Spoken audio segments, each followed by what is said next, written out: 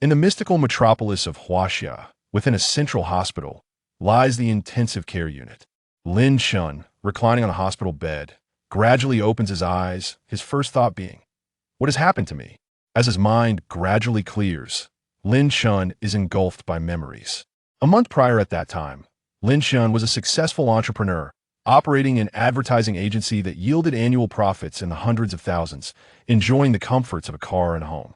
Moreover, he was fortunate enough to have a girlfriend, Su Shi, with whom he was contemplating marriage.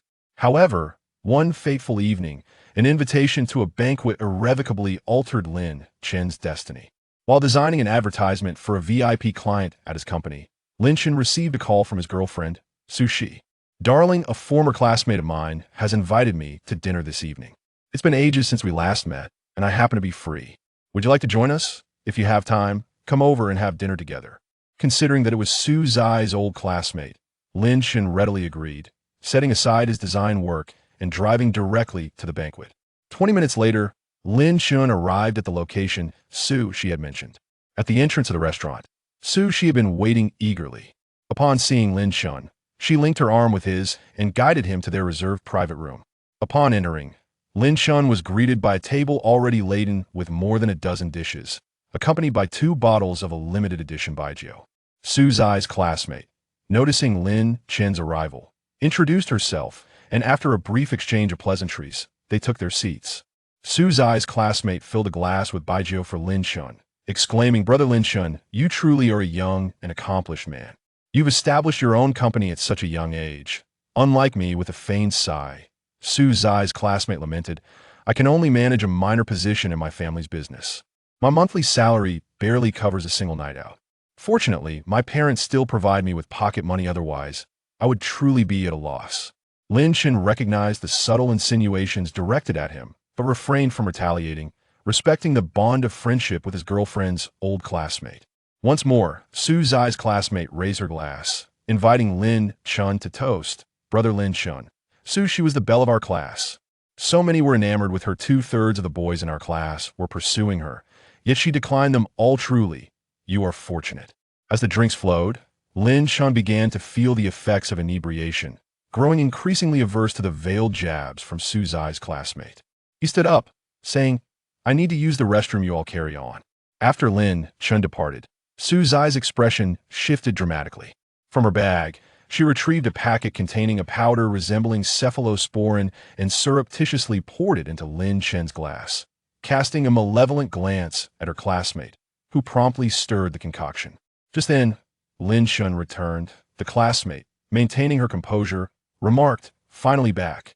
Come on, my good brother, let's continue drinking." With that, she handed Lin Chen the tainted drink. Noticing something amiss in Su Zai's demeanor, Lin Chen, already slightly intoxicated, dismissed his concerns.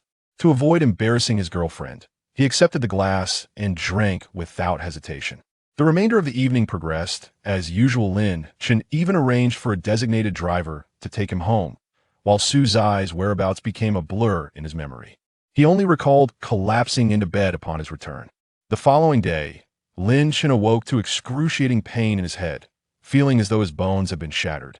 Initially attributing his discomfort to the air conditioning, he thought little of it and took a packet of cold medicine Su Shi had prepared for him. However, by the 3rd day, the relentless agony in his head became unbearable, accompanied by an unyielding fever. His body felt as though it were being scorched in a furnace, his lips cracked, and he vomited blood. Only then did he realize the gravity of his condition, yet his mind was too foggy to clearly communicate his plight or address to emergency services. Thus, he could only summon his father to drive him to the hospital. Without a doubt, Lin Chen was rushed on a stretcher into the emergency room, his condition critical. During the examination, the doctors noted that his pupils were dilated, and he had lost consciousness, promptly issuing a grave prognosis to his father. Kneeling at the surgical ward's entrance, Lin Chen's father, a man who had never believed in the supernatural, fervently prayed to the heavens, offering to bear his son's suffering in exchange for his life. Perhaps the deities heard his heartfelt pleas. Lin Chen survived, yet remained unresponsive, transferred to the intensive care unit. The financial burden of his prolonged stay and the exorbitant cost of medication weighed heavily upon his father, transforming their once comfortable life into a struggle for survival. In the span of a month, Lin Shen's father depleted their savings, sold their home and car, yet still found himself drowning in debt. The Lin family's unforeseen calamity validated the adage people would rather face death than illness. Sitting vacantly on a chair outside the ICU, Lin Shen's father appeared a decade older in just 1 month, his hair now streaked with gray, his face etched with weariness. Upon hearing from a nurse that Lin Shen had awakened, his father hurried forward, his tone humble. "Hello, may I see my son?" After a moment's hesitation, the nurse allowed him to don a protective gown and enter. Indeed, the heart of a parent is filled with compassion. Upon entering the ICU, Lin Shen's father grasped his son's hand, tears streaming down his face. "Son, you're awake at last, it's Daddy. Don't be afraid with me. Here'll do everything in my power to see you well again." In a frail voice, Lin Shen murmured, What has happened to me? Why can't I feel my legs at all?" His father quickly explained, "The doctors told me you ingested cephalosporin and drank alcohol, which led to this." "Foolish son, didn't you know you can't mix cephalosporin with alcohol?" Lin Shen racked his brain, trying to recall how he could have consumed alcohol after taking cephalosporin. Then it struck him. It was Su Shi. That night, he had only drunk with Su Shi and her classmate. It must have been Su Shi who slipped something into his drink while he was in the restroom. No wonder her expression had been so off upon his return. She intended to bring about his demise. Lin Shen silently berated himself for his naivety, having been so easily deceived. Chapter 2. Attaining basic insight. Su Shi and her former classmate had somehow heard the news of Lin Shen's return to his hometown, prompting the pair, a couple of scoundrels, to drive to Lin Shen's residence. As Su Shi alighted from the vehicle, she began to mock Lin Shen, who was inhaling the fresh air in the courtyard. "Oh my, who do we have here? Isn't this Boss Lin, reduced to a mere shell of a man? Now confined to a wheelchair. Ha ha ha." Su Shi's old classmate exited from the driver's side, casting a disdainful glance at Lin Shen, remarking, "Look at him now, a pitiful wretch. No, he is even beneath the status of a wretch." Ha ha. Lin Shen, facing the instigators of his torment, felt a surge of fury swelling within his chest. He shouted indignantly, "You vile couple dare to show your faces here. Su Shi, have I not treated you well? Why do you insist on treating me this way? Do you even wish for my demise?" Su Shi's classmate stepped forward and kicked Lin Shen's leg, taunting, "Do you even know who you are? Do you think you deserve Su Shi? You never did before, and now you are even less deserving. To think you survived that cocktail of drugs and alcohol. But it matters not, even though you have clung to life. Your existence as a mere husk will surely feel like a living hell." Ha! Their laughter pierced Lin Shen's heart like daggers. After their cruel mirth, Su Shi's classmate spat in Lin Shen's face and tossed a wad of cash upon him, one bill sticking to his skin like a badge of shame. "Wretch, this is my charity to you, for you and your father to purchase coffins to—" In the next moment, the despicable couple drove away, leaving Lin Shen staring at the imprints of their tires, his heart brimming with resentment. The final straw that broke Lin Shen was when his father, in defense of his son, went to the police only to be injured by them. From that day forth, Lin Shen believed his life was irrevocably doomed. Enveloped in despair, he drifted through his days and a days, losing over 30 pounds, resembling a mere specter. Confined to his bed, he became immobile, developing sores on various parts of his body, and his vision gradually blurred. One afternoon, when his father was working late and had reminded him to eat, Lin Shen, not wanting to worry his father, exerted immense effort to transfer himself from his bed to his wheelchair, hoping to prepare a meal. Perspiration dripped from his brow as he sat in the wheelchair, gazing at the noodles on the shelf. A pang of agony striking his heart. The distance seemed insurmountable. He could only raise his cane in an attempt to dislodge the noodles, but inadvertently struck the cabinet instead.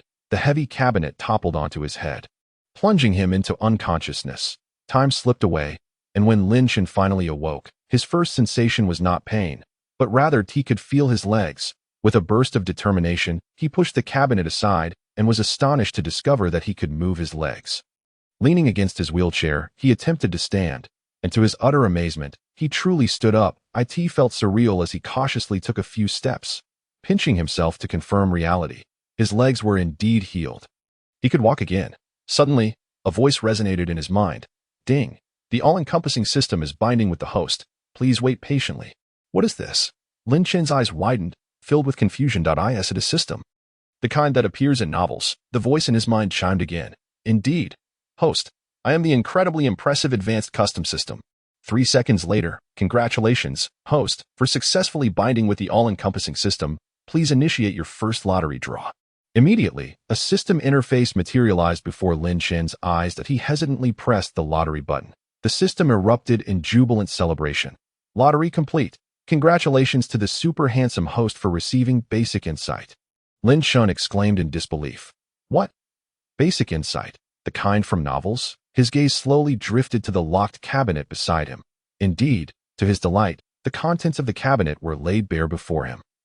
As Lin Chen reveled in his newfound ability, he suddenly noticed a copper coin beneath the cabinet. Doubting his vision, he rubbed his eyes and looked again. The coin remained, accompanied by a notification, Deqing copper coin. Minted during the Xiantong era. Elated, Lin Chen weighed the coin in his hand. Uncertain of the veracity of his abilities, he decided to take the coin to the antique street to test it. On the antique street, stalls of various sizes lined the thoroughfare, filled with a cacophony of vendors hawking their wares. Lin Chen, clutching the Deqing copper coin, approached a seemingly respectable antique shop.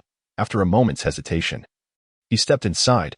Hello, may I inquire if you authenticate items here? He asked, placing the coin on the counter. The shopkeeper scrutinized Lin Chen, dismissing him as someone of no wealth, and without even glancing at the coin, waved him away. We don't authenticate junk here. Be gone. Lin Chen felt a surge of irritation but understood the nature of society's elitism, choosing not to respond, just as he prepared to try again. An elderly gentleman entered, accompanied by a graceful young lady.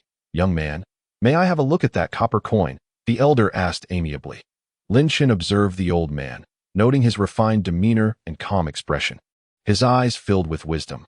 Dressed simply yet tastefully, he spoke with an elegance that captivated Lin Chen. Of course, he replied, handing over the coin. The previously disdainful shopkeeper, upon seeing the elder, abruptly changed his tone.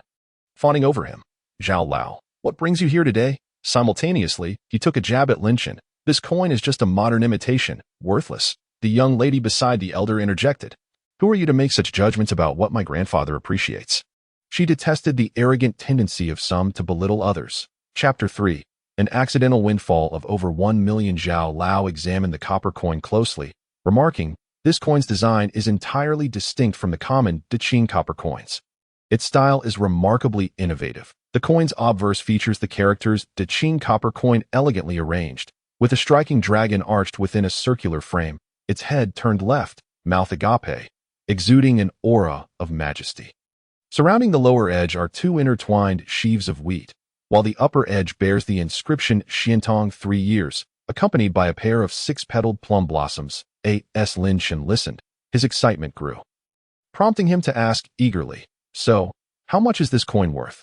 Zhao Lao continued.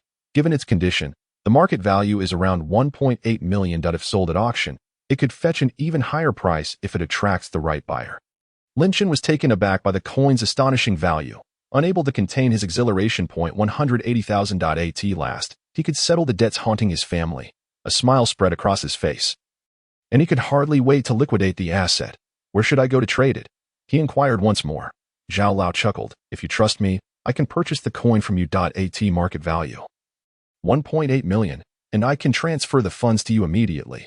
Understanding the implication, Lin Chen smiled appreciatively, replying, I trust you completely. If not for your keen eye, I would have never known its worth. You need not pay the full sum.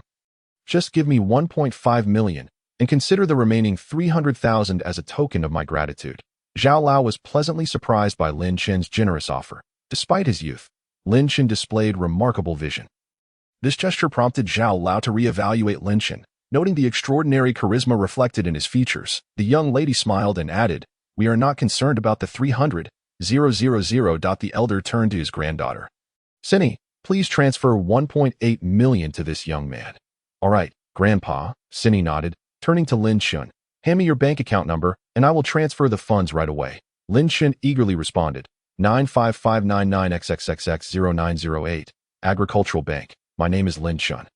A combination of forest and morning, Cindy's lips curved into a smile as she repeated his name, savoring it. Lin Chen. 10 years riding the cold sea. A loyal minister gazes at the morning light. What a splendid name. Indeed fitting for you. Zhao Cindy gazed at Lin Chen with a glimmer in her eyes. Over the past few years, Lin Shun had been preoccupied with making money, rendering him somewhat of a cultural illiterate. He had never encountered that line of poetry before. The only thing he remembered was that it was a name given to him by his mother, and he was oblivious to its deeper significance.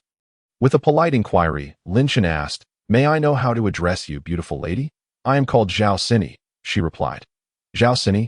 Lin Shun silently noted in the next moment. A bank notification message pinged on Lin Shun's phone. "Your account ending in 0908 has received 1.8 million yuan on the 17th, with a balance of 1,800,000.17 yuan. Lin Shun was taken aback by the rapid arrival of such a substantial sum. Indeed, being wealthy had its perks, such as unlimited card transfers. He took a moment to appraise Zhao Sini's attire, which was entirely composed of high-end brands. It seemed that the Zhao family truly engaged in significant business ventures. "I have received it," Lin Shun remarked once more to old Zhao. "Thank you very much today. Otherwise, I would not have been able to secure a favorable price." "Ha ha ha. It was merely a trifling effort, nothing to be concerned about." After a brief pause, old Zhao inquired again. "Young man, where did you acquire this copper coin?" Lin Shun casually responded, "I found it at home." "Found it at home?" Old Zhao's eyes widened in surprise as he exchanged glances with his granddaughter for a few moments. Zhao Sini was equally astonished to come across such an extraordinary copper coin so casually at home was remarkable. Leaning closer to her grandfather, Zhao Sini whispered, "Grandpa, perhaps he does not wish to disclose the truth." Hence the casual fib. Yet, old Zhao shook his head and quietly replied, "It does not seem like a fabrication. This young man possesses an indescribable demeanor. His gaze is clear, unlike that of a scheming individual." At that moment, Lin Shun's mind was suddenly flooded with the system's voice, causing him to miss old Zhao's assessment of him. "System, congratulations, host, for completing the primary task and earning your first pot of gold. On this joyous occasion, we will once again provide you with a chance to draw a prize." Lin Shun's lips twitched. This system was truly bothersome. It was a nuisance to his ears. He glanced at the number of draws available on the lottery page and clicked once more. Ding! The system even accompanied it with a tune to enhance the atmosphere of good fortune. "Congratulations, host. You have acquired the ability to appraise antiques at a basic level, enabling you to distinguish between genuine and counterfeit artifacts, as well as assess their market value." Applause. Applause. "This is truly remarkable." Silence. Lin Shun coldly reprimanded the system. Instantly, the system activated silent mode. Contemplating the utility of this newfound ability, Lin Shun prepared to test it. His gaze fell upon the shelves of items in the antique store. Information regarding their authenticity and value materialized before him. Lin Shun's attention fixated on a vase behind Zhao Sini, and he muttered to himself, "Quite impressive." Zhao Sini paused for a moment, mistakenly thinking Lin Shun was referring to her, and shyly averted her gaze. Meanwhile, Lin Shun was focused on the information that appeared about the vase, modern imitation, valued at 10 yuan. Thankfully, he now possessed this all-encompassing appraisal ability. Otherwise, he might have been tempted to purchase that vase, which was priced at 500. Shifting his focus again, he examined a beautifully crafted plate, Republic-era imitation, valued at 1,500 yuan. This one was quite nice, perfect for stir-frying at home. With this information in mind, Lin Shun felt a surge of joy. The lottery was indeed a wonderful thing, and he hoped to draw prizes every day. Chapter 4. A public humiliation. Wang Ba was equally astonished to see Lin Shun standing there. "Oh, is that Lin Shun? Wasn't he rendered a cripple? How is he standing? A miracle!" Wang Ba exclaimed with mock astonishment, though his tone and expression were steeped in disdain. Su Shi also looked at Lin Shun in shock, unable to believe he could stand. Lin Shun glared at the two who had nearly caused his demise, his anger boiling as he fixed a cold, piercing stare upon Wang Ba and Su Shi. If looks could kill, these two would have met their demise countless times over. After deriding Lin Shun, Wang Ba turned his attention to Zhao Sini, sporting a lewd grin. Noticing this, Su Shi pinched Wang Ba's arm. "Darling, weren't you going to buy an antique for my father? You should take a look." Due to old Zhao's presence, Lin Shun did not wish to leave a negative impression, so he ignored the couple and utilized his basic appraisal ability to scan the antiques in the store. Suddenly, a painting tucked away in a corner caught Lin Shun's attention that he approached and inquired of the shopkeeper, "How much for this painting?" Wang Ba, overhearing Lin Shun's question, laughed heartily. "Oh, do you really think you can afford antiques? A discarded piece of junk. Only someone as worthless as you would take an interest." Ha ha ha. The shopkeeper, acknowledging old Zhao as standing, approached the painting with courtesy. Mr. Lin. This painting was created by a minor artist during the Republic era. While not a masterwork, it is still quite exquisite. If you are interested, I can offer you a discount. 30,000 yuan flat. 30,000. Sushi shot a glance at Lin Chun, mocking. I doubt he even has 300. 30,000 would surely be the end of him. How can you speak like that? You woman. Zhao Sini, unable to tolerate the remarks, was ready to retort on Lin Chen's behalf, but old Zhao discreetly signaled to his granddaughter, and she instantly grasped his intent, falling silent. Lin Chun, unfazed by Sushi's comment, simply produced the bank card he had just received and handed it to the shopkeeper. I'll take it. The shopkeeper, seeing that business was booming, lit up with a smile and quickly brought out the POS machine. Mr. Lin, here you go. This is your receipt. You still have 1,770,000 on your card. 1,770,000. Su Shi and Wang Ba's faces registered shock. How did this guy still have over 1 million? Wang Ba, feeling his pride wounded, scowled, spending 30,000 on a piece of junk. Only a fool like you could pull off such a feat. Lin Chin remained silent, directing his gaze toward the shopkeeper. Do you have tweezers? Although the shopkeeper was unsure of Lin Chin's intention, he adhered to the principle that wealthy customers were akin to royalty and fetched a new pair of tweezers for him. Upon receiving them, Lin Chin seemed to feel something was still lacking. He turned and picked up a watering can behind a nearby flower pot, spraying the painting several times. The onlookers were taken aback by Lin Chin's actions. Wouldn't that ruin the painting? Zhao Sini approached Lin Chin and quietly cautioned, Lin Chin, have you lost your mind? That is still worth 30,000. Although it may not be valuable, it can still serve as a decorative piece on the wall. Lin Chin merely smiled faintly, then calmly used the tweezers to peel away the wet layers of the painting. Old Zhao suddenly realized, could it be a painting within a painting? Hearing old Zhao's voice, everyone instinctively turned their attention to Lin Chin. Unperturbed, Lin Chin continued to peel away at the painting. Driven by curiosity about the unknown artwork, they collectively waited in anticipation, and after a full half hour, Lin Chin finally revealed the entire painting. The hidden artwork unfolded before their eyes, prompting old Zhao to exclaim repeatedly, what a magnificent painting! What an exquisite piece! Zhao Sini felt a sense of familiarity with the artwork, but was unaware of its detailed background. She turned to old Zhao and asked, Grandpa, what painting is this? Old Zhao, captivated as he admired the unveiled artwork, began recounting its origins to the others. This painting is a representative work of Tang Boha's ladies. It depicts the romantic escapades between the courtesan Li Duanduan of Yangzhou during the Tang dynasty, and the poet Shui Ya.it is truly a masterpiece among masterpieces, rarely seen in the world.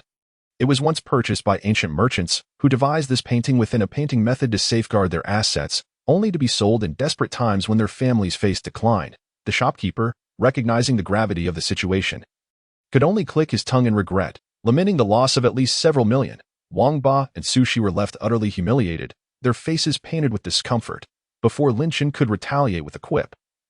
Zhao Sini took the initiative, her lively eyes disdainfully sweeping over Wang Ba and Su Xi. No wonder our handsome Lin has such discerning taste, unlike certain individuals who can only see trash with their trashy eyes. Su Shi, unwilling to back down, sought to retort against Zhao Sini, but Wang Ba sensed that Zhao Sini and old Zhao were not to be trifled with and quickly placated his girlfriend. Don't be upset, Shi, we are here to buy antiques for Dad, right? Su Shi reluctantly acquiesced, and Wang Ba resumed his focus, casually pointing to a vase priced at several thousand. Shopkeeper, wrap this up for us. Su Shi, dissatisfied, remarked, it's only 5,000. Aren't you going to be more discerning? This is a gift for my father. Hearing this, Lin Chin's mind sparked with an idea, and he pointed to the vase Wang Ba had just chosen. Shopkeeper, I'll take that vase. I'll add money. 30,000. Wang Ba, infuriated at the thought of Lin Chun trying to snatch the vase from him, shouted, Lin Chun, get it straight. I was the first to claim it. The shopkeeper, undeterred by Wang Ba's outburst, ignored him and promptly removed the price tag, stepping over to Lin Chin's side, convinced that whatever Lin Chin coveted must surely be of exceptional quality. The shopkeeper hurriedly donned a flattering demeanor and said to Lin Chin, Handsome Lin, you see, our business is quite modest. The painting you chose has already caused us considerable loss. We all rely on this trade for our livelihoods. A little give and take will ensure we can continue our dealings in the future. One Tiet. From now on, you shall be our store's VVVIP customer. For any items you bring in, I will exchange them for you first. regardless of what they are, and I assure you, I will offer double the market price. Meanwhile, Wang Ba, feeling overlooked, seethed with frustration. Chapter 5. The magnanimous Lin Chen, the shopkeeper, continued. Therefore, regarding this vase, please propose a reasonable price so that I can earn a little profit for the store. Lin Chen naturally understood the shopkeeper's intent, which was to encourage him not to purchase at a low price, but rather to acquire the vase at its true value. However, unbeknownst to the crowd, the vase was indeed worthless. He had assessed it earlier, concluding it was worth merely 10 yuan. Yet, Lin Chen's interest lay not in the vase itself. Boss, I understand your point. Lin Chen smiled. I cannot let you keep incurring losses. Oh my. The shopkeeper regarded Lin Chen with admiration, continuing to flatter him. I knew that handsome Lin is not the selfish type. So generous, so generous. Without hesitation, Lin Chen declared, 500,000 F 500,000. The shopkeeper was clearly taken aback by the vase's perceived value, far exceeding his expectations. 550,000. Wang Ba immediately shouted, determined, I can swipe my card right now. The shopkeeper shot a disdainful glance at Wang Ba. After all, Lin Chen had just acquired over 1 million. Surely he could pay on the spot. Rather than hastily swiping his card, it would be wiser to increase his offer. Calmly, Lin Chen interjected, 800,000. 800,000. The shopkeeper gulped. That was an astonishing increase of 300,000. Zhao Sini scrutinized the vase closely, having observed Lin Chen's high bid. After a thorough examination, she concluded it was merely a modern imitation, albeit well-crafted.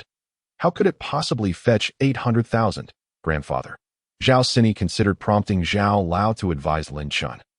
But Zhao Lao gently patted his granddaughter's hand, whispering, do not speak. Sushi pinched Wang Ba, gritting her teeth. 800,000. In a fit of excitement, Wang Ba blurted out, 180,000. Lin Chen, don't think I'm unaware. You've squeezed every last bit from yourself, leaving merely that 180,000 in your account. Let us see how you counter my offer. Upon hearing 180,000, the shopkeeper nearly fainted with excitement, eagerly awaiting Lin Chen's next move. However, Lin Chen raised his hand nonchalantly, signaling his acceptance. Ah ha ha. Wang Ba laughed triumphantly, as if he had conquered the world. Lin Chen, you still owe me. You've lost to me. Your woman, your vase, they all belong to me. Sushi shot Wang Ba a sharp glare. Stop gloating. Hurry up and wrap it up. Make sure it's well packaged. Wang Ba proudly instructed the shopkeeper. Use the finest packaging for me. The shopkeeper promptly presented the POS machine to Wang Ba, saying, Sir, we require payment before packaging. Humph. Wang Ba sneered at the shopkeeper. It's just 180,000. I sent it. Just wait. Wang Ba opened his wallet. Extracting a bank card, the shopkeeper swiped it, only to say, Sir, there's only 50,000 on this card. Wang Ba, growing impatient, retorted, What's the rush? With that, he produced 2 credit cards. The shopkeeper swiped again, frowning slightly. Sir, this one shows 70,000.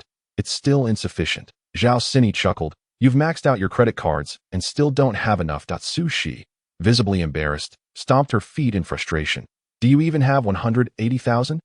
Shut up. Wang Ba shouted at Sushi. What are you making a fuss about?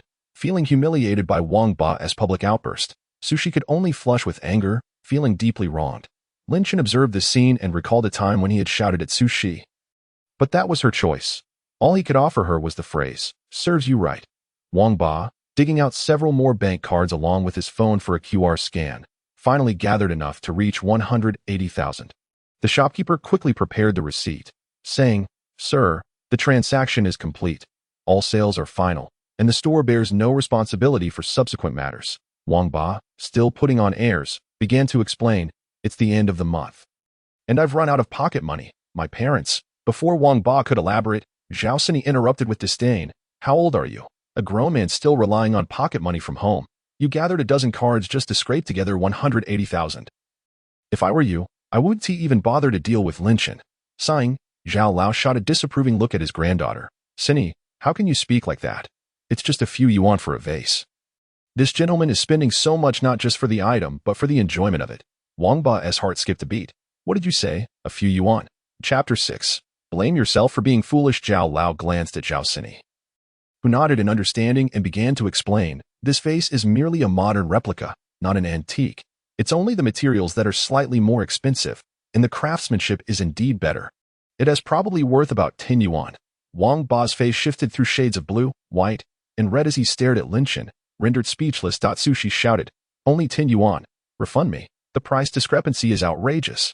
Upon hearing Zhao Xinyi's explanation, the shopkeeper quickly realized Lin Chen's intention and hastily wrapped the vase, handing it to Wang Ba. "Sir, madam, the antique market operates this way. Transactions are based on personal desire. If you like it, bid for it. Not every item is a treasure." Wang Ba glared at Lin Chen as if he wanted to devour him. "Lin Chen, are you toying with me?" Lin Chen smirked dismissively. "What am I toying with? Did you not hear the shopkeeper? Trade is free. I offered a high price to buy it for floral arrangements. You insisted on raising the stakes. You can only blame yourself for being foolish. You." Wang Ba pointed at Lin Chen, his face flushed with rage. "You wait for me. Lin Chen, let us go." Wang Ba shouted at Su Shi before storming out of the antique shop. Su Shi, glancing at the vase in the shopkeeper's hands, anxiously asked, "Are we not getting it?" Once Wang Ba had departed, Su Shi reluctantly took the vase that had just slapped his face and hurried to catch up with him. After they left, Lin Chen turned to Zhao Lao, expressing his gratitude. "Thank you, Zhao Lao. Otherwise, Wang Ba wouldn't have been so furious." Wang Ba, Zhao Xinyi chuckled at the name, unable to contain her amusement. "He truly deserves it." Her laughter was like a blossoming flower, her voice as melodious as a tinkling bell, uplifting Lin Chen's spirits considerably. He then inquired of Zhao Lao, "Zhao Lao, what is the true value of this painting?" Zhao Lao replied, "Tang Bo's paintings are quite popular in the market. Your Li Duan piece is in excellent condition. I estimate it to be worth at least 5 million." The shopkeeper's head spun with disbelief at the mention of 5 million. His loss today was indeed monumental. Upon hearing this, Lin Chen's heart soared. With such funds, they would no longer have to reside in that old house. His father would surely be overjoyed. Lin Chen was not greedy. He respectfully asked Zhao Lao, "Would you like to purchase it? If so, I would be content with 4 million." Zhao Lao laughed heartily, teasing, "Of course I will buy it. 4 million is quite a bargain for me. Tang Bo, whose paintings are highly sought after in the antique market, and their value will undoubtedly appreciate significantly. Are you sure you don't want to keep it for yourself?" Lin Chen expressed his gratitude to Zhao Lao.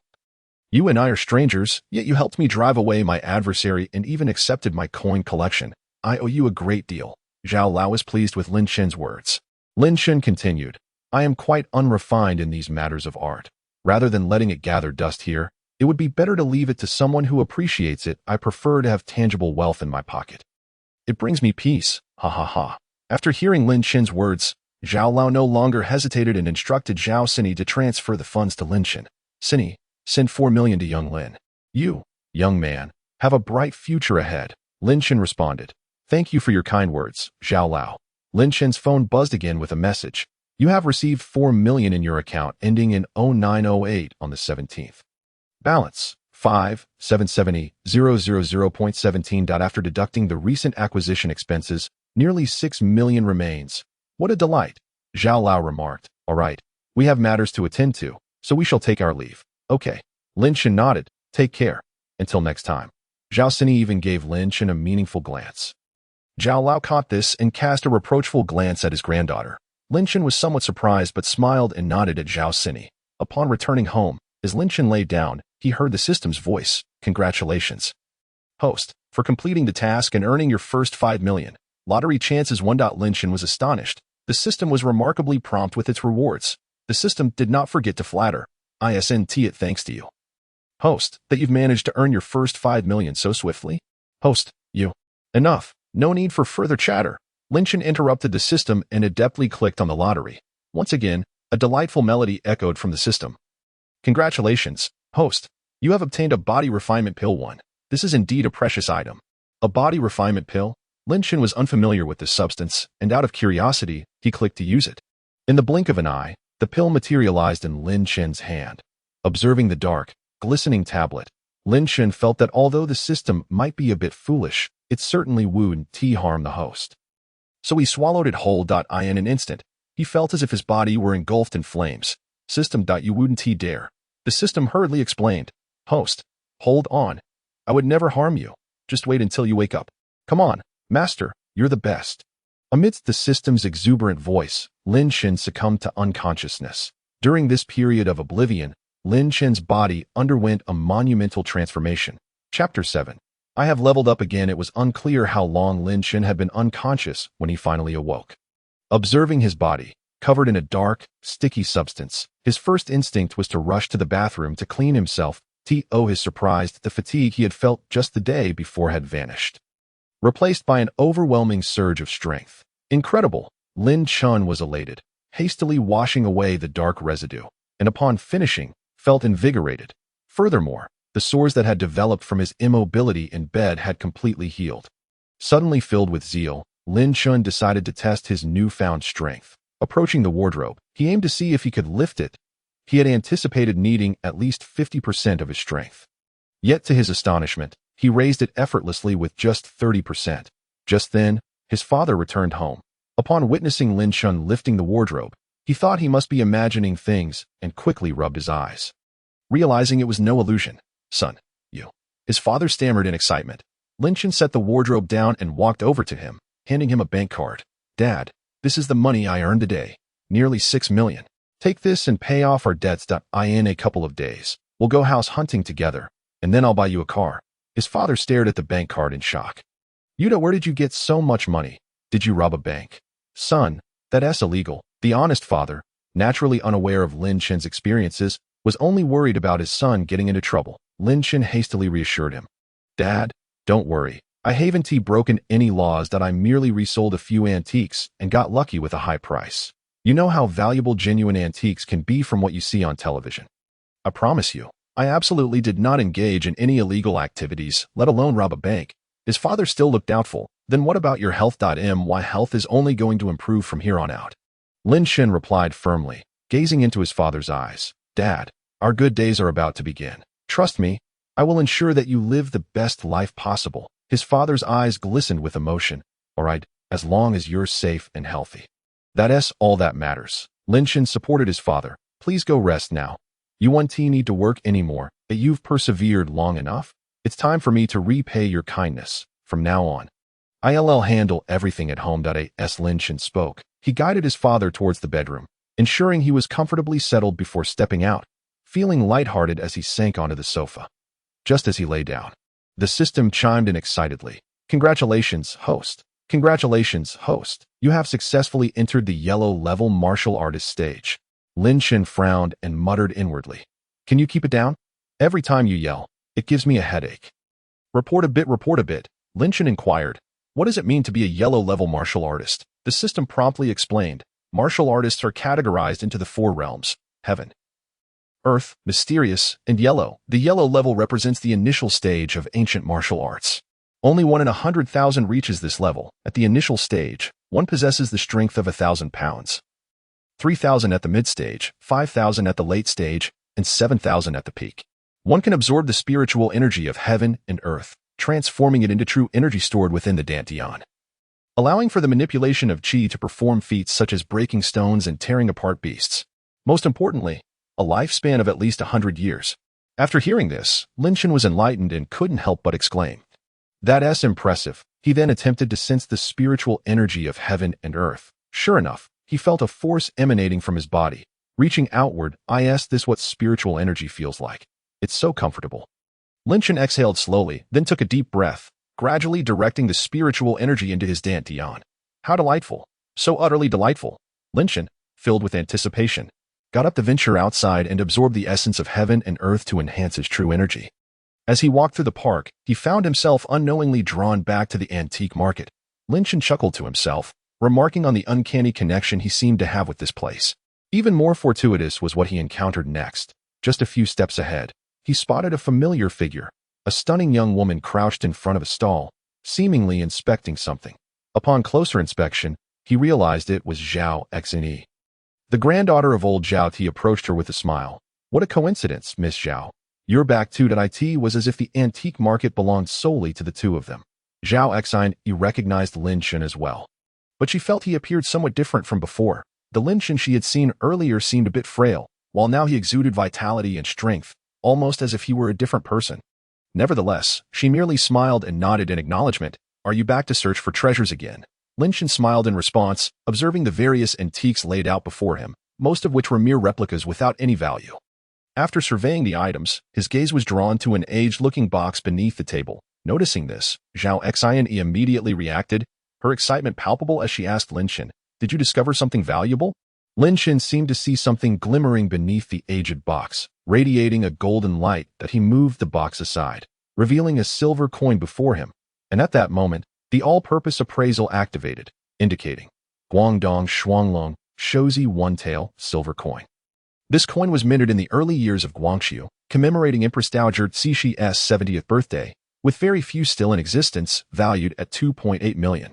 After reading the appraisal information, Lin Shen picked up the silver coin and inquired of the vendor, "How much for this coin?" The vendor, eager to boast about his wares, inflated the price, declaring, "This is the Guangdong Shuanglong Shouzi coin. Absolutely genuine, a flat price of 3 million." Lin Shen chuckled coldly, "If you knew it was genuine, why are you selling it here?" Then, feigning irritation at being conned, he added, $30, not a cent more. $30. Zhao Xian scoffed at this, expecting something of greater value. Lin Shen regarded the vendor, adopting a seasoned demeanor. "We've all been around antique stalls for years. You know what level this stall operates at. If this coin were truly worth so much, would you still be selling it here?" The vendor, realizing he couldn't fool Lin Shen, awkwardly replied, "Oh, come on, don't take it the wrong way. It's just the way things work in this industry. 30 it is, just scan the code." Chapter 8. "I will repay this debt double." Lin Shen noted Zhao Xian's expression as he stood up, holding the silver coin, gesturing for her to follow him. Zhao Xian, quick-witted, understood his intent and curiously followed along. "Miss Zhao, take another good look at this silver coin." As he spoke, Lin Shen held the coin up for her to examine. Zhao Xian took the coin, scrutinizing it closely. Having spent her childhood alongside her grandfather in the world of antiques, her discerning eye was well trained. After careful observation, she exclaimed, This is genuine? I thought you were just casually buying for fun. But it seems you recognized it right away. $30. Zhao Xian calculated the market price of the coin, continuing in disbelief. This coin should be worth at least 260,000 or more. If it goes to auction, it could fetch even higher, and you got it for $30. You've hit the jackpot. Her eyes sparkled with anticipation, but then she added, "If you're worried about the hassle, just sell it to me. I'll give you an extra 40,000, 300,000 total. How about that?" Lin Shen readily agreed. Zhao Xian promptly transferred the money to him. Her return to the antique market was originally to find a gift for her grandmother. As her birthday was a month away, however, given her grandmother's high standards, she couldn't use the coin as a gift. Suddenly, an idea struck her, and she smiled sweetly at Lin Shen. "Handsome Lin, are you free in 3 days? There's going to be an underground auction market full of treasures, and I want to get something special for my grandmother's birthday. Would you accompany me and help me with your expertise?" Lin Shen replied nonchalantly, "I'm just an idle wanderer, so I'm certainly free. Let us exchange contact information, and we shall reconvene here in 3 days." "Excellent," Zhao Xini exclaimed with uncontainable joy as she promptly added Lin Shen on WeChat. After Lin Shen accepted Zhao Xini's request, the two exchanged polite farewells and parted ways to return to their respective homes. Now that Lin Shen had some money in hand, he opted not to take public transportation and instead hailed a taxi. He remembered that even before the incident, he would avoid taking taxis whenever possible, for in the bustling metropolis, taxi fares were exorbitantly high, often exceeding the cost of driving himself. He could hardly afford it. Seated in the taxi, Lin Shen immediately opened Zhao Xini's Moments, curious about what the daughter of a wealthy family engaged in on a daily basis. To his surprise, there was nothing posted on her Moments, and her personal signature left him puzzled. "I hope it will no longer be difficult." Lin Shen found it rather emo for a young lady of her stature. Buzz, buzz, buzz. Lin Shen's phone vibrated, and upon exiting Moments, he discovered a message from Zhao Xini. "Brother Chen, don't forget about the auction in 3 days waiting for you. Cute JPG." Lin Shen perceived Zhao Xini as quite cheerful. It baffled him why her Moments were devoid of posts and her signature was so melancholic. Nevertheless, the life of a young lady of privilege had little to do with an ordinary person like himself.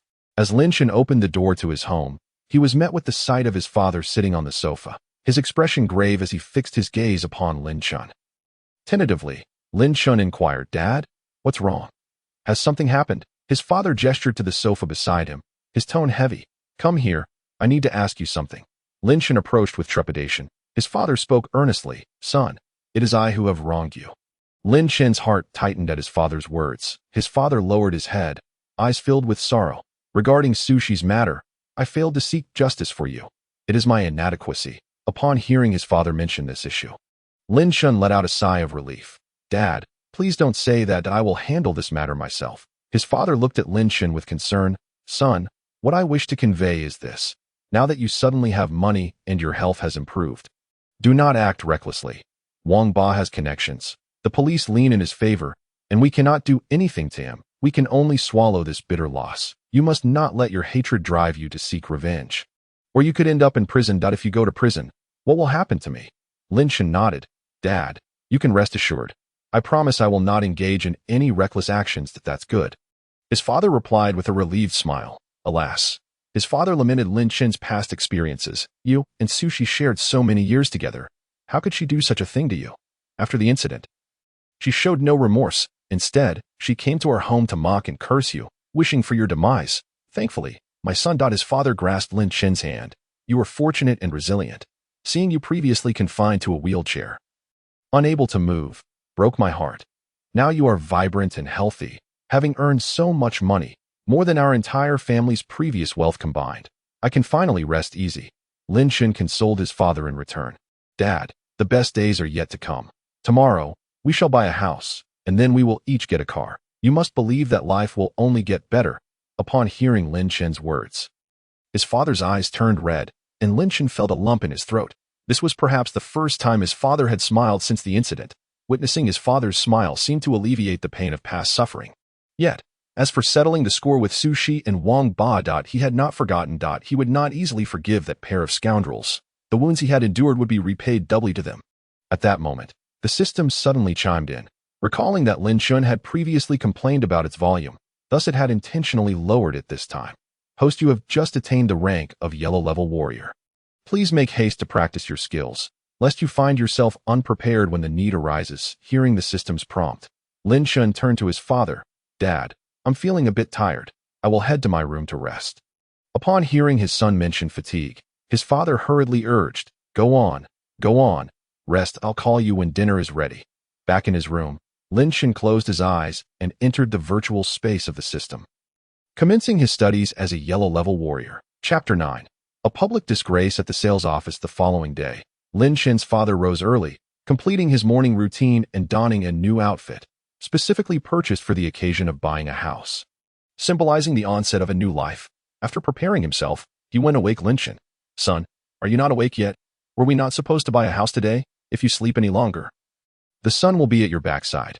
Get up, for good houses wait for no one. Hearing his father's voice, Lin Shun stretched lazily. All right, I'll be up shortly. Lin Shun swiftly got out of bed, dressed, and completed his morning hygiene in 30 seconds before stepping out with his father to hail a taxi. Driver, to Shengshihouting, please. Shengshihouting was a new residential development located on the outskirts of the city. Although it was on the periphery, the prices were still steep, approximately 29,800 per square meter, meaning a 100 square meter apartment would cost around 3 million. Not long after, they arrived at the entrance of Shengshihouting. Upon entering, Lin Shun immediately sensed that the ambience here was far superior to that of his previous residence, and any remnants of sleepiness dissipated in an instant. Lin Shun led his father into the sales office. His father, gazing at the lavish decor, quietly whispered to Lin Shun, These houses must be quite expensive. Shall we consider a different location? There is no need to purchase such an extravagant home. In response to his father's concerns, Lin Shun casually replied, Dad, it's not expensive. You need not worry about the finances. I've got this. That moment, a saleswoman, clad in towering heels and heavily made up, approached with an air of arrogance and loudly questioned, What brings you here? Ah, this is a place for buying houses. The restroom is not for public use. Lin Shun replied with composure, We are here to purchase a house. You wish to buy a house? The saleswoman's skepticism was evident. Lin Shun nodded affirmatively. With a condescending gaze, the saleswoman scrutinized Lin Shun and his father.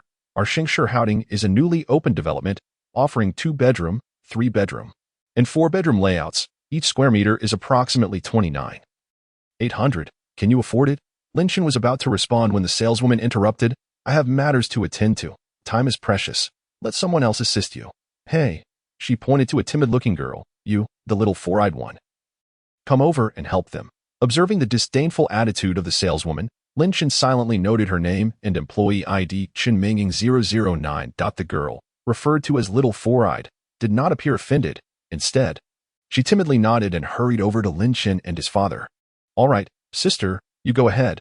I'll take over. Seeing this, Lin Shen understood that the little four-eyed girl was new. He glanced at her name tag and turned, Luo Junwei. Indeed, his guess was correct. Unlike the previously disdainful Chen Mingting, Luo Junwei approached with a sincere smile. Good day, sir. May I ask what type of apartment you're interested in? Please share your requirements, and I will provide you with some options. Lin Shen pointed to a particular unit. How much is that one? Luo Junwei's eyes brightened. Sir, you have an excellent eye. You've chosen the most expensive unit in this building. It's a spacious flat, situated on a favorable floor with ample sunlight. However, it is a bit pricey at 3,500,000. And many people are vying for it. Some are even preparing to make deposits today. Lin Shen casually declared, I'll take it. Full payment, right now. His father was utterly astonished. What? Luo Junwei was equally taken aback. Stammering, what? Lin Shen reiterated. Full payment. I am paying now. The previously dismissive Chen Mingting swiftly strutted over in her high heels, her demeanor suddenly courteous. Oh, little Luo is new. She can't handle such a large transaction. Let me take over. Absolutely not. Lin Shen firmly refused. I want her. Luo Junwei looked at Lin Shen with gratitude. Securing this transaction would mean her successful transition to a permanent position. Chen Mingting's expression soured. But given the presence of a significant client paying in full, she could not afford to offend him and could only force a smile. Well, then, not one to give up easily, Chen Mingting continued. Sir, how about we exchange WeChat? The parking space requires a separate purchase. If you need one, we can discuss it further, and I can offer you a discount. Lin Shen coldly replied, No need. I will buy the parking space. Luo Junwei's jaw dropped. Sir, I feel compelled to inform you. The parking space costs an additional 300,000. All right. Lin Shen nodded without hesitation. I will pay for it alongside the house. Luo Junwei swallowed hard. So much wealth, and no negotiation at all. Chen Mingting regretted missing out on such a lucrative client. Her heart filled with regret. Not only did she purchase a residence, but she also paid in full for a garage, which is known to be an additional source of income. The sales representatives can earn higher commissions when they sell such properties. Now, it seems that this quarter sales champion will undoubtedly be that bespectacled young lady. Sir, this way please. Luo Junwei guided the father and son duo to proceed with their paperwork. Chapter 10. Nearly nosebleed after acquiring the house, Lin Shen took his father to a car dealership. Initially intending to buy luxury vehicles for both himself and his father, he was met with his father's reluctance to spend extravagantly. Consequently, Lin Shen settled for a modest Audi worth around 500,000 to 600,000 for his father. While he opted for a Porsche exceeding $1 million for himself, he believed that when attending antique auctions, one must maintain an appropriate presence to instill confidence in affluent clients. Otherwise, they might question his reliability. After completing the car purchase, as they were about to drive home, Lin Shen felt an overwhelming surge of energy building up within him. Causing discomfort, he quickly concocted a reason to excuse himself from his father and departed alone. Seeking solitude, Lin Shen found an isolated spot to meditate. Upon awakening from his meditation, an entire day had elapsed that he stood up to stretch, feeling his joints crack pleasantly. What a refreshing sensation, as if he were infused with vigor. Checking his phone, he realized a full day and night had passed. Opening WeChat, he was greeted by a message from Zhao Sini. Brother Chen, just a reminder, tomorrow is the auction day. Let's meet at Antique Street at noon. Don't forget. It dawned on Lin Shen that he had indeed forgotten about the auction and hurried home to prepare. However, just as he rose, his stomach grumbled, reminding him that he should first satisfy his hunger. He drove to a street vendor, where the owner paused in disbelief upon seeing Lin Shen's luxury vehicle. As Lin Shen settled on a stool, his father sent a message. Son, where have you gone? Why aren't you home yet? Lin Shen fabricated a response. I got a call from a friend I haven't seen in ages, so I went out for a meal that I stayed over at his place since it got late. Didn't want to disturb you. Now I'm having a meal and will return shortly. Having just replied, another notification chimed from the system. Congratulations, host. You have leveled up to the mid-yellow tier, and your basic perspective ability has upgraded to intermediate perspective. Intermediate perspective allows you to see through all things, including ladies' garments. Friendly reminder, please refrain from deliberately peeking at ladies. Lin Shen was left speechless by the system's remarks. Peeking? He was the type to gaze openly. Since he had reached the mid-yellow tier, numerous techniques required his practice. Upon returning home, he retreated to his room to begin his training. This session proved to be far more exhausting than the last, and he collapsed onto his bed, falling asleep instantly. When he next awoke, it was already the following day. Concerned for his son's health, Lin's father had brought breakfast early in the morning and reminded him. "Chen Shun, are you seeing someone? You mustn't overexert yourself." Lin Chen sputtered, nearly spitting out his porridge. "What did you say?" His father, noticing Lin Chen's reaction, inquired again. "Where did you go last night? If you don't wish to share, I won't pry." His father looked at him with concern. "But now that you've recovered, be sure to take care of yourself and avoid excess." Lin Chen chuckled at his father's overthinking. "Dad, you're reading too much into this. I have no girlfriend. I simply needed rest after recovering. Oh. His father nodded. "All right then, enjoy your meal and rest. I'm all set. I have some matters to attend to. As soon as Lin Chen finished speaking, his phone erupted with notifications, unmistakably from Zhao Sini that he opened the messages to find. "Brother Chen, are you awake? Brother Chen, still not up? Brother Chen, if you're awake, please reply quickly. We need to meet at Antique Street." Lin Chen couldn't help but smile at her enthusiasm. It seemed today's underground auction involved something significant that required their attention. After replying to Zhao Sini, he took a shower, donned a respectable outfit, and drove to Antique Street. Upon arrival, he found Zhao Sini waiting at the entrance. However, the sight of her nearly caused him to lose his composure. Unbeknownst to him, the system had inadvertently activated his perspective function, revealing Zhao Sini in a state of undress. She appeared far more voluptuous than he had previously perceived. "System, turn this off immediately. How am I supposed to converse with her like this?" The system feigned reluctance.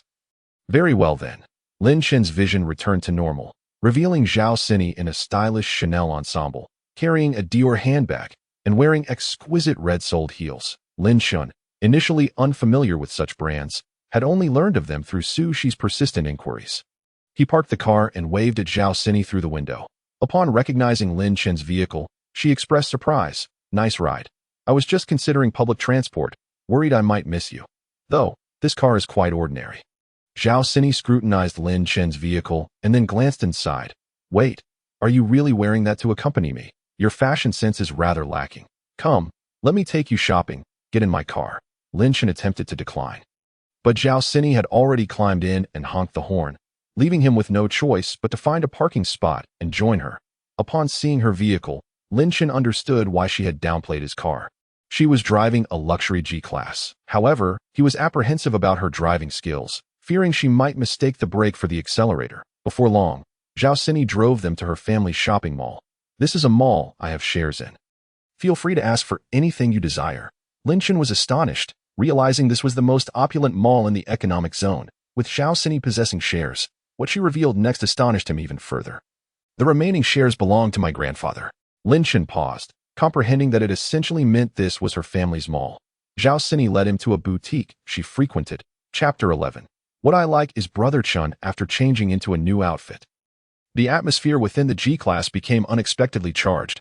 Lin Chen felt unperturbed, but Zhao Sini's gaze frequently drifted toward him. Soon, Zhao Sini parked the car on the street where the auction was held. Lin Chen observed that the area was filled with private estates, the environment exquisite and brimming with vitality. Within moments, he felt the energy within him amplify significantly. No wonder it was a wealthy district. Previously, he would never have ventured here, but now he found himself longing to reside in such a place, where he could absorb the purest energy daily. As Lin Chen awaited Zhao Sini to park, several young women approached him, inquiring for his WeChat. "Excuse me, could I have your WeChat?" Noticing their youthful charm and innocence, Lin Chen agreed, retrieving his phone. This scene was promptly noticed by Zhao Sini, who approached with a teasing tone. "Wow, Brother Chen is quite the catch. Just stepping away to park, and you've already attracted attention from admirers. They must be art students, likely sent by their teacher to sketch the scenery." Lin Chen shook his head. "They're just a few girls. They're young and likely drawn to my attire, so I thought it would be nice to make friends." Zhao Sini rolled her eyes playfully. "Let us go. The auction is about to start. We can't afford to be late." With that, she walked ahead without waiting for Lin Chen. Confused by her sudden annoyance, he pondered whether she had developed feelings for him. "Come on." Zhao Sini turned back, half pouting and half exasperated. "Are you slow on your feet or something?" Lin Chen found her behavior perplexing. It was as if she were annoyed with someone she secretly liked. They arrived at the entrance of a grand estate, where an array of luxury vehicles lined the driveway, akin to a high-end car exhibition. Lin Chen inquired, "Miss Zhao, why didn't you park inside?" "Miss Zhao," she replied, dissatisfied, "we've known each other for a few days. Just call me Cinny. Reluctantly, Lin Shen acquiesced. All right, Cinny. Why didn't you drive in? With a playful smile, she responded, my driving skills are subpar. I once damaged an expensive statue in Uncle Joe's courtyard, and I felt quite embarrassed. So I opted not to drive in this time. Oh. Lin Shen chuckled lightly, realizing her driving abilities were indeed lacking. At that moment, a man clad in a limited edition haute couture suit approached, exclaiming, Xiao Yi. You have arrived. Upon noticing the exquisitely dressed Zhao Cinny, a glimmer of cunning flickered in his eyes as he stepped forward, raising his elbow, seemingly intending for Zhao Cinny to link arms with him for the sake of appearances. However, Zhao Cinny defiantly looped her arm through Lin Shen's instead, causing Lin Shen to suppress a smile, only to be met with the man's seething glare. The man scrutinized Lin Shen from head to toe, his expression akin to that of a real estate agent evaluating a competitor. Xiao Yi, who is this person? Zhao Cinny shot the man an irritated glance, retorting, I've told you before, do not call me Xiao Yi. I am Zhao Cinny. What a mundane nickname. If one were unaware, they might think you were my nephew and addressing me as Annie. Zhao Cinny's unabashed remarks shattered the man's pride into a million pieces. Lin Shen had witnessed the young lady's sharp tongue before. On that occasion, she had effortlessly silenced Wang Ba without resorting to any vulgarities. In retrospect, Zhao Cinny had indeed been quite courteous in her speech towards him. Furthermore, Zhao Cinny glared at the man. Su Jiming, it is none of your concern whom I befriend or associate with. Keep your distance from me in the future. I have no interest in you. The person I like is Chun Ji. As she spoke, she drew closer to Lin Shen, flashing a sweet smile, which left Lin Shen utterly flustered. Chapter 12. Not of this world. Su Jiming was taken aback by Zhao Cinny's declaration. What did you say? Did you not hear me? Zhao Cinny shot back. If you can't hear, perhaps you should get your ears checked and refrain from bothering me. Her response undeniably darkened Su Jiming's countenance further. Just as he was about to retort, his phone buzzed urgently. Observing this, Zhao Cinny continued to stroll forward, arm in arm with Lin Shen. After answering the call, Su Jiming's tone was noticeably irritable as he hastily ended the call and rushed to catch up with Zhao Cinny. Cinny, I apologize. I did not mean to intrude. I merely wished to inquire what you have been up to lately. Zhao Cinny disregarded the man, casting him an exasperated glance, and quickened her pace, realizing that his attempts at reconciliation were futile. Su Jiming halted, his ears burning with embarrassment, resentment brewing within him. He glared daggers at Lin Shen's retreating figure, his eyes filled with malice. He vowed not to let that pretty boy get away unscathed. How dare he compete for a woman with him? It seemed he was courting danger. As Lin Shen followed Zhao Cinny into the auction venue, he noticed that the attendees appeared exceptionally affluent. Undoubtedly among the elite, Zhao Cinny, upon spotting a few familiar business magnates, asked Lin Shen to wait for her while she greeted them. Naturally, Lin Shen complied. However, once Zhao Cinny departed, he felt significantly more self-conscious. As it was his first time in such an environment, to avoid appearing foolish standing idly, he found a seat and busied himself with his phone. Not long after, Zhao Cinny returned, accompanied by a middle-aged man. Chen Gu, she called softly, drawing Lin Shen's attention. Upon looking up, he was met with a figure exuding authority, possessing an innate commanding presence. Zhao Cinny initiated the introduction. Uncle Zhou, this is Lin Shen, whom I mentioned earlier. He possesses an extraordinary eye for antiques. Just the other day, he uncovered 2 valuable pieces in front of my grandfather and me, a painting by Tang Bohu and a Guangdong Double Dragon longevity coin. Upon hearing the names of these items, Uncle Zhou's lips curved into a smile. Lin Shen promptly stood to greet him. Hello, Uncle Zhou. Uncle Zhou appraised Lin Shen with an appreciative gaze, commenting, Little Lin, I have heard of your recent exploits at the antique market. At such a young age, to discover such treasures is indeed impressive. Lin Shen, flattered by Uncle Zhou's praise, quickly shook his head, humbly replying, You flatter me, Uncle Zhou. My luck in finding those treasures before Zhao Lao was merely a stroke of fortune. It is not as exaggerated as they say. Lin Shen held a favorable impression of Uncle Zhou, understanding that a man who befriended Zhao Lao must possess an extraordinary background. Yet, Uncle Zhou exhibited none of the airs of superiority. His demeanor was approachable, which endeared Lin Shen to him. Uncle Zhou observed Lin Shen, noting his youthfulness, yet he was neither arrogant nor impatient. His gaze was resolute, and his countenance radiated confidence, devoid of the shifty-eyed demeanor of a schemer. Most remarkably, Uncle Zhou noticed that Lin Shen bore an air of composure uncommon for one of his age, leaving an excellent impression in Uncle Zhou's mind. Please, sit down. Uncle Zhou gestured to Lin Chun and Zhao Sini. The auction will commence shortly, he then added with a teasing tone. If I find something I fancy, little Lin, I shall depend on you to lend your discerning eye. Ha ha. Lin Chun hastily replied. You jest, Uncle Zhou. I could hardly assist you I fear my judgment may not be up to par.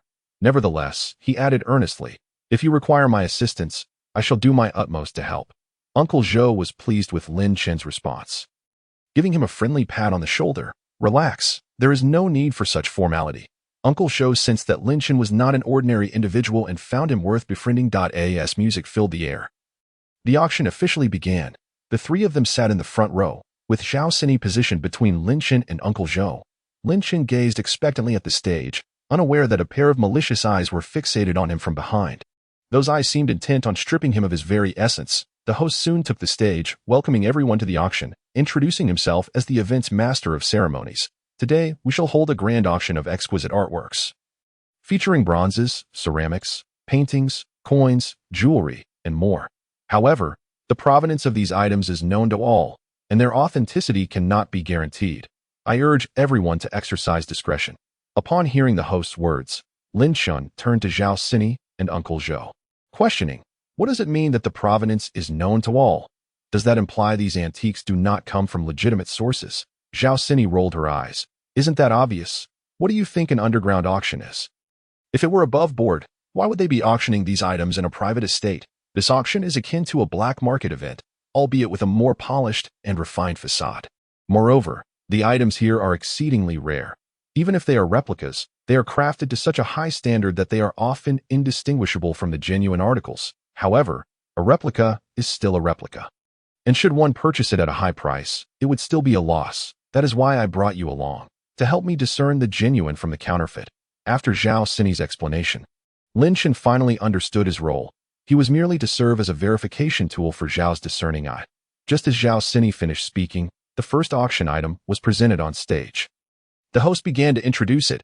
Our first item for auction is a Shang Dynasty bronze gu, standing at 28.5 centimeters tall, with a mouth diameter of 16 centimeters and a base diameter of 9.1 centimeters. We will allow 3 minutes for everyone to assess the item. Interested bidders may approach the stage for a closer look. As soon as the host finished, eager bidders began to ascend the stage to examine the bronze gu. Displaying no hesitation, clearly seasoned patrons of this auction. However, Lin Chen felt no need to join them. He could ascertain the value of this item with precision.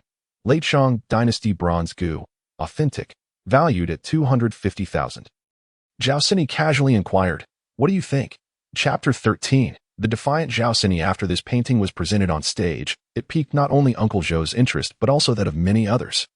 Even those who seldom approached the stage craned their necks to get a better view, some instinctively moving closer to appreciate the artwork.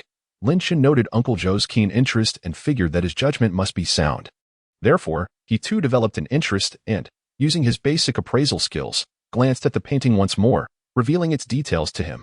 Zhang Daqian's horse-riding painting, authentic, valued at approximately 250,000. Quite impressive. Lin Chen smiled, recognizing it as the highest-valued genuine piece thus far. Uncle Zhou, noticing Lin Chen's focused gaze on the painting, asked, Little Lin, what do you think of this horse-riding painting? Lin Chen had been anticipating this question. After a brief glance at the artwork, he humbly replied, I surely cannot compare to Uncle Zhou's vast knowledge, but I have a slight understanding and fear of misstepping. Uncle Zhou chuckled, urging Lin Chen. Do not be modest. Share your thoughts, no one will laugh at you. Lin Chen responded, Very well. If Uncle Zhou does not mind, I shall speak. With that, Lin Chen's demeanor shifted. He fixed his gaze intently on the painting.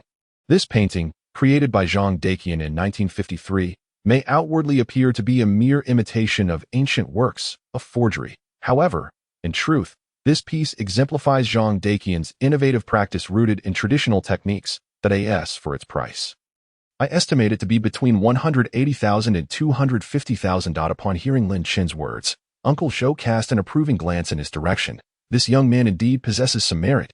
With a smile, Uncle Zhou nodded in acknowledgement of Lin Chen's statements, and then raised his bidding paddle, directly calling out a bid of 235 million. Curiously, none of the other bidders in the hall dared to raise their bids upon seeing Uncle Zhou's paddle. Lin Chen was immediately struck with doubt. Zhao Sini nudged Lin Chun with her elbow, whispering, "Did you see that? That's the influence of Uncle Zhou. No one dares to challenge him." Lin Chun sighed in astonishment at Uncle Zhou's considerable clout. Yet he remained puzzled and inquired of Zhao Sini, "If no one is going to outbid Uncle Zhou, then why did he call for such a high price?" Zhao Sini chuckled lightly. "You don't understand. Do you? The numerous business owners present here essentially represent a significant portion of our antique world. They are well-informed and interconnected. The price for this painting is transparent. In the future, if Uncle Zhou wishes to resell it, he wouldn't raise the price too high, nor would he profit excessively from the difference. It's a matter of fairness, as well as preserving Uncle Zhou's dignity. Just think about it." Zhao Sini glanced at the painting. Uncle Zhou knows full well that no one will outbid him, so if he intentionally calls for a lower price, it would seem like he's taking advantage of the situation, wouldn't it? Others would surely consider him stingy. Thus, Zhao Sini cast a knowing look at Lin Chun. That 235 million also serves to uphold Uncle Zhou's reputation. Lin Chun couldn't help but chuckle, realizing that there existed such unwritten rules within the auction house. Just then, the next auction item was brought forth. As soon as it appeared, Zhao Sini was transfixed. Lin Chun followed her gaze to the stage, where he beheld a piece of jade rough stone, marked with its weight. Upon closer inspection, Lin Chun's pupils dilated in shock. Good heavens! Over 300 kilograms. He scrutinized the rough stone carefully. The surface exhibited a skin-like exterior, with mottled patterns, foggy areas, and a crystalline texture abundant in minerals, all indicating the considerable value of this rough stone. Noticing Zhao Sini's eager expression, Lin Chun curiously asked, "Sini, what intrigues you so much about this rough stone?" Zhao Sini's gaze remained fixated on the stone as she explained, "In a while, it will be my grandmother's 70th birthday. I wish to use this rough stone to craft a pair of bracelets for her." She then revealed her family circumstances to Lin Chun. Hearing about Zhao Sini's situation, Lin Chun furrowed his brow. It turned out that Zhao Sini's parents had passed away long ago, rendering her relatively unimportant within the family. Her grandmother was particularly one to favor some over others. Without the support of her parents, and given the numerous sons and grandchildren her grandmother had, Zhao Sini was hardly acknowledged. Only the elderly Zhao cared for her, consistently taking her under his wing to teach her well. Moreover, Zhao Sini possessed considerable talent, and the elder Zhao even intended to pass on his legacy to her. As for Zhao Sini's grandmother, she never assisted Zhao Sini and frequently belittled her, asserting that Zhao Sini was unworthy of inheriting her grandfather's legacy. Recently, Zhao Sini's grandmother had been particularly keen on acquiring a jade bracelet, one made from a rare jade material that typically required numerous precious rough stones to yield even a small quantity. Naturally, Zhao Sini aimed to procure an exquisite piece of jade for her grandmother's birthday, hoping that her grandmother could flaunt the bracelet on her special day, thus winning some favor in return. When such a massive rough stone was presented, it elicited gasps and discussions from the crowd below. Owner A: "How much do you suppose such a large rough stone would cost?" Owner B: "For a stone of this size, the price will undoubtedly be steep. We should simply observe." Owner C: "This kind of large rough stone carries too much risk. What if it turns out to be merely a pretty exterior? If it yields nothing upon cutting, wouldn't all that money be wasted?" Owner D: "I believe it's worth a gamble. If luck is on our side, the yield could multiply several times over, even by dozens or hundreds, leading to a fortune." Zhao Sini turned to Lin Chun, seeking his opinion. "Chen Gu, what do you think of this rough stone?" Lin Chun, focusing intently on the stone, employed his insight to assess its internal condition. After a prolonged examination, he felt a wave of disappointment wash over him. Although the stone appeared grand and beautiful on the surface, it was riddled with cracks and composed of fragments, making it highly unlikely to yield any valuable jade, let alone be crafted into an exquisite bracelet. Not wishing to dampen Zhao Sini's spirits, he tactfully advised her, "Sini, I feel this stone may not be worth your bid. The quality is hidden within." At that moment, in the back row, Su Jiming noticed Zhao Sini's keen interest in the rough stone and recalled her earlier demeanor towards him, his eyes narrowing with a vengeful intent. Slowly, he raised his bidding paddle and called out, 6 million. Su Jiming was determined to make Zhao Sini, who had looked down upon him and spoken dismissively, pay a price and understand the might of Su, the young master. Upon hearing the bid from the back, Zhao Sini turned around and was dismayed to find it was Su Jiming, the very person with whom she had had an unpleasant encounter. The clear disdain flickered in her eyes. This insufferable man truly seemed to haunt her everywhere. With ample funds at her disposal, Zhao Sini raised her paddle once more, upping the bid to 8 million. Her counteroffer undoubtedly confirmed Su Jiming's suspicions. Zhao Sini was indeed intent on acquiring this rough stone. Willing to spend whatever it took, this made things much easier for him. After Zhao Sini's bid, others gradually chimed in with their offers, but they were merely a few thousand here and there. Simply joining the fray without any real intention to commit significant funds. Following a series of low bids, the atmosphere quieted, and just as Zhao Sini was about to raise her paddle to call for a higher price, Su Jiming's voice rang out again, 9 million. Upon hearing Su Jiming's bid once more, Zhao Sini slammed her paddle onto the table beside her seat in frustration and immediately called out, 10 million. Her tone was laced with indignation. This one call of 10 million sent ripples of chatter through the audience. Some deemed it excessive, while others believed the sum warranted the potential yield of top-tier jade. Yet none dared to raise their bids further, including Su Jiming. Lin Chen glanced back at Su Jiming, noting his sinister smile, and realized that he was deliberately inflating the bid, employing the same trick as before. Unfortunately, Zhao Sini had ignored his advice and fallen into Su Jiming's trap. After the auctioneer called for bids 3 times with no response, he brought down the hammer. The rough stone was now Zhao Sini's. Overjoyed, she immediately led Lin Chen backstage to finalize the payment, eager to send the stone to the designated cutting area for processing. Observing Zhao Sini's elation, Lin Chen refrained from dousing her enthusiasm with further warnings. Merely watching as she paid 10 million for a stone of dubious value. After the transaction, they hurried to the cutting area, where Zhao Sini could hardly contain her excitement to unveil the contents of the rough stone.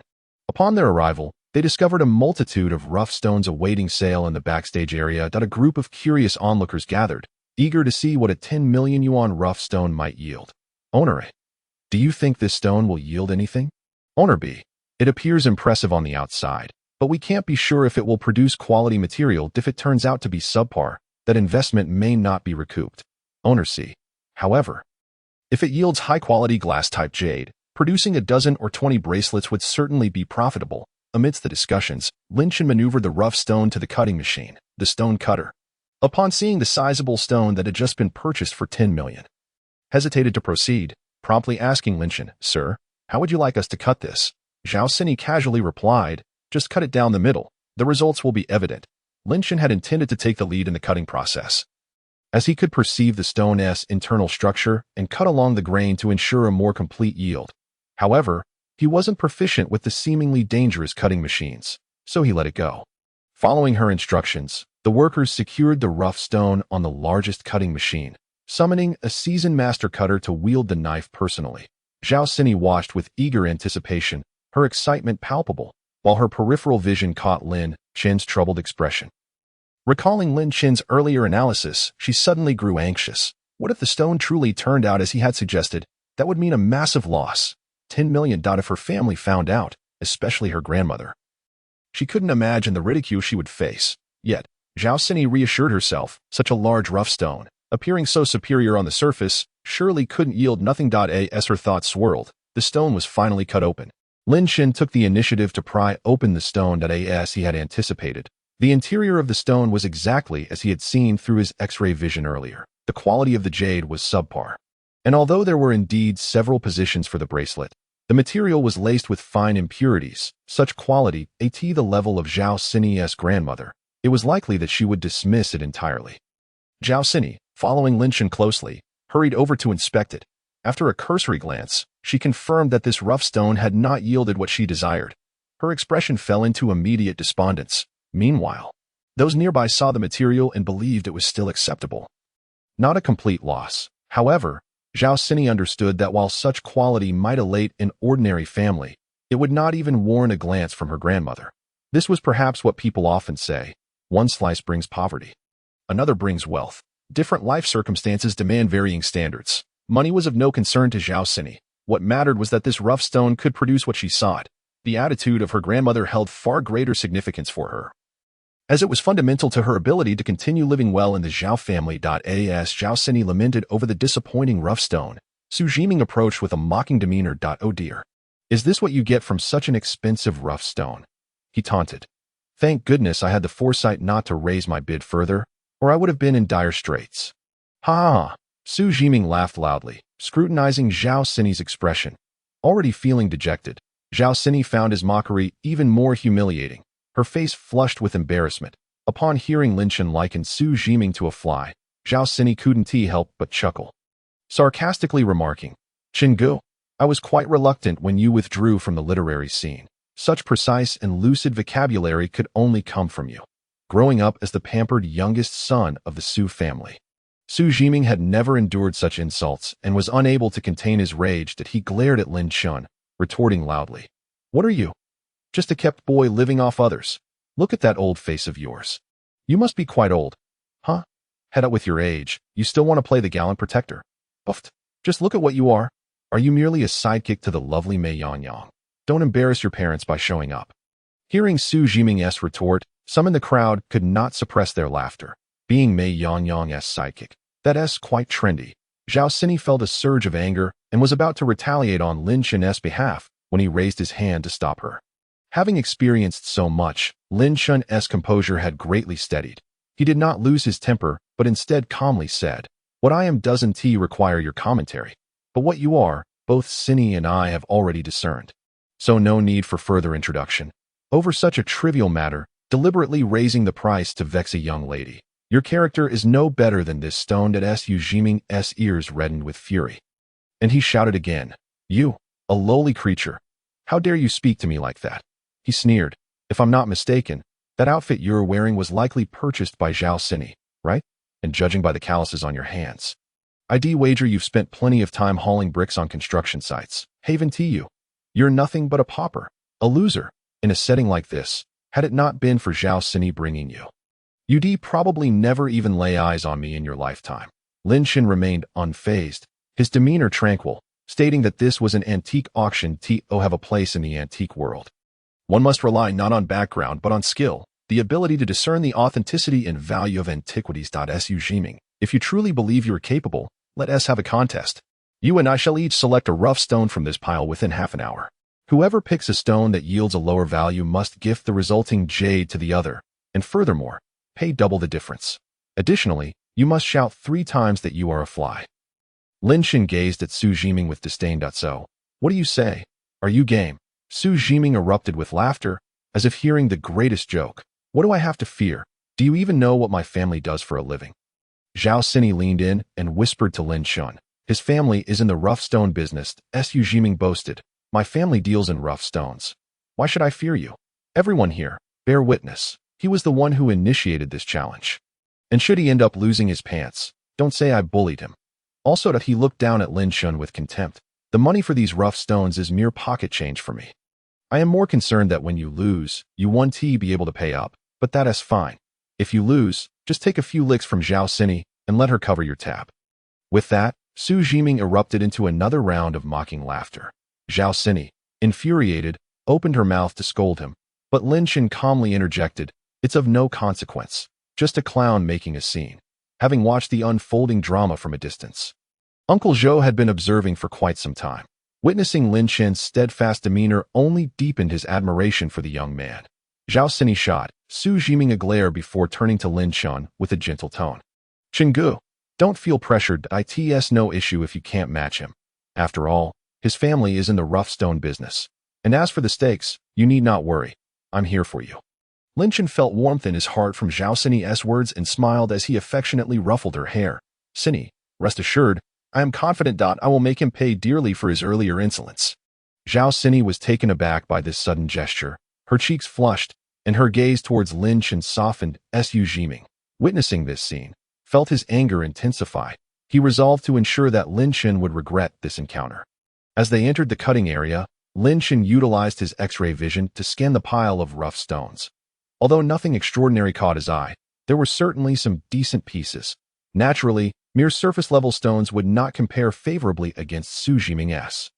Thus, Lin Shan began to search more meticulously among the stones. At that moment, a dark stone in the corner caught Lin Shan's attention. Approaching it, he examined it closely with his X-ray vision, a smile forming at the corners of his mouth.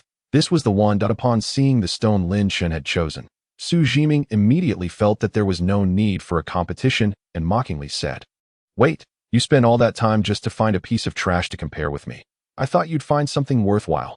Zhao Sini still held a glimmer of faith in Lin Shan. But as she observed the bleak stone in his arms, her concern surfaced. Qingge, do you have confidence? This stone looks utterly unremarkable, while Su Jiming's seems poised to yield great results, with unwavering confidence. Lin Chen exchanged a reassuring glance with Zhao Sini. Trust me, I've found what you were looking for at the auction.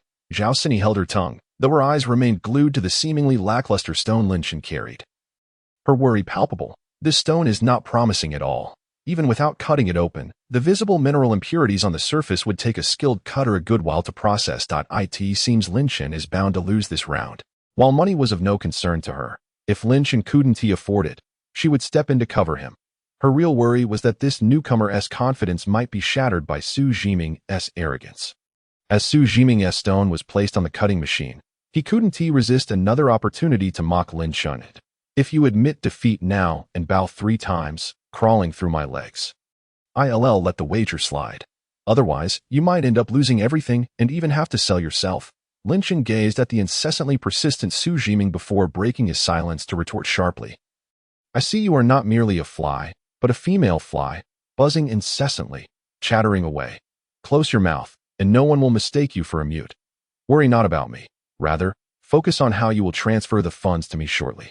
Humph. Upon witnessing Lin Chen's unabashed bravado, Su Jiming scoffed disdainfully, turning to draw a line for the master cutter, confidently declaring, I hope you can maintain such bravado later. As the sound of the cutting machine filled the air.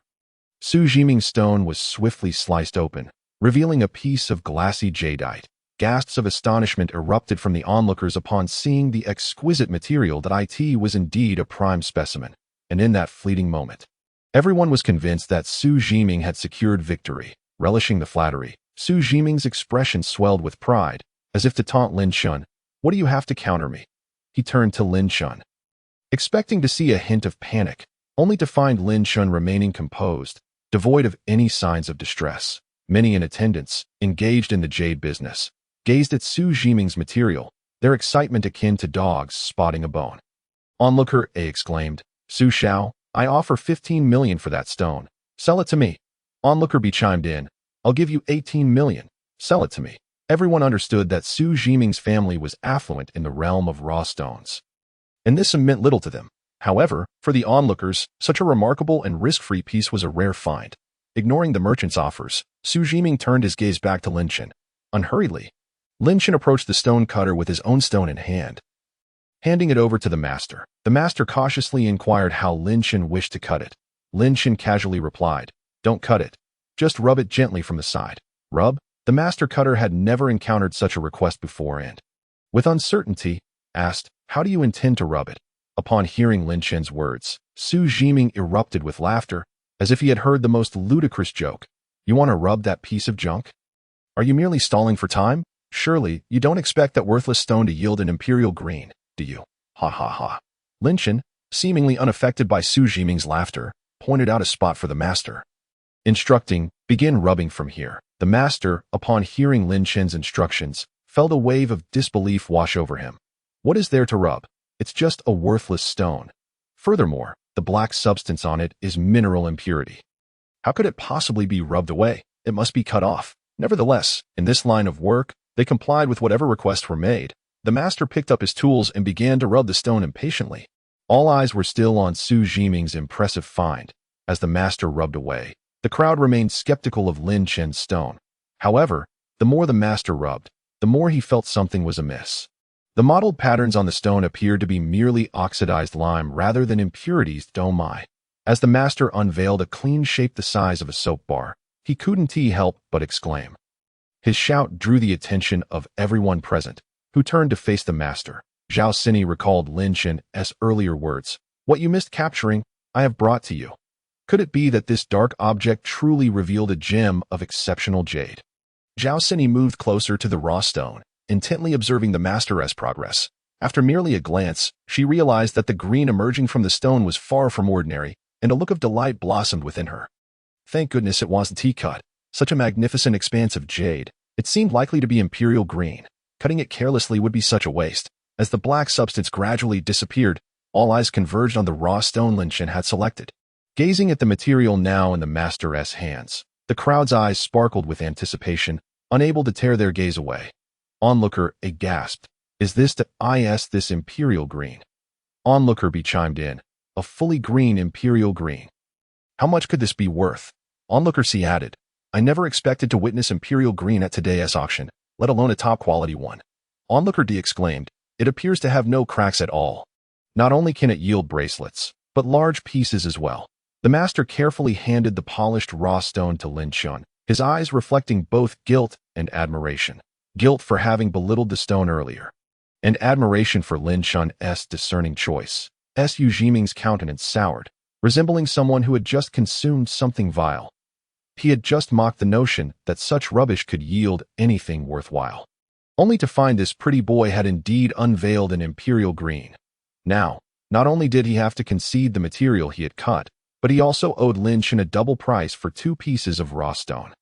Zhao Sini was likely the most exhilarated among them. It was indeed Imperial Green, truly Imperial Green. Now, she could craft the finest bracelet as a gift for her grandmother. Yet would Qinggu sell it to her? Zhao Sini hesitantly inquired. Qinggu, how much do you plan to sell it for? I'm not sure if I have enough money. If not, I can go back to get more. Lin Chun chuckled lightly. I don't intend to sell this piece of Imperial Green. Not selling. Zhao Sini felt as though a bucket of cold water had been poured over her, extinguishing the joy she had just felt upon seeing the Imperial Green. Yet, a flicker of hope remained as she pressed. You want to sell it? Qinggu. Before Lin Chun could respond, she continued speaking to herself. Of course, such a fine piece must be kept for oneself. It's all right. I'll find another. Seeing Zhao Sini's dejected expression tugged at Lin Chun's heartstrings. He felt both pity and amusement. I was just teasing you. I came with you precisely to assist you. How could I possibly not give it to you? It's a gift, in gratitude for the clothes you just bought me. Lin Chun patted his suit, looking at Zhao Sini. She was momentarily stunned by his words. How much could that suit possibly cost? This Imperial Green could purchase an entire clothing store. Zhao Sini asked incredulously. Really? Is this true? Lin Chun nodded with a smile. Indeed. Suddenly, Zhao Sini felt as though a pie had fallen from the sky, and tears of joy welled up in her eyes. Finally, she wouldn't have to worry about a birthday gift for her grandmother. Perhaps if others knew she was crying tears of joy over a gift, they might deem it exaggerated, but only she understood the immense significance of this gift, which was pivotal for her future in the Zhao family. It was Lin Chun. Lin Chun who had provided her with the perfect present. Overcome with emotion, Zhao Sini threw her arms around Lin Chun, exclaiming, Thank you, Qinggu. Lin Chun was taken aback by Zhao Sini's sudden embrace, momentarily caught off guard. Standing frozen in place. Su Jiming observed this scene, cursing inwardly and labeling Zhao Sini a shameless woman. After all, it was merely a piece of Imperial Green stone, yet she was so eager to throw herself at Lin Chun. He also berated Lin Chun for being a pretentious pretty boy. Unveiling one piece of Imperial Green was hardly a remarkable feat, and it was merely a stroke of luck for Lin Chun. Disgusting, this pair of insipid individuals. After half a minute, Zhao Sini finally realized her behavior was somewhat inappropriate. Hastily withdrawing from Lin Chun's embrace, her cheeks flushed crimson, in a voice barely louder than a whisper, she offered, Thank you, Qinggu. Observing Zhao Sini's bashful demeanor, Lin Chun found her endearing. Such a charming and unpretentious heiress. Who could resist? However, Lin Chun had more pressing matters to attend to. That was to settle accounts with Su Jiming. This transaction promised to yield considerable profit, enough to cover renovation expenses, but in the blink of an eye, Su Jiming had vanished from sight. Upon searching, Lin Chun discovered Su Jiming was attempting to leave the Su Shao. Where do you think you're going? Our wager isn't settled yet. With so many witnesses, you wouldn't dare default, would you? Realizing he could not escape, Su Jiming feigned nonchalance, proclaiming, Does the Su family lack such a trifling sum? The material is yours. Calculate the price difference and transfer the funds immediately. Spare me your poverty-stricken rhetoric. As if I lacked the means. Though Su Jiming's family was indeed wealthy, losing such a substantial amount would inevitably incur the wrath of his stern father, who had entrusted him with the funds for purchasing raw stones. Yet, for the sake of pride, he had to maintain a facade of bravado, taunting Lin Chun. Lin Chun merely smiled derisively. Is that so? This fully green Imperial Green is worth at least 100 million. For the material you selected, I shall offer you a top-tier price of 20 million. 100 million minus 20 million leaves 80 million. Now, please proceed with the transfer, though Su Jiming knew he might lose several million. Hearing Lin Chun state 80 million startled him. Unwilling to concede, he pointed at Lin Chun's raw stone. attempting to find fault to bargain. This color that Su Jiming scrutinized Lin Chen's stone for quite some time, yet found no flaw to exploit. What is this? Zhao Sini crossed her arms, looking triumphantly at Su Jiming. Such a remarkable imperial green. Asking you for 100 million is already a bargain. What? Are you unable to come up with the funds? Are you not the one who refers to yourself as the young master? How can a young man, who cannot even produce 80 million, dare to claim such a title? Su Jiming was nearly infuriated to the point of losing his front teeth. In a bid to assert his identity as a young master, he produced a black card, declaring, "Do you see this card? It represents 80 million. I shall transfer it to you immediately. Hand me the card." Lin Chen provided Su Jiming with the account number of a card that held no funds, and with so many witnesses present, Su Jiming had no choice but to execute the transfer forthwith. Once the transaction was completed, as he turned to leave, Su Jiming cast a fierce glare at Lin Chen, exclaiming, "Lin Chen, just you wait. I will ensure this debt is repaid." Lin Chen, having received the funds, felt a surge of excitement. $80 million. No, it was more than that. He promptly sold the exquisite jade piece that Su Jiming had lost to him at the auction for 23 million to another merchant. Now, the combined balance on his two bank cards approached 110 million, and never in his life had he imagined amassing such wealth. At that moment, Zhao Sini approached playfully, teasing, "Oh, Brother Chun, having earned so much, don't you think you should treat me and Uncle Zhou to a grand meal?" Uncle Zhou chimed in, reminding Lin Chen, "Young Lin, be cautious. Su Jiming is notoriously vengeful, having suffered such a significant loss. He may seek retribution." Upon hearing Uncle Zhou's warning, Lin Chen expressed his gratitude before responding calmly, "I will be mindful, Uncle Zhou. By the way, you and Sini, please decide what you would like to eat. I will treat you, so feel free to order anything." Uncle Zhou chuckled, patting Lin Chen on the shoulder. "Young Lin, I shall pass this time. I have matters to attend to at home. You two young ones enjoy your meal together." At this point, Zhao Sini interjected, "Brother Chun, I was just joking earlier. This gift you've given me." Chapter 18. In a state of urgency, Lin Chen hastily chose a quiet hotel, prepared himself, and began meditating to break through. While meditating, he pondered a perplexing question. Why was he already on the cusp of another breakthrough shortly after his previous one? The system, having detected Lin Chen's inquiry, promptly replied, "Host, I will provide you with the answer once your meditation concludes." When Lin Chen awoke from his meditation, a staggering 48 hours had elapsed. Upon assessing his cultivation level, he was astonished to find he had reached the late stage of the yellow rank. At that moment, the system elaborated on the reason for his breakthrough. "Host, this advancement was facilitated by your selection of raw stones at the auction 2 days prior. Certain stones aided your progress. After thousands of years of exposure to the elements, these stones possess spiritual energy, and the higher the quality of the jade within, the greater the accompanying spiritual energy. Such spiritual energy can be directly absorbed to assist you in your breakthroughs." Lin Chen, taken aback by the system's explanation, exclaimed, "Raw stones can aid my cultivation. If that's the case, I could simply spend my nights at a jade mine in Myanmar. Who knows how many levels I could ascend in just one night?" The system quickly interjected, "Host, do not entertain such fanciful notions. While raw stones contain spiritual energy, their assistance diminishes significantly as you progress to the Xian rank and becomes negligible at the Earth rank. Therefore, it would be best for the host to focus on cultivating diligently. Chairman Mao taught us that only through practical experience can true knowledge be attained. Now, let's proceed. Enough already. Spare me the lecture." Lin Chen interrupted the system, eager to avoid a lengthy discourse that would only give him a headache. The system shifted its tone. "Very well, let us move on to the next phase. Now that you have advanced a level, you are eligible for another lottery draw. Let us go." Lin Chen relished the lottery draws, as each one brought him a new ability, sheer delight. Without hesitation, he pressed the lottery button. Ding dong, the system promptly played a celebratory tune. "Congratulations, host. You have obtained the 5 elements divine technique. This is truly splendid. Remarkably splendid." Having grown accustomed to the system's antics, Lin Chen refrained from retorting and instead inquired, "What exactly is the 5 elements divine technique?" Once mastered, it enables you to manipulate the power of the 5 elements, transforming that power into your own strength, altering your physique, and enhancing your combat capabilities. However, considering your current cultivation level, it would be prudent to focus on improving that first. Once you elevate your cultivation, you can delve into such techniques. I believe in you.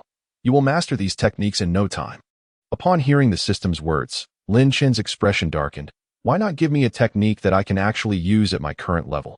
You grant me something so impressive, only to tell me I cannot utilize it yet. Are you merely toying with me? Adat is a system. We are bound by the randomness of the lottery. Your luck can be both favorable and unfavorable. Well, it is because you drew an ultimate technique that it is deemed unfavorable, as you cannot use it at present. Lotteries require no investment, so it's a matter of chance. Lin Shun, uninterested in further debate with the system, glanced at the time. It was mealtime that he prepared to seek sustenance, but soon discovered he was not hungry at all. At that moment, the system interjected once more. Host, you are now at the late stage of the yellow rank. What need have you for food? You can now absorb spiritual energy, which is the essence of cultivation. As your cultivation level rises, you could go a lifetime without eating. For you, eating has become merely a pastime, so your primary focus should be on cultivation. Lin Shun, enlightened, realized that the tales of cultivators enduring years without sustenance were indeed true. How marvelous! If he did not have to eat, he would not need to concern himself with nature's calls. What a convenience! After tidying up a bit, Lin Shun vacated the room and prepared to return home. On the way back, he faced a new dilemma that how to explain the more than 100 million in his account to his father. Lottery winnings, antique treasures, or the truth. Upon arriving home, Lin Shun discovered his father had prepared dinner. Eagerly awaiting his return, Lin father scrutinized Lin Shun, a hint of suspicion arising. Why did his son appear even more robust than when he had left? Naturally, Lin father dismissed such thoughts, attributing it to a trick of the eye. Chun, wash your hands. It's time to eat. Lin Shun feigned normalcy and proceeded to wash his hands before taking a seat at the dining table, just as he was about to serve himself. He sneezed. Achoo. Lin father, concerned, asked, have you caught a cold? Be cautious. Many people have been falling ill lately. Lin Shun shook his head, smiling. I'm fine. I suppose someone is simply cursing me behind my back. The Su family villa. A minion with dyed blonde hair, squinty eyes, and a sharp chin stood beside Su Jiming, holding a cup of coffee and wearing a sycophantic smile, resembling a lapdog. Young Master Su, please do not be upset. With so many of us, dealing with a trifling pretty boy will be a piece of cake. That lad will likely be so frightened by our numbers that he beg for mercy before us. Hearing his minion's words, Su Jiming beamed with self-satisfaction, as if Lin Shun were already in his clutches. He took the coffee from the minion, took a sip, and frowned. What is this?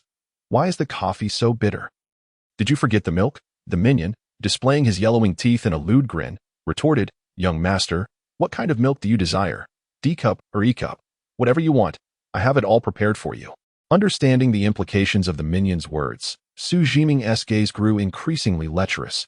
You little rascal, but Su Jiming regained his composure, returning the coffee to the minion's hands. First, deal with that pretty boy Lin Shun, and then I will indulge in those larger assets.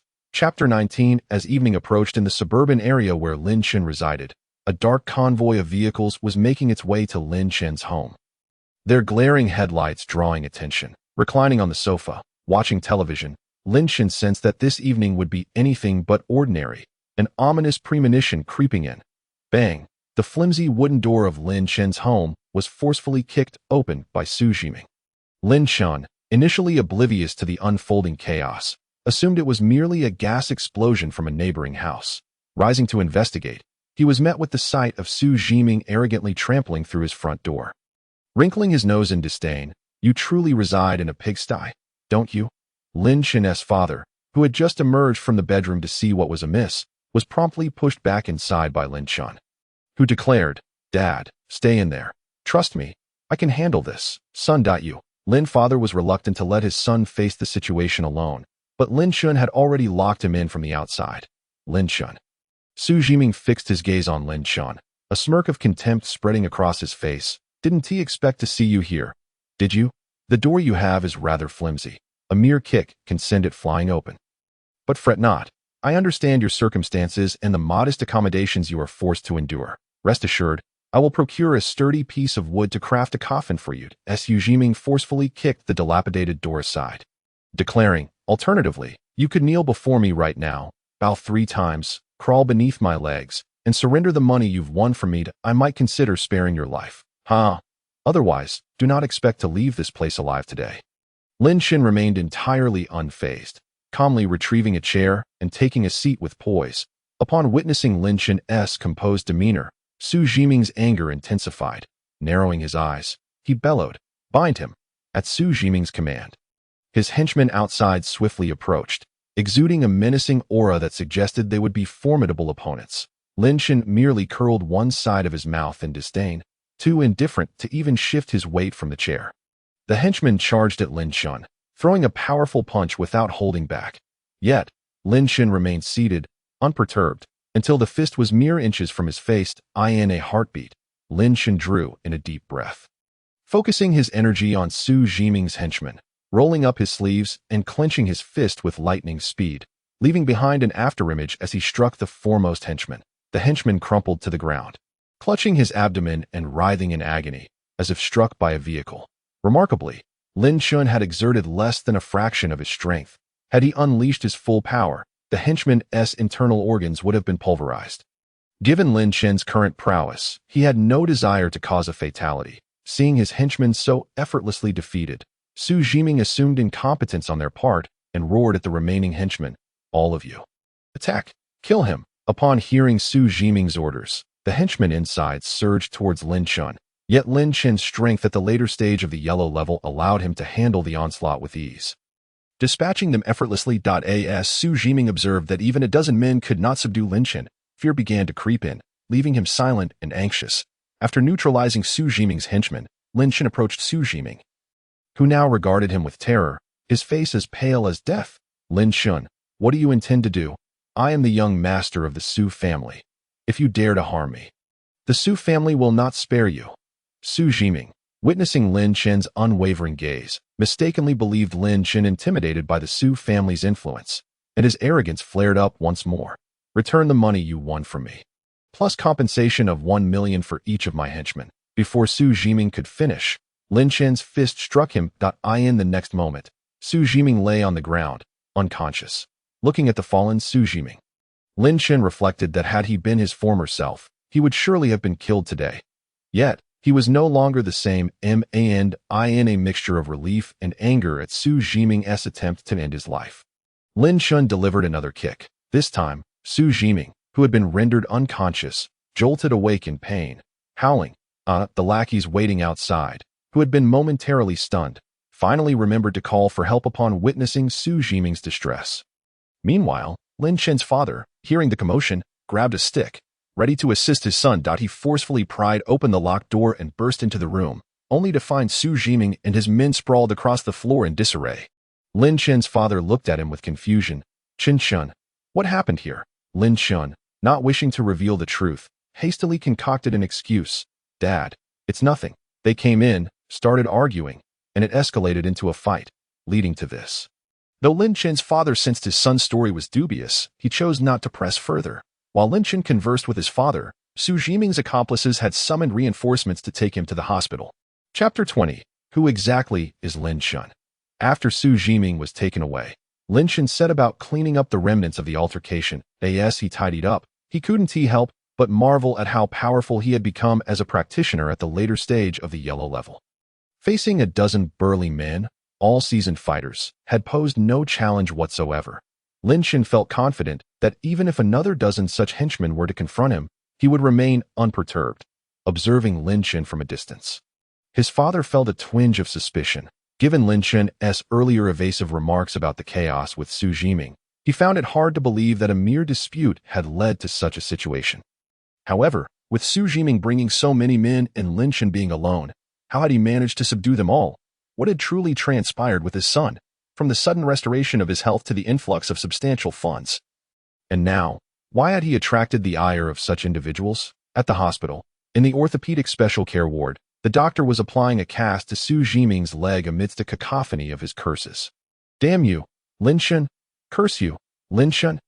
Ah, it hurts. Be gentle." Su Jiming glared at the cast being applied to his leg, lamenting that had it not been for Lin Chen's final kick, he wouldn't be enduring such agony. How could he possibly go out to the bar and dance now? The thought gnawed at him, and he seethed with resentment towards Lin Chen, wishing he could flay him alive and hang him from a tree to bleed out. Suddenly, Su Jiming slammed his hand against the bed, causing the nurse, who had been startled by his earlier outburst, To inadvertently touch his fractured leg, a sharp intake of breath escaped Su Jiming as he barked at the nurse. Are you blind? Is that hand of yours a foot? Can't you perform your duties properly? Are you trying to kill me? The nurse, overwhelmed by the scene, could only stammer apologies. I'm sorry. Mr. Tsu, I apologize. She was acutely aware that those in the special care ward were either wealthy or powerful, and offending Su Jiming could jeopardize her job. Irritated, Su Jiming shot her a glare, urging, hurry up. Get it done. In the corridor, Su Jiming's father, Su Biao, hurriedly made his way to his son's room. Upon receiving news of Su Jiming's injury, he had rushed to the hospital without a second thought, even contacting orthopedic specialists along the way, fearing his son might be left with a disability. Pushing open the door, upon entering, Su Biao was met with the sight of his son, bandaged and lying in bed. His heart plummeted. My son, what happened to you? Why are you in a cast? Seeing his once vibrant son now resembling a wilted flower filled Su Biao with rage. Who did this to you? Who dares to lay a hand on my son? Tell me, and I will avenge you. Upon seeing his father, Su Jiming began to weep, recounting the tale of how Lin Shun had deceived him out of $1 billion and swindled him of his precious jade. As for his injuries, he exaggerated the circumstances. Dad, you don't understand. I was terribly bullied today. I only went to reason with Lin Shun. You know me. Dad, I always seek a peaceful resolution. I was worried about you being upset over my losses. So I hoped to negotiate with Lin Shun for a partial refund. But as soon as I entered his house, he attacked me.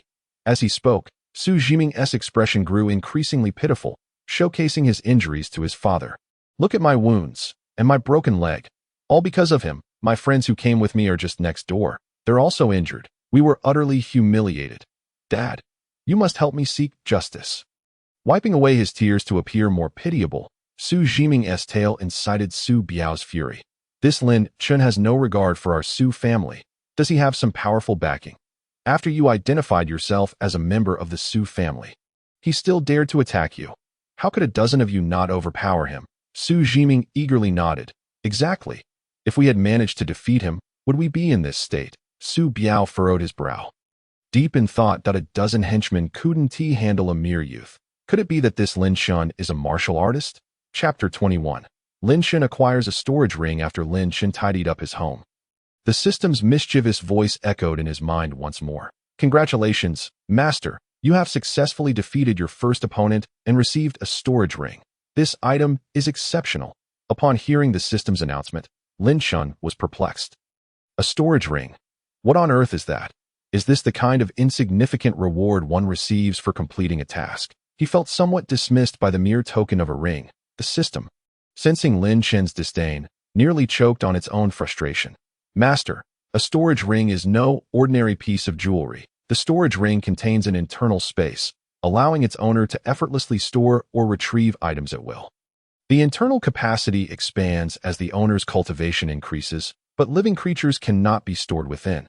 With your current level of cultivation, the ring's space is limited to 10 cubic meters. Later, you must extract the ring and drop a drop of blood on it for it to acknowledge you as its master. Once the blood is applied, you will be able to perceive the storage space. After the system elucidated the ring's functions, Lin Shun was astonished and could hardly contain his eagerness to experiment with its capabilities. Drawing upon his previous experience with retrieving the body-tempering pill, he skillfully extracted the ring, which materialized in the palm of his hand. Gazing at the ring, Lin Shun mused that it resembled the generic rings sold outside. Merely a touch more exquisite. Could it truly be as remarkable as the system had claimed? He adorned the ring on his finger, attempting to sense the storage space the system had mentioned. Yet he waited in vain for any sensation. Was this foolish system deceiving him? Upon hearing Lin Shun's internal monologue, the system was left speechless. Master, I just explained that you need to drop a drop of blood on the ring for it to recognize you as its owner before you can feel the storage space. Who is the real fool here? Realizing his error in operation, Lin Shun sheepishly scratched his head. He then fetched a small knife and made a small incision on his finger, allowing a drop of blood to drip onto the ring. 5 seconds later, Lin Shun indeed activated the space the system had described. That a square compartment appeared before him, cool to the touch. Focusing on the small knife he had just used to cut his finger, he envisioned placing it into the storage space. Lo and behold, the knife seamlessly vanished into the confines of the storage ring. Next, Lin Shun retrieved the knife, and it promptly reappeared on the table before him. Staring at the ring on his finger, Lin Chun was overwhelmed with joy. This item was exceedingly practical. In the future, if he had anything cumbersome, he could simply store it within the ring, making life much easier. Meanwhile, Lin Chen's father observed his son lost in thought. The boy's face shifted from surprise to stillness, then back to excitement, only to witness him using a knife to cut his own hand. With a ring adorning his finger, Lin Chen's father was filled with concern. He wondered if his son had been frightened into some sort of ailment by Su Jiming and his associates. Rushing forward, he asked with genuine concern, "Chen, what's wrong? Why are you laughing one moment and standing still the next, cutting your hand with a knife? Are you feeling unwell? Let me take you to the hospital." Realizing he had been engrossed in his examination of the ring for too long and had neglected to consider his father's presence, Lin Chen calmly explained, "Dad, I'm fine. I was just lost in thought about something I haven't completed yet. I took the knife to trim my nails and accidentally cut myself." Upon hearing Lin Chen's explanation, his father regarded him skeptically for a moment but chose not to press further, redirecting his gaze to the ring adorning Lin Chen's finger. "Chen, have you started dating? Where's she from? When will you bring her home for me to meet?" he added with concern. "You haven't been in contact with Su Shi, have you? You must absolutely avoid her. She caused you so much harm, and we cannot afford to engage with such a woman again." Lin Chen glanced at the ring on his finger, understanding that his father had mistakenly assumed it was a couple's ring, prompting him to hastily fabricate a response. "Dad, I haven't started dating yet. This ring is just a trinket I found when I visited the antique street. I thought it looked nice, so I put it on. As for Su Shi, I've already blocked her. How could I possibly want to contact her again? I'm just fine not seeking her out." Upon hearing that Lin Chun had severed ties with Su Shi, his father finally felt relieved. He then reiterated his advice for Lin Chun to find a partner and marry soon. Given his age, Chen, when you meet a suitable girl, don't be too picky.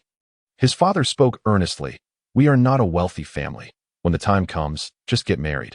While I'm still young enough to help with the children, don't mind me nagging you. I see other old men out with their grandchildren, and I can't help but feel envious." Lin Chun, unsure how to respond to his father's sentiments, could only outwardly agree. "All right, Dad, I will do my best to find a girlfriend. When I do, I will bring her home for you to meet." Seeing that Lin Chun was receptive, his father departed for a walk, satisfied. Ding dong. No sooner had his father left than Lin Chen's phone chimed. Upon checking, it was a message from Zhao Sini. "Chenggu, shall we go out for a late-night snack tonight? I've already made a reservation. Come find me. Cute JPG." Chapter 22. Zhao Sini. Under the gaze of X-ray vision, Lin Chun was about to reply to Zhao Sini when she sent another message almost immediately.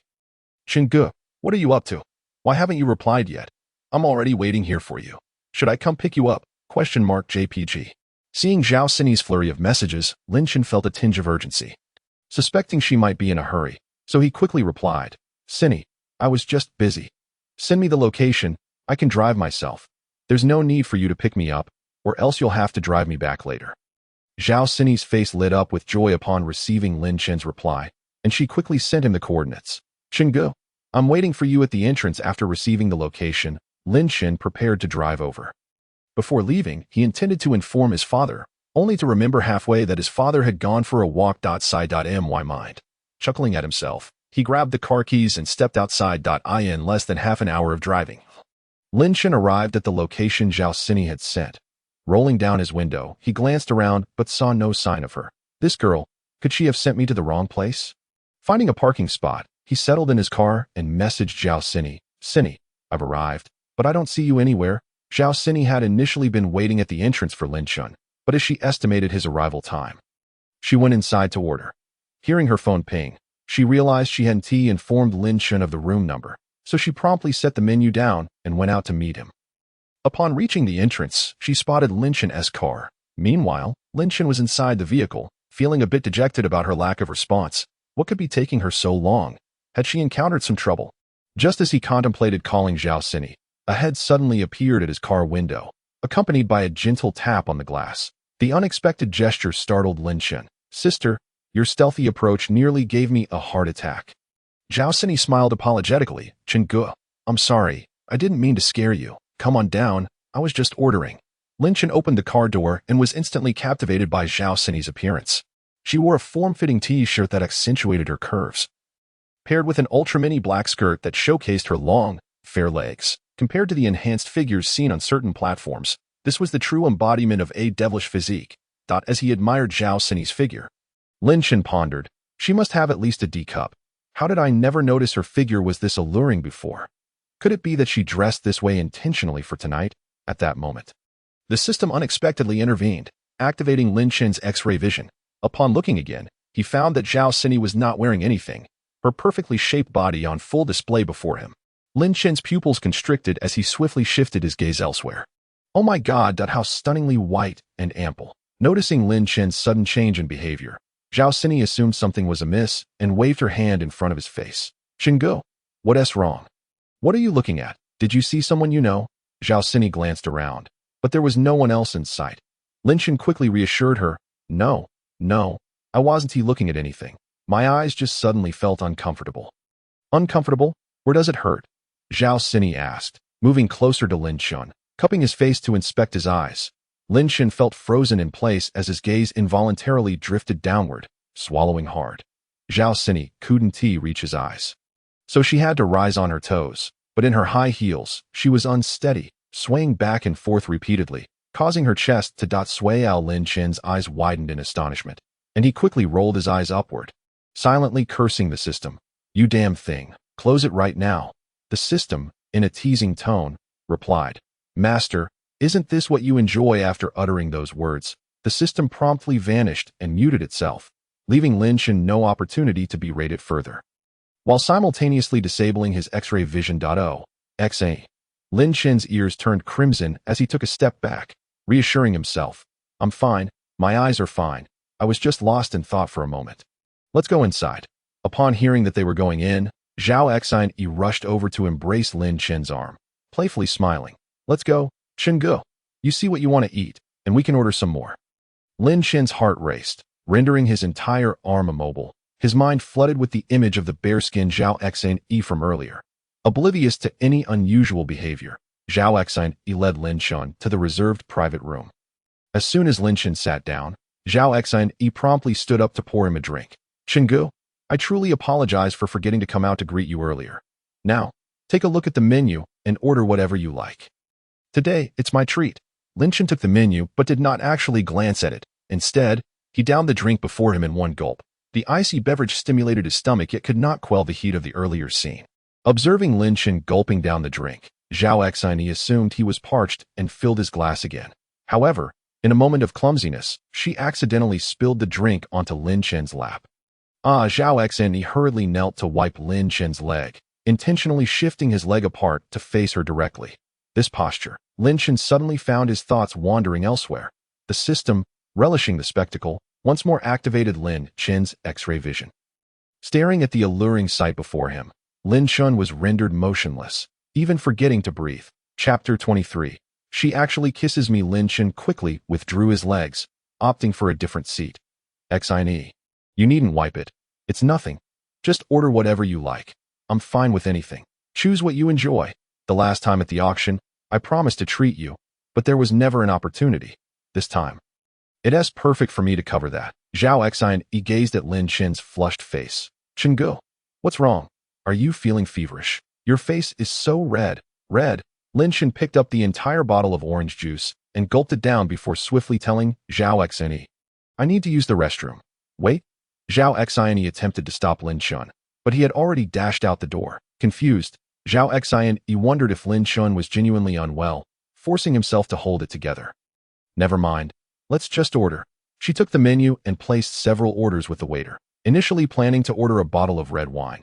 She reconsidered due to Lin Chen's flushed face, opting against alcohol to avoid worsening his condition.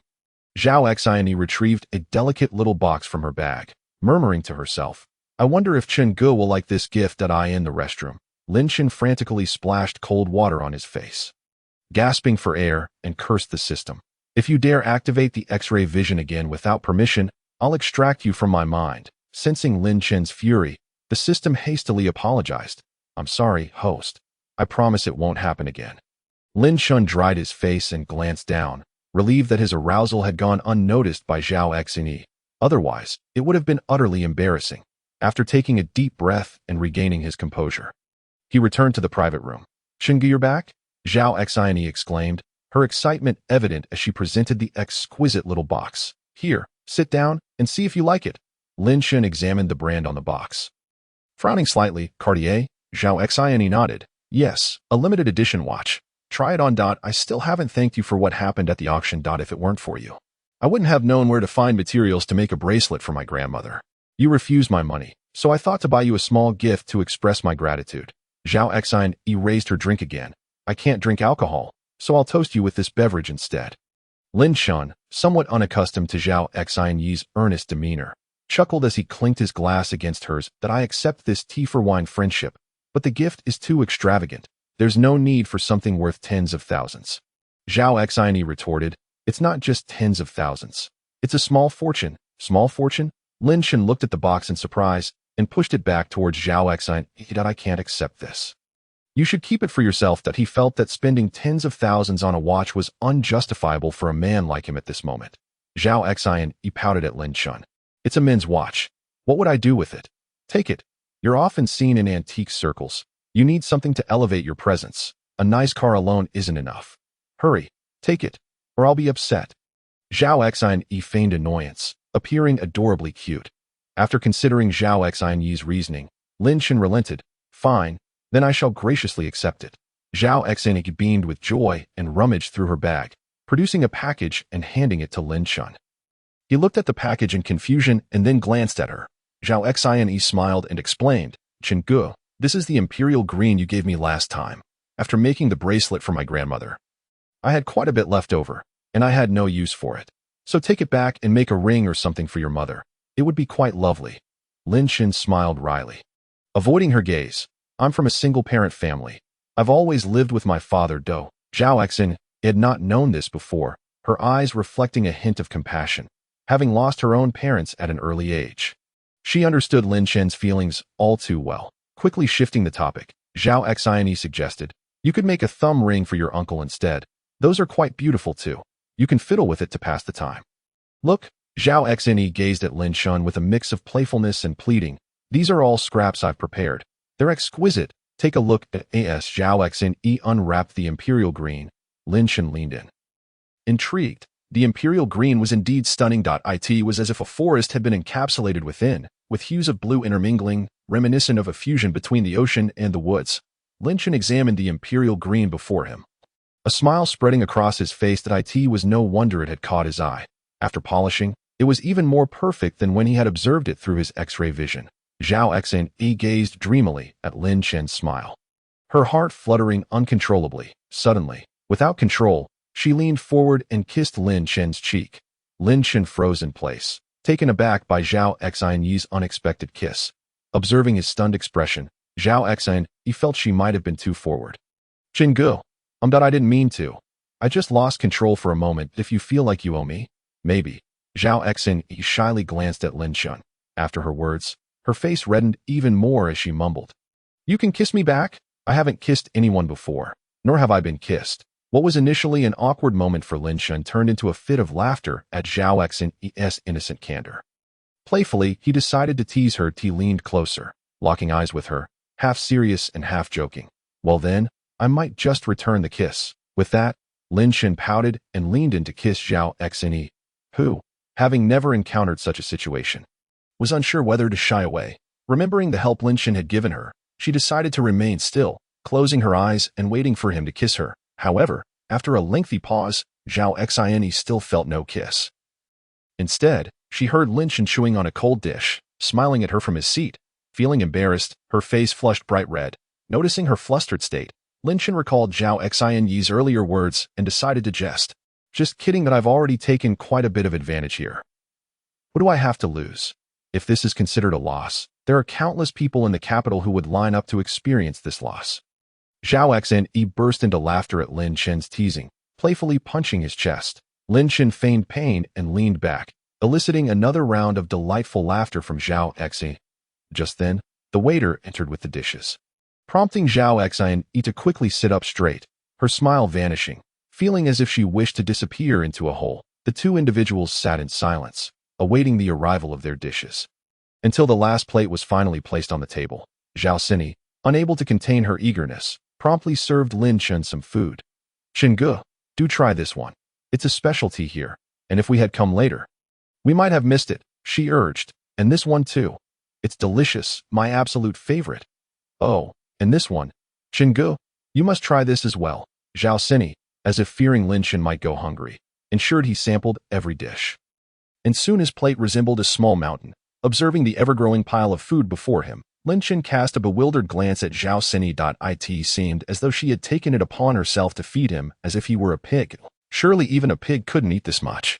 Noticing Lin Chen's lack of movement with his chopsticks, Zhao Sini quickly prompted, "Chingu, why aren't you eating? Is it not to your liking? Should we order something new?" No. Lin Chen immediately interjected, "Don't order more. I'm fine. I'm eating it now." As a yellow-level warrior, Lin Chen technically didn't require food, yet Zhao Sini's enthusiasm left him no choice but to consume the food on his plate, seeing Lin Chen eat diligently. Zhao Sini finally wore a satisfied smile and revealed the true purpose of her invitation. "In a few days, it will be my grandmother's birthday banquet. Would you accompany me? After all, the gift I've prepared for her is largely thanks to your help. I'd love for you to meet her." Zhao Sini gazed at Lin Chen with eager anticipation, but her eyes betrayed a hint of worry, fearing he might decline.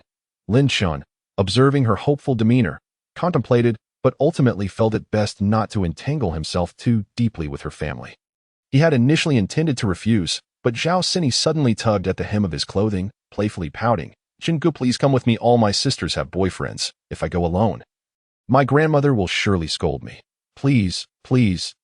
Zhao Sini's sweet, soft voice melted Lin Chen's resolve. He begrudgingly agreed. "All right, just send me a message when the time comes, and if I can, I will come."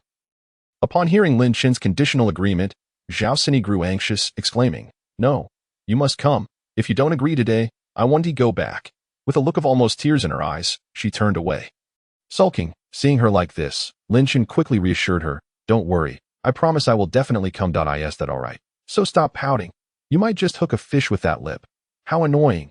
Zhao Sini playfully slapped Lin Chen. After glancing at the nearly empty dishes on the table, Lin Chen felt as though he might burst from overindulgence. "All right, we've finished eating, and it's getting late. Let us head home." Zhao Sini, having successfully executed her plan, was overjoyed as she skipped out of the private room, leaving her bag behind. Lin Chen had no choice but to grab her bag and hurriedly follow. Little did he know, Zhao Sini had intentionally forgotten it to settle the bill before Lin Chen could intervene. Observing her intent, Lin Chen realized the likelihood of him paying this time was slim. As Zhao Sini noticed Lin Chen approaching, she repeatedly reminded him, "Chingu, you promised me. You must come along. You can't back out." Lin Chen smiled at her, nodding, "Of course, you can rest easy." Only then did Zhao Sini feel relieved as she took her bag from Lin Chen, flashing him a sweet smile.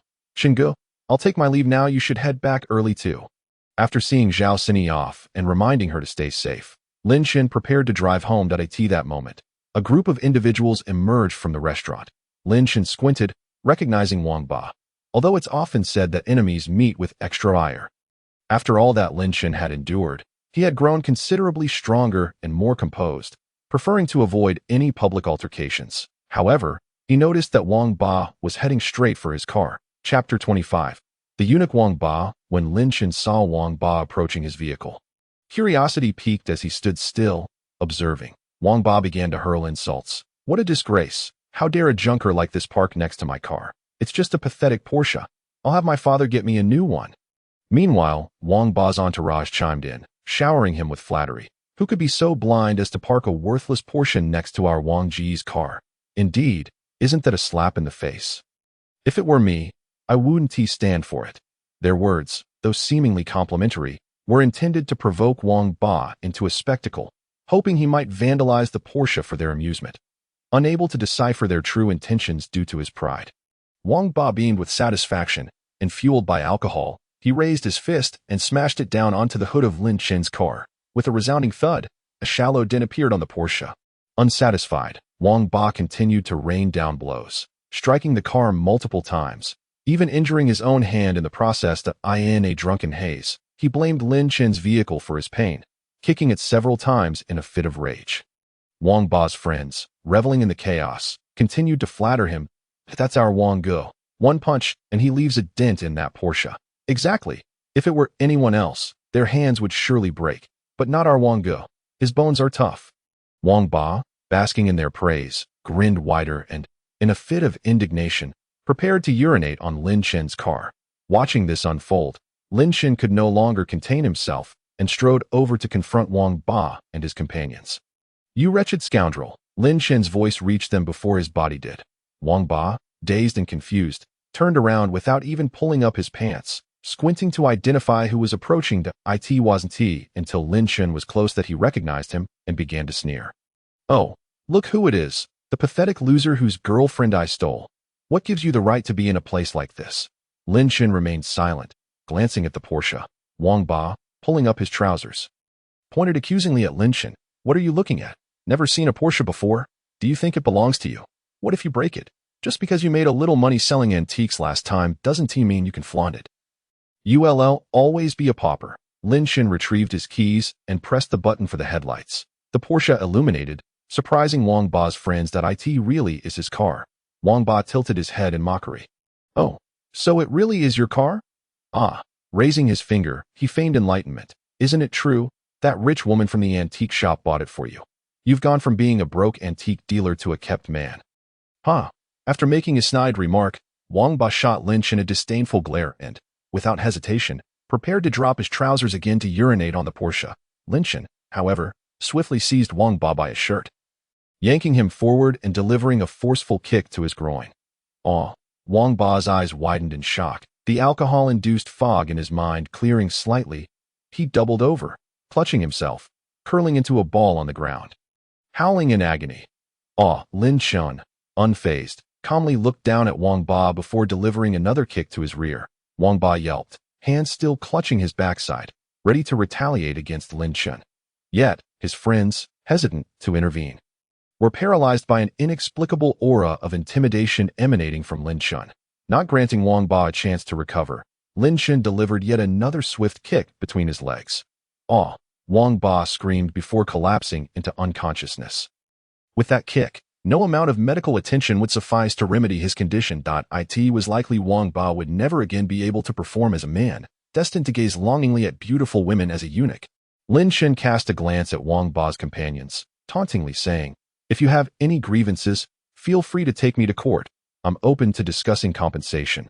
With that, Lin Shen calmly entered his car. Only then did Wang Ba's friends dare to check on him. Hastily calling for an ambulance, they observed Wang Ba unconscious and still clutching himself. They murmured in disbelief. This must hurt terribly. Those kicks might have rendered him incapable forever. However, they couldn't help but speculate about the enmity that had driven Lin Shen to such extremes against Wang Ba's manhood. Chapter 26. A lack of martial virtue upon returning home. Lin Shen discovered that his father was already asleep. He stealthily carried the Imperial Jade and watched that Zhao Sini had given him back to his room, intending to examine how to best handle this exquisite piece of jade. Lying on his bed, Lin Shen admired the Imperial Jade in his hand, marveling once again at its stunning beauty. He pondered, this small piece of Imperial Jade, if sold, would hardly be worth the effort, especially since I am not particularly in need of money at the moment. Perhaps he could gift it to his father. However, based on his understanding of his father, should he reveal that this item holds significant value, his father would likely refuse it. Conversely, if he deceived his father into believing it was merely a trinket, there was a chance that his father might unwittingly gift it to one of his friends, resulting in a considerable loss. Therefore, Lin Shen inquired of the system in his mind, "Are you asleep?" The system, yawning, responded in a somewhat languid tone, "Host. I believe you could carve it into a protective amulet pendant." Lin Shen was taken aback. He had merely asked the system if it was asleep out of courtesy, not expecting it to actually be dozing off. Did a system need to sleep? The system continued lazily. "I can provide you with a comprehensive guide to carving techniques. Remember to infuse a trace of your true energy while carving, and the pendant will shield you from danger once. Alright. Please don't call for me again unless necessary." I had just fallen asleep. Lin Shen felt a surge of excitement. A protective charm that could ward off danger was akin to acquiring a life-saving talisman. He opened his eyes, and the guide to carving techniques appeared before him. It included not only textual explanations but also illustrated step-by-step instructions, ultimately imbuing him with the knowledge as if he had been a professional carver for years, surveying the jade before him. An idea struck him. Without hesitation, Lin Chen rose to his feet, ready to drive out and procure carving tools. To avoid disturbing his father's rest, he decided to stay outside for the night, once equipped with the tools. Lin Chen, albeit nervously, grasped the carving knife. Though he felt capable of carving, a hint of uncertainty lingered as he began. However, as the knife met the jade, an inexplicable force guided him. Every angle, every pressure applied was precise, as if he were a master carver with decades of experience. Gradually, the raw jade began to take on a distinct form. Remembering the system's advice to infuse a portion of his true energy, Lin Chen summoned the energy within him, causing beads of sweat to form on his brow as he worked diligently. Fearful of making a mistake, he pressed on, and finally, with the last stroke, a beautifully carved jade leaf emerged before him. How exquisite! Lin Chen couldn't help but praise his own craftsmanship. I truly am a genius. If it weren't for the carving guide I provided you, would you have been able to create this? Humph, Lin Chen retorted with slight annoyance. Oh, right. Wait, weren't you supposed to be asleep? How are you awake again? The system fell silent, and Lin Chen disregarded it. Continuing with his carving, he resolved to carve a small statue of the longevity deity for his father, one that could remain bedside to protect him. With the experience gained from his earlier effort, Lin Chen carved much more swiftly this time, completing the task in no time. However, perhaps due to the energy expended in carving, he suddenly felt a wave of weakness wash over him. He pulled aside the curtains and opened the window to meditate and rest. Just as he did, a series of muffled sounds wafted in from outside.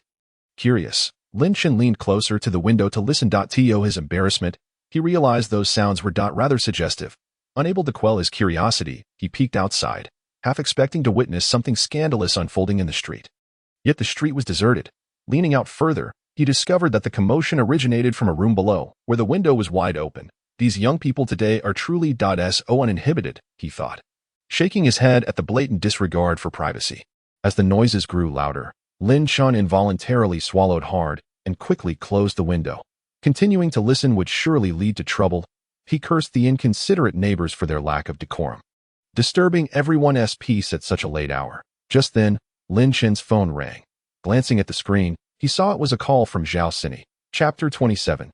Reaching the Xian level, Lin Chen hesitated before answering the call.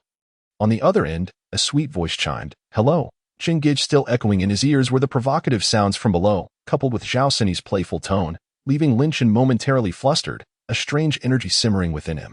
"Sini, there's something you need," he managed to say, his voice slightly hoarse. Zhao Sini teased. "What? Am I not allowed to call you just because I have no urgent matters? Why are you still awake at this hour?" Settling back onto his bed, Lin Chen lay down. After a brief silence, her soft voice returned. "Chengge, I miss you. I can't sleep." Lin Chen cleared his throat, a smile creeping onto his face, which he tried to suppress. Zhao Sini, impatient, pressed on. "Hello. Chengge, are you there? Why so quiet? You're making me feel shy." Finally responding, Lin Chen said, "I'm here, Sini, I'm listening. I miss you too." Her delighted laughter rang through the line, and she bounced around her home, her excitement palpable. "Where are you?" "At home." "Why aren't you asleep?" The two engaged in light conversation throughout the night, until the phone battery finally died, leading them both to sleep as the dawn began to break. When Lin Chen awoke, it was already midday. The first thing he did was check his cultivation level, only to find he had reached the peak of the late Huang level, but had yet to break through. A sense of disappointment washed over him. Perhaps it was due to the prolonged conversation with Zhao Sini the previous night that had distracted him from proper cultivation. He resolved not to waste time chatting aimlessly in the future. He must prioritize his training over distractions. As Lin Chen finished his reflections, the system suddenly chimed in. "Wow. Host, you're incredible. You've reached the peak of the late Huang level, although you're still a tad short of the Xian level. That's quite impressive. Many hosts spend years in cultivation without coming this close to the Xian level. Is that so?" Lin Chen nodded, feeling a sense of pride. "Then I must be rather formidable." "Huh?" The system scoffed lightly, and turned off its voice. Feeling invigorated by the system's remarks, Lin Chen realized that if he were so close, perhaps a foray into the wild, where spiritual energy abounds, could facilitate a breakthrough. A man of action, he promptly checked out of his accommodation and drove to a nearby hillside, seeking a thicket to settle into for meditation. Today, he aimed to close that small gap. However, unexpectedly, as night fell, Lin Chen began to feel a remarkable change within his body. His center brimmed with energy, yet he felt unusually light, as if he could soar at any moment. Checking his cultivation level, he discovered that his Dantian had expanded several times, with his true energy reserves increasing exponentially. Not only had he surpassed the late Huang level, but he was on the verge of breaking into the mid-Xian level. Elated, Lin Shan grinned widely. The Xian level must be extraordinary. The system emerged to provide further insights. Host, I once heard from my predecessor system. Before it could continue, Lin Shan interrupted eagerly. Predecessor system. You systems have predecessors? Of course, but that is not the topic at hand. Listen, the predecessor informed me that individuals at the Xian level are exceedingly rare, with only 1 in a million reaching such heights. Moreover, some hosts who attain this level even establish sects within the ancient martial arts realm. However, that has little to do with you. Let me continue detailing the specifics of the Xian level. Those at the initial Xian level possess immense strength, capable of lifting thousands of pounds, and they can leap effortlessly, covering distances of dozens of meters with a single bound. Upon reaching the midpoint, one would be capable of traversing walls with the agility reminiscent of ancient lightness techniques. Ultimately, one could possess a staggering strength of 50,000 Jin. And at the pinnacle of one's development, achieve a complete unblocking of the body's mysterious channels, harmonizing the 8 extraordinary meridians and the Ren and Du vessels, allowing true energy to permeate every cell. Ordinary blades and firearms would be rendered ineffective, and one's lifespan would extend to no less than 250 years. 250 years. Lin Shan furrowed his brow slightly. Such a number, why does it seem so inauspicious? The system, unfazed by such concerns, excitedly proclaimed, No doubt, you are my host. You have swiftly broken through to the Xian level. I shall reward you splendidly. Behold, this, the divine weapon, the Song Lei sword. What on earth? Lin Shan's brow knitted tighter. A sword? I am a modern individual, and you expect me to wield a sword? Could you not provide me with a firearm instead? The system disdainfully replied, Is a gun legal? Here, firearms are strictly prohibited. Do not even entertain the thought. Cold weapons reign supreme. Unlike firearms, which require ammunition, leaving you helpless once depleted, a sword can be wielded indefinitely. Moreover, I must inform you that Song Lei sword is forged from starfall stones and starlight steel.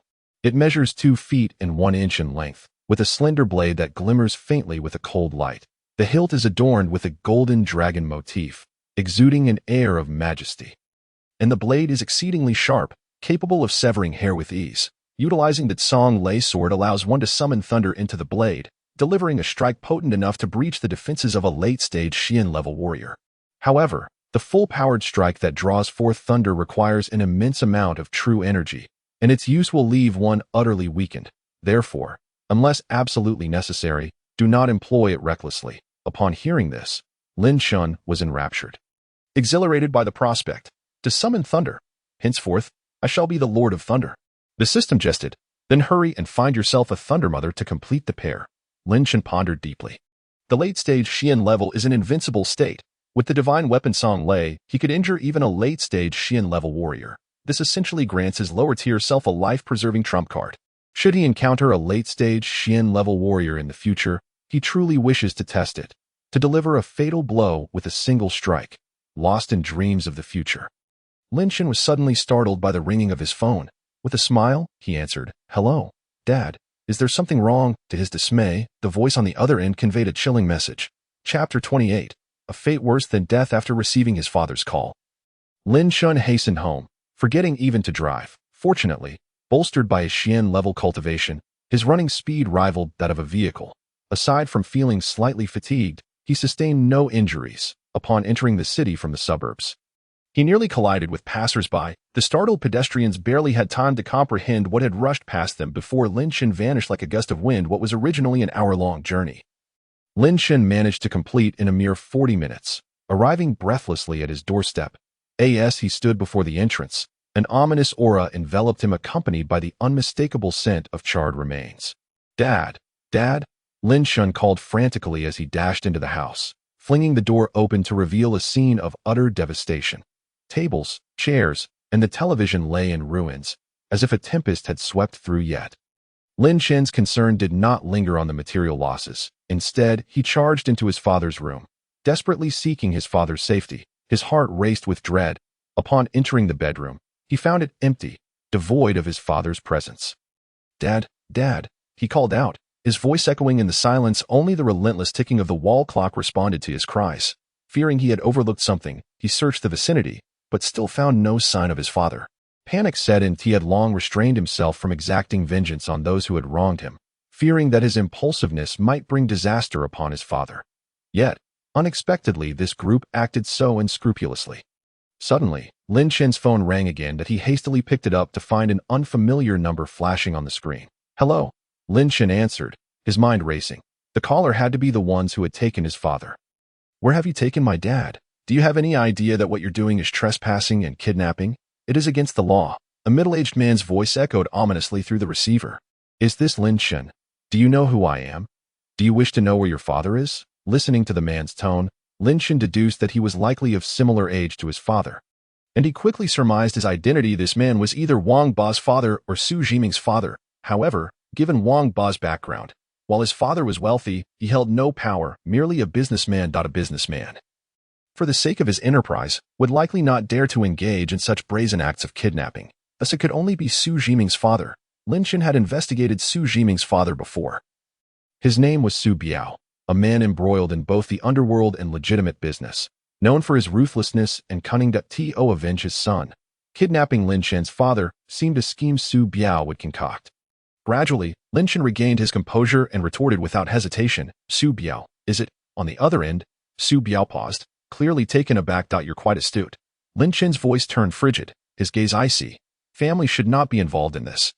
You are well aware of the rules of the underworld. You do not harm family. It was I who broke your son's leg. If you have grievances, direct them at me. Do not touch my father. Otherwise," Lin Chen smirked coldly, "I will ensure you suffer a fate worse than death." Upon hearing Lin Chen's words, Su Biao erupted in laughter, mocking, "A fate worse than death? Ha ha ha, you little brat. Do you even know who I am? Your father is in my grasp. You dare threaten me with such nonsense." Su Biao's voice turned icy. "The matter of you breaking my son's leg has yet to be settled. Now I shall start with your father." Lin Chen. Su Biao's tone dripped with malice. "Prepare to collect your father's remains." With that, the middle-aged man hung up decisively. Lin Chen barely had time to inquire about his father's whereabouts before only the beeping of the dial tone filled his ears. "Damn it, that bastard!" Lin Chen cursed vehemently, his earlier calm shattered. Recalling Su Biao's tone, panic surged within him. That was his father, the one he yearned to protect. His only family after all these years, after all he had endured. His father had suffered so much for him. Now that life had finally improved, calamity struck again. How could he remain calm? Lin Chen contemplated calling back, but doing so would signify weakness, potentially worsening his father's predicament. Suddenly, he remembered the system he had at his disposal. Anxiously, he summoned the system. "System, do you have any way to help me locate my father? Find out where he is right now." The system, sensing the gravity of the situation, abandoned its usual flippancy and promptly devised a plan. "Host, find an article of clothing or an item your father has used that I can use certain elements on it to locate his position." Lin Chen quipped, "Are you a police dog?" The system replied. Not wishing to engage further, Lin Chen raced to his father's room to retrieve an item of clothing. "How do you track? Do I need to smell it for you to detect it?" The system, exasperated, clarified. "I rely on DNA and plasma information, not scent. I am tracking based on that." Lin Chen, growing impatient, interrupted, Fine, just get on with it. I don't have time for explanations. Hurry and search." The system wasted no time, swiftly gathering microscopic biological data from Lin Chen's father's clothing and, integrating it with its tracking system, soon pinpointed Lin Chen's father's location. "Host, I have located your father's whereabouts. He is currently in the Zhu Garden Villa area. However, due to the distance, I cannot identify the exact building. Head there now. Once you approach the vicinity, I should be able to determine the precise address." After delivering this information, the system paused for a moment before speaking again, its tone heavy. Chapter 29.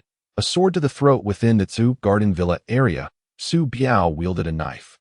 A menacing glare. Biaogo, the attendant beside him, hurriedly presented a tissue to Su Biao, saying, "Biaogo, allow me to assist you." Su Biao's mouth twitched as he abruptly shoved his sycophantic follower away. Exclaiming, "Get lost!" he pointed an accusatory finger at Lin Chen's father, declaring, "Let us see how long you can maintain your arrogance." With that, Su Biao delivered a forceful kick to Lin Chen's father's head, striking him squarely on the temple. In an instant, Lin Chen's father felt dizzy, his vision blurring, yet his eyes remained fixed on Su Biao, stubbornly refusing to close them. Incensed by this defiance, Su Biao unleashed a punch to Lin Chen's father's chest. Cursing, "Damn old fool. Unable to bear the agony any longer, Lin Chen's father, along with the chair he was in, was sent crashing to the ground by Su Biao's blow, gasping for breath, on the brink of death. He felt his strength ebbing away, and in a sudden flashback, the image of his son at birth filled his mind. Summoning every ounce of energy, he shouted at Su Biao, "If you think you can bully my son, you can forget it. My son is not someone you can trample upon. Even if you kill me, he will never bow down to you. Not in this life, nor the next." Su Biao was taken aback by the old man's unexpected resilience and, losing patience, gestured to his subordinates. Two men approached, dragging Lin Chen's father away. Lin Chen rushed to the entrance of the Two Garden Villa area with utmost urgency, just as he was about to charge into the community. The security guard blocked his path, questioning, "Hey, who are you?" The guard was about to reprimand Lin Chen when he swiftly struck the guard's neck with a knife hand, rendering him unconscious, continuing to follow the system's guidance. Lin Chen arrived at the villa where Su Biao resided. "Host, hurry. I can barely sense your father's biological aura anymore." Without hesitation, Lin Chen kicked open the door to Su Biao's villa, shouting, "Su Biao, you better come out, you son of a bitch." Upon entering, he was met with the horrific sight of his father, bloodied and being dragged out by two men through the side door. A long trail of blood marked the floor. Stunned into silence, Lin Chen felt a surge of rage boil within him. He charged at the two men carrying his father, resembling a furious lion. Fierce and formidable, the two men were momentarily taken aback by Lin Chen's ferocious appearance, rendered speechless. Lin Chen moved with lightning speed, clenching his fist, and unleashed a powerful blow at one of them. Each punch was imbued with force, striking vital points with increasing intensity. Unconsciously, he tapped into his profound abilities, channeling all that power into the man, who instantly fell to the ground, lifeless, like a kite severed from its string. The other man, paralyzed with fear at the sight of his companion's demise, stood frozen, unable to escape, as a warm stream trickled down his legs. His legs turned to jelly, rendering him incapable of fleeing. Without hesitation, Lin Chen summoned his Song Lei sword, swiftly executing a lethal strike, leaving no blood spilled. The second man collapsed, lifeless, on the ground. Inside the villa, Su Biao observed Lin Chen with a calm demeanor. He recognized that Lin Chen might be a martial artist, but he regarded him with utter disdain. Su Biao, Lin Chen, who appeared as a harbinger of death outside, was no more significant than an ant. This was because he had already made preparations, having summoned two formidable figures. Su Biao turned, adopting a servile demeanor as he approached the two elderly men behind him, a gracious smile adorning his face. "Gentlemen, the individual outside is the martial artist Lin Chen I mentioned to you. He is the one who nearly killed my son, leaving him battered and on the brink of death. As you can see, he slaughtered my two subordinates without a flicker of emotion, displaying a blatant disregard for human life at such a tender age. You see. Su Biao feigned a victimized stance. The Su family has been relentlessly bullied by him, and the matters that followed it will be entrusted to us. One of the elderly men clad in black acknowledged without lifting his gaze, remaining seated as he sipped his tea. The other elder in blue raised his cup, assuring, "Rest assured, young Su, since we have accepted your payment, we will fulfill our promise and handle this matter thoroughly. However, I must mention this." The blue-clad elder glanced at Su Biao, a hint of disdain flickering in his eyes. "He is merely a brash youth. Even if he possesses some rudimentary skills, is it truly necessary to go to such lengths? We are both mid-tier Huang-level martial artists. This is rather excessive." Su Biao instantly donned a fawning smile. Yes, you are absolutely correct. Educating this young man will be as effortless as crushing an ant. I only sought your esteemed presence for assurance. With both of you here, I feel at ease." Although Su Biao maintained a facade of deference, he inwardly cursed the two aged men multiple times. "What pretense? I hired you, not to listen to your incessant chatter." The black-clad elder spoke coolly. "Rest assured, young Biao, now that you have sought our aid, we will ensure he does not leave here alive." Su Biao feigned gratitude. "Thank you, esteemed elders. I shall send an additional 20 million to your residences soon, with the support of the two elders." Su Biao felt emboldened and strode to the balcony, bellowing at Lin Chen, "You little punk! How dare you bully my son and cause a ruckus in our home?" Pointing at Lin Chen's father below, he continued, "Have you seen your father? I did that? Ha! Did I not tell you to await your father's corpse? Hurry up, kneel and apologize, and I might even buy a coffin for your father." Lin Chen, momentarily stunned by the horror of his first kill, was ignited by Su Biao's taunts, his eyes once again ablaze with murderous intent as he grasped the Song Lei sword. ready to charge up. However, the system urgently cautioned Lin Shan, "Host, your father's vital signs are growing weaker. If this continues, his life may slip away. You should go to the hospital first. Your father's life is paramount. Those men will escape. But the temple remains. You can seek revenge another time." Realizing the gravity of the situation, Lin Shan cursed himself for being so consumed by rage that he had forgotten his father's precarious condition. He swiftly lifted his father and dashed towards the villa's exit. "Dad, hold on. We're heading to the hospital right now." Lin Shan's heart ached as he gazed at his father's bloodied face from above. Su Biao observed Lin Shan's intent to flee, mistakenly believing that Lin Shan was afraid. He urgently shouted to the two elders inside, "Elders, that kid is trying to escape." "Escape?" The two elders chuckled in unison, confidently stating, "He must have sensed our level and is frightened into retreat." A flicker of disdain rose in Su Biao's eyes as he internally scolded, "Those two old fools, dawdling. If they take any longer, Lin Shan will surely flee." Maintaining a facade of amiability, Su Biao added, "Gentlemen, if this boy manages to escape, such an opportunity will be rare in the future. What happens in my villa can be dealt with. I can have him perish here, and you two won't have to clean up the mess, making it all the more convenient, right?" The two elders, understanding the implication in Su Biao's words, realized he was suggesting they eliminate the young man immediately. While they appeared displeased, they could not refuse a paying client, so they leisurely made their way to the balcony. Just as Su Biao was about to urge them further, the two elders leaped from the third floor. Su Biao's eyes widened in shock as he leaned over the balcony to observe. The two elders landed unharmed, swiftly advancing towards Lin Shan, positioning themselves before him. The black-clad elder regarded Lin Shan with disdain, as if viewing a doomed soul. "Think you can run? You cannot escape." The blue-clad elder, noticing the Song Lei sword in Lin Shan's grasp, recognized it as no ordinary weapon and suddenly deemed this young man to possess some level of strength. Drawing the sword from his back, he proclaimed, "I am Huang Da, known as Huang One-Blade. I do not slay nameless individuals. Young man, state your name." Lin Shan assessed the two elders before him, comprehending that if he did not eliminate them today, he would not be able to leave. With his father's life hanging in the balance, he had no time to waste. He gently placed his father to the side, brandishing the Song Lei sword, pointing it squarely at Huang Da. Lin Shan, no title. With that, Lin Shan lunged forward, thrusting the Song Lei sword towards Huang Da. Unprepared for such an abrupt attack, Huang Da was unable to react in time to parry with his blade, and Lin Shan's sword pressed firmly against Huang Da's chest. The blade shimmered with a haunting purple glow, exuding an ominous aura. After a moment of shock, Huang Da looked down at his chest, only to see that Song Lei sword piercing through him.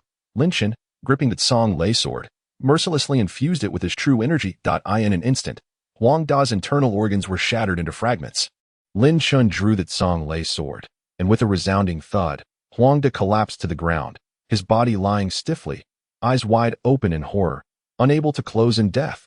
"Brother," the other elder, standing nearby, Huang Da's younger sibling Huang Er, shouted in despair at his brother's lifeless form. Witnessing his elder brother perish without even a single counterattack filled Huang Er with dread. Simultaneously, he sensed the surging true energy emanating from Lin Shan, powerful and overwhelming.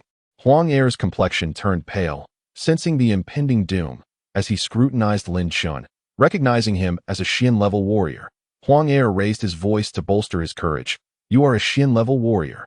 Lin Shan let out a cold laugh. "Only now do you realize. Isn't it a tad too late?" Upon hearing Lin Shan's straightforward acknowledgement of his status as a Xian-level warrior, Huang Er's face turned even more ashen. A Xian-level warrior. One could scarcely imagine that even a mid-level Huang warrior would meet their end here. Such a warrior could easily hold the position of elder within their sect. Huang Er was filled with regret, realizing that in his pursuit of a meager profit, he had risked his very life. "Lin Xiaoxia," Huang Er began, intending to divert Lin Shan's attention. However, as soon as he uttered the words Lin Xiaoxia, he attempted to flee. Yet, Lin Shan's reflexes were 100 times swifter, just as Huang Er lifted his foot. A chilling sensation coursed through his abdomen. As if a gust of wind had swept through, Huang Er looked down to find Lin Shan's Song Lei sword piercing through his body. After the icy feeling, his bodily defenses were utterly compromised, followed by waves of excruciating pain. Lin Shan, unwilling to waste more time, swiftly withdrew that Song Lei sword, unleashing his true energy, and Huang Er fell lifelessly, consumed by regret. After eliminating the two, Lin Shan turned his gaze towards Su Biao, his eyes radiating murderous intent. With just that one look, Su Biao felt paralyzed with fear, as if he sensed the approach of death itself. He could never fathom that two mid-level Huang warriors would perish so effortlessly at Lin Shen's hands. The two elders had no means to retaliate, which only served to demonstrate that Lin Shen's capabilities vastly surpassed those of the mid-level Huang warriors.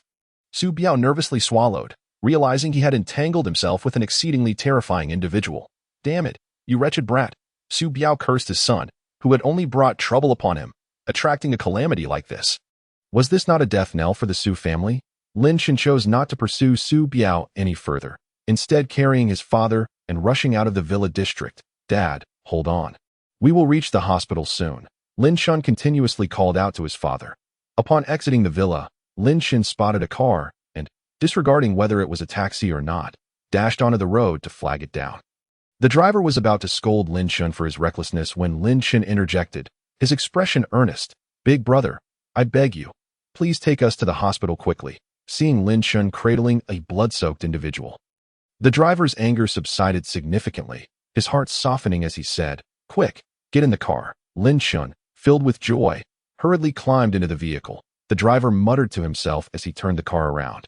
Glancing back at the Su family's villa, "What the hell, transporting goods, and I encounter this kind of situation. In the opulent villa of the wealthy, anything could happen." The driver pressed the accelerator to the floor.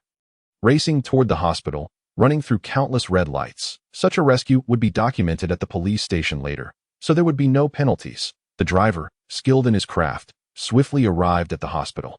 Without a moment to spare for gratitude, Lin Shen burst into the hospital, shouting, "Doctor! Doctor! Please save my dad." The nurses in the lobby, upon seeing Lin Shen carrying a bloodied figure, quickly wheeled a stretcher over for Lin's father. A flurry of nurses and doctors then hurriedly transported Lin's father into the emergency room. One of the nurses emerged, inquiring about Lin Shen's basic information before returning to the rescue efforts. Lin Shen instinctively wanted to follow inside but was halted by the nurse. Family members wait outside. Leaning against the wall, Lin Shen crouched down, filled with regret as he slapped himself several times. If only he had not rushed to break through to the Xian level yesterday and had stayed at home, his father would not have been left alone to confront such a predicament. Su Biao. Lin Shen gritted his teeth, the name seething with murderous intent once more. "This debt. I will demand double repayment from you both." Uncertain of how long he had waited, the emergency room door finally swung open. Lin Shen sprang to his feet, rushing forward with urgency. "Nurse, how's my father?" The nurse handed him a stack of documents. "First, settle these fees and get a card for payment convenience." Lin Shen took the documents and glanced through them briefly. "Brain CT." Lin Shen inquired again. "What is my father's condition?" The nurse tore off the last sheet and began to explain Lin's father's state. "Your father has suffered severe brain damage, with multiple injuries across his body. Currently, the doctors suspect internal bleeding in the brain. We need to conduct further examinations to determine the bleeding volume and the subsequent course of action. So please go settle the payment." After the nurse finished speaking, she returned to the emergency room. Upon hearing the nurse's description, Lin Shen felt as though his heart had been pierced by a dagger, a sense of foreboding washing over him. Chapter 32. Lin father in critical condition. After settling the fees, Lin Shen had just returned to the front of the emergency room when his father was wheeled out for examinations. Lin Shen hurriedly followed, praying that the upcoming test would yield no grave results. Time passed, and eventually, Lin Shen awaited the notification from the nurse. The nurse waved at him. "Hey, handsome, over here." Lin Shen quickly rose, jogging into the consultation room. The doctor, with a grave expression, examined the images on the screen, pointing to a specific area as he addressed Lin Shen. "Look here, this is the site of your father's brain hemorrhage. This shadow indicates the volume of bleeding." Lin Shen scrutinized the image closely. Noticing the shadow occupied a significant area, the doctor continued, "I conservatively estimate the bleeding volume to be at least 30 milliliters, which is quite serious. We must perform a craniotomy. Otherwise, your father's life is at risk." A craniotomy? Lin Shen's heart sank. This was no minor procedure. His father was already advanced in age. Such surgery could be detrimental to his health. Before Lin Shen could fully contemplate the implications, the doctor's voice interrupted his thoughts. If the surgery goes well, he may face partial paralysis. If not, the doctor sighed, given the current bleeding volume, if he does not regain consciousness within 3 months post-surgery, it will be exceedingly difficult for him to wake up. What does very difficult to wake up mean? Lin Shen suddenly became agitated. The doctor's demeanor grew somber. It means brain death, a vegetative state. Upon hearing the doctor's words, Lin Chen felt a chill run down his spine. As if struck by thunder. A vegetative state. Lin Chen's insides twisted painfully, his heart aching. After a lifetime of hard work, must his father truly spend the latter half of his life in such a state? Why should this be his fate? His father had always been diligent, kind, and honest. Why did he deserve such an end?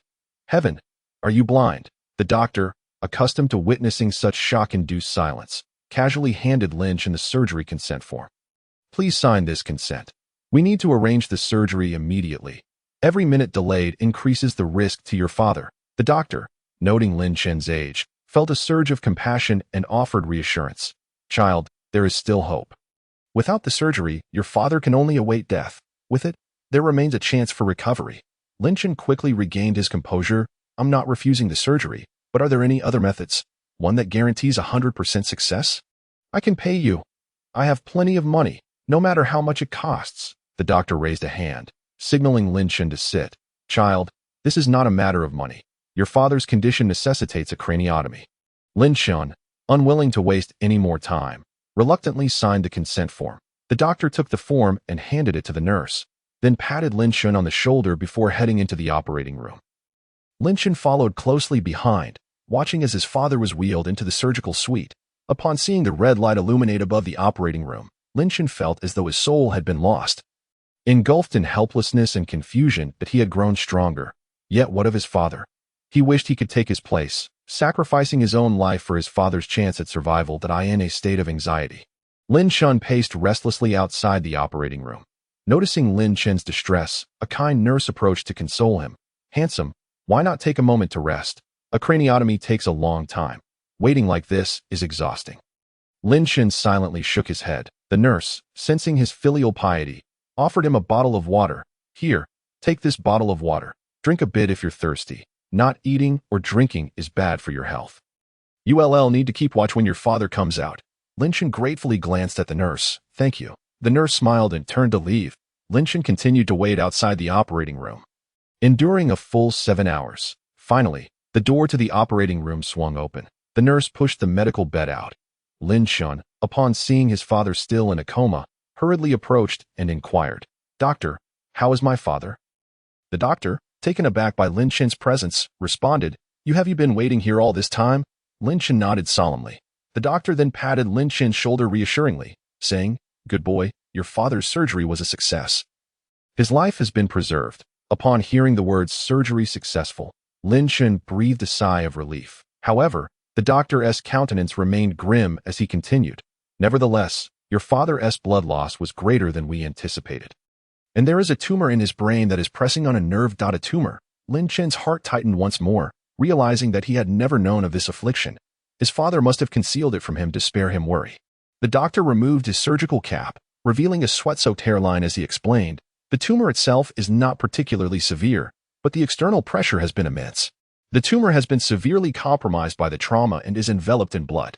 To eliminate the hemorrhage, we must employ a suction device. Even the slightest tremor could rupture the tumor, causing irreversible damage. Therefore, whether your father awakens is now a matter of chance. As I mentioned earlier, if he does not regain consciousness within 3 months, he will likely be in a vegetative state. Lin Chen could no longer contain his emotions, his eyes reddening with unshed tears. Child, the doctor said gently. Do not despair just yet. Let us wait for 3 months. Perhaps your father will awaken, thinking of you. Often, the human spirit can perform miracles. With that, the doctor departed, leaving Lin Chen alone in the empty corridor. Unable to suppress his grief any longer, he crouched down and began to weep silently, resembling a wounded beast retreating to a corner to lick its wounds. It was his fault for leaving his father alone at home. He should never have done that. The system emitted a sound, attempting to call out to Lin Chen, but hesitated after uttering the first syllable. In truth, it possessed a method that might save Lin Chen's father. Yet such a path seemed insurmountable to him, likely impossible to accomplish. As Lin Chen's emotions teetered on the brink of collapse, the system's half-uttered words only served to heighten his agitation. He shouted at the system. If you can speak, then speak. If not, keep silent. I have no time for your games of feigned restraint. Passers-by were startled by Lin Chen's sudden outburst, mistaking him for a patient who had escaped from a mental institution. The system, taken aback by Lin Chen's ferocity, responded with a trembling voice.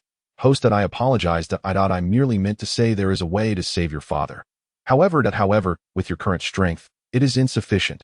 You need to reach the celestial level and obtain the Yellow Emperor's legacy to acquire the Divine Needle technique, which can awaken your father's bodily functions through acupuncture. The Yellow Emperor's legacy? How can one obtain it? Lin Shun, upon hearing there was a chance to save his father, felt a surge of excitement. The system hesitated, but you have only just broken through to the yellow level. There are still the profound and earth levels to traverse before reaching the celestial level, and the journey is quite lengthy. Moreover, the spiritual energy on earth is currently extremely scarce. With only this little energy, it will be exceedingly difficult for you to reach the celestial level. I was hesitant to speak earlier because I feared you would become overly hopeful, only to be disappointed if you fail to reach the celestial level and cannot save your father.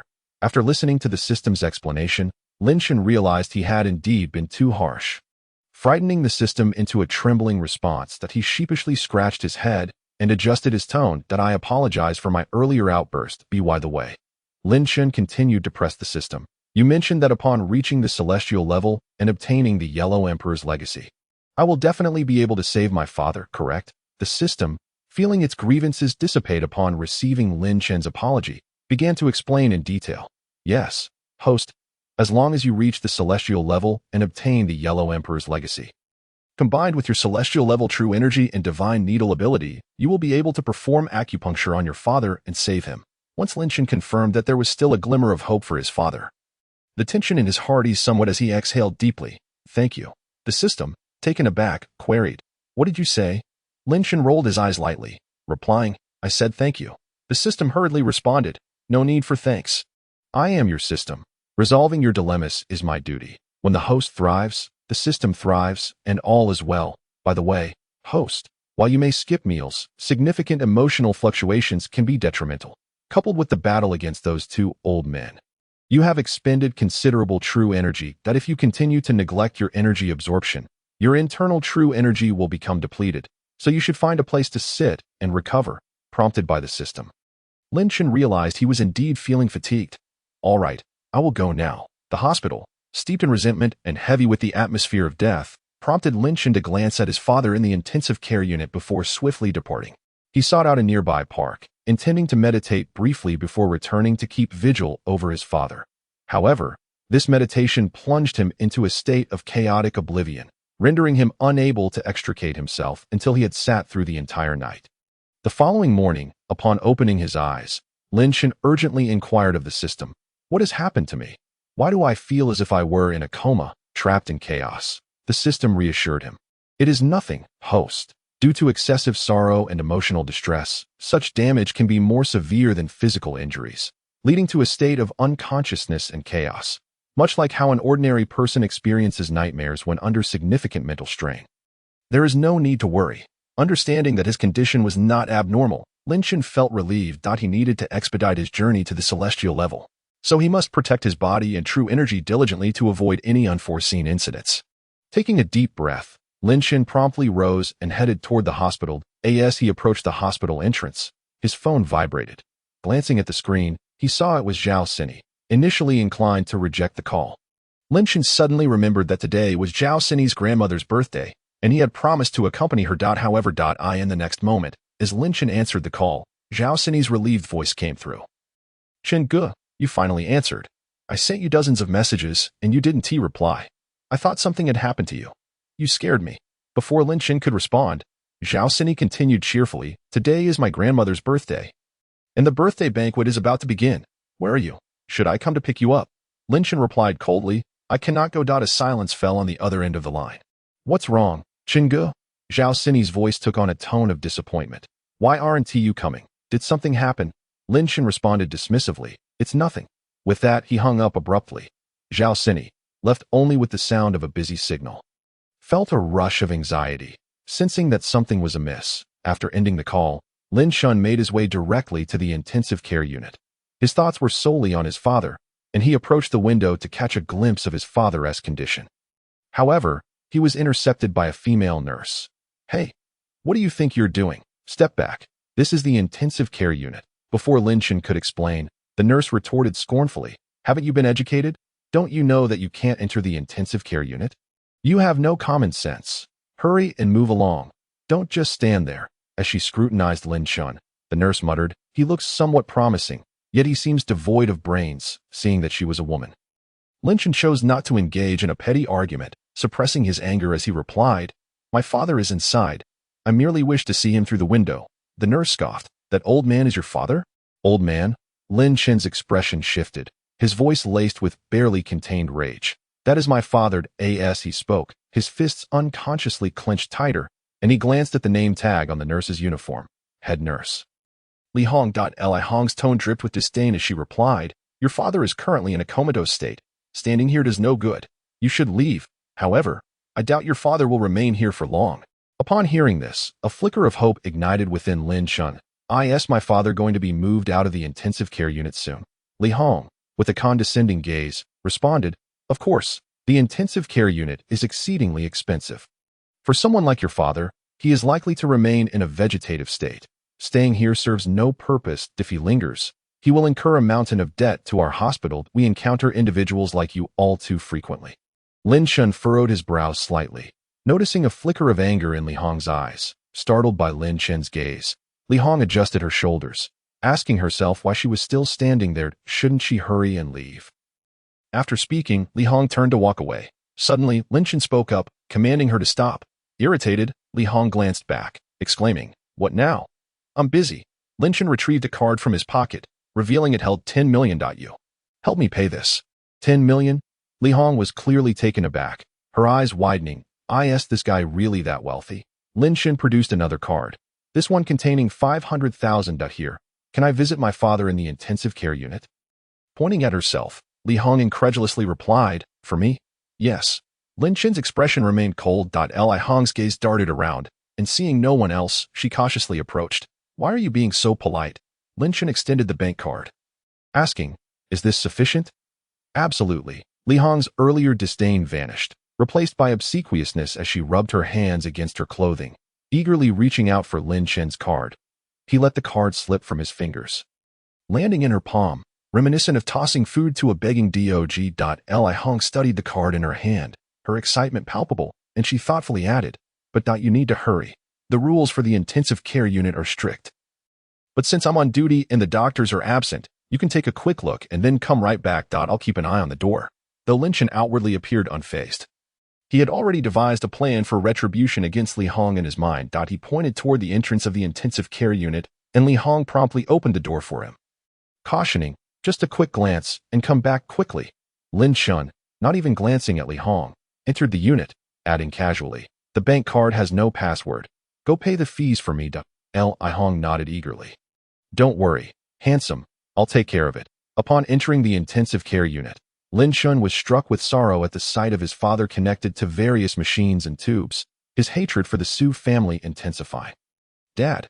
Lin Chun grasped his father's hand, reassuring him, "Rest assured, I will avenge you. Those who look down upon us and insult us will pay double the price." With those words, Lin Chun took out his phone and dialed the hospital's complaint hotline. "Hello, my name is Lin Chun, and I wish to report Nurse Li Hong for accepting bribes and violating regulations." During the call, Lin Chun recounted in detail how Li Hong had accepted money to allow him entry into the intensive care unit.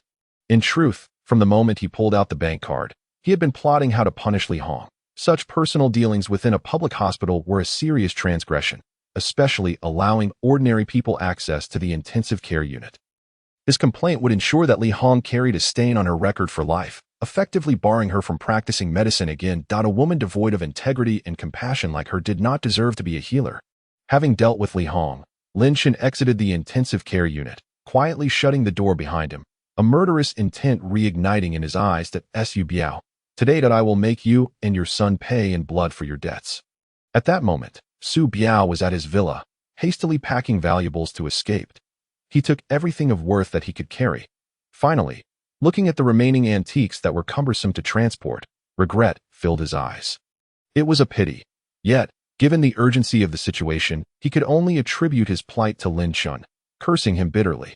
After venting his anger, Su Biao quickly called Su Jiming. When Su Jiming, lying in bed, saw his phone light up, he assumed his father had avenged him and answered eagerly, "Dad, have you dealt with Lin Chun?" I knew my father was the best. Dealing with Lin Chun is as easy as squashing an ant." Su Biao, infuriated by Su Jiming's words, retorted, "Shut up, you brat. Do you have any idea who you've messed with?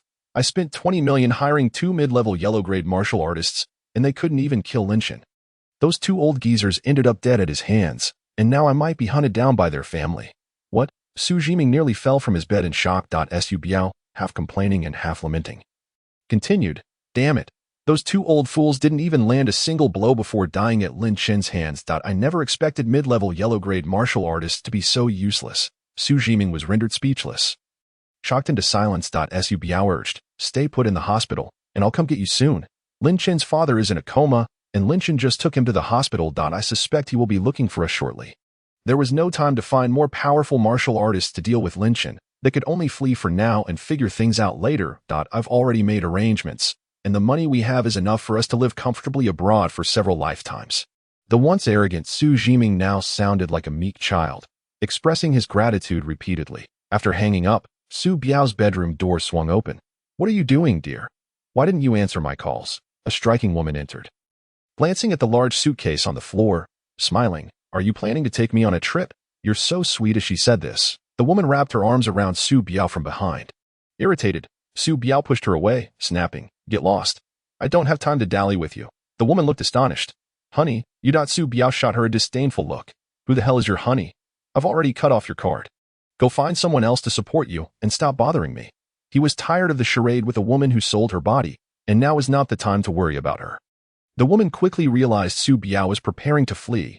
Whoever was making him run was undoubtedly formidable. If they sought revenge and couldn't find Su Biao, she, as his girlfriend, would be in great danger. She immediately stepped in front of Su Biao, grasping his arm, pleading, "Biao Ge, you can't just leave me behind. I've been with you for 2 years. I may not have contributed much, but I've endured hardships with you."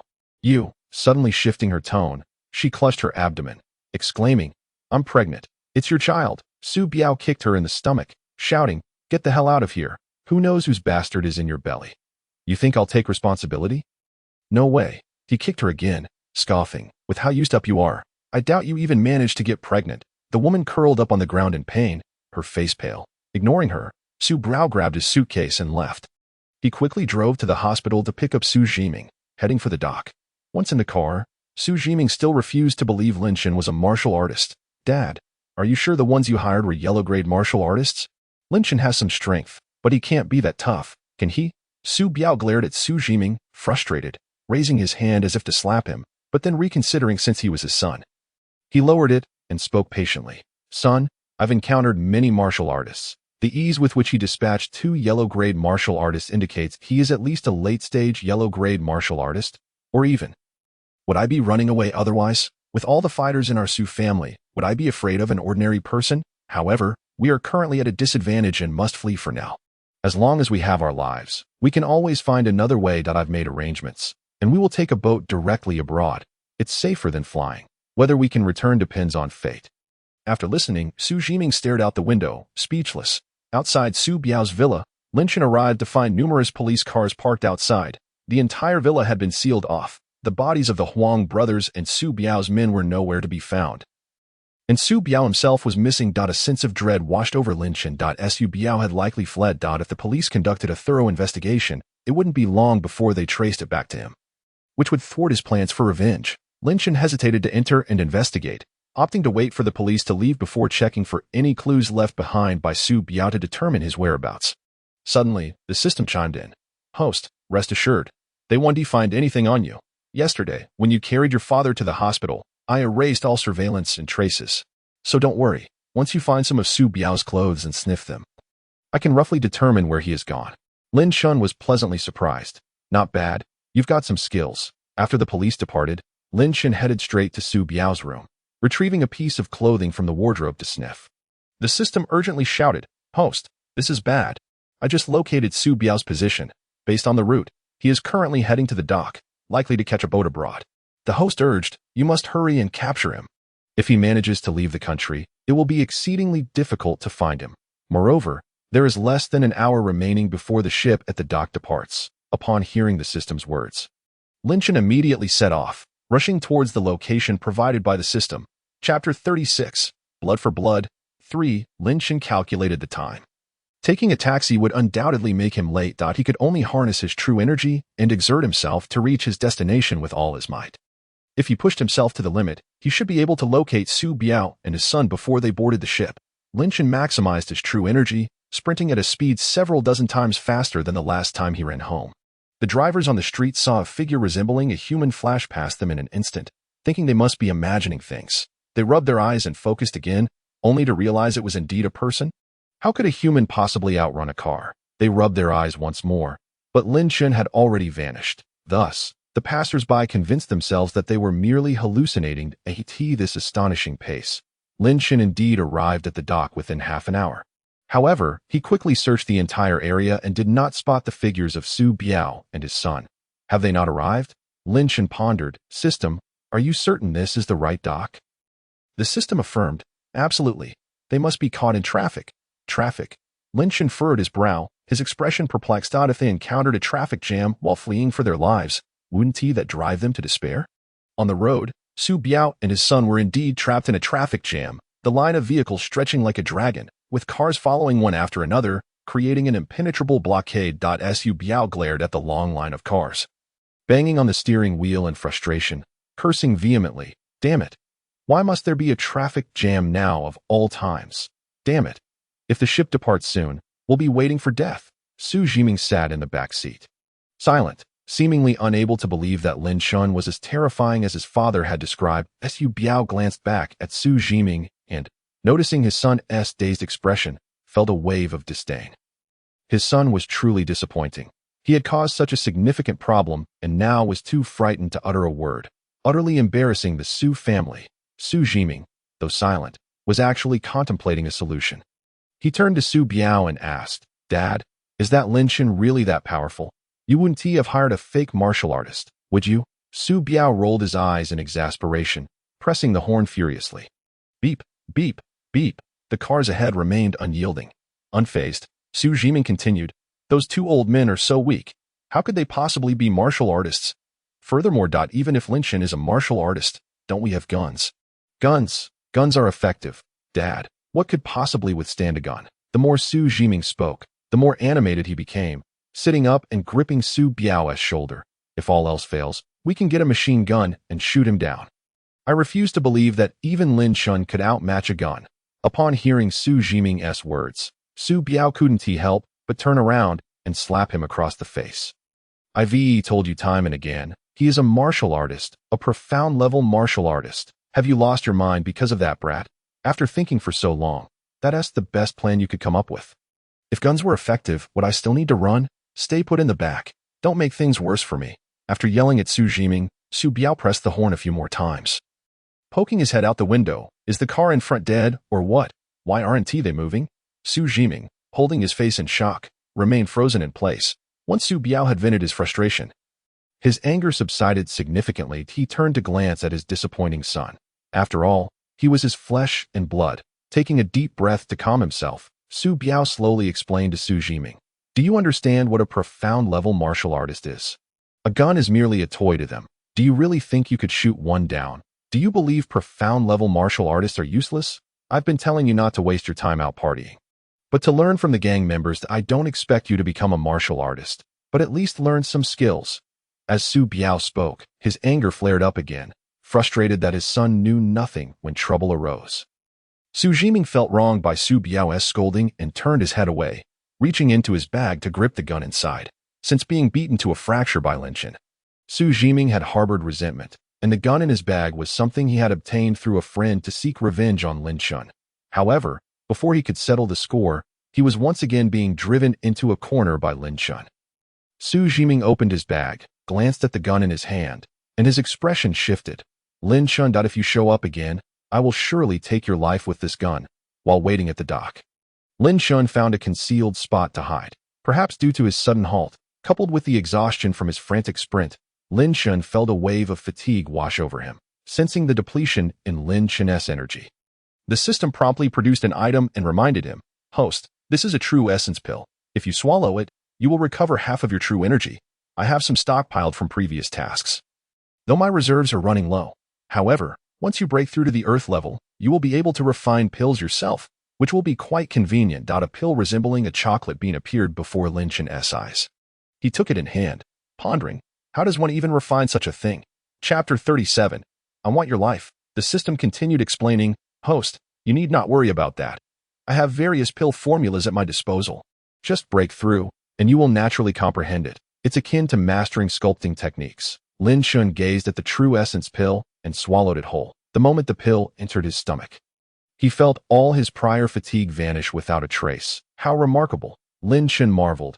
This true essence pill is truly a wondrous item. If, in the future, I can refine pills after breaking through to the earth level, then the true energy within my body would indeed be inexhaustible.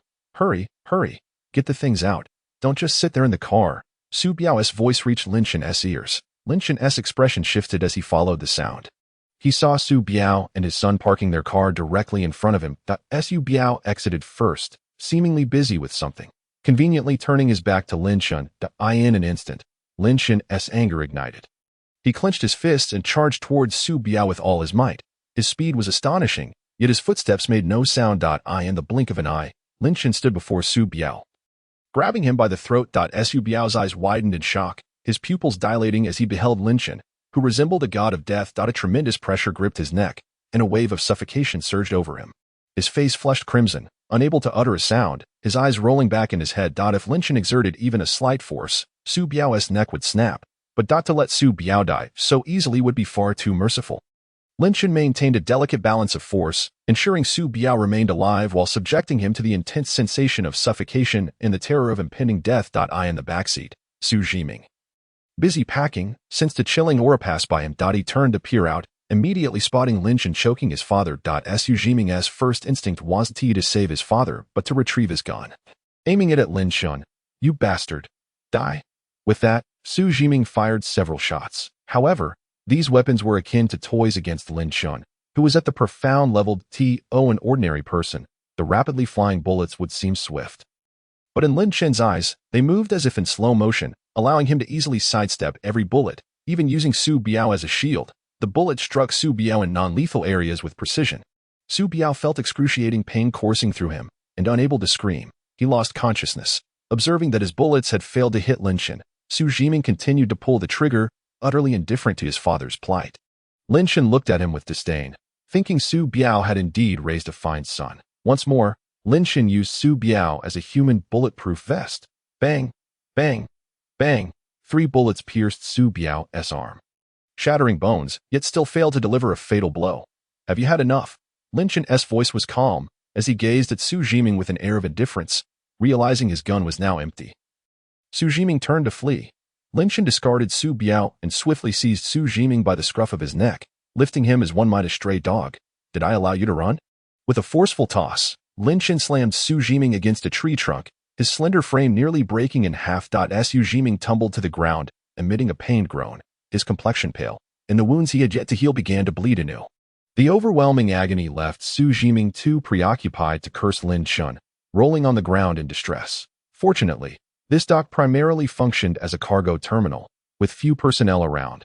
The sounds of gunfire and struggle were largely drowned out by the noise of heavy machinery.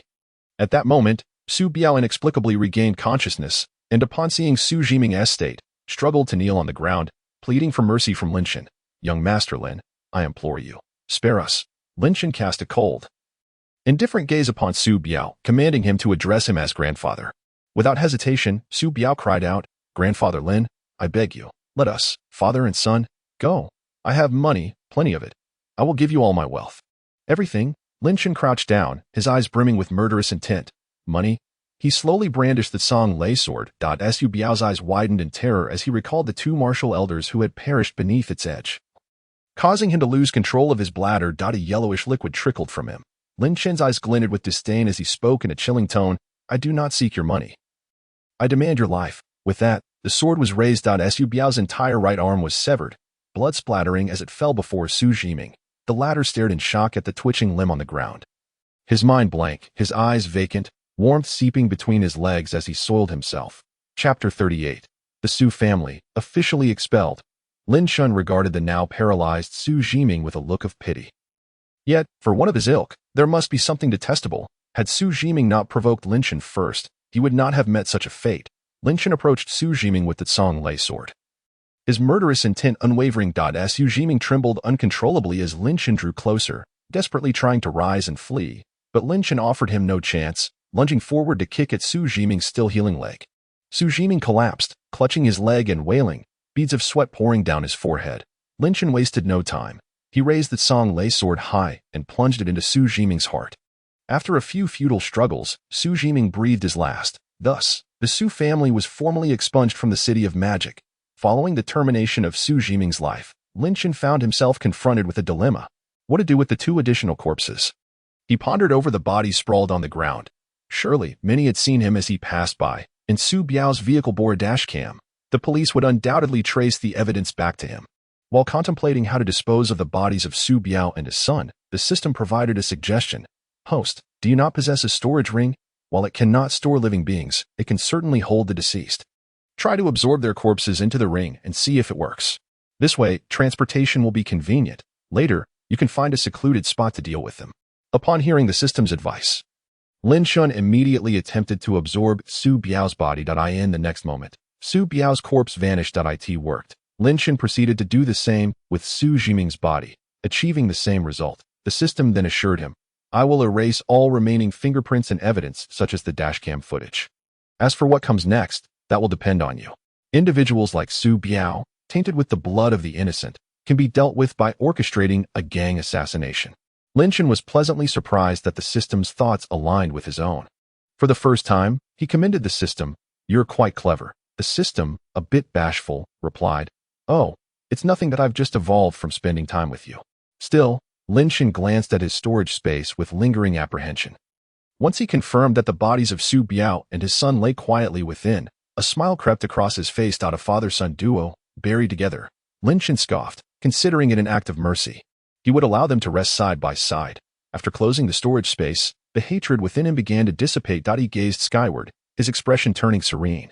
Dad. I avenged you. Lin Shan was eager to return to the hospital and share this news with his father. Shortly after Lin Shan departed, a police car slowly rolled into the dock. A group of workers happened to witness this scene, and one dock worker, astonished, inquired, What are the police doing here? Another worker, speaking in hushed tones, replied, Did you hear? Someone just reported gunshots. Not just one, but several. There were even screams. It was terrifying. A third worker exclaimed, Gunshots in broad daylight. How brazen. Who knows? That the first worker mused. This is a private dock. Bizarre occurrences are not uncommon. Those wealthy individuals collude, profiting like hounds sniffing out opportunities, and they even use this dock for smuggling. These people are untouchable. What crimes won't they commit? The final worker elbowed his companion, whispering urgently, Keep your voice down.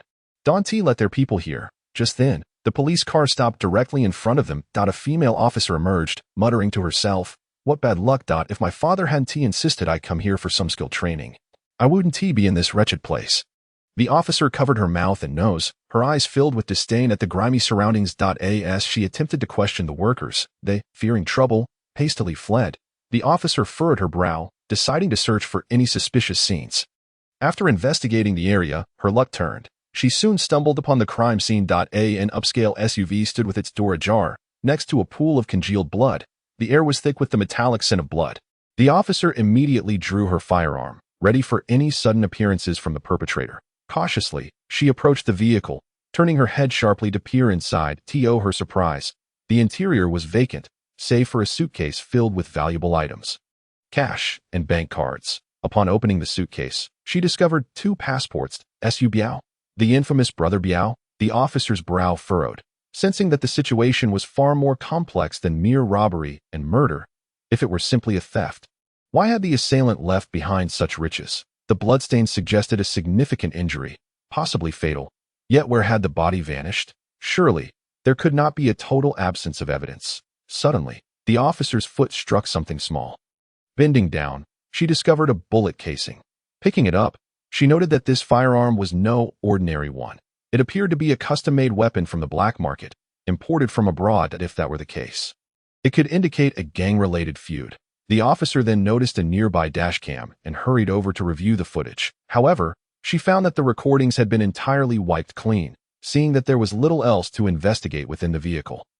She prepared to seek out workers at the dock to inquire if they had seen any suspicious individuals. Just a few steps away, she spotted a worker diligently at his task, approaching him. She displayed her badge. "Hello, I am Officer Zhang Nanxiao from the Magic City Public Security Bureau that we received reports of gunfire. Have you heard or seen anything unusual?" Chapter 39. Your father is no longer here. The timid old security guard had never encountered such a scene. Zhang Nanxiao's imposing presence terrified him into a state of panic. His features contorted in distress, his lips quivering, he pleaded with her. "Officer, I am truly innocent. Since I arrived today, I have been sitting in this surveillance room, only stepping out once for the restroom. I haven't done anything." The old guard slumped in his chair. His conscience cleared. "I am merely a lowly dock security guard, checking for damaged cargo, clearing trash, ensuring stray dogs don't nest here, that I really know nothing else." The fear in his eyes and the desperation in his tone were palpable. "Officer, I am just an ordinary worker, living a simple life, with no friends and certainly no connections to dangerous individuals. How could I possibly have the audacity to shelter a criminal?" After making his case, he pointed to the computer storing the surveillance footage, as well as the monitoring equipment. "You see my age. I'm nearing the end of my days." As he spoke, he removed his cap, revealing his thinning white hair. "Officer, look at my hair. Even if you gave me 10 brains, I couldn't possibly navigate this high-tech equipment." The old guard's voice broke as he began to weep, tears streaming down his face. Perhaps it was the sorrow of his hard life, or perhaps fear of losing his job to the police that caused his tears. Such lower-class individuals lived each day in trepidation. Zhang Nanxiao observed the sobbing old guard, and seeing his age, her heart softened with pity. Zhang Nanxiao cast another scrutinizing glance at the elderly security guard, noting the keychain dangling from his waist, his outdated cloth shoes, and a mobile phone. Her gaze wandered until it landed on the guard's phone resting on a nearby bench. To her astonishment, it was an antiquated model designed for the elderly. It appeared that this old guard truly was as technologically inept as he claimed. Consequently, Zhang Nanxiao dismissed her lingering doubts. However, she still needed to bring the old guard back to the precinct for a statement and to follow proper procedures. She turned to him and said, "Please accompany me to the station." Upon hearing this, the old guard panicked. Mistaking her words for an arrest, he began to stomp his feet in distress, exclaiming, "Officer! Officer! I die!" Observing his sudden anxiety, Zhang Nanxiao quickly clarified, "I only need you to come with me to provide a statement. It's nothing serious, so please don't be alarmed. At your age, getting overly anxious could lead to unfortunate consequences. And that would be my responsibility." With that, she stepped out of the monitoring room. The old guard finally exhaled in relief. After waiting for 2 minutes outside, Zhang Nanxiao grew impatient when the old guard still hadn't emerged. "What are you waiting for? Come on. Do you need me to handcuff you before you'll come along?" It was only after hearing her last remark that the old guard snapped out of his daze, hurriedly locking the door before approaching her. "Officer, I apologize. My hearing isn't what it used to be at my age, and I can be a bit slow. I was just tidying up some things." Seeing the old guard's honest and simple demeanor, Zhang Nanxiao's irritation dissipated significantly, and she refrained from being stern with him as she walked toward the police car. The old guard promptly followed suit. "Please take a seat in the back," she instructed coolly, climbing into the driver's seat herself. The old guard stood hesitantly before the police car, unsure of how to open the door. Noticing his predicament, Zhang Nanxiao shook her head, exited the vehicle, and opened the door for him. "You can't even open the door." Just as the old guard began to respond, Zhang Nanxiao returned to the driver's seat. Her comment having been made more as a passing remark than an inquiry. As soon as the old guard settled into his seat, Zhang Nanxiao pressed the gas pedal, accelerating swiftly out of the dock. Those who had been eavesdropping from behind the cargo containers began to murmur among themselves after witnessing the old guard being taken away. "Oldly seems quite honest. How could he be taken by the police?" One remarked, "Who knows? He might have been hiding something deep down." Another chimed in knowingly. In this society, you can't always trust appearances." A third worker quickly agreed. "Exactly. At first glance, he seems innocent, but upon closer inspection, he appears rather fierce. Perhaps the gunfire we heard earlier was his doing. Otherwise, why would the police take him?" The group continued their speculation for quite some time, their conversation only interrupted by the arrival of their foreman. Or else they might have debated all day and night. Upon returning to the police station, Zhang Nanxiao led the old guard directly to the waiting room. "Please wait here. Someone will come shortly to take your statement." The old guard, however, mistakenly believed Zhang Nanxiao was going to record his statement herself, only to realize it would be someone else. He knew no one at the station. Would someone try to set him up? Zhang Nanxiao paid him no mind. casually exchanging a few words with someone outside before heading to the evidence storage room with a bag containing bullet casings. After completing her tasks, she returned to her office, retrieved her phone, and opened the chat with her father, eager to share her achievements. That a youthful, innocent joy lit up her face, a stark contrast to her earlier aloof demeanor. "Dad, I accomplished a mission all on my own today, proud JPG. Now, tell me, how will you reward your super intelligent daughter?" Zhang Nianqiao stared at her phone screen, waiting for a response, but her father's messages were conspicuously absent. Pouting, she placed her phone face down on the table and turned to her computer, diving into other tasks. After leaving the dock, Lin Chen hurriedly made his way. Chapter 40. The bloodstain at the collar. Upon hearing Li Hong say, "Your father is gone," Lin Chen initially believed his father had truly passed away, causing him to erupt in a frenzy as he sprinted toward the monitoring room. That Li Hong, hiding around a corner, was momentarily pleased to see Lin Chen in such distress. Her own grievances soothed as she left the hospital with satisfaction. Unaware that her thoughtless words had jeopardized her husband and daughter, Lin Chen burst into the monitoring room, only to find his father's bed empty. A sense of foreboding washed over him at that moment. A nurse happened to pass by, and without a second thought, Lin Chen seized her shoulder, demanding, "Where's the patient from that bed? Where has he gone? My dad was fine this morning. How could he suddenly disappear? What have you done with him?" The young nurse, taken aback by his outburst, froze in fear, mistaking him for a mentally unstable patient. "I don't know." Lin Chen, teetering on the edge of losing control, tightened his grip on her arm. "You don't know? That bed. The name is Lin Xuanyi." The nurse's eyes welled with tears as she trembled. Oh, I remember now. Lin Xuanyi was taken away by someone." Lin Chen pressed on. "Who took him? Who was it?" The nurse's tears flowed freely as she replied. "A girl came and took him away. I don't know her, but you can ask the doctor at the front desk who handled the transfer." Without hesitation, Lin Chen headed toward the front desk. The nurse, feeling as though she had narrowly escaped a dire situation, slumped to the ground in exhaustion, fearing she might have to pay for this encounter for the rest of her life. Lin Chen rushed to the front desk, slamming his palm down on the counter, inadvertently leaving an imprint. The nurse on duty, startled by the sudden impact, swallowed nervously. "Do you need something?" Lin Chen's voice was fierce as he demanded. "Who processed the transfer for Lin Xuanyi in the intensive care unit?" The nurse looked up and met Lin Chen's furious gaze. "Please wait a moment. I'll check for you. No need to check." "It was me." A male doctor emerged from the back room. Lin Chen glared at the doctor. "Who authorized you to transfer my father? Did you have my permission?" Though the male doctor was momentarily intimidated by Lin Chen's intensity, he maintained a facade of calm in front of the nurse. "That a girl named Zhao Sini came. She said she was your fiancé.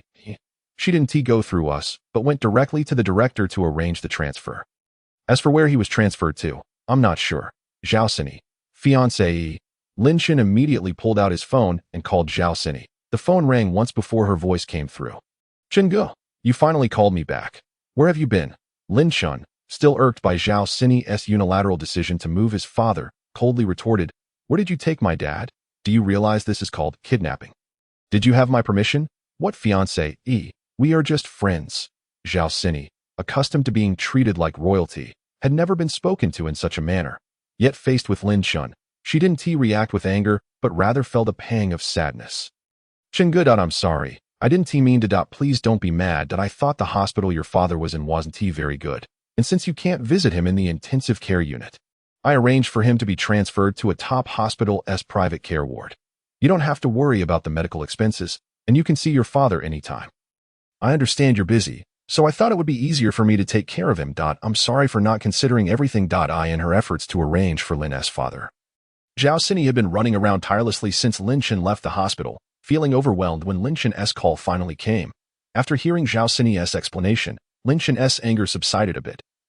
Though he remained displeased and silent, noticing his lack of response, Zhao Sini continued, "Chengge, this hospital has an excellent neurology department. There's a specialist whose appointments are incredibly hard to secure, even with money. You might not get one. I had to pull some strings and ask my grandfather for help to get this appointment. The specialist has already examined your father and developed a rehabilitation plan. How about this? I'll send you the address, and you can come see him. Or, if you prefer, give me your address, and I'll come pick you up." Seeing Zhao Sini's genuine concern for his father and her thorough arrangements, Lin Chen felt it difficult to voice further objections. Taking a deep breath to steady his emotions, he replied. Send me the address. I'll go myself. Zhao Sini felt an immense relief as she noticed Lin Chen's tone had softened considerably. Chen, I've already sent it to you. I'll head downstairs to wait for you, she said. Lin Chen casually responded with a grunt before hanging up the phone, without waiting for Lin Chen to arrive. Zhao Sini descended the stairs and waited at the hospital entrance, anxious that Lin Chen might struggle to find his way. Approximately 15 minutes later, Lin Chen arrived at the hospital's entrance and spotted a familiar figure. Before he could approach, Zhao Sini strode towards him with a radiant smile. Chen, you're here, she exclaimed. Lin Chen smiled back, nodding in acknowledgement. Having dealt with antiques since childhood, Zhao Sini was particularly adept at scrutinizing details. After a mere glance at Lin Chen, she sensed that something was amiss with his demeanor. Her gaze swept over him, and she was struck by a shocking discovery: a small patch of bloodstain on the collar of his shirt. Appearing as if it had been recently smeared, when Zhao Sini arranged for Lin's father to be transferred, she had already investigated the troubling events surrounding him. She was aware that Su Biao had brutally assaulted Lin Chen's father in an act of vengeance against Su Jiming. Furthermore, the Su family's villa was currently deserted, with the police reporting that Su Biao and his son had left their vehicle behind. Zhao Sini, suppressing her worry and fear, suggested, "Let us go upstairs that I'll take you to your father's ward." Lin Chen, too, discerned the unease in Zhao Sini but chose not to question her, wishing to shield her from the grim circumstances surrounding the incident. Feigning ignorance, Zhao Sini led Lin Chen to the intensive care unit where her father was located. Upon entering the room, Lin Chen's shock was palpable. The ward was a private suite, resembling a studio apartment, complete with a living area furnished with a sofa and coffee table. It featured a separate restroom and a shower, while at the far end lay a bedroom for the patient's rest. Securing such a luxurious VIP room in a prominent hospital in the bustling metropolis had required considerable effort on Zhao Sini's part. Yet, at that moment, Lin Chen's primary concern was his father. He made a beeline for the inner room. Upon opening the door, he found his father lying in bed, connected to numerous tubes, yet his heartbeat remained steady. A mix of anguish and relief washed over Lin Chen. Anguish for the suffering his father endured, and relief that he was still alive. Turning to Zhao Sini, he asked, "Sini, could you give me a moment alone with my dad?" Zhao Sini immediately nodded. "Of course, I'll wait outside. The soundproofing here is excellent, so if you need anything, just press that button." After saying this, she stepped out of the room. Lin Chen sat by his father's bedside, grasping his hand, his voice trembling with emotion. "Dad, I've avenged you. Rest assured, I will reach the earthly level soon, and you will awaken, just like before, healthy and well. Our new house is nearly renovated, and once you're better, we can move in together. There are still many wonderful days ahead for you to enjoy. Dad, you must hold on." After speaking with his father, Lin Chen returned to the living area where he found Zhao Sini seated on the sofa, and he felt a surge of gratitude. "Sini, I really appreciate you today for taking care of my dad's transfer to such a nice ward." "Thank you. There's no need for such formality." "Chen, Zhao Sini responded, clearly flustered. "You and I are beyond thanks. Your affairs are my affairs. Your troubles are my troubles." The more she spoke, the more agitated she became. "Your father is like my father." Realizing she had misspoken, Zhao Sini quickly averted her gaze, her cheeks flushing. "I mean, your father is my uncle." Though it was an unintended slip, it was nevertheless a genuine expression of her feelings for Lin Chen. Lin Chen chuckled at Zhao Sini's reaction, a smile playing on his lips to ease her embarrassment. He shifted the topic. "Isn't today your grandmother's birthday? Did helping my dad with the transfer cause you to miss the celebration?" Zhao Sini scratched her cheek. "Not at all. That I had someone deliver the gifts to my grandmother." Noticing a hint of disappointment in her voice, Lin Chen gently inquired, "Is there still time for us to attend your grandmother's birthday party?" A flicker of surprise crossed Zhao Sini's eyes. "Really? You're willing to accompany me to my grandmother's birthday banquet?" Lin Chen smiled and nodded. "Why wouldn't I? Let us go. I'll drive you there." Zhao Sini exclaimed with delight, throwing her arms around him.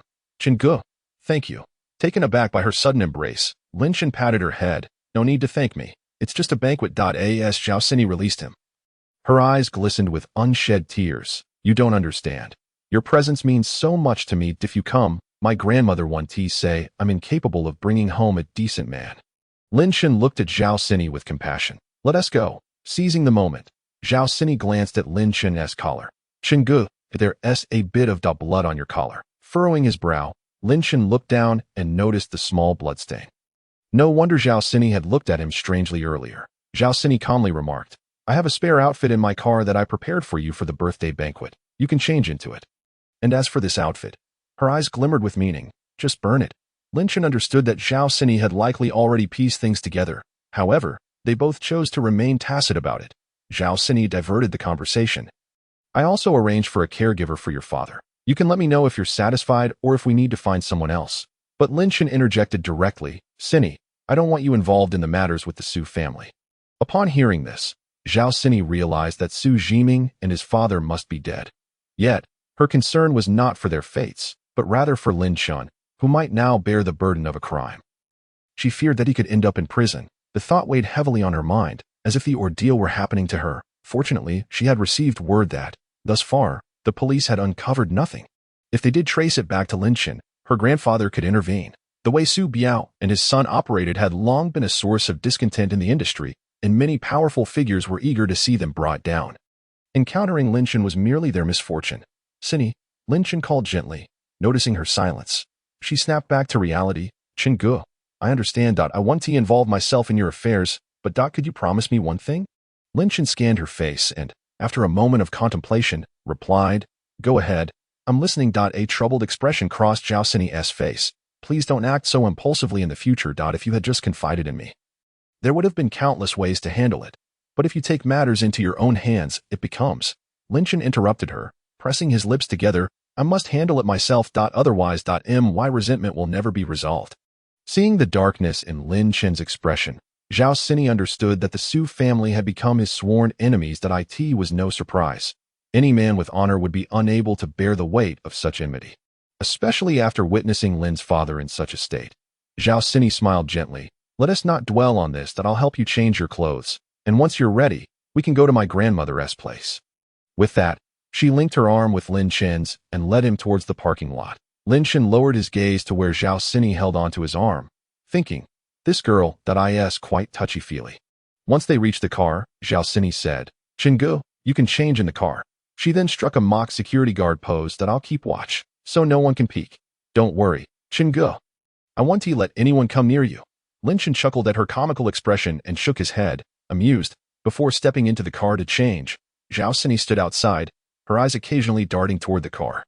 When she inadvertently caught a glimpse of Lin Chen removing his shirt, her gaze became fixated. Though she had seen him in a suit before, it was her first time witnessing him without a shirt. Acting like a giddy girl, she suddenly flung open the car door and exclaimed in surprise, Wow, Chen Ge, I never anticipated that your physique would be so impressive. Those abs, that chest, those lines, truly perfect. As Zhao Sini spoke, she couldn't help but poke Lin Chen's abs a few times with her finger, exclaiming, Wow, they're so bouncy. A flicker of surprise crossed Lin Chen's eyes, and he felt a twinge of embarrassment. Aside from his first love, he had never engaged in such intimate contact with another woman. Moreover, he hadn't expected Zhao Sini to be so bold as to touch him directly. Feeling playful, Lin Chen teasingly asked her, So, how does it feel?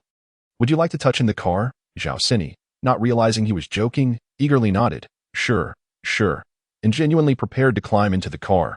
Upon seeing her daring move, Lin Chen panicked and blocked her, exclaiming, Hey, Sini, I was just kidding. Don't mess around. It wouldn't be good if someone saw us. After all, you are the eldest daughter of the Zhao family. If someone captures this and puts it online, it would instantly become trending news. Only then did Zhao Sini realize how bold she had been, her face flushing anew. Chen Ge, that wasn't the real me. I must have been possessed by something. She quickly urged him, Hurry and change. I'll close the door for you. With that, Zhao Sini swiftly shut the door and dashed aside. Lin Chen couldn't help but find her adorable, gazing through the window at her retreating figure. He momentarily thought Zhao Sini was quite a remarkable girl, very suitable. Lin Chen immediately dismissed his own thoughts. What was he thinking? He should focus on his career. Matters of the heart could wait. After changing his clothes, he settled into the driver's seat and called out, Sini, I'm ready. Let's get going. Otherwise, we might be late. Zhao Sini, blushing, took her seat in the passenger side and murmured, Chen Ge, please don't think of me as that kind of girl. I must have been under some influence just now. Yes, Zhao Sini exclaimed, slapping her hand as if affirming her own thoughts. That must be it. Otherwise, how could I have acted like that? Not giving Lin Chen a chance to respond, she urged, All right, let's hurry. Otherwise, we really will be late. Lin Shin smiled quietly, remaining silent as Zhao Sini chattered away like a little bird. Before long, they arrived at the venue for Zhao Sini's grandmother's birthday celebration, Tang Palace. While in the car, Lin Shin was taken aback when Zhao Sini mentioned her grandmother lived at Tang Palace. It was one of the most expensive villas in the city, with only 18 in total. Each worth several small fortunes. A mere bathroom here would be unattainable for an average person, even if they saved for a lifetime. As they parked outside Zhao Sini's grandmother's villa, Lin Shin was struck by the realization that wealth comes in various tiers. Outside the villa, an array of luxury cars was parked: Bugatti, Rolls-Royce, Lamborghini, filling the area as if they were taxis on the street, overwhelming the senses. Various gift boxes were being carried by dedicated staff. He even glimpsed a half-height golden sculpture. It was astonishing that such a wealth of powerful tycoons attended a mere birthday party for an elderly lady, presenting extravagant gifts. This revealed the Zhao family's formidable position in the financial circles of the city. Zhao Sini, a voice called her name, and she turned to see a lavishly dressed woman standing a short distance away. Adorned with American diamonds around her neck, wrists, and ears, she exuded an air of opulence. The woman's appearance bore some resemblance to Zhao Sini, yet her frail frame and overly gaudy makeup gave her a rather sharp demeanor. Clearly older than Zhao Sini, Lin Shin deduced she must be one of Zhao Sini's many sisters. Upon seeing the woman, Zhao Sini's brow furrowed slightly, her eyes reflecting disdain as she quietly introduced her to Lin Shin. "This is my second sister, Zhao Ruerue, from my second uncle's family. That person beside her is her fiancé, Wu Yong." He returned from studying abroad at a prestigious university and is the grandson of a well-known research expert with a family business overseas, so he is quite affluent. He specializes in antiques and ancient texts, and I believe he is also skilled in jade carving. Lin Shin frowned upon hearing this. Even the women in their family sought suitors in the field of antiques. Zhao Sini raised an eyebrow. "Our family's wealth is rooted in the antique industry. We certainly cannot forget our origins. Generations to come must maintain the Zhao family's standing in this realm. The antique industry is a sector that will never collapse. With 5,000 years of Chinese culture, there will always be a piece of the pie, and even during wartime, the status of cultural heritage only rises as long as we hold on to the essence of this industry and secure our leading position. The Zhao family will always have food on the table." Lin Shin chuckled. "Your family will not just have food. It seems you feast on the finest delicacies." At that moment, Lin Shin noticed a detail. The buckle on Zhao Ruerue's high heels had somehow come undone. Annoyed, she shot a glance at her boyfriend. Extending her foot forward, he, startled as if he had seen a ghost, blinked several times before hurriedly crouching down to fasten the buckle. After he secured it, Zhao Rue unceremoniously kicked his foot away without uttering a word of thanks. Their interaction resembled that of a master and servant rather than an affectionate couple, despite being the grandson of a scholarly family. Wu Yong seemed devoid of any scholarly pride. However, Lin Shin quickly understood the dynamics. Marrying into the Zhao family promised immense wealth. What did it matter if one hailed from a scholarly lineage when the allure of wealth was so compelling? By now, the Zhao family's prestige in the antique business had likely waned over generations. Once Zhao Rue's shoe was fastened, she sauntered over to Zhao Sini, her smile devoid of warmth, dripping with sarcasm as she said, "Why are you here? You jinx. Didn't you say you had something to do? For grandmother's birthday banquet, it would be best if you stayed away." Just bow to her from a distance. Lin Shin was taken aback by Zhao Rue's blatant disrespect. After all, they were sisters. Was it appropriate to speak in such a manner at such an event? He glanced at Zhao Sini, who appeared unfazed, clearly accustomed to such treatment. Lin Shin recalled Zhao Sini mentioning that her parents had passed away shortly after her birth, and the rest of the Zhao family, except for the elder Zhao, believed she had cursed her parents to death. Hence, they treated her as a jinx. The entire Zhao family, particularly the younger generation, seemed to ostracize her, even plotting to expel her to secure a larger share of the family fortune. Zhao Sini, despite her sunny disposition, was enduring profound familial wounds. Lin Shin couldn't help but feel a pang of sympathy for her. Before Zhao Sini could respond, Zhao Rue continued, "Since it's so busy today, you might as well help out with the servants. That would be quite helpful. How about this? You can carry in the birthday gift I prepared for grandmother, and I'll give you a little tip. What do you say?" Suppressing her anger, Zhao Sini retorted coldly, "Zhao Rue, grandfather is here today. I believe you wouldn't want him to find out about your loan issues. Would you?" Upon hearing this, Zhao Ruerue's expression darkened, and she hissed through gritted teeth, "You little brat. If you dare tell grandfather a word, I will ruin your face." Lin Chen could no longer hold back. His gaze icy as he addressed Zhao Rui. Miss Zhao, please refrain from speaking too harshly. With your lofty ambitions, you would need a step stool to tear Zhao Sini's face apart if it's that troublesome. Perhaps you should just refrain from showing off. Zhao Sini looked at Lin Chen with gratitude. This was the first time someone, aside from her grandfather, had defended her within the Zhao family, and she felt genuinely touched. Zhao Rui's eyes widened in disbelief. And who might you be? Did I even address you? Zhao Sini stood tall, declaring, he is my boyfriend, Lin Chen. Zhao Rui appraised Lin Chen from head to toe, scoffing, your boyfriend? You think you can find someone decent? Lin Chen smirked, if you can find one, why can't Sini? Zhao Rui, taken aback by such a retort, found herself at a loss for words. Zhao Sini seized the opportunity to take Lin Chen's arm and said, let us go, Chen Gu. We won't waste time with her. Zhao Rui, stung by Lin Chen's mockery, felt her face flush with anger, her hands clenching tightly as she trembled, her chest rising and falling violently. Upon witnessing the scene, Wu Yong embraced Zhao Rui's shoulders and said, Wei, please do not be angry. Zhao Rui glared fiercely at Wu Yong and retorted, get away. You useless man, that wretched girl's boyfriend has humiliated me so. And as my fiancé, you merely stand by and watch. You are nothing more than a dog at my side. If you cannot defend your master, what purpose do you serve? With that, Zhao Rui cast Wu Yong aside and strode towards the villa. Wu Yong remained rooted in place, his gaze fixed upon Zhao Rui's retreating figure, his nails digging painfully into his palm, the echo of her words resonating in his ears. You are nothing more than a dog at my side. Chapter 44. He is my boyfriend. Zhao Sini, accompanied by Lin Chen, made her way into the villa, not forgetting to express her gratitude. Thank you, Chen Gu, for speaking up for me just now. Lin Chen shook his head and replied with a smile. There is no need for thanks. As your boyfriend, this is what I ought to do, is it not?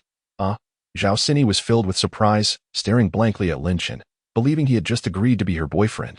However, Lin Chen continued, am I not playing the role of your boyfriend today? Even if only for a day, I must fulfill my duties as a boyfriend. What man would wish for his woman to be bullied by others? His woman? Upon hearing Lin Chen's words, Zhao Sini's gaze fell, a blush creeping onto her cheeks, her heart swelling with joy. She truly wished to be Lin Chen's woman in the future, rather than merely having him as a temporary boyfriend. Just as Zhao Sini pondered how to broach this subject with Lin Chen, an elderly man hurried towards them. Miss, the old man gasped, stopping before Zhao Sini. I am utterly exhausted.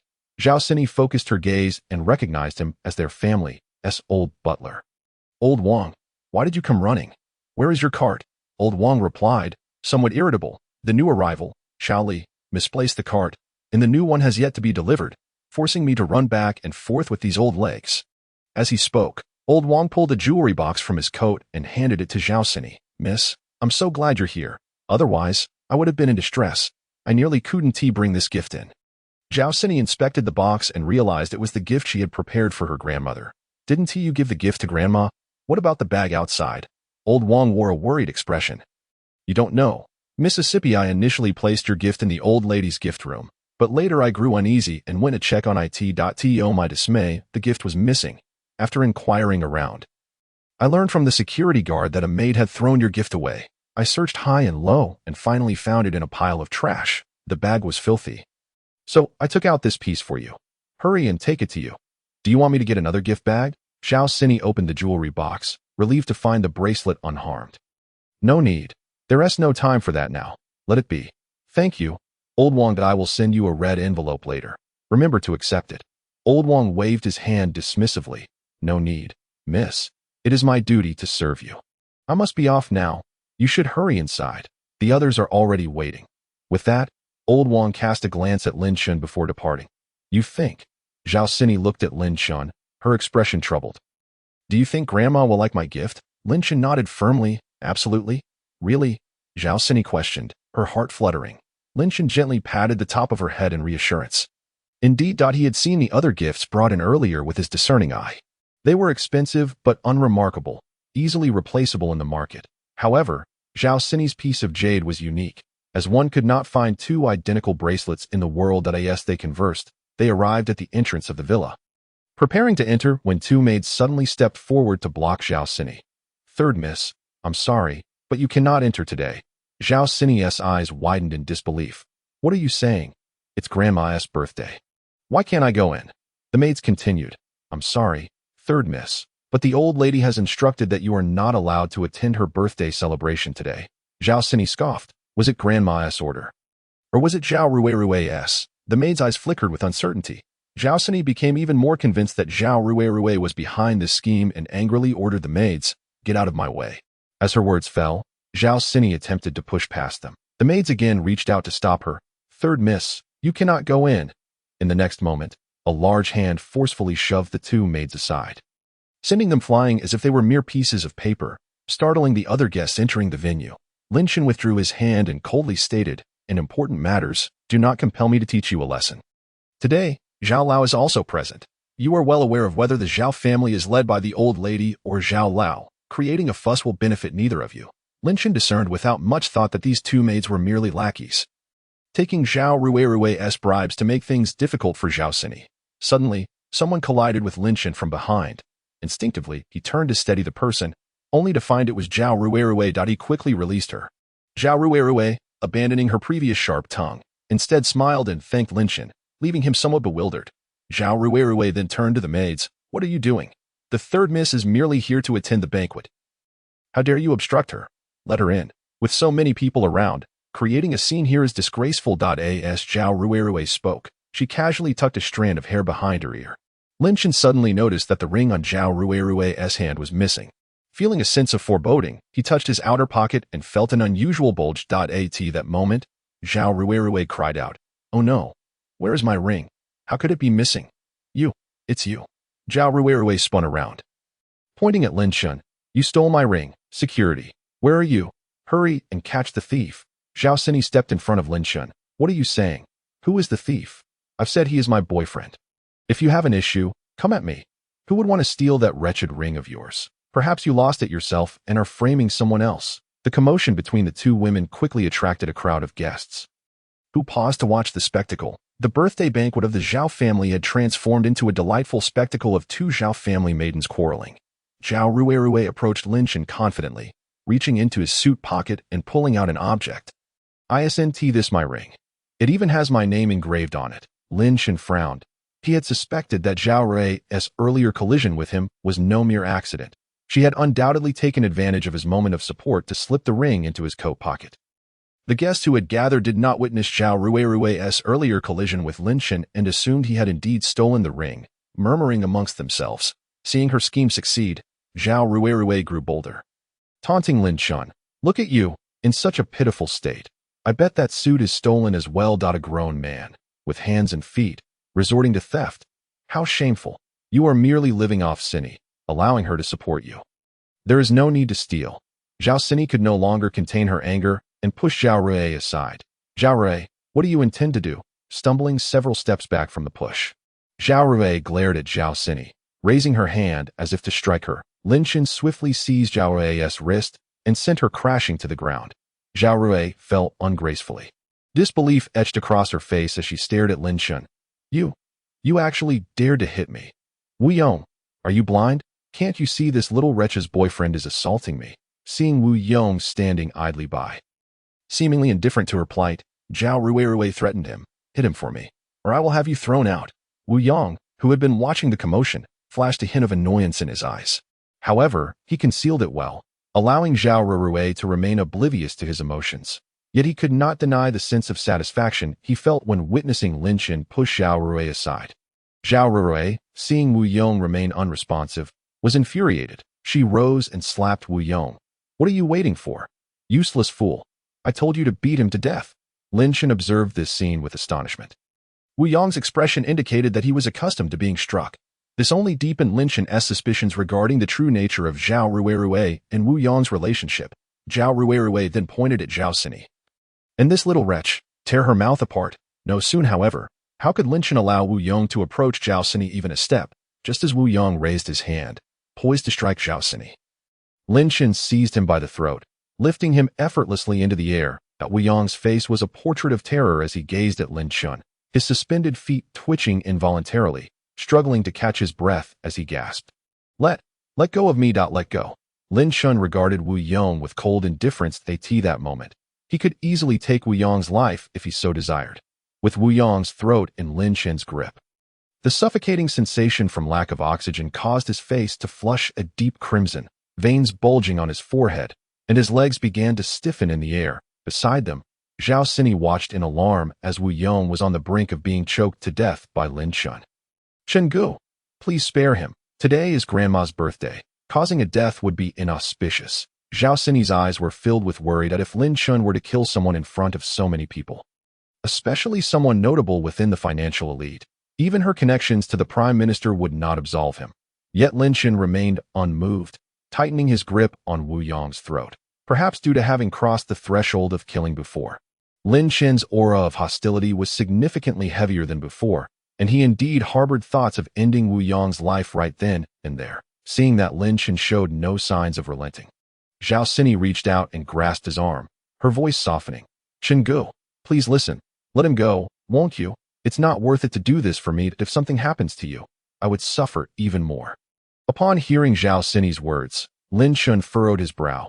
Although his anger had not dissipated, he unceremoniously tossed Wu Yong aside like refuse. After discarding Wu Yong, he casually remarked to Zhao Sini, "For you, it is worth it."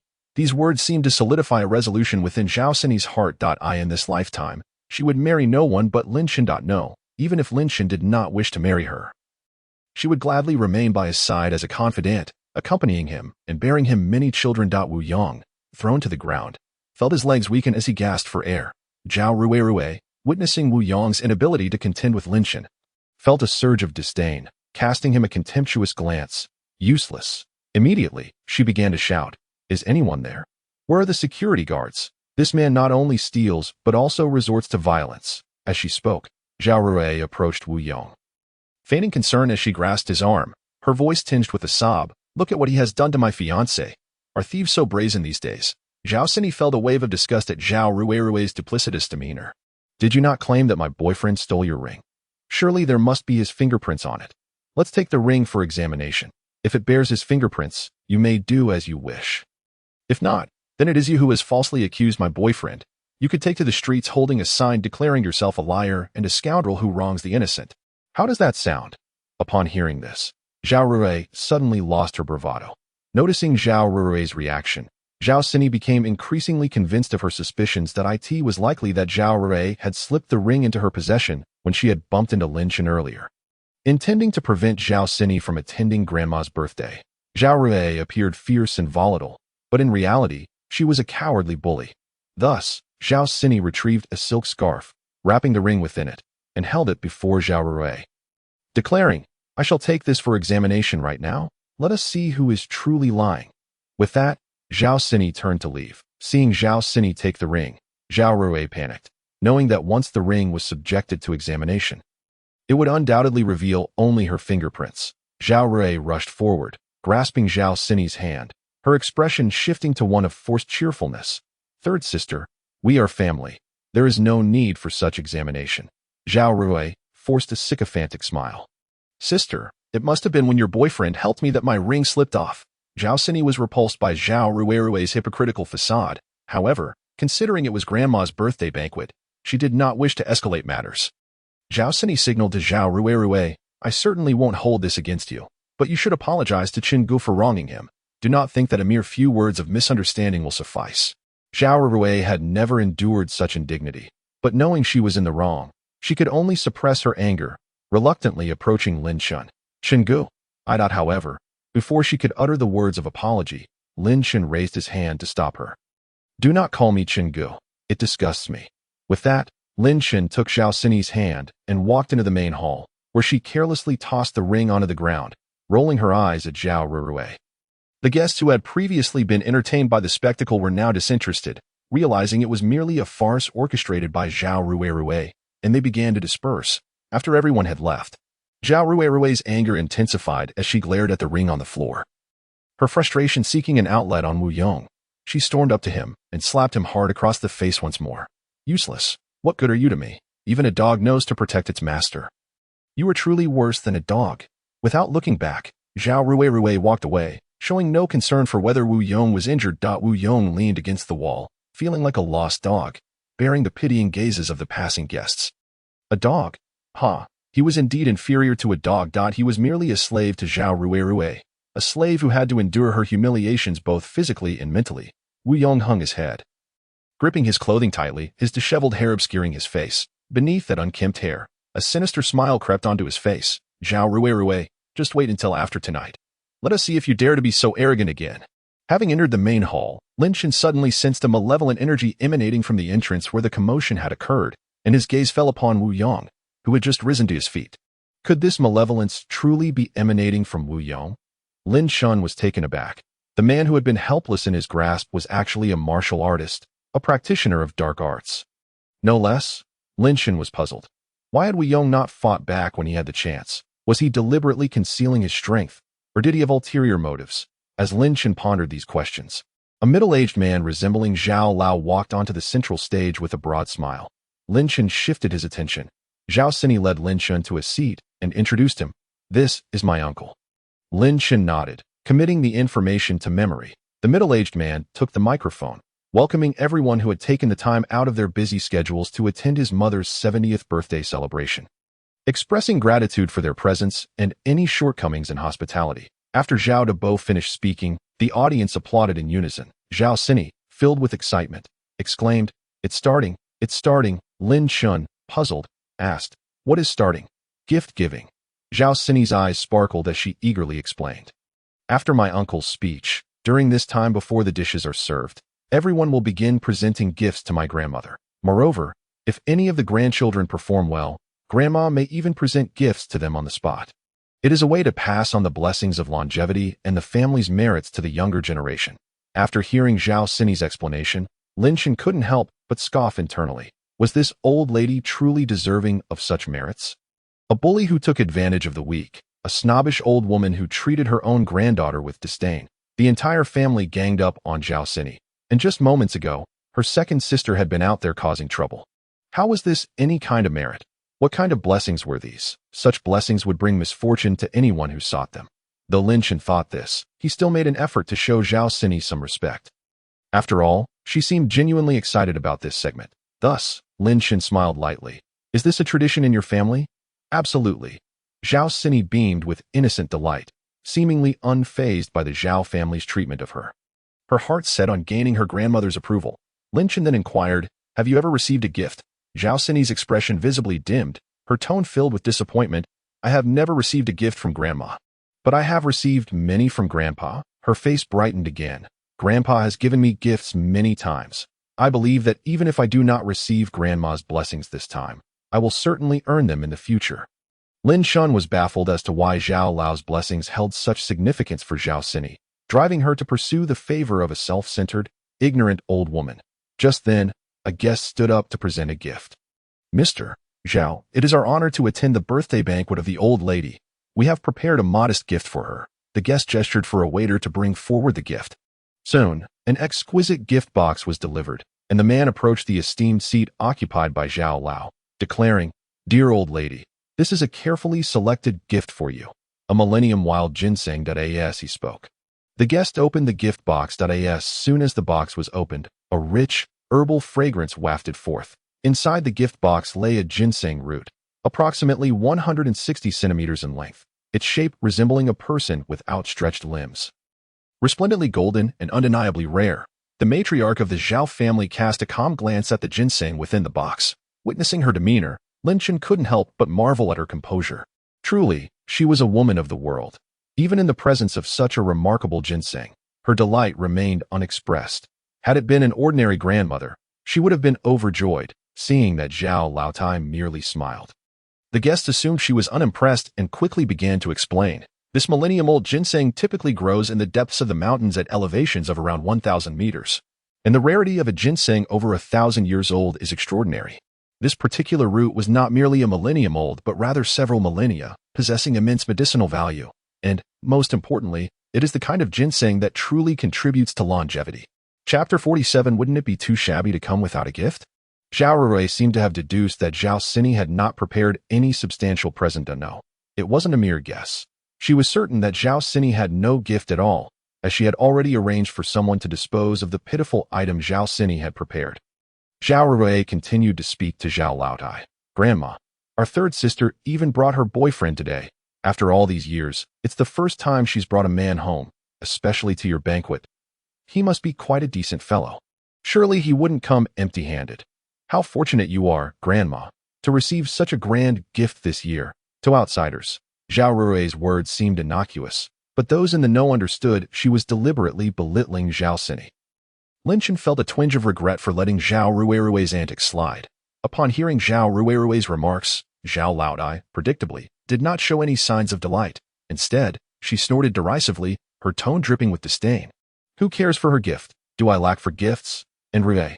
Zhao Laotai held Zhao Rui's hand gently, patting it with a kind demeanor. You shouldn't be so easily swayed. She merely brought a man. What caliber of person could possibly be worthy of being our Zhao family's daughter's boyfriend? I haven't even agreed to that yet. It hardly counts. Zhao Rui was quite pleased with Zhao Laotai's reaction. Feeling everything was under her control, she then turned to Zhao Sini with a smile. Third sister, why don't you come over and sit with us instead of lingering over there? Following Zhao Rui's gaze, Zhao Laodai noticed there was indeed a man beside Zhao Sini. This girl, she truly found herself a boyfriend. Hadn't she always dismissed men? It seemed she was cut from the same cloth as her wretched mother. Speaking of not seeking a husband while, in reality, Zhao Laotai involuntarily let out a cold chuckle. Zhao Sini had not anticipated that Zhao Rui would mention Lin Shun. She had originally intended to make a grand introduction when presenting her gift.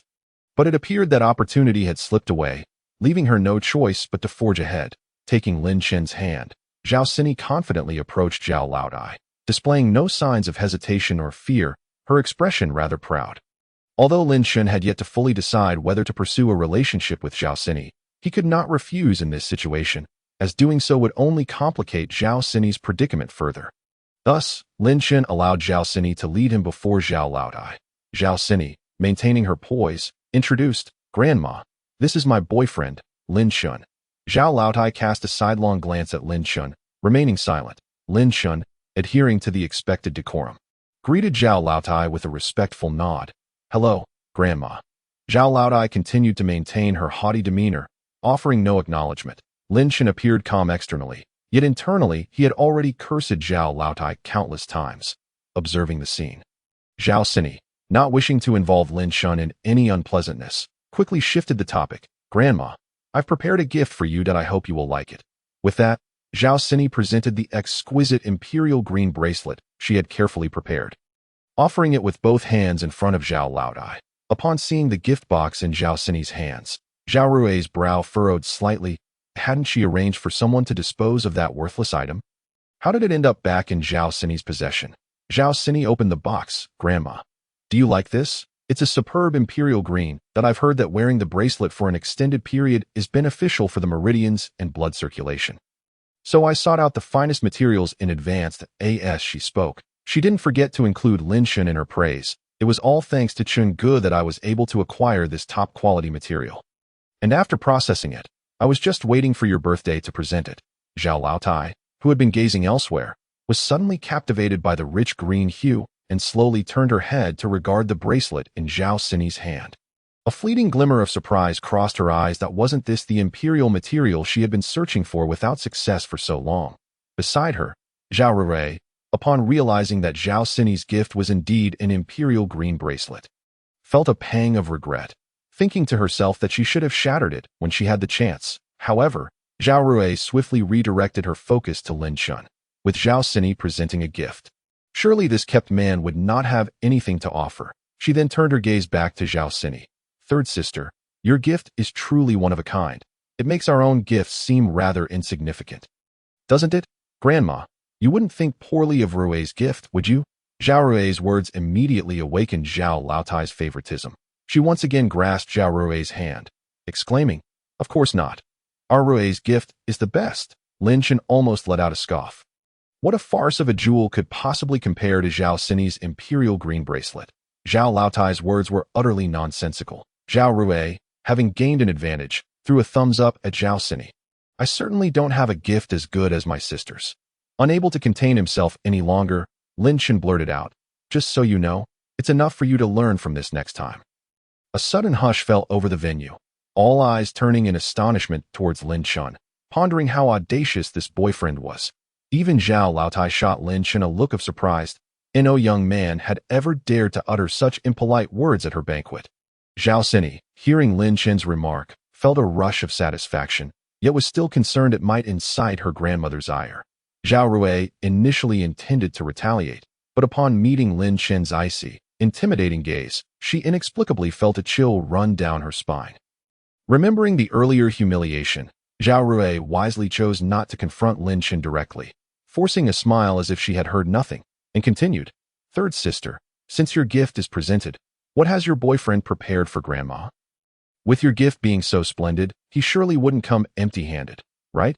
After all, it's his first time meeting our family that I think he must have something particularly wonderful prepared. Why don't we let your boyfriend present his gift first, so we can all have a look?"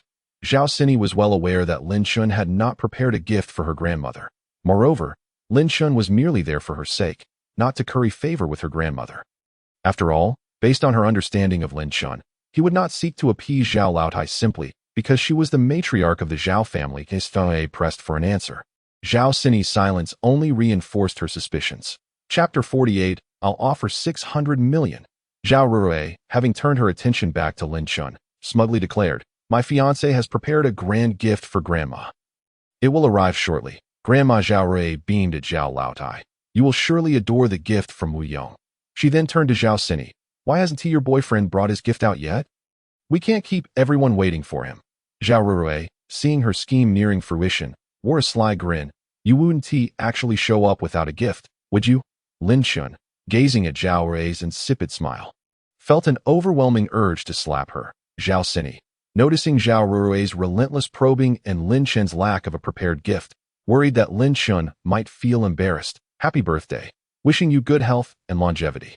Lin Chen offered a few words of well-wishing before casting Zhao Sini a reassuring glance. Zhao Rui, growing impatient, retorted, "What good is just saying that?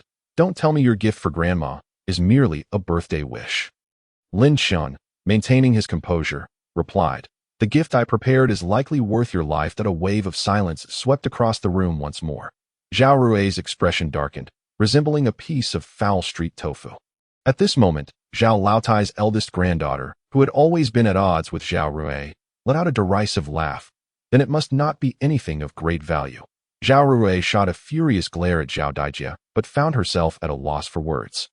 Simmering in frustration, Zhao Sini's eyes were filled with confusion. She had always believed Lin Chen had not prepared a gift, yet, lowering her gaze, Zhao Sini scrutinized Lin Chen. His hands were empty, and she had seen no signs of him acquiring a gift on their way. "So, where was the gift?" Lin Chen remained unfazed. "Allow me a moment to fetch it. I had intended to present it to Grandma at the conclusion of the gathering, which is why I didn't bring it with me." Zhao Sini quickly responded, "That is fine. Go ahead and retrieve it. We will be waiting for you." Lin Chen turned to leave. Zhao Rui glanced at Lin Chen's retreating figure, chuckling derisively. "Fetch, more like buy it on the spot." Seated across from her, Zhao Rui's mother cast a displeased glance at Zhao Rui and said, "All right, say a little less." Having encountered countless people, she sensed that Lin Chen was no ordinary individual. Perhaps he could indeed present something remarkable. If that were the case, it would be Zhao Rui who would be embarrassed, and her disgrace would reflect upon their family. Lin Chen walked to a secluded area, opened his storage ring, and retrieved the longevity pendant he had crafted earlier for his father.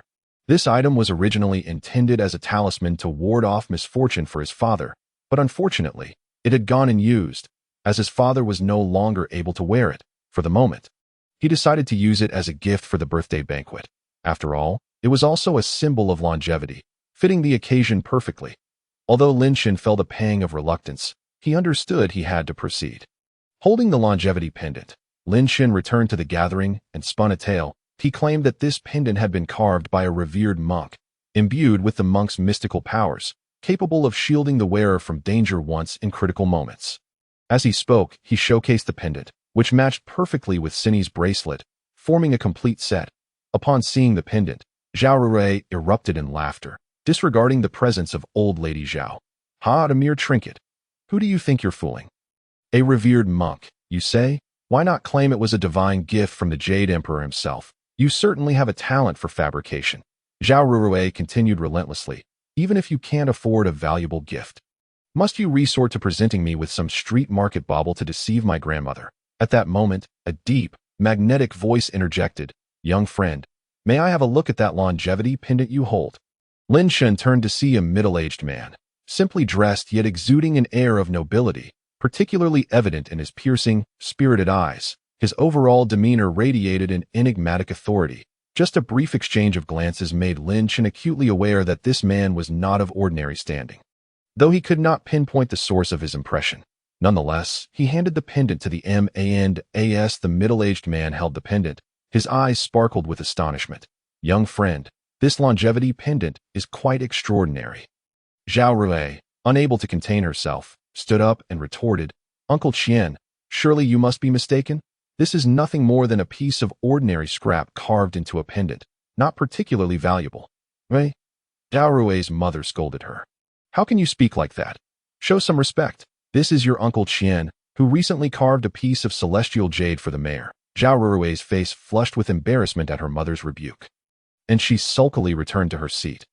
Old Lady Zhao patted Zhao Rui's hand, apologizing to Qian Yonghua. "Please excuse my granddaughter. She speaks her mind without thinking. She is simply worried about me being deceived, which is why she was impolite. That I hope you won't take offense." Qian Yonghua waved his hand dismissively. "It's nothing to an elder. I cannot be angered by the younger generation." Zhao Sini, observing old lady Zhao's favoritism towards Zhao Rui, felt a sense of disappointment. Lin Shen, having heard old lady Zhao's words and glancing at Zhao Sini, felt a pang of sympathy for her. Perhaps he should simply marry Zhao Sini and help her escape such a family situation. Qian Yonghua redirected his attention to the pendant, explaining to the gathering, "You may not know, but this is a genuine Qi jade pendant carved by a practitioner of the mystical arts. During the carving process, their own Qi was infused into it, endowing the pendant with protective qualities against certain dangers. This young man's statement holds merit." Zhao Rui was taken aback, her frustration boiling over. She hadn't anticipated that this so-called freeloader could present such a remarkable gift. Qian Yonghua regarded Lin Shen with admiration. "If the esteemed old madam does not wish to keep it, young friend, might you consider selling it to me? I can offer 600 million. This declaration stunned everyone present once again. 600 million? What is the true value of this item? Yet, upon reflection, they found it reasonable. After all, Lin Shen had claimed that the longevity pendant could potentially save its bearer in dire situations. If that were the case, who would care about the price? It was, after all, a matter of purchasing one's own life. Lin Shen, though astonished that a pendant he had casually carved could fetch such a price, recognized that it had already been given away, primarily for Sini's sake. To retract his statement for the sake of money would diminish his character. Looking at Qian Yonghua, Lin Shen replied, "Uncle Qian, since I have presented this pendant as a gift, it rightfully belongs to Grandma Zhao. That I have no intention of reclaiming it as for how it should be handled.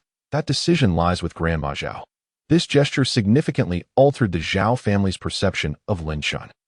Faced with an offer of 600 million, or even higher, Lin Shen's ability to refuse without flinching was a rare quality not possessed by many. Apologies, Uncle Qian, Lin Shen said, turning to old lady Zhao as he presented the longevity gift. Zhao Sini, observing Lin Shen, felt a surge of admiration for him, her esteem for him soaring. Though Qian Yonghua was turned down, he bore no ill will. Rather, he appreciated Lin Shen's integrity. Regardless of wealth, 600 million or more in cash was an enticing prospect for anyone. Yet this young man maintained his principles in the face of such temptation, a commendable trait that a young warrior with such character was even rarer. The quality of the carvings produced by such an outstanding young warrior would undoubtedly be exceptional. Old Lady Zhao, initially indifferent to Lin Shen's longevity pendant, grew intrigued upon hearing Qian Yonghua's praise and his willingness to offer 600 million for it. After all, Qian Yonghua's background was extraordinary. Anything he endorsed was assuredly of high quality. With that in mind, Old Lady Zhao smiled at Qian Yonghua. "Uncle Qian, I would love to part with it for you. But alas, my granddaughter's boyfriend is quite adamant. I cannot disregard my granddaughter's feelings. The gift is something I must accept, is it not? Therefore, I shall not sell this pendant. It is, after all, a birthday gift from my granddaughter's fiancé. It would be wonderful to keep it for myself. If you see anything else you fancy among these gifts," she gestured towards the towering pile behind her, "please feel free to take it without charge." Upon hearing Old Lady Zhao's words, Lin Shen found her insincerity intolerable. Now she wanted to receive gifts, suddenly invoking her granddaughter's feelings. But where had that concern been moments ago? It was nauseating, truly revolting. Seeing that old lady Zhao had made her decision, Qian Yonghua refrained from further comment and simply told Lin Shun, "If you have a chance to carve more of these pendants in the future, do reach out to me." Qian Yonghua raised his hand, and a well-dressed assistant approached, handing Lin Shun a business card. Upon inspection, Lin Shun noted it read, "Qian Yonghua, phone, 136-888." Qian Yonghua looked at Lin Shun, his voice deep and resonant. "Name your price. I will pay whatever you ask." A collective gasp echoed through the crowd. It was likely that only Lin Shun could elicit such a statement from Qian Yonghua. Lin Shun understood the implication of Qian Yonghua's words, maintaining a calm demeanor as he nodded. "Thank you, Uncle Qian. I will certainly contact you in the future." Qian Yonghua patted Lin Shun's shoulder with a benevolent smile. "Young friend, your future is boundless." Qian Yonghua's hand fell upon Lin Shun's shoulder. Lin Shun felt an inexplicable surge of strength, jolting him. Qian Yonghua was indeed a warrior. Why had he not sensed the man's martial energy earlier? Not a trace of it. Qian Yonghua gave Lin Shun a meaningful look before departing. Lin Shun's intuition warned him that Qian Yonghua's capabilities far surpassed his own, possibly even higher than he could imagine. If Qian Yonghua chose not to reveal his power, Lin Shun would remain oblivious to it. This was a being that transcended multiple levels of martial prowess, and Lin Shun even suspected that Qian Yonghua's rank was beyond the highest he had encountered. "Handsome Lin." Suddenly, a man approached, offering a business card. "This is my card. Let us stay in touch." Soon after, another, then a third, fourth, and fifth individual approached, with several wealthy CEOs presenting their cards to Lin Shun. This left him somewhat flustered. Zhao Sini whispered in Lin Shun's ear, "Just accept them. You'll need these connections in the future." Lin Shun felt that these individuals were not solely interested in him. Their attention was largely drawn by Qian Yonghua's stature. That it was evident that Qian Yonghua commanded considerable respect. "Lin Shun, is it?" Old lady Zhao glanced at him, gesturing towards a seat. "Please, take a seat there." Zhao Sini was overjoyed to hear her grandmother invite them to sit at her main table and was about to respond enthusiastically. However, Lin Shun unexpectedly grasped Zhao Sini's hand, saying, "There's no need for that. This place is already crowded, and it would be inconsiderate to others that I will simply return to that previous table. Sini, you can remain here to keep him company." With that, Lin Shun turned to leave. Zhao old lady furrowed her brows slightly, a flicker of displeasure rising in her eyes. How many people yearned to sit at her table?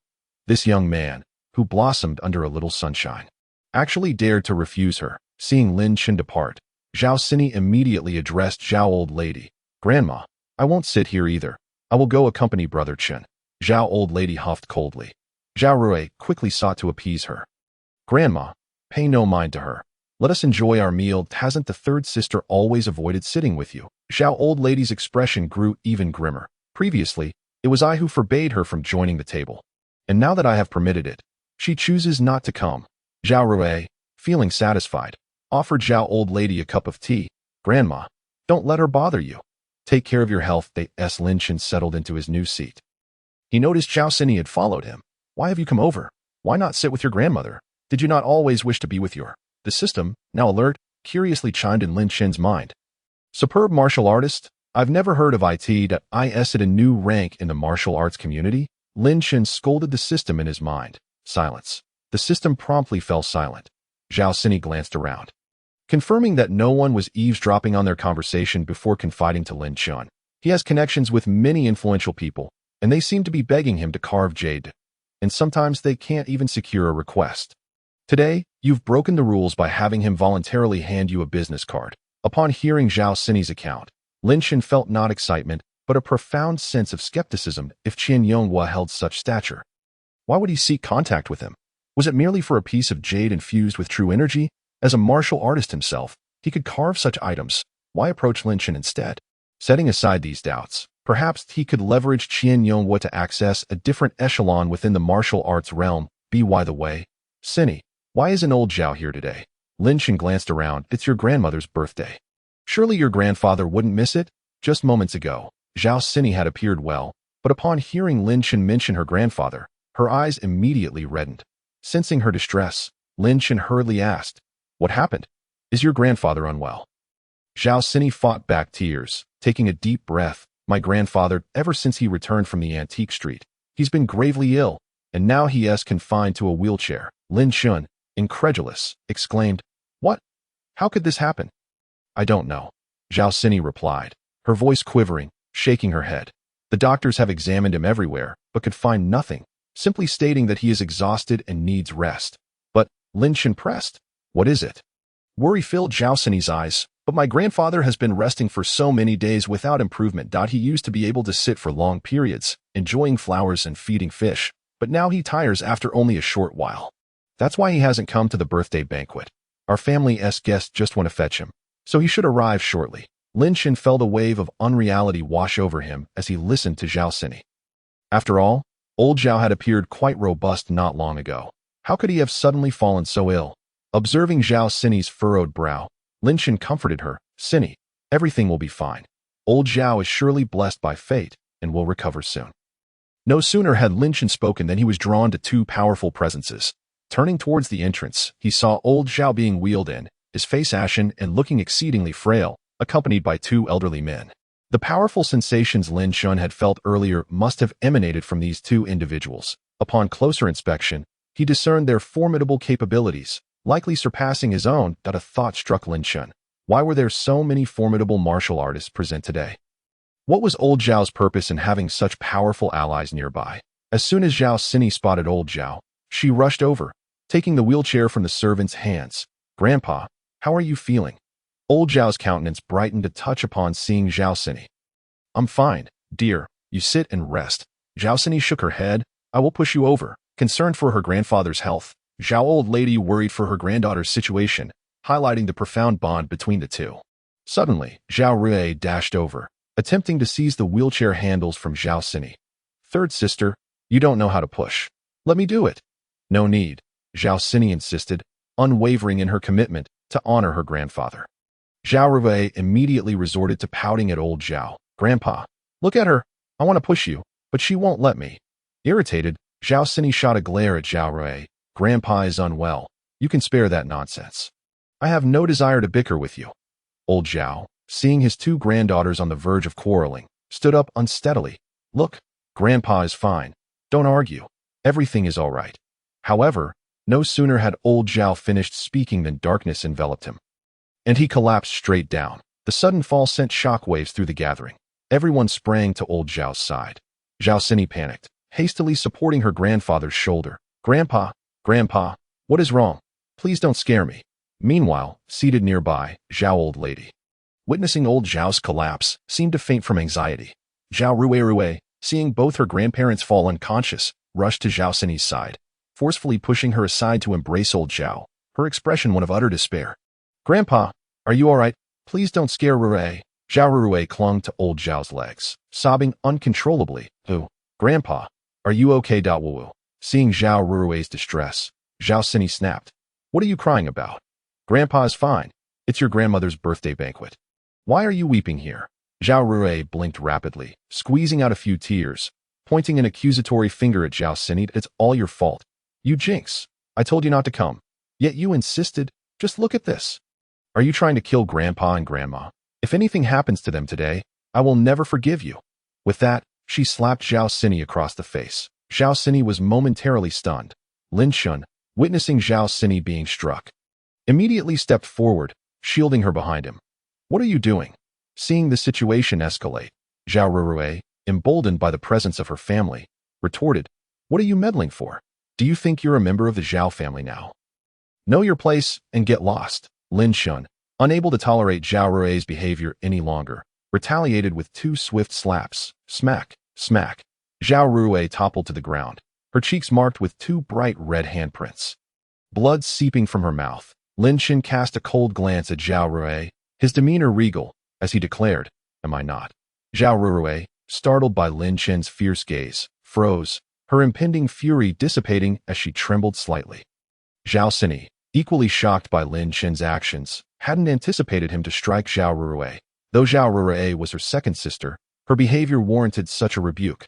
Lin Shin acted in her defense, and Zhao Sini felt no resentment towards him, only apprehension about how her uncle and aunt would react. Wu Yong, witnessing Zhao Rui's humiliation, refrained from intervening immediately, instead lurking in the crowd with a barely perceptible smirk. Moments later, he surged forward, shielding Zhao Rui behind him and shouting at Lin Chen, "What do you think you're doing?"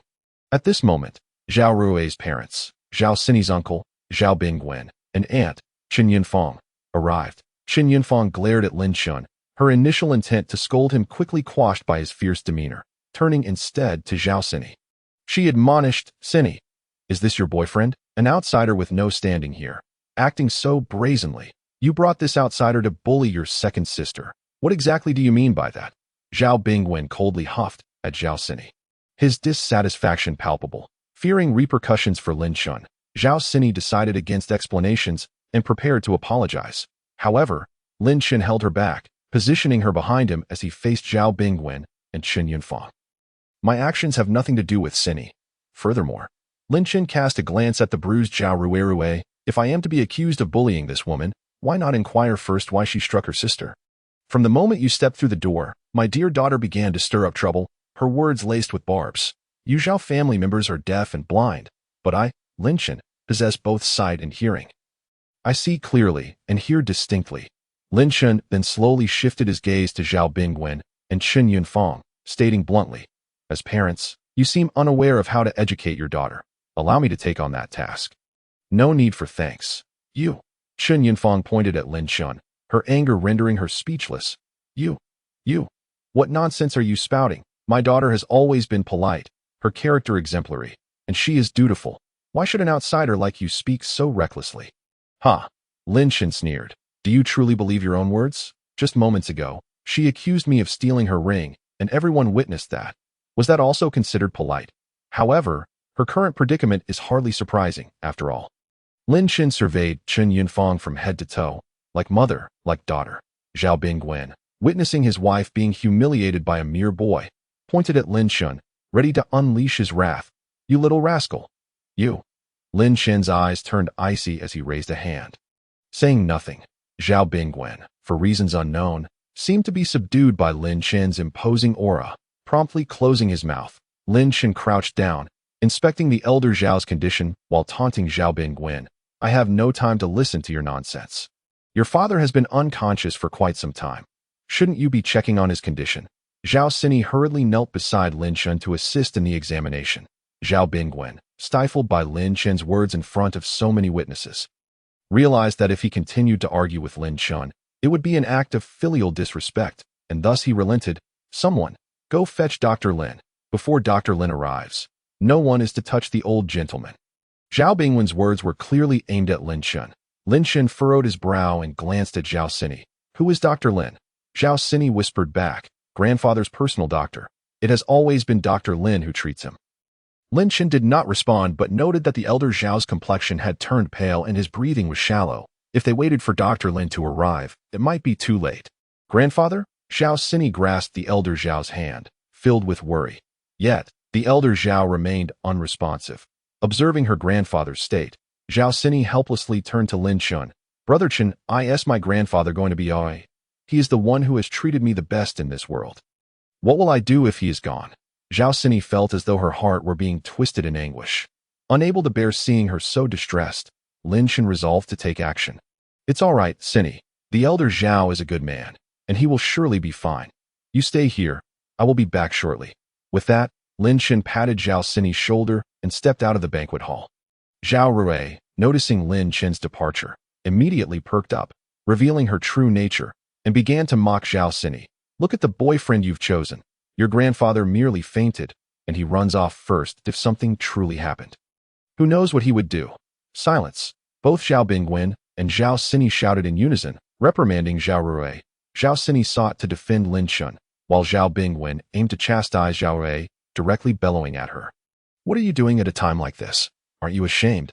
Be quiet and stand still." Though Zhao Bingwen had spoken, Zhao Sini still wished to speak up for Lin Chen. Brother Chen merely stepped out for a moment. "He is not abandoning us, so there is no need for you to cast aspersions." Zhao Rui, taken aback by her father's rebuke, dared not retort against Zhao Sini and could only bite her lip in frustration. Angrily tugging at her dress hem, Wu Yang stepped forward to grasp Zhao Rui's hand, attempting to console her. However, Zhao Rui forcefully shook Wu Yang off, hissing, "Get away. useless thing. Wu Yang's gaze toward Zhao Ruirue grew colder. Lin Shun found a secluded corner outside that he realized he could not save Elder Zhao on his own, as he was not a medical professional. So, Lin Shun called out to the system in his mind. Hey, dear system, is there any way to cure Elder Zhao? He even added a touch of endearment, hoping to flatter the system. Upon hearing Lin Shun's call, the system's voice brimmed with a hint of pride. Host, in a crucial moment, I, your little system, am indeed somewhat useful, right? You called the right one. I just happen to have a longevity pill. It can heal Elder Zhao? Enough, Lin Shun interrupted the system, urging it in his mind. The system explained. The longevity pill is a life-saving medicine for the seriously ill. Once taken, all ailments will vanish, and it can even extend their lifespan by 5 years. Wow, Lin Shun couldn't help but exclaim in astonishment. Is it really that remarkable? With this, I need not fear illness. I can save others and live a long life myself. Wait, Lin Shun suddenly realized and began to interrogate the system. If you possess this longevity pill, why didn't you present it to my father when he needed it? Have you been hiding it? The system replied hastily. That's not it. Host, please don't wrong me. Your father's condition differs from Elder Zhao's. Your father was beaten into a vegetative state, suffering brain damage. The longevity pill would be of no use to him. Whereas Elder Zhao's condition is pathological, spontaneous, resulting from an internal organ issue. Hence the longevity pill is precisely what he needs. I see. After hearing the system's explanation, Lin Shun nodded. So, it only works for spontaneous injuries or illnesses within the body. Exactly. That's why I didn't bring it out for your father. It wouldn't have helped him. Understood. After responding to the system, Lin Shun took the longevity pill and returned to the banquet hall. Upon entering, the Zhao family members, except for Zhao Sini, averted their gazes, disinterested in Lin Shun. After all, he had caused such a scene at their matriarch's birthday celebration. Aside from their disdain for him, they were also envious of Lin Shun for having caught the attention of Qian Yonghua. Lin Shun paid no heed to these Zhao family members, striding directly to Elder Zhao, ready to administer the longevity pill. The two Zhao family guests, quietly guarding Elder Zhao, noticed Lin Shun attempting to feed the elder an unknown substance and assumed he intended to harm him. Thus, they moved to intervene. Stop. Lin Shun felt the sudden pressure from two hostile energies locking onto him, and upon looking up, he saw two fists aimed directly at him. However, as a practitioner of advanced martial arts, Lin Shun was not one to sit idly by. He released his internal energy, breaking free from their grasp, and confronted the two Zhao family guests head on to in an instant. Everyone in the banquet hall stood up. Bewildered by the sight of the three entangled in combat, the two guests were taken aback by Lin Shun's skills, astonished that he was a martial artist capable of matching them blow for blow. Qian Yonghua, watching from the sidelines, regarded Lin Shun with admiration, nodding silently. I did not misjudge him. This young man possesses considerable talent. Upon witnessing Lin Shun engage with their guests, Zhao Sini rushed forward to protect Lin Shun. Uncle Wang, what are you doing? The two guests, seeing Zhao Sini standing in front of Lin Shun, immediately halted, fearing their energy might inadvertently harm her. One of the guests spoke up. Miss, please step aside. You may get hurt. This boy is attempting to feed the elder a dangerous drug he acquired from who knows where. The other guest chimed in. This boy came in targeting the elder, brandishing an unverified pill. How could he not intend to harm him? I believe he was sent by another family to deliberately get close to you, all to conspire against the elder. Zhao Sini noticed the pill in Lin Shun's hand. Although she was uncertain where he had obtained it, she firmly believed he would never harm her grandfather. Therefore, she addressed the two guests. Uncle Wang, Brother Chun has had prior interactions with grandfather. They had pleasant conversations when you were not here. If Brother Chin wished to harm grandfather, he would have acted long ago, not waited until now on our own turf. Brother Chun is here to save grandfather. Rest assured, if anything were to happen to him, I will take full responsibility. Prior interactions, the Zhao family members exchanged glances, puzzled by this revelation. Lin Shun, touched by Zhao Sini's unwavering support, shielded her behind him and raised the longevity pill in his hand. I assure you, once this pill is administered, Elder Zhao will recover immediately. If you do not wish for him to be well, then by all means, continue. You know very well how this conflict would end. From the earlier confrontation, Lin Shun sensed that he could hold his own against these two martial artists. They were not as formidable as he had initially believed. After hearing Zhao Sini's explanation, the two guests acknowledged the validity of her words and, considering that Lin Shun was not easily dealt with, They decided it would be inappropriate to create further chaos at the Zhao family banquet and chose not to intervene any longer. Upon witnessing the situation, Lin Xin promptly administered the medication to old Zhao. However, after several minutes of anxious waiting, there was still no sign of response from old Zhao. Zhao Bingwen narrowed his eyes and immediately confronted Lin Xin. "Did you not claim that this medication would restore my father? Why is there not the slightest reaction from him now? You spoke so highly of this worthless pill from the moment Lin Xin began to speak." Zhao Bingwen had harbored doubts. What efficacy could such a minuscule pill possess? Could it possibly rival the expertise of numerous specialists and advanced medical equipment in a hospital? Staring intently at Lin Xin, Zhao Bingwen warned, "You better pray that nothing happens to the old man after taking your medicine. Otherwise, your entire family won't be able to compensate for the consequences." Upon hearing Zhao Bingwen's threat regarding his family's lives, and recalling his father still lying in the hospital, Lin Chen's anger surged, and he seized Zhao Bingwen by the throat. Zhao Bingwen gasped, unable to breathe, his eyes bulging with terror as he looked at Lin Chen. "Ah!" Zhao Rui and Chen Yufang shrieked in unison, rushing to pry Lin Chen's hands away. "Let go. You must release him." Lin Chen's gaze was icy, his voice low and menacing. "Do you believe that I would not hesitate to take the lives of your entire family right now?"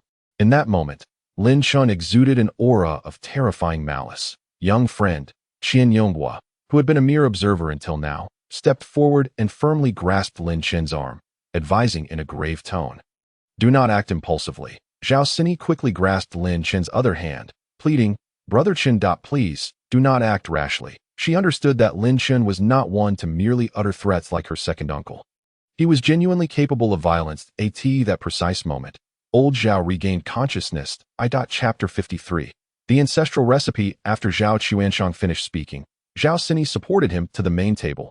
Zhao Bingwen deliberately pulled out a chair for Zhao Chuanshang, saying, "Mother has already been taken to the hospital. There is no need for you to worry."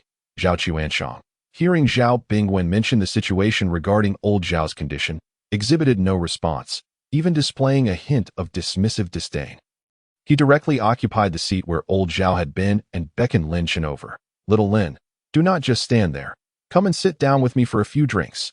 Zhao Sini quickly interjected. "Grandfather, you have just recovered. How can you drink alcohol?" Zhao Chuanshang affectionately patted Zhao Sini's hand, reassuring her, "It is fine. Grandfather feels quite well, so do not fret." Yonghua. Zhao Chuanshang unexpectedly turned his gaze towards Qian Yonghua. "You come over as well." Seeing that Zhao Chuanshang not only wanted Lin Chen to sit at the main table, but also invited Qian Yonghua to join, Zhao Bingwen spoke up. "Father, this is our family's main position.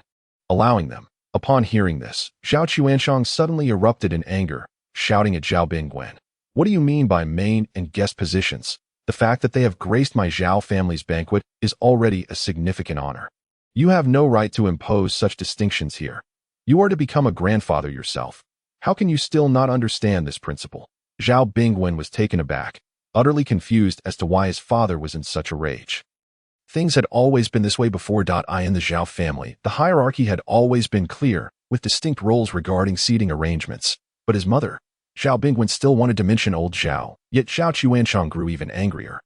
Slamming his hand on the table, "Do not bring up your mother to me." Lin Chen furrowed his brow, sensing that something was amiss. Zhao Sini also noticed and whispered to Lin Chen, "It's strange. Grandfather is not usually like this. He usually defers to grandmother at home. Why is he suddenly so angry today?" After pondering for a moment, Lin Chen questioned Zhao Sini, "Does your grandmother have any underlying health conditions?" Zhao Sini shook her head. "No, she is very healthy normally." Lin Chen was even more puzzled. If old Zhao was usually in good health, then what was happening today? Could it truly be that old Zhao fainting had caused such a surge of emotions? Shouldn't he be concerned about old Zhao instead? Why did old Zhao seem to exhibit such aversion? Meanwhile, Zhao Bingwen, witnessing Zhao Chuanshang's demeanor, dared not utter a word. Qin Yinfang quickly pulled Zhao Bingwen away, attempting to placate Zhao Chuanshang with a smile. "Father, please do not be angry. Bingwen is simply exhausted today and is not thinking clearly. Do not take it to heart." As Qin Yinfang spoke, she pushed Zhao Bingwen aside and beckoned Lin Chen over. "Xiao Chen, come, sit. Sini, come too. Sit here. Brother Yonghua, you should join us as well." Qin Yinfang, adept at navigating social situations, did not forget to address everyone present. "My old man is fine now. Let us all begin dining."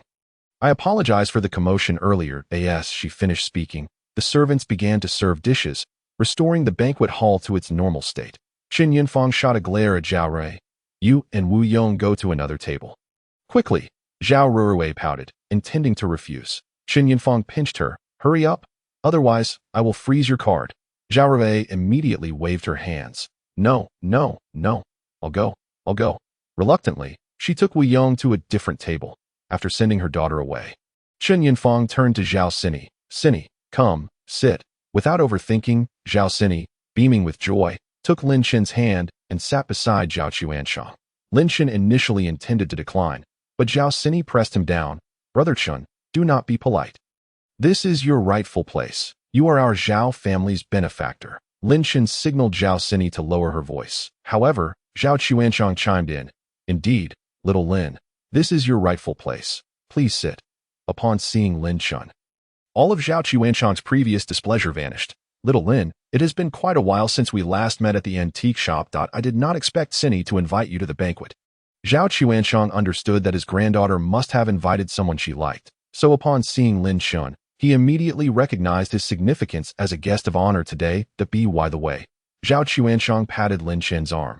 The painting of Tang Bohu you sold me last time has brought me much prestige before those old codgers. They were all envious and clamored to buy it from me, even offering me double the price. Alas, I refused to part with it, leaving them only to stare in frustration. Ha ha ha. Zhao Chuanshang conversed with Lin Chen as if he were his own grandson, exhibiting no formality at the adjacent table. Wu Yong seethed with jealousy, unable to comprehend why Zhao Chuanshang favored Lin Chen so highly while he was treated like a mere dog by Zhao Rui. The continuous comparisons and frustrations began to warp Wu Yong's mind, and his gaze towards Zhao Rui grew increasingly dark, his nails digging deep into his palms. Lin Chen, no longer holding back, casually engaged in conversation with Zhao Chuanshang. Yes, old Zhao, it has indeed been a long time. I was unaware of your illness, and I regret not being able to visit. It was my oversight. Waving his hand dismissively, Zhao Chuanshang replied, Nonsense. Was it not you who saved me today? This single pill you provided is far more effective than 100 visits to the hospital. Ah, that pill is, Zhao Chuanshang inquired, glancing at Lin Chen with curiosity. Where did it come from? How is it so effective? Lin Chen casually responded, It is merely an ancestral recipe. Such an impressive ancestral recipe. Zhao Chuanshang was filled with curiosity. What? Suddenly, Qian Yonghua interrupted Zhao Chuanshang. Ah, old Zhao. Please, do not pry into the origins of someone's ancestral recipe. As he poured a drink for Zhao Chuanshang. His gaze was laden with meaning. Zhao Chuanshang quickly grasped the hint. Oh, I shall not inquire further. Come, Zhao Chuanshang raised his glass. Little Lin, let us drink a few together. Being ill for so long, I have been unable to enjoy a drink, which has left me quite pent up. Zhao Chuanshang then turned to Qian Yonghua. Yonghua, you should join me for a drink as well. Naturally, Qian Yonghua complied, lifting his glass. Chapter 54. Are you trying to kill him? After Zhao Chuanshang finished speaking, he exchanged a knowing glance with Qian Yonghua. Qian Yonghua, understanding the unspoken words, immediately addressed Lin Chen. Young friend, many wish to be acknowledged as our old Zhao's grandson, yet he does not accept any. After all, old Zhao was not lacking in grandchildren. Thus, Qian Yonghua gestured towards Lin Chen. To be recognized as old Zhao's grandson is indeed a blessing. Lin Chen felt overwhelmed that it certainly was a blessing, but that he had not yet fully considered the implications. Just as he was deep in thought, contemplating how to respond, Qian Yonghua continued, Young friend, you should visit old Zhao more often with Sini, treating it as your own home. Lin Chen chuckled awkwardly, unsure of how to respond. If he agreed, it would imply a commitment to becoming a couple with Zhao Sini, even possibly leading to marriage. However, he had yet to inform his father about this matter. And furthermore, his father was still lying in the hospital. How could he, as a son, prioritize his own lifelong affairs? Old Zhao. Lin Chen finally mustered the courage to speak, upon hearing Lin Chen still refer to him as old Zhao. Zhao Chuanshang's brow furrowed. What is it, little Lin? Do you not wish to acknowledge me as your grandfather? Do you not want to visit my home more often with Sini? Lin Chen's expression was one of difficulty.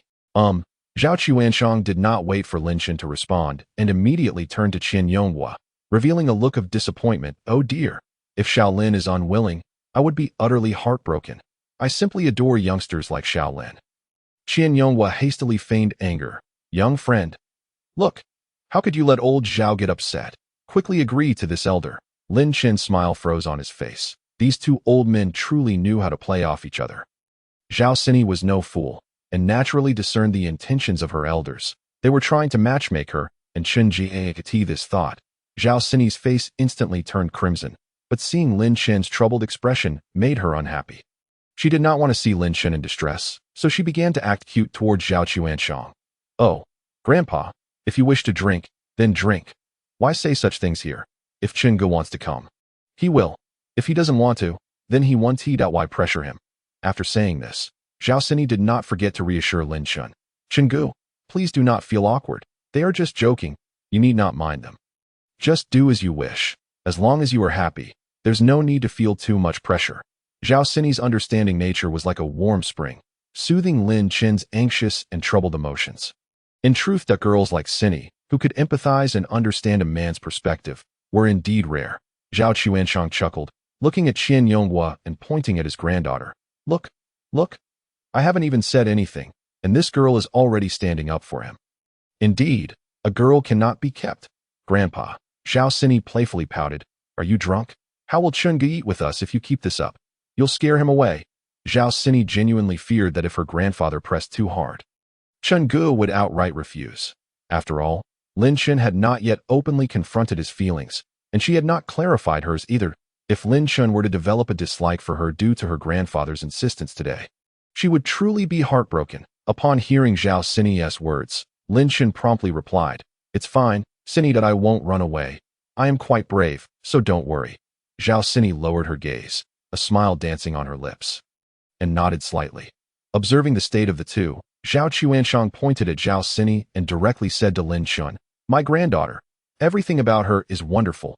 She is beautiful, but she is too kind-hearted and soft, with a bit of stubbornness in her character. Sometimes, she cannot see things clearly and needs a real man to guide her. After Zhao Chuanshang spoke, he looked at Lin Chen earnestly. Xiao Lin, I believe you are a real man. Lin Chen was momentarily taken aback. This was far too sudden. He and Zhao Sini had not even progressed to that stage, and yet, the old man was entrusting her to him. Zhao Sini's face turned even redder as she widened her eyes at Zhao Chuanshang. Grandpa, what are you saying? The other members of the Zhao family at the table were also left dumbfounded. The old man was just handing over Zhao Sini to this young fellow. This was far too casual. However, Zhao Chuanshang understood a principle. In this day and age, good men were rare, and a capable and responsible man like Lin Chen was even rarer. If such a fine man slipped through his granddaughter's fingers, she might lose him to someone else. Therefore, as a grandfather, he must make arrangements for his granddaughter. Under the astonished and expectant gazes of the crowd, Lin Chen finally spoke. Old Zhao, I fear I cannot answer your question so quickly. Zhao Chuanshang's expression fell instantly. Zhao Sini's eyes were filled with disappointment. Lin Chen's face grew solemn. My father is currently lying in the intensive care unit. How can I not inform him about such a significant matter in my life? Upon hearing this, Zhao Chuanshang's face regained its smile. That's fine. Let's wait until your father wakes up, and we can discuss this matter together. Furthermore, Zhao Chuanshang patted Zhao Sini's shoulder. Looking at Lin Chen, my granddaughter may seem anxious and flustered, but she is actually very meticulous. She will undoubtedly take good care of your father. When the time comes, let her look after him. Zhao Sini proudly declared, Grandpa, rest assured, I have already arranged for the best hospital for Chen Ji's father. Ha ha ha. Zhao Chuanshang beamed with joy, nodding, Good, good, good. What a good child. Just then, a commotion erupted at the entrance of the banquet hall. Chuanshang, Chuanshang. Lin Chen looked up. He saw old lady Zhao walking in with the support of servants. Lin Chen furrowed his brows, feeling puzzled. Wasn't old lady Zhao unconscious? From what he understood, a heart attack wouldn't recover this quickly. Could she walk already? Hearing old lady Zhao's voice, Zhao Chuanshang's face, which had been smiling, instantly fell. Lin Chen understood in that moment. Old lady Zhao, supported by the servants, headed straight towards Chapter 55. I advise you not to get involved. Zhao Sini was also startled by her grandfather's demeanor. Usually gentle and refined, he had never displayed such a temper. Lin Chen, witnessing this, further confirmed his suspicions and spoke to Zhao Chuanshang. Old Zhao, my father requires care at home, so I must take my leave. I will visit you again next time. You. Lin Chen deliberately gave Zhao Chuanshang a meaningful look. Please take care of your health. Avoid foods and drinks that are unsuitable for you. After saying this, Lin Shen did not wait for Zhao Chuanshang to respond and rose to leave. Zhao Sini panicked. Hey, Qingge, don't go. We haven't finished eating. Lin Shen shook his head. I want to eat anymore. As an outsider, it is truly inconvenient for me to stay here. With that, Lin Shen turned and walked away without looking back. The matters ahead were too complicated, and he did not wish to get involved, as they were ultimately Zhao family matters. Moreover, he had already advised old Zhao on how to handle things. What to do next was the Zhao family's concern. Zhao Chuanshang glanced at Lin Shen's retreating figure, wanting to say something, but recalling Lin Shen's earlier gaze and words, he held back and simply looked at Zhao Sini. Go. Apologize to Xiao Lin and clarify things. Don't let him think we, the Zhao family, are all muddled-headed. Zhao Chuanshang's words were, in fact, directed at the Zhao family members present. In his view, the collective blood ties at this table did not compare to half of Lin Shen. Zhao Sini, naturally eager to please, immediately ran after Lin Shen. After Zhao Sini left, Zhao Chuanshang turned to Su Rongxia. Can we still continue this feast? Qingge, don't walk so fast. Zhao Sini hurriedly called out as she quickened her pace to catch up with Lin Shen's retreating figure. However, Lin Shen was already quite far ahead and did not turn back. Qingge. Seeing that she was too slow to catch up, Zhao Sini quickly slipped off her high heels and ran after him. Qingge. Zhao Sini grabbed Lin Shen's arm. Qingge, why are you walking so fast? You don't wait for me. If someone didn't know better, they'd think you were flying. Lin Shen turned around and noticed Zhao Sini barefoot. He immediately picked her up. Why are you walking barefoot? Zhao Sini was startled by the sudden embrace, a mix of surprise and joy. I thought I was just worried you'd be angry, so I wanted to catch up quickly. Lin Shen carried Zhao Sini to a seat on the lawn and gently set her down. How could I be angry at you? I just don't want to get involved in what comes next. After saying this, Lin Shen added, I advise you not to get involved either. Zhao Sini was puzzled by Lin Shen's words and did not understand what he meant. She looked at him, pressing for clarification. What comes next? What are you talking about? Lin Shen glanced towards the banquet hall. I suspect your grandfather's illness is related to your grandmother. Zhao Sini was stunned upon hearing this. Qingge, are you joking? Grandma is usually very good to Grandpa. She personally arranges everything for him, his food, clothing, shelter, and daily needs. How could she possibly harm him? Moreover, they have been together for so many years, to put it bluntly. If she wanted to harm him, she would have done so long ago. Why wait until now? Lin Shen smiled but remained silent. He knew Zhao Sini would not believe it, which was why he refrained from stating his suspicions during the banquet. After all, the banquet was filled with Zhao family members, and as an outsider, openly expressing such speculations could provoke the Zhao family, leading to all sorts of trouble. Seeing Lin Shen silent, Zhao Sini noticed that he did not seem to be making a casual guess and pressed on. Qingge, why do you think so? Did you discover some evidence? Lin Shen placed Zhao Sini's high heels beside her feet. Sini, do you remember when I asked you if your grandmother was usually quite healthy? Zhao Sini nodded. I remember. Lin Shen continued. Since your grandmother is in good health, seeing your grandfather faint, she also fainted. It must have been a sudden illness, likely due to a surge of emotions. This sudden and intense distress. At her age, it would be implausible for her to recover so easily. The mere notion that she could stand and walk unaided to return and participate in the banquet is simply unfathomable. Zhao Sini pondered the deeper implications of this. Your insinuation is, Lin Shen promptly articulated the conclusion that formed in his mind. Your grandmother is fainting. Zhao Sini furrowed her brow, her gaze flickering, her heart unsettled. But why would she pretend to faint? Lin Shen replied with a smile. Naturally, it is to evade certain matters, or perhaps to concoct a scene of profound affection to deflect suspicion. Have you considered why your grandfather suddenly fell gravely ill? The sickness appeared without warning. Lin Shen sighed. Logically, your grandfather has a dedicated medical team, and with the Zhao family's resources, the specialists must surely be top-tier doctors. Yet, why have they been unable to discern the cause of your grandfather's ailment? Moreover, their treatments seem to exacerbate his condition, showing no signs of improvement. Lin Shen glanced at Zhao Sini. You mentioned earlier that your grandmother oversees every aspect of your grandfather's daily life. Thus, if any issues arise in these areas, the most likely suspect is indeed your grandmother. Additionally, Lin Shen turned his gaze toward the banquet hall. Your grandfather has never allowed guests to accompany him on his outings. Has he? Zhao Sini nodded in agreement. Indeed, the guests were merely invited to the estate and seldom made appearances. Previously, her grandfather would only take the driver and bodyguards with him, rarely involving guests, but today. I also find it peculiar that he would permit 2 guests to remain by his side.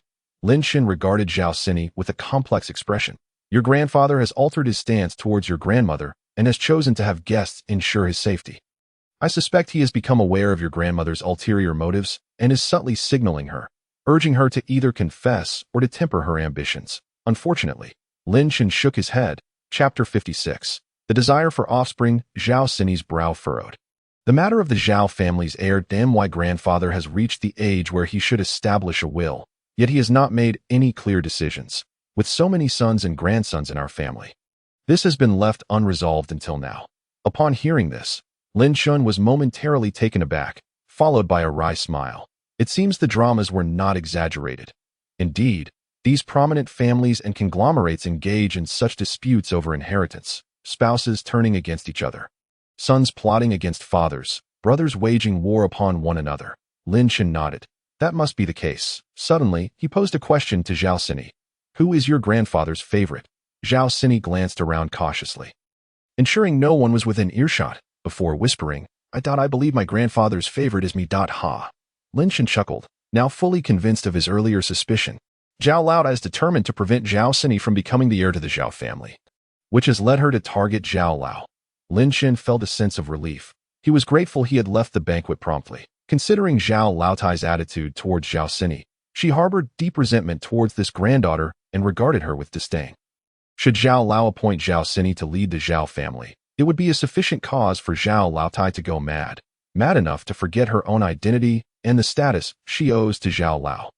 Audacious enough to resort to poison against her own husband. After all, without Zhao Lao's backing, Zhao Sini holds no standing in the Zhao family. A solitary girl could be easily dismissed when Zhao Lao passes.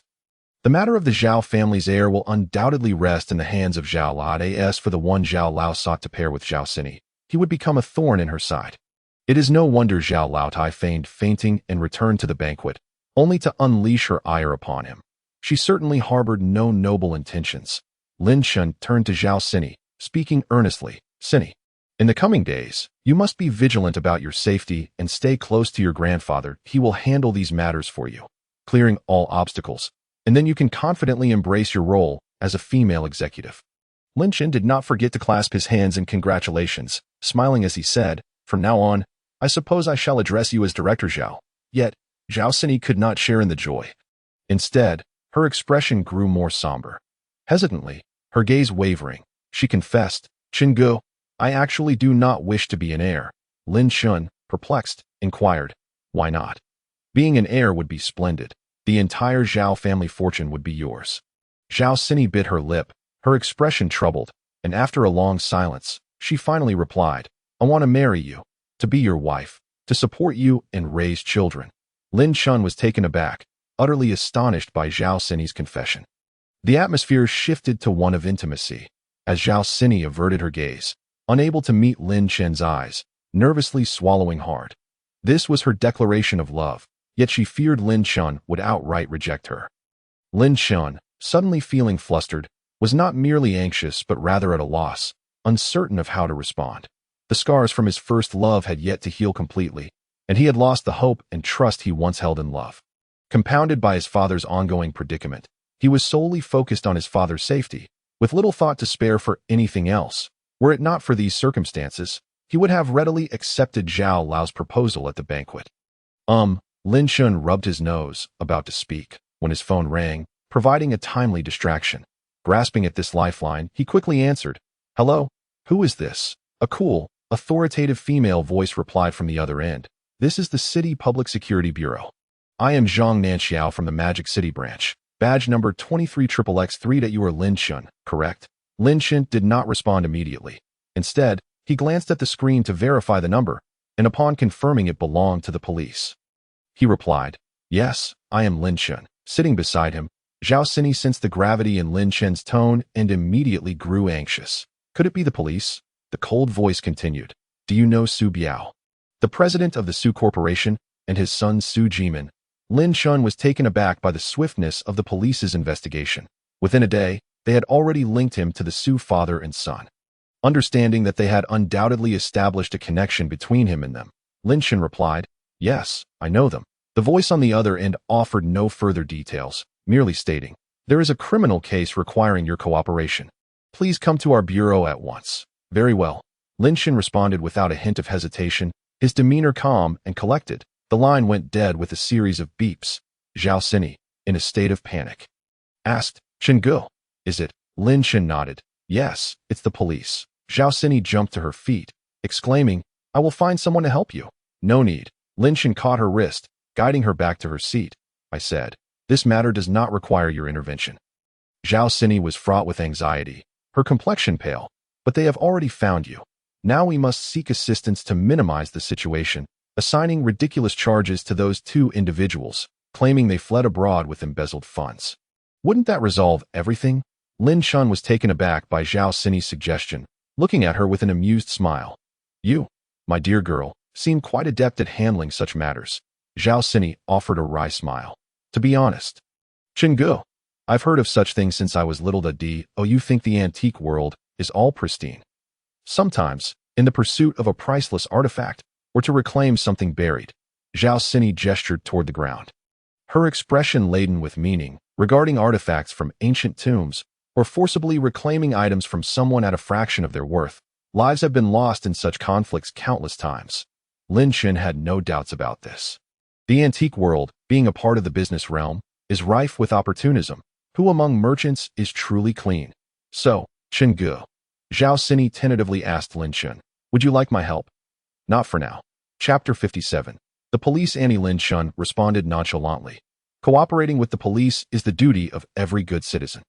Zhang Nanxiao, born into a family of law enforcement, with ancestors who were founding generals, naturally possesses a strong disposition and a cold demeanor, and she is exceptionally career-driven. Consequently, she yearns to solve a significant case herself. To prove her worth to her father and to those colleagues who believe she gained her position through connections. After Lin Shen's response, Zhang Nanxiao did not immediately pose her questions, but paused for a considerable time before retorting. You seem quite obedient. Lin Shen furrowed his brow, looking at Zhang Nanxiao. What do you mean by that? Observing you. Zhang Nanxiao scrutinized Lin Shen, her gaze suggesting he did not appear to be a good man.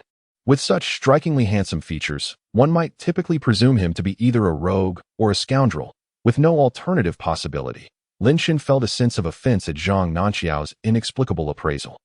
And just as he was about to retort, Zhang Nanxiao interjected again. Your recent bank transactions are rather substantial. What do you do? Lin Shen prepared to respond once more, but Zhang Nanxiao interrupted him yet again.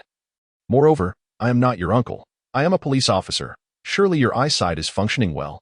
Faced with Zhang Nanxiao's repeated rudeness, Lin Shen decided to forego pleasantries and retorted directly, very well, Officer Auntie. Zhang Nanxiao's expression darkened. And just as she was about to admonish him, Lin Shen cut her off. As for whether I am a good man, that need not be your concern. However, assessing a woman like you is quite a challenge. Zhang Nanxiao rose abruptly, her fist striking the table. Lin Shen, this is a police station. You are currently undergoing interrogation. Do not overstep your bounds, she demanded. Speak. Did you kill Su Biao and his son? A male colleague who was also conducting the interrogation saw Zhang Nanxiao lose her composure and quickly tugged at her sleeve. Nanxiao, please compose yourself. How can you directly inform Lin Shen that Su Biao and his son are dead?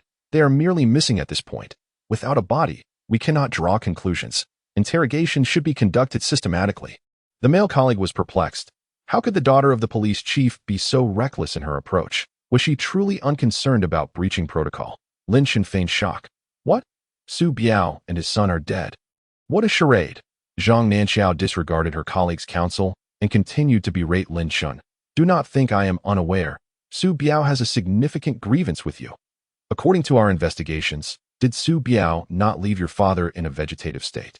Zhang Nanxiao scoffed, her expression one of someone who had discerned Lin Shen's true nature. With such deep-seated enmity, how can you endure?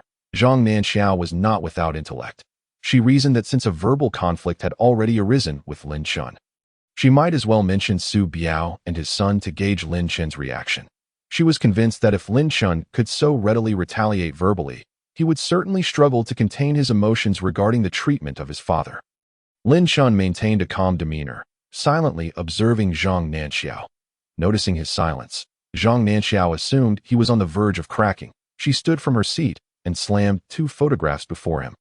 Your father had been hospitalized for a short time when the two of them vanished. The surveillance footage outside the hospital clearly captured you leaving while your father was still in intensive care.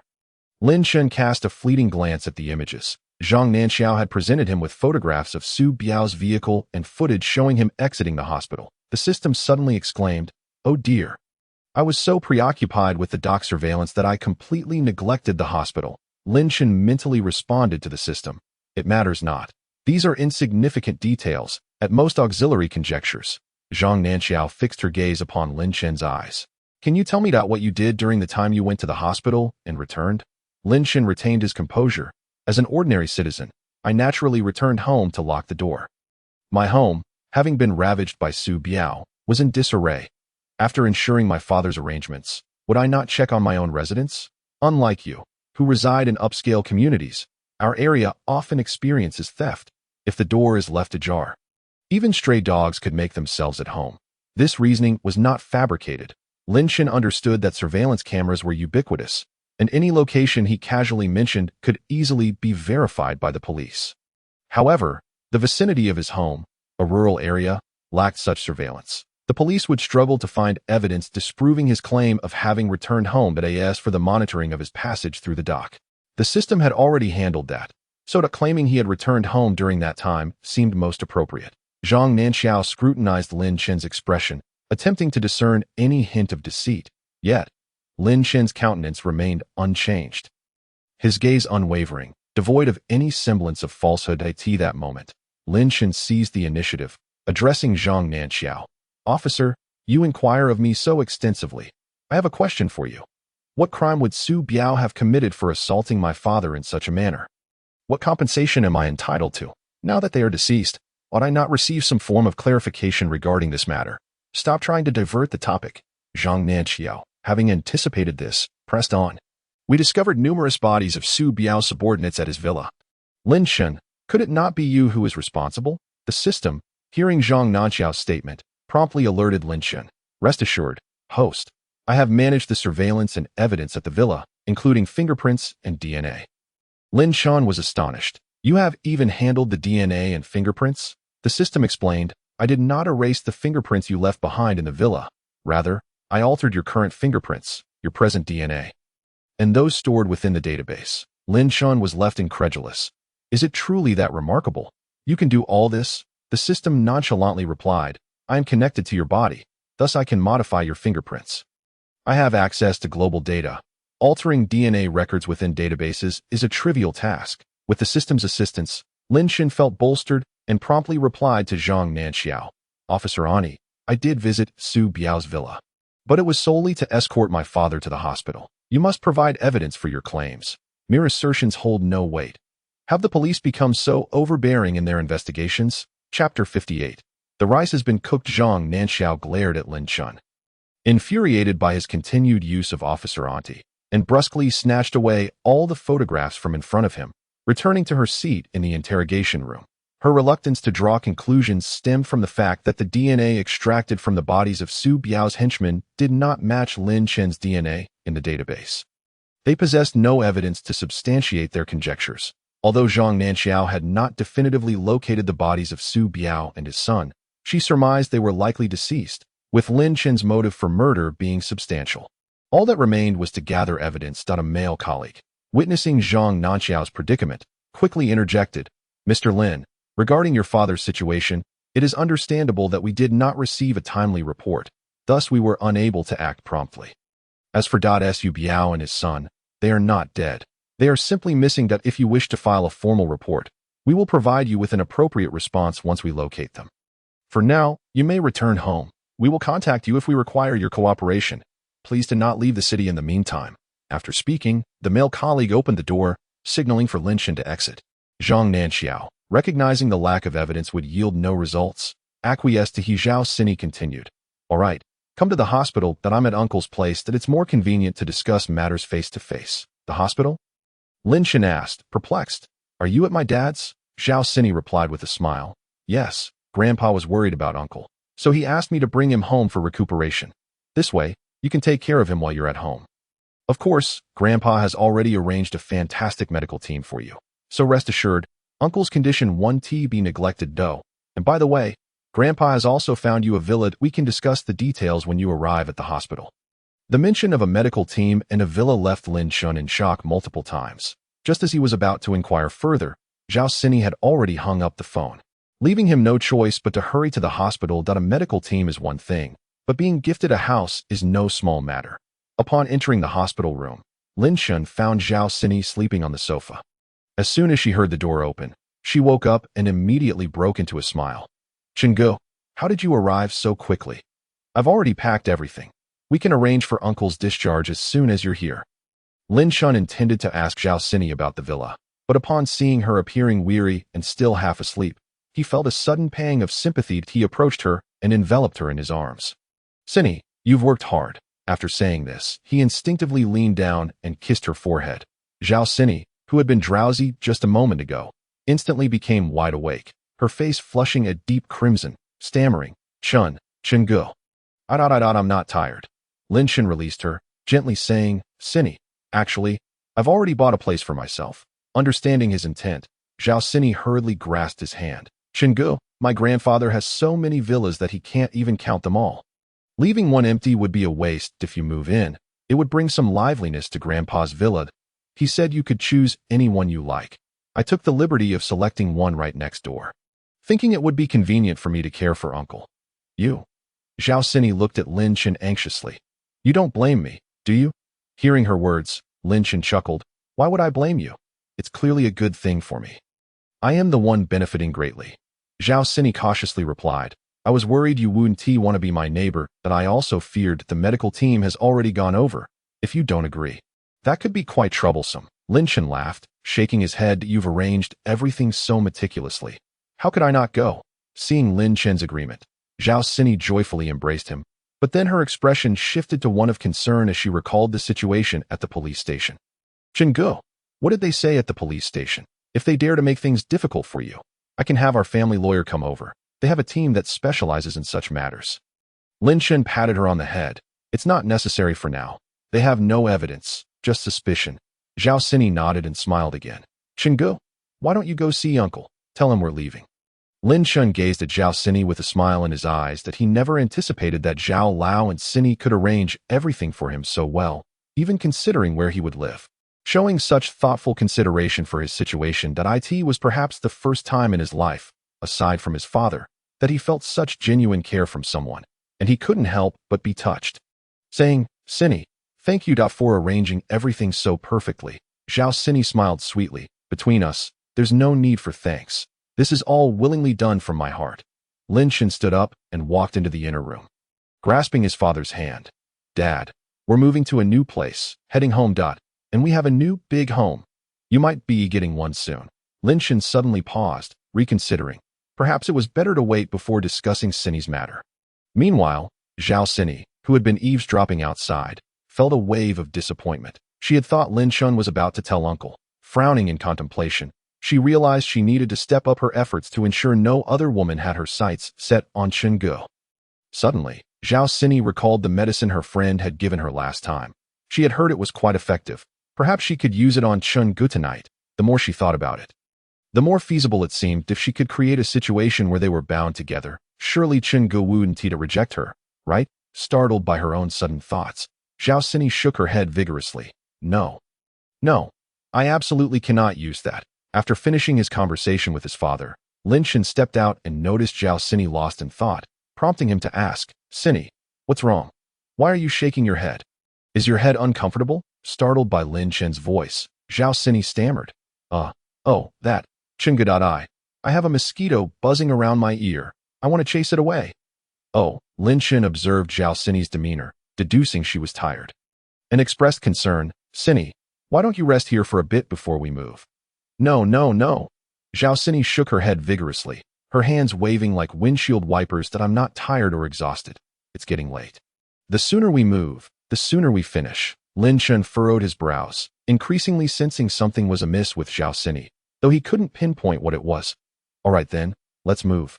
Feeling Lin Shun's scrutinizing gaze, Zhao Sini grew flustered and quickly replied, the car is downstairs, and the people are downstairs too. I'll go call them. Chenggu, just wait here. With that, Zhao Sini dashed out. Lin Shen looked after her retreating figure. Puzzled by her behavior, the moving workers busied themselves for quite some time, but Lin Shen still hadn't spotted Zhao Sini. It was only after he had assisted his father onto the caregiver's vehicle that Zhao Sini finally reappeared. Sini, where did you just go? Zhao Sini was unaware why her thoughts had wandered to that particular subject whenever she saw Lin Shen, causing her to blush and her heart to race in nervousness. Lin Shen scrutinized Zhao Sini's face, asking, "Why is your face so red? Are you running a fever?" As Lin Shen placed his hand on her forehead to check, Zhao Sini felt as if she had been electrocuted, going rigid and unable to move. Seeing her reaction, Lin Shen grew even more concerned, decisively stating, "We need to see a doctor." Zhao Sini quickly retreated a few steps. No. Chengge, you don't need to worry about me. I am really fine. You should ride in this car with Uncle, and let the driver follow mine. Lin Shen eyed her skeptically. Are you sure you can drive? Zhao Sini nodded vigorously. Yes, I can. Lin Shen sighed in relief. All right, then drive slowly. There's no rush. Okay.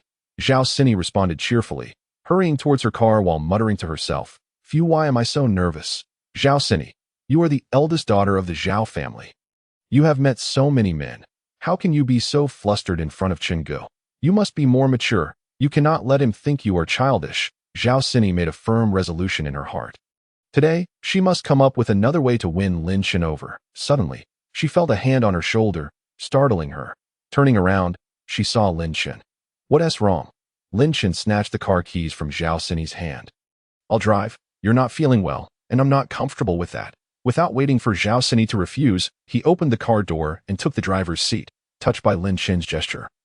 Zhao Sini happily settled into the passenger seat. Lin Shen started the car. Where to? Zhao Sini opened the navigation system. Jiulong Bay. Lin Shen's eyes widened in surprise. The villa you arranged for me is in Jiulong Bay? Zhao Sini nodded casually. Yes, didn't I say? I live there too. You'll be living next door to me. Lin Shen anxiously drummed his fingers on the steering wheel. The price per square meter in Jiulong Bay was 300,000. With the smallest villa starting at 500 square meters, which would already exceed $1 billion, that the villa next to Zhao Sini's would likely be much larger than 500 square meters. Considering the price, Lin Shen chuckled, shaking his head. I've really struck a great deal. Zhao Sini shot him a playful glare. What are you saying, Chengge? I already mentioned that leaving the house vacant is a waste. You helping me breathe some life into it. Moreover, I have my intentions behind giving you the house. Lin Shen smiled. What intentions? Zhao Sini was about to reply when a sudden vibration echoed through the car. Buzzing, Zhao Sini suddenly realized that her phone was ringing. Without a moment's thought, she hastily pressed the Bluetooth button to in the next instant. A crisp female voice resonated through the car's speakers. Xin, I asked you. That aphrodisiac only works on guys. If you drink with Lin Shen, it will only be effective on him. You, a young lady, are clueless. Be careful not to suffer for it. The words flowed in a single breath. Rapid and unceasing, exuding a carefree disregard for others' well-being. Zhao Sini was taken aback. Lin Shen was equally stunned, pondering the words that had just emerged from the Bluetooth. What on earth? An aphrodisiac, intended for her. What was Sini thinking when she resorted to such a thing? As Zhao Sini remained silent on the line, the voice grew more animated. Giving that kind of drug to that Chengge could harm him. If something goes wrong, will you still be able to use it in the future? It would be better to just get him drunk, and then, beep, beep, beep, beep. Before the voice could finish, Zhao Sini abruptly ended the call. Silencing the an oppressive silence enveloped her. Zhao Sini felt dizzy, wishing fervently to leap from the car and find a river to end it all. Lin Shen glanced at Zhao Sini from the corner of his eye. Noticing her flushed face, he felt an urge to laugh, but quickly masked it by resting his chin on his hand, his fingers covering his lips. Zhao Sini's fingers were tightly clenched around her phone. Buzzing, the phone vibrated again at the most inopportune moment. Zhao Sini swiftly cut it off and powered it down. Stupid Qianqian. Why did she have to call now of all times? How could she be so foolish? Why did she have to answer via Bluetooth? Knowing that Chengge was in the car, she still pressed the button without a second thought. She must have lost her mind. Lin Shen, with one hand on the steering wheel, gently grasped Zhao Sini's hand that clutched the phone and softly said, You don't need to drug me. I'm strong, don't worry. Zhao Sini felt her cheeks and ears heating up, as if they could fry an egg. Chapter 60. Sini, are you free tonight? Zhao Sini's mind was in disarray as she struggled to formulate a response to Lin Chun. Her mouth opened and closed, yet she could not utter a single syllable.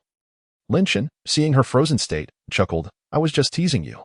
Why are you so tense?" As he spoke, Lin Chun began to retract his hand. However, Zhao Sini suddenly grasped his hand with both of hers. "Chengge, I like you. Will you be my boyfriend?" Lin Chun glanced at Zhao Sini, his eyes sparkling with amusement, and gently patted her hand. "Let go first. I'm driving." Upon hearing this, Zhao Sini quickly released her grip. Waiting in silence for Lin Chun's answer. After a prolonged silence, Lin Chun merely said, "Let's talk about it later." Zhao Sini's heart eased slightly. Although Lin Chun had not given a definitive answer, he had also not outright rejected her. As long as there was no explicit refusal, it meant she still had a chance. Zhao Sini quickly composed herself and glanced at the navigation system. "Chengge, we are almost there." Yet Lin Chun unexpectedly remarked, "Who gave you that drug? You must not use such filthy things in the future." Upon hearing this, Zhao Sini nodded vigorously. No, I definitely won't use it if it's not yours." Wait. Zhao Sini hastily corrected herself. "I will only use it for you." No, wait. Covering her mouth, Zhao Sini decided it was best to say nothing at all. The more she spoke, the more mistakes she made. Her mind was entirely occupied with Lin Chun, leaving no room for rational thought.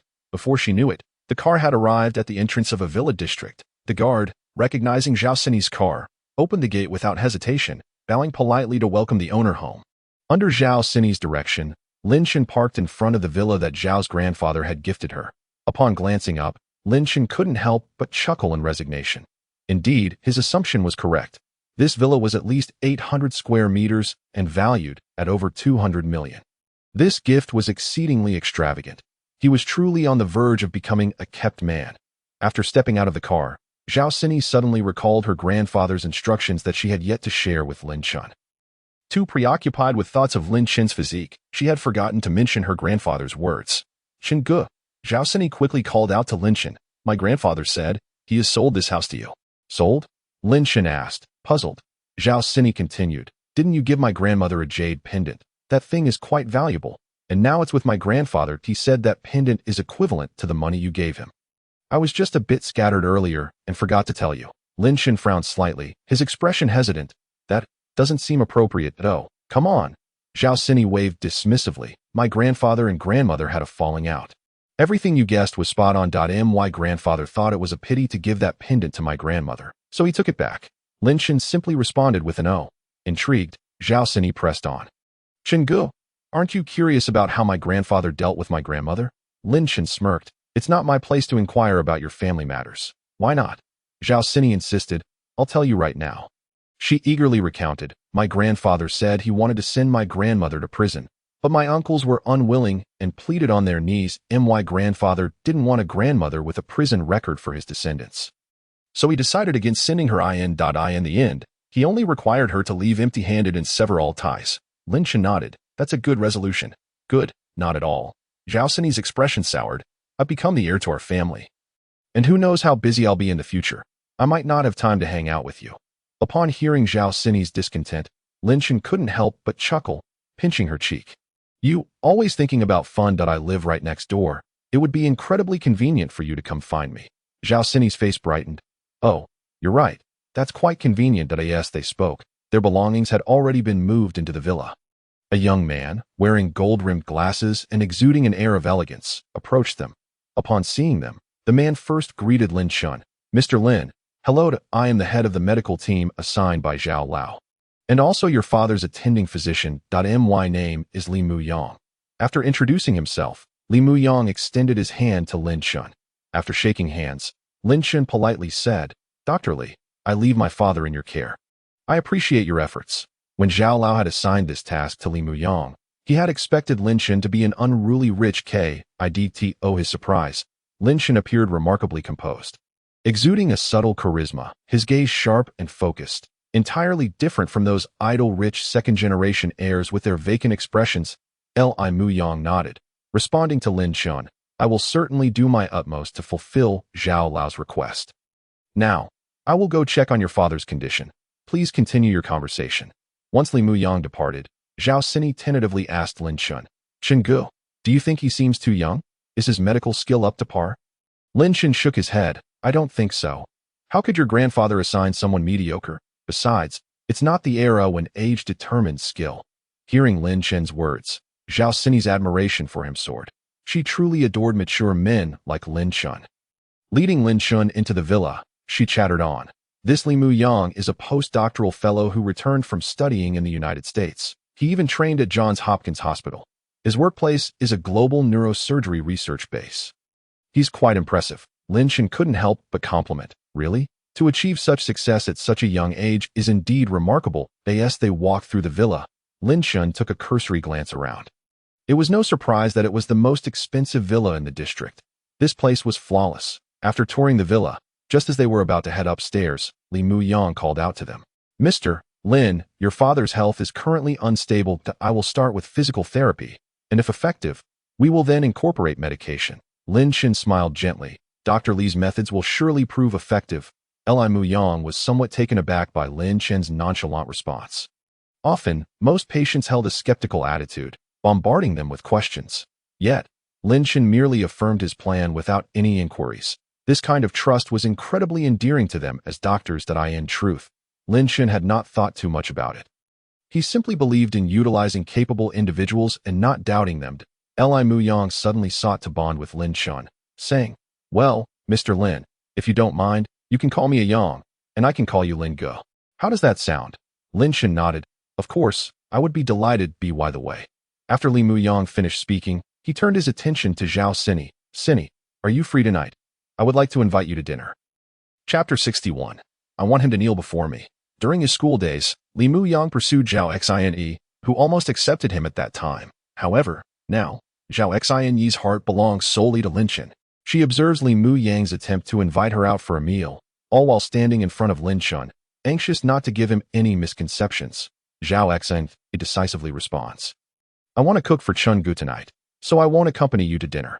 Nevertheless, standing beside Lin Shen, she adds, if you truly wish to treat me to a meal, then I must bring Chungu along. Lin Shen, standing silently nearby, merely pouts in mild annoyance. Li Muyang is no fool. Zhao Xinyi's words indicate her interest in Lin Shen. He can only manage an awkward smile and say, You two carry on. I shall prepare the tools for Uncle Lin's repairs. Zhao Xinyi waves him off. Go on. Go on. After Li Muyang departs, Lin Shen suddenly inquires, Can you cook? Zhao Xinyi nods. A hint of pride in her voice. Of course, I cook delicious meals. When I was in high school, my grandfather even hired a professional chef to teach me. Lin Shen gazes at Zhao Xinyi with disbelief.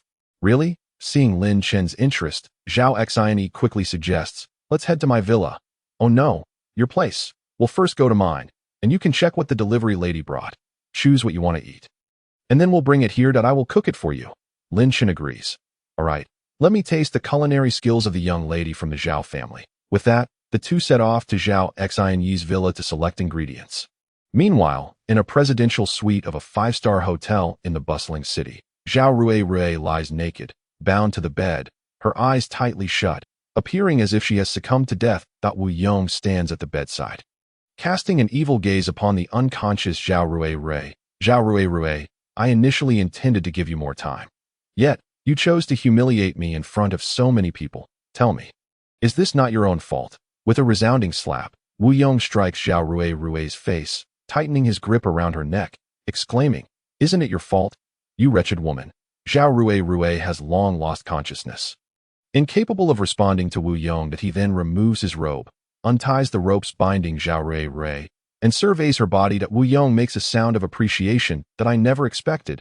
Zhao Rui, after serving you like a dog for so long, this is the first time I have seen you in such a state. He glares fiercely at Zhao Rui, squeezing her neck and furiously delivering 2 more slaps. In the next moment, Wu Yong regains his composure, lamenting, What a shame, such a fine physique, and after today, only a shell will remain. I truly hesitate to use you to enhance my abilities today, but you brought this upon yourself. Zhao Rui. With that, Wu Yong lunges onto Zhao Rui, his movements wild and unrestrained, showing no mercy as he begins to siphon her life force. Zhao Rui seems to sense something amiss with her body. Amidst her incoherent murmurs, she awakens at the most inopportune moment, her eyes opening to find Wu Yong sprawled over her.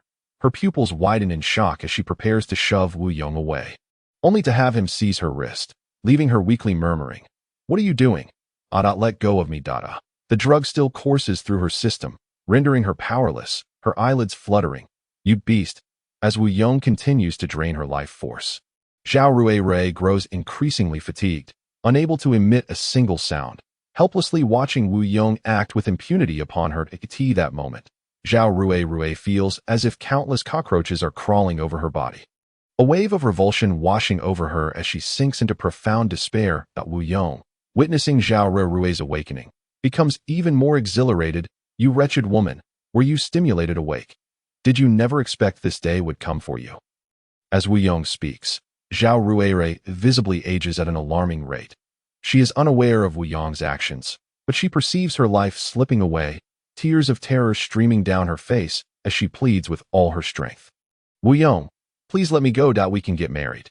The moment Wu Yong hears the word marriage, he goes into a frenzy, raining down blows upon Zhao Rui's face. "You dare mention marriage? You shameless woman. I have been your fiancé for so long, yet you keep postponing the wedding. You treat me like a dog. You have manipulated me with the notion of marriage, yet you never intended to wed. And now you dare utter those words." After several punches, Zhao Rui's face is bloodied, her breath shallow. Wu Yong grips her chin, his eyes filled with greed. "Today, you are my dog, not just you. But the Zhao sisters shall all serve me as dogs. You, your sister, and that younger sibling of yours.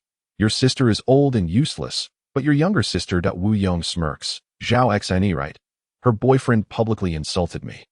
I couldn't contend with him, so I will drain her." Wu Yong presses Zhao Rui's head down, sneering, "Her constitution is far superior to yours. Her life force is not something a wretched creature like you can compare to. If it weren't for my urgent need to replenish my energy after so long without feeding, I wouldn't even waste my time on someone like you." At this moment, Zhao Rui is consumed by despair. She regrets ever getting engaged to Wu Yong and wishes she had not heeded her mother's words, covering up his background. "Wu Yong, I will haunt you even in death. You beast." In a surge of rage, Zhao Rui gathers her last vestiges of strength, suddenly grasping Wu Yong's arm, her bloodied eyes wide open as she glares at him fiercely. In the next moment, her head droops, her hand falling from his arm as she breathes her last. Wu Yong, seeing Zhao Rui's heart stop, immediately rises, spitting on her. "Wretched woman, you died so quickly. What a bargain for you." Now lying on the bed, Zhao Rui has entirely transformed into a lifeless corpse. No longer capable of commanding Wu Yong to do her bidding. With his abilities replenished, Wu Yong feels a surge of dark energy coursing through him, appearing as a completely different person that he gazes into the mirror, revealing a malevolent glint in his eyes. "Zhao Xin, you are next. Along with your little boyfriend, I shall make him kneel before me, watching as I consume all your life force." Chapter 62. The Unusual Stone. In Jiulong Bay, the Villa District. "How is it, Chenggu? Is it delicious? Try this." Zhao Xine offers Lin Shen a bowl of yam and rib soup. Lin Shen burps, "I really can't drink anymore." Zhao Xine, unwilling to relent, exclaims, "Oh, come on. You've hardly eaten anything. You're full already?"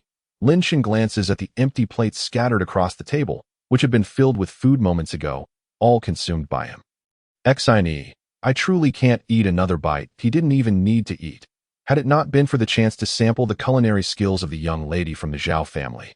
He wouldn't have touched a morsel. To his surprise, Zhao Xine prepared such an extensive array of dishes, Sichuan, Cantonese, Shandong, Huayan cuisines, along with various Chinese pastries, Western desserts, and a myriad of sweet treats. Zhao Xine casually picked at her food, taking only a few bites, while the rest of the time, she was busy feeding him.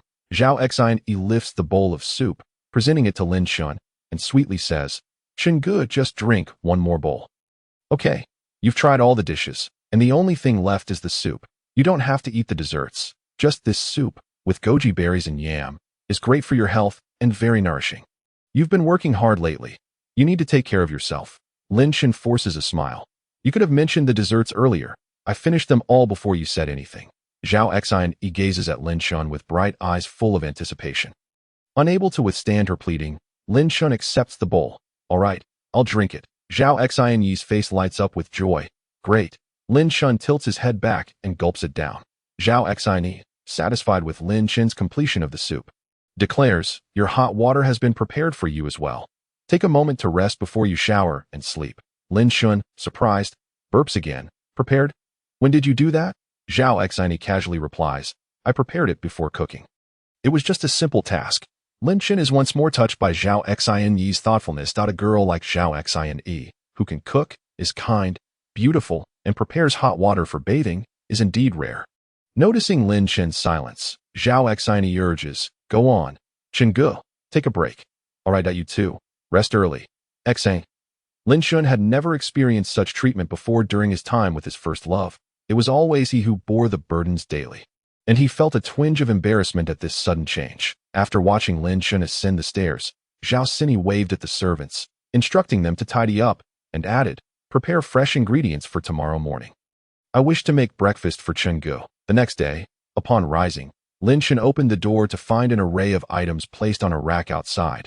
Upon closer inspection, he discovered they were clothes, shoes, and even some accessories. A maid, who was cleaning the hallway, noticed Lin Shun was awake and promptly approached him, saying, Mr. Lin, these are the clothes the young lady prepared for you. She mentioned you'd wear them when you go out today. Lin Shun was pleasantly surprised that Zhao Xini had taken the initiative to prepare his attire, feeling her thoughtfulness was truly touching. Noticing his silence, the maid added, the young lady is currently in the kitchen preparing breakfast for you. Once you've finished washing up, you may come down to dine. It then struck Lin Shun that he had become accustomed to walking out of his bedroom to the bathroom, forgetting that there was a spacious washroom within his bedroom. He nodded, acknowledging her words. The maid then inquired, Mr. Lin, do you require my assistance with your washing up? Lin Shun firmly declined. No, thank you. While he was amenable to the maid's service, he felt it unnecessary for her to attend to his washing. The maid smiled and nodded, turning to leave. Suddenly, Lin Shun called out, wait. The maid turned back, looking at him inquiringly. Is there something you need, Mr. Lin? Lin Shun scratched the back of his head, hesitating for a moment. Then said, please tell your young lady, that is, Xini, to prepare less breakfast. He genuinely feared he might overindulge and feel unwell. The maid nodded in understanding. Very well, I will convey your message to the young lady. Feeling relieved, Lin Shun returned to his room to wash up. However, when he descended the stairs and arrived at the dining table, he began to doubt whether the maid had relayed his request. Before him lay a lavish spread prepared by Zhao Xini. Lin Shun couldn't help but chuckle wryly. Good heavens, if I finish all this, tomorrow's headlines will read, a man succumbs to gluttony at the dining table. Zhao Xini beamed at him. Chengge, you're awake. Come, sit and enjoy your meal. As Lin Shun took his seat, just as Zhao Xini placed an oversized sandwich before him, his phone rang abruptly, seizing the opportunity as if it were a lifeline. He pushed aside the date cake that Zhao Xini had offered him. Xini, I need to take this call. Without waiting for a response, Lin Shun hurried to the living room to answer the phone, casually asking, hello? Who is this? A deep male voice resonated from the other end. Xiao Lin, this is Qian Yonghua, your uncle Qian. Upon recognizing the voice of Qian Yonghua, Lin Chen's demeanor shifted to one of seriousness. Oh, Uncle Qian, what brings you to call me? Qian Yonghua chuckled warmly. Xiao Lin, I apologize for calling so early and possibly disturbing your rest. Lin Chen quickly reassured him, not at all. Uncle Qian, it's truly an honor to receive your call. Without further pleasantries, Qian Yonghua stated, Xiao Lin, I do have a matter to discuss with you. Lin Chen settled onto the couch. Please, go ahead. Qian Yonghua began. There are two things. Firstly, regarding the jade pendant and the medicine you presented at the banquet. Do you still have any left? This took Lin Chen by surprise. Logically, as a martial artist of similar caliber, Qian Yonghua should be capable of crafting such items himself. The system then chimed in. Host. You are a cultivator, while Qian Yonghua is merely a martial artist. Your true energy far surpasses that of a martial artist. The items they carve possess only basic protective abilities, merely alerting one to danger. Whereas your creations, infused with your cultivator's true energy, can indeed be life-saving. Realization dawned upon Lin Shun. So he was a cultivator, which meant he had a greater advantage. The voice of Qian Yonghua continued. Secondly, today I have a situation that a group of tomb raiders has unearthed a Ming Dynasty tomb and recovered an unusual stone from within. They couldn't discern its significance, but felt it was precious due to its association with the tomb's occupant. This auction is hosted by me, and most items have already attracted interest, except for this particular stone. Qian Yonghua chuckled lightly.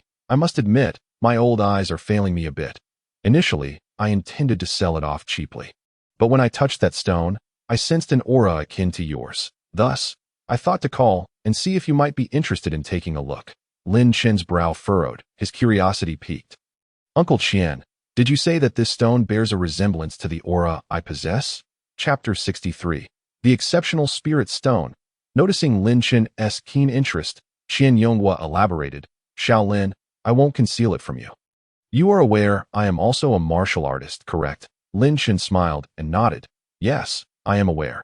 His interest in the stone was fueled by his desire to hasten his cultivation progress and reach the celestial level. Just the previous night, he had been pondering how to accelerate his martial prowess to that level when the system informed him that he could utilize items imbued with spiritual energy, such as premium jade. Such items were rare, and he had been contemplating where to procure some. Coincidentally, upon awakening today, Qian Yonghua called regarding this stone, and he seized the opportunity eagerly. Qian Yonghua continued, when I sensed your aura at the banquet, I recalled it distinctly. Therefore, upon examining the stone, it felt remarkably familiar. Only individuals with a similar aura can truly comprehend such items. It would be best for you to come and see it in person. Understanding that Qian Yonghua was inviting him to visit, Lin Chen replied, Uncle Qian, please provide me with the address. I will come to see you. However, Qian Yonghua countered, how about this? Tell me where you reside, and I will send a driver to fetch you. Lin Chen quickly declined. There's no need for that. Uncle Qian. I can find my way. Qian Yonghua insisted. Very well. I am located at Fengcheng Road, number 88. Fengcheng Road. No point 88? Lin Chen mentally marked the location, recognizing it as yet another upscale private villa area. He smiled and replied, understood. Uncle Qian. I shall be there shortly. After hanging up, Lin Chen turned to Zhao Sini. Sini, I must step out for a moment. As he spoke, he made his way toward the exit. Zhao Sini called after him. Hey, aren't you going to have breakfast? You should eat before leaving. But Lin Chen had already exited the main hall. Zhao Sini glanced back at the bountiful breakfast spread and sighed. What a waste of effort preparing all this. Lin Chen drove swiftly, soon arriving at Qian Yonghua's private villa. He had anticipated a bright and scenic setting akin to Jilong Bay. Yet this villa exuded a heavy, ominous aura, feeling cold and eerie in an indescribable way. Shaolin, Qian Yonghua's voice called out from ahead. Lin Chen focused his gaze and approached. Uncle Qian. Qian Yonghua came alongside Lin Chen, giving his shoulder an encouraging pat. You've arrived quite promptly. Let us go inside. Lin Chen smiled and nodded, casting another glance at the surroundings. The closer he drew to the villa, the more pronounced the chilling atmosphere became. Qian Yonghua, noticing Lin Chen's curiosity, explained, all the items inside are relics from tombs, hence the heavy aura. Lin Chen realized that a gathering place for objects associated with the deceased. No wonder it felt so foreboding. A new question arose in Lin Chen's mind. Uncle Qian, logically, the items from tombs should all carry a heavy aura. What about that stone? Qian Yonghua chuckled. That very point surprised us both. To have endured in a tomb for so long, while still retaining its essence, is indicative of something extraordinary.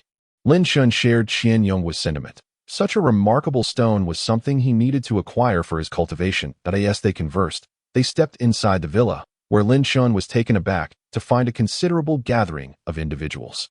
Upon seeing Qian Yonghua enter, they parted to make way, their eyes turning towards Lin Chen, whispering about the young man whom Qian Yonghua personally contacted and welcomed, speculating on his background. Qian Yonghua gestured for Lin Chen to approach the shelf where the stone was kept. Shaolin, come, take a look at this stone. As Lin Chen drew near to the shelf, the system's voice erupted with excitement. I can't believe it. Host, that is an exceptional spirit stone. Exceptional spirit stone. Lin Chen was puzzled. What exactly is that? The system replied, still brimming with enthusiasm. Don't concern yourself with what it is just yet. The spiritual stones are classified into 3 tiers, low, medium, and high quality, all of which are infused with spiritual energy. The stone before you is the finest among them, a top-grade spiritual stone. Thus, dear host, you must acquire it today at all costs. It will greatly aid in your cultivation. As for the specifics of its usage, I shall inform you later. This is the first time Lin Chen has witnessed such enthusiasm from the system, leading him to confirm that the stone is indeed a remarkable find. Since the system claims it will be immensely beneficial, he resolves to purchase it, even if it means depleting all his savings. Qian Yonghua lifts the transparent cover shielding the stone, allowing Lin Shan a closer inspection. Upon careful examination, Lin Shan observes that this top-grade spiritual stone bears no significant distinction from an ordinary pebble. The system, unable to contain its excitement, exclaims, "Ah, host, the key is within, not on the surface." The more ordinary it appears, the more abundant its spiritual energy is. The rarer it is. Lin Shan scolds the system in his mind. "All right, enough noise. I know what to do." He then turns to Qian Yonghua and casually utters a single word, "Ordinary." Ordinary. A flicker of surprise crosses Qian Yonghua's eyes. Chapter 64. Worth 200 million. Qian Yonghua finds it hard to believe and immediately inquires, "But there is a presence within it." Lin Shan responds with a knowing look. Smiling at Qian Yonghua, "Just an ordinary presence, nothing extraordinary."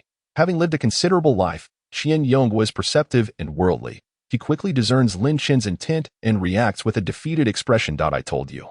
If it were something valuable, how could it be used as a burial offering?" After speaking, he glances at the group behind him. "Why on earth did you bring such a thing? A mere pebble." This group consists of grave robbers who brought the stone. The leader, a man in blue, replies, "Old Qian, wasn't it said that this item has a presence? How could it be?" Before he can finish, Qian Yonghua interrupts. "Did you not hear the expert declare it ordinary? What we perceive as a presence, those knowledgeable do not. Do you understand?" The blue-clad man, having conducted many transactions, is not foolish. He immediately realizes that Qian Yonghua and Lin Shan are attempting to drive down the price. "Old Qian, we don't have it easy digging in the graves ourselves. We may not understand the value of this broken stone, but." He gestures to his comrades, "We earn our living with our lives. And while I can bear a loss, my brothers have families to support." Lin Shan interjects, "It's not merely a broken stone. The moss on it is unique. It would look quite beautiful displayed in a flower pot." This implies that Lin Shan is open to negotiation. Qian Yonghua comprehends this and places the stone back. "I'll take it. So name your price." The blue-clad man realizes that, given Old Qian's status, he cannot backtrack and must sell the stone. However, he understands that if the stone were a common object, Old Qian would not have summoned an expert for evaluation. Thus, it must be rare. The blue-clad man bows slightly and then extends his finger. Smiling at Qian Yonghua, "Old Qian, this price isn't too high, is it?" Lin Shan instantly recognizes the gesture and expression, knowing he seeks 10 million. Indeed, despite his experience, a grave robber can only comprehend some underworld artifacts and would hardly be familiar with spiritual stones, which even warriors have not heard of. The price the blue-clad man offers is the highest in his understanding, yet it pales in comparison to the true value of the spiritual stone. Lin Shan chuckles lightly, deliberately stating, 1 million. "Brother, you certainly have the audacity to quote such a price." The blue-clad man panics upon hearing this. No, sir, I meant 10 million. Qian Yonghua exclaims in exaggerated disbelief. 10 million? Wang Su, you truly dare to ask for such a price? Lin Shan, observing the expression on Qian Yonghua's face, stifles a laugh. This old fellow is quite the trickster, adept at playing along with my act. The blue-clad man begins to second-guess himself, truly believing he may have overreached in his pricing. Seizing the opportunity, Lin Shan opens the lid and hands the stone back to the blue-clad man. "Here, if that's your price, we cannot afford it. Take it back." The blue-clad man grows even more flustered. No. If Old Qian desires it, how could I possibly take it back? What do you believe is appropriate? Lin Shan holds up 3 fingers. With so many brothers, Old Qian cannot let you and your companions suffer a loss. Moreover, given our frequent transactions, even if it lacks value, there is still a bond. 3 million. I will decide on behalf of Old Qian. The blue-clad man, having no further objections, cheerfully agrees. All right, 3 million. Qian Yonghua raises his hand. A man in a suit steps forward. "Mr. Wang, please follow me to the backyard to retrieve the cash." The blue-clad man nods, and before leaving, he does not forget to express his gratitude to Old Qian and Lin Shan. Once the blue-clad man departs, Qian Yonghua beckons Lin Shan into the inner room. Upon entering, Qian Yonghua asks, "Shaolin, you truly know how to haggle." Lin Shan humbly smiles. "Old Qian, you flatter me. If not for your cooperation, how could I have secured this top-grade spiritual stone at such a low price?" Top-grade spiritual stone? Qian Yonghua's eyes widen. "What is that?" Lin Shan explains the true value of the stone in detail. Qian Yonghua, feeling as if he has stumbled upon a treasure, realizes it is indeed a rarity. 200 million. If we gave him 3 million, we would have made a tremendous profit. Lin Chen merely smiles, appearing contemplative. Suddenly, Qian Yonghua declares grandly, Shaolin, I will gift this stone to you. Lin Chen is taken aback. Old Qian wishes to give away such a fine item. Noticing Lin Chen's astonishment, Qian Yonghua clarifies, you are a cultivator, while I am merely a martial artist. This spiritual stone holds no use for me. It is better off with you. Lin Chen feels a wave of embarrassment and candidly replies, Uncle Qian, I genuinely wish to have this stone, but I did not intend to take it for free. This spiritual stone is quite valuable. Though I deceived that grave robber into accepting 3 million, its true worth is at least 200 million. Moreover, it is not guaranteed that money alone can secure such a find. 200 million? Qian Yonghua is taken aback by such a staggering figure. It is not that he considers 200 million a large sum, but the very notion that a spiritual stone could command such a price overwhelms him. He laughs heartily. Then it seems you owe me a significant favor. Shaolin, should I require assistance in the future, you must lend a hand to your Uncle Qian. Lin Chen promptly responds, Uncle Qian. If you need anything, I will certainly assist. However, I cannot take this spiritual stone without proper compensation. Not at all, not at all. Qian Yonghua raises his hand, gesturing for Lin Chen to sit. If you have any elixirs or jade pendants, a single one would suffice as compensation. His request for the jade pendant is not for personal gain, but rather to foster connections. Moreover, this top-grade spiritual stone is indeed of no use to him. Useless items hold little value that he believes spending 3 million to secure Lin Chen's loyalty is far more advantageous than merely possessing a spiritual stone. Noticing Lin Chen's silence, Qian Yonghua feigns annoyance. Shaolin, you must not refuse any longer. As your elder, if I wish to give it to you, you must accept. It would be unbecoming to deny my goodwill. Chapter 65.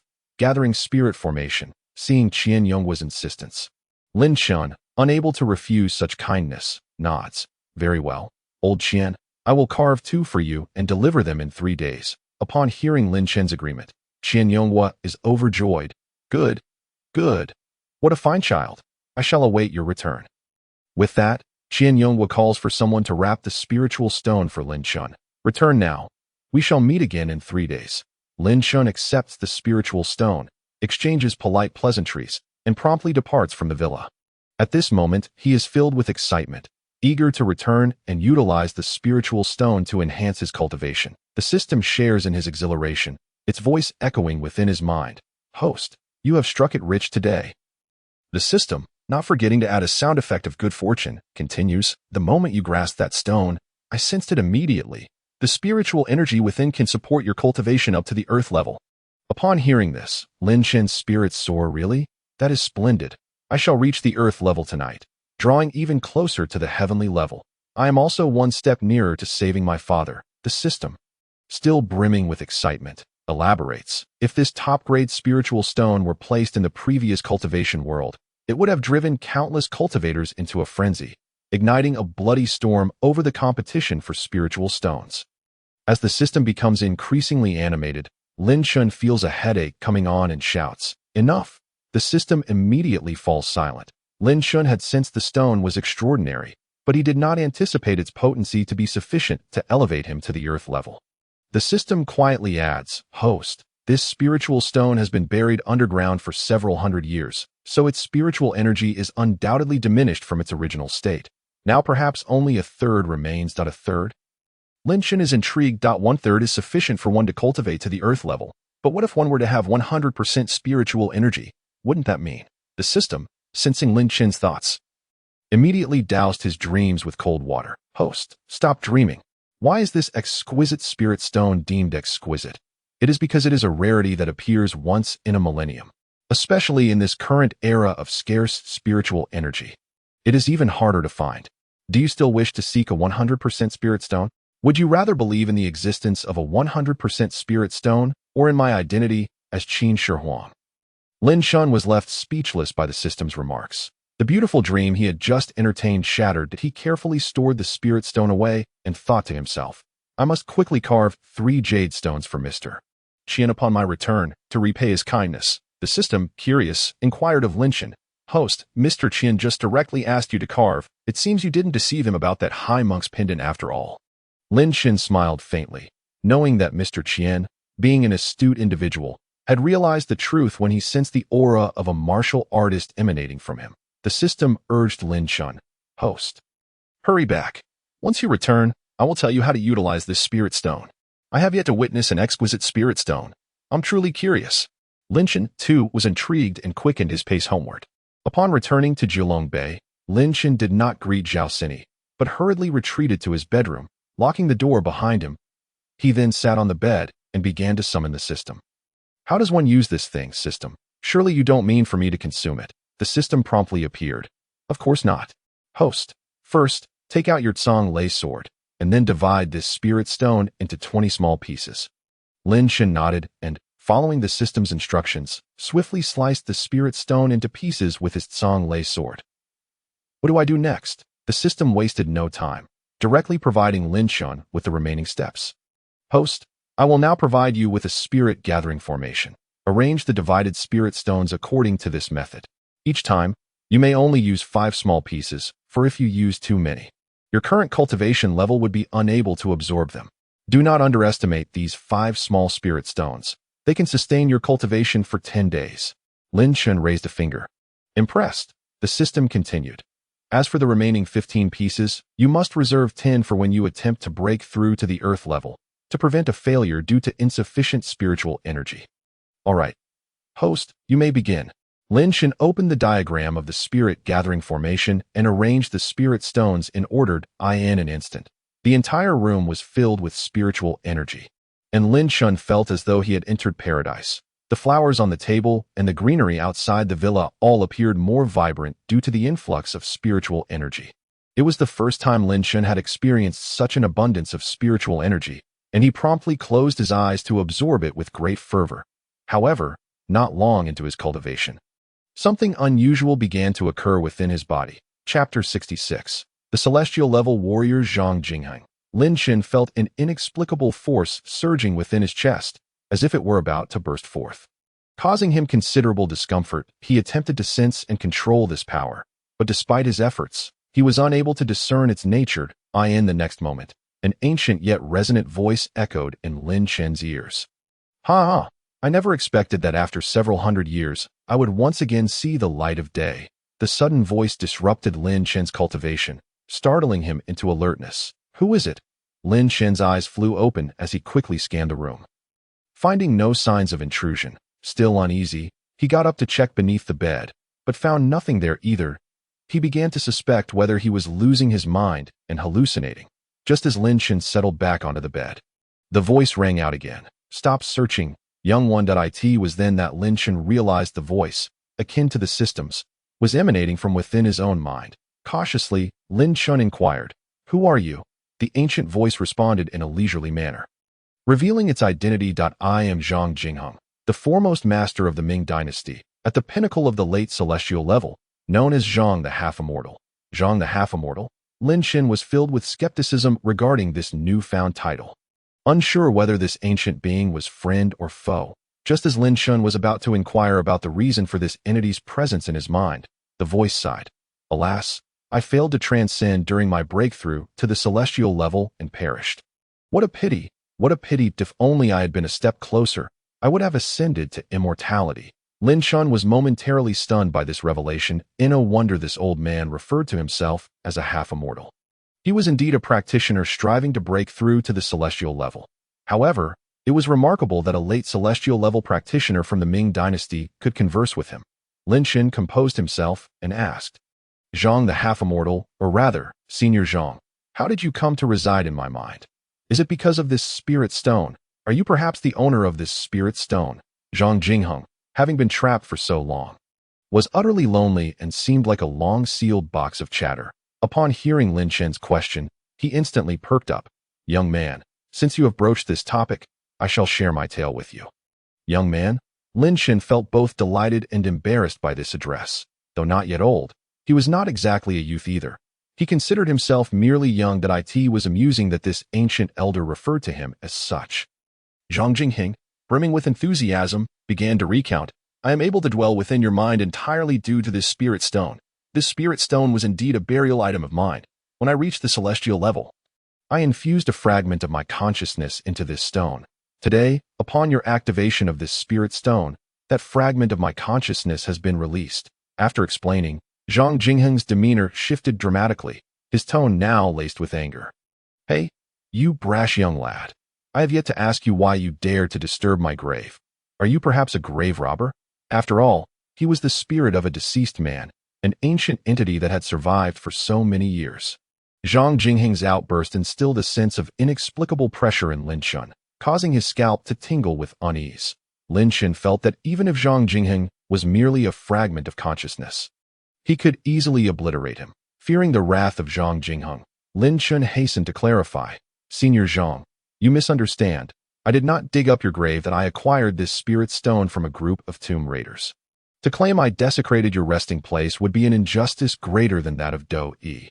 In truth, Zhang Jingheng was merely probing, existing within Lin Chen's mind. He could sense the purity and righteousness of Lin Chen's aura, indicating that he was indeed an upright individual.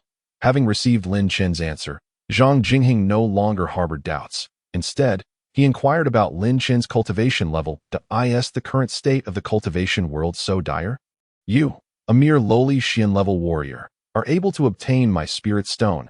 How did you not fall prey to other cultivators? He mused that in his time, a warrior of Lin Chen's caliber would not even be worthy of carrying his shoes. What a pity. Now I am but a fragment of consciousness. Lin Chen listened to Zhang Jingheng's archaic manner of speaking, feeling a headache coming on. He had studied for several years, and, though his grades were not exceptional, he could still comprehend the old man's words. Yet, understanding Zhang Jingheng's speech was somewhat disheartening. After all, in Zhang Jingheng's eyes, he was a warrior unworthy of even carrying his shoes. However, realizing that Zhang Jingheng had reached the late celestial level and was capable of locking a fragment of his consciousness within a spirit stone, while he himself relied on the stone for cultivation, made Lin Chen humble in demeanor. He addressed Zhang Jingheng respectfully. Senior, the spiritual energy on earth has nearly vanished. My ascension to the Xian level was purely a matter of fortune. Many warriors exist on earth, yet true cultivators like myself are exceedingly rare. I have only encountered 4 others like me, 2 of whom I have already vanquished. Zhang Jingheng scoffed at this. You claim to have slain them. Clearly, they were of low caliber, unworthy of note. Lin Chen refrained from elaborating further and promptly expressed his gratitude to Zhang Jingheng. Senior, this exquisite spirit stone of yours will allow me to break through to the earth level. Since it is your possession, I must extend my heartfelt thanks. Zhang Jingheng, taken aback by the current state of the cultivation world, lamented the decline with a series of sighs. Alas, what a pity, what a pity. Zhang Jingheng's tone was heavy with melancholy, but suddenly he spoke to Lin Shun. Enough, this fragment of my consciousness will not endure for long. Such an opportunity is rare. Having obtained my spirit stone, we are now bound by fate. I shall bestow upon you another precious opportunity. With that, a ring remarkably similar to Lin Chen's storage ring appeared in his hand. Yet, Lin Chen's intuition told him that this ring was of a higher caliber than his own. Zhang Jingheng continued, Young man, this storage ring contains all of my belongings, my life's savings. I now gift it to you. Do not let me down in my expectations. Lin Chen listened to Zhang Jingheng's voice, which had lost its earlier richness, and he realized that Zhang Jingheng was likely on the verge of dissipating. To think that such a formidable cultivator was about to vanish completely, Lin Chen felt a pang of reluctance. As Lin Chen accepted the storage ring, he was prepared to express his gratitude to Zhang Jingheng, only to find his mind unexpectedly tranquil, devoid of the previous clamor.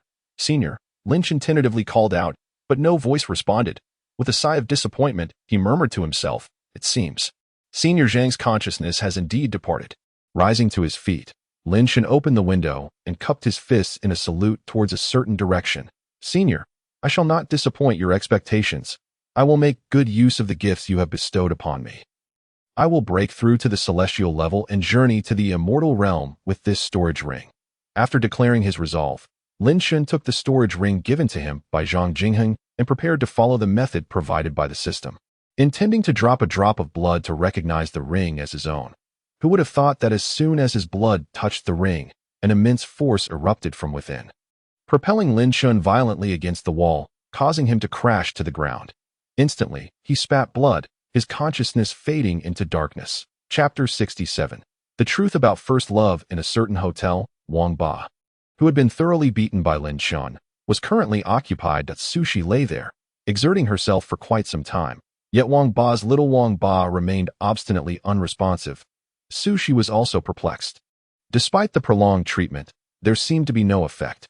Even with the use of potent aphrodisiac, there was still no improvement, which was truly disheartening.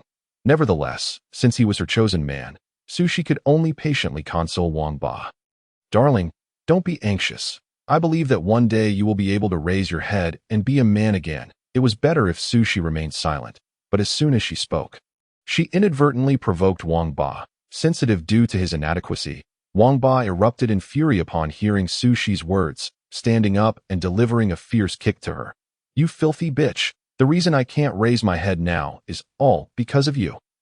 If it weren't for you enticing me back then, speaking so ill of Lin Shun in front of me, telling me how he mistreats you, forcing me to deal with him, would I be in this state today? Sushi was sent tumbling off the bed by the kick, staring at Wang Ba with wide eyes, unable to believe the accusation. Was it me who seduced you? It was clearly you who could not stand Lin Shun.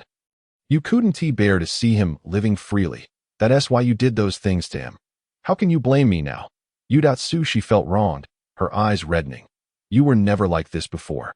With that, she covered her body and began to weep on the floor. Seeing Sushi in such a state only fueled Wang Ba's anger, and he rushed over, grabbing her by the hair, reproaching her. Cry, cry, cry, you filthy bitch. All you know how to do is cry. What else can you do? Look at that makeup on your face. It's thicker than the wall plaster. If it weren't for your constant flirting, I wouldn't have been provoked into such a state. Why would I harbor such resentment towards Lin Shun? Wang Ba yanked Sushi by the hair, throwing her to the edge of the bed. Threatening, I apologize, but I cannot assist with that. Lin Shun, please don't kill me. I beg you that if you kill me, you'll end up in prison too. Don't act impulsively. Lin Shun looked down at Wang Ba, reassured him, rest assured, I won't kill you, for that would be far too lenient. Do you enjoy insulting others? From now on, you will live like a worthless wretch, even beneath a dog. With that, Lin Shun unleashed his true energy into Wang Ba's mind. Upon the energy's entry, Wang Ba was suddenly engulfed in excruciating agony, his brain feeling as if it were being drilled into, a splitting headache overwhelming him, leading to a loss of bodily control. As he writhed on the ground, the dirt of the courtyard mixed with his own filth, staining him thoroughly. Even his face was marred by the disgusting remnants. The small ruffians present were paralyzed with fear at the sight. Some instinctively kneeling and pleading, Young Master Lin, please, have mercy on us. We were merely doing our jobs. Most importantly, that we haven't done anything wrong. Lin Shun did not even spare them a glance, nor did he respond. This uncertainty only heightened the ruffians' fear and dread. Eventually, Wang Ba ceased his struggles, his eyes vacant, resembling a living corpse as he stood up, patting himself and cradling the filth on the ground, grinning foolishly. Head feces. The small ruffians, witnessing Wang Ba's state, realized he had completely lost his sanity, shocked by Lin Shun's methods. What a fine individual. How could he suddenly go mad? Who exactly is this Lin Shun? So terrifying. Lin Shun, seeing Wang Ba in this condition, smiled with satisfaction. Meanwhile, the henchmen hired by Wang Ba, under systematic control, suddenly lost consciousness, their memories impaired.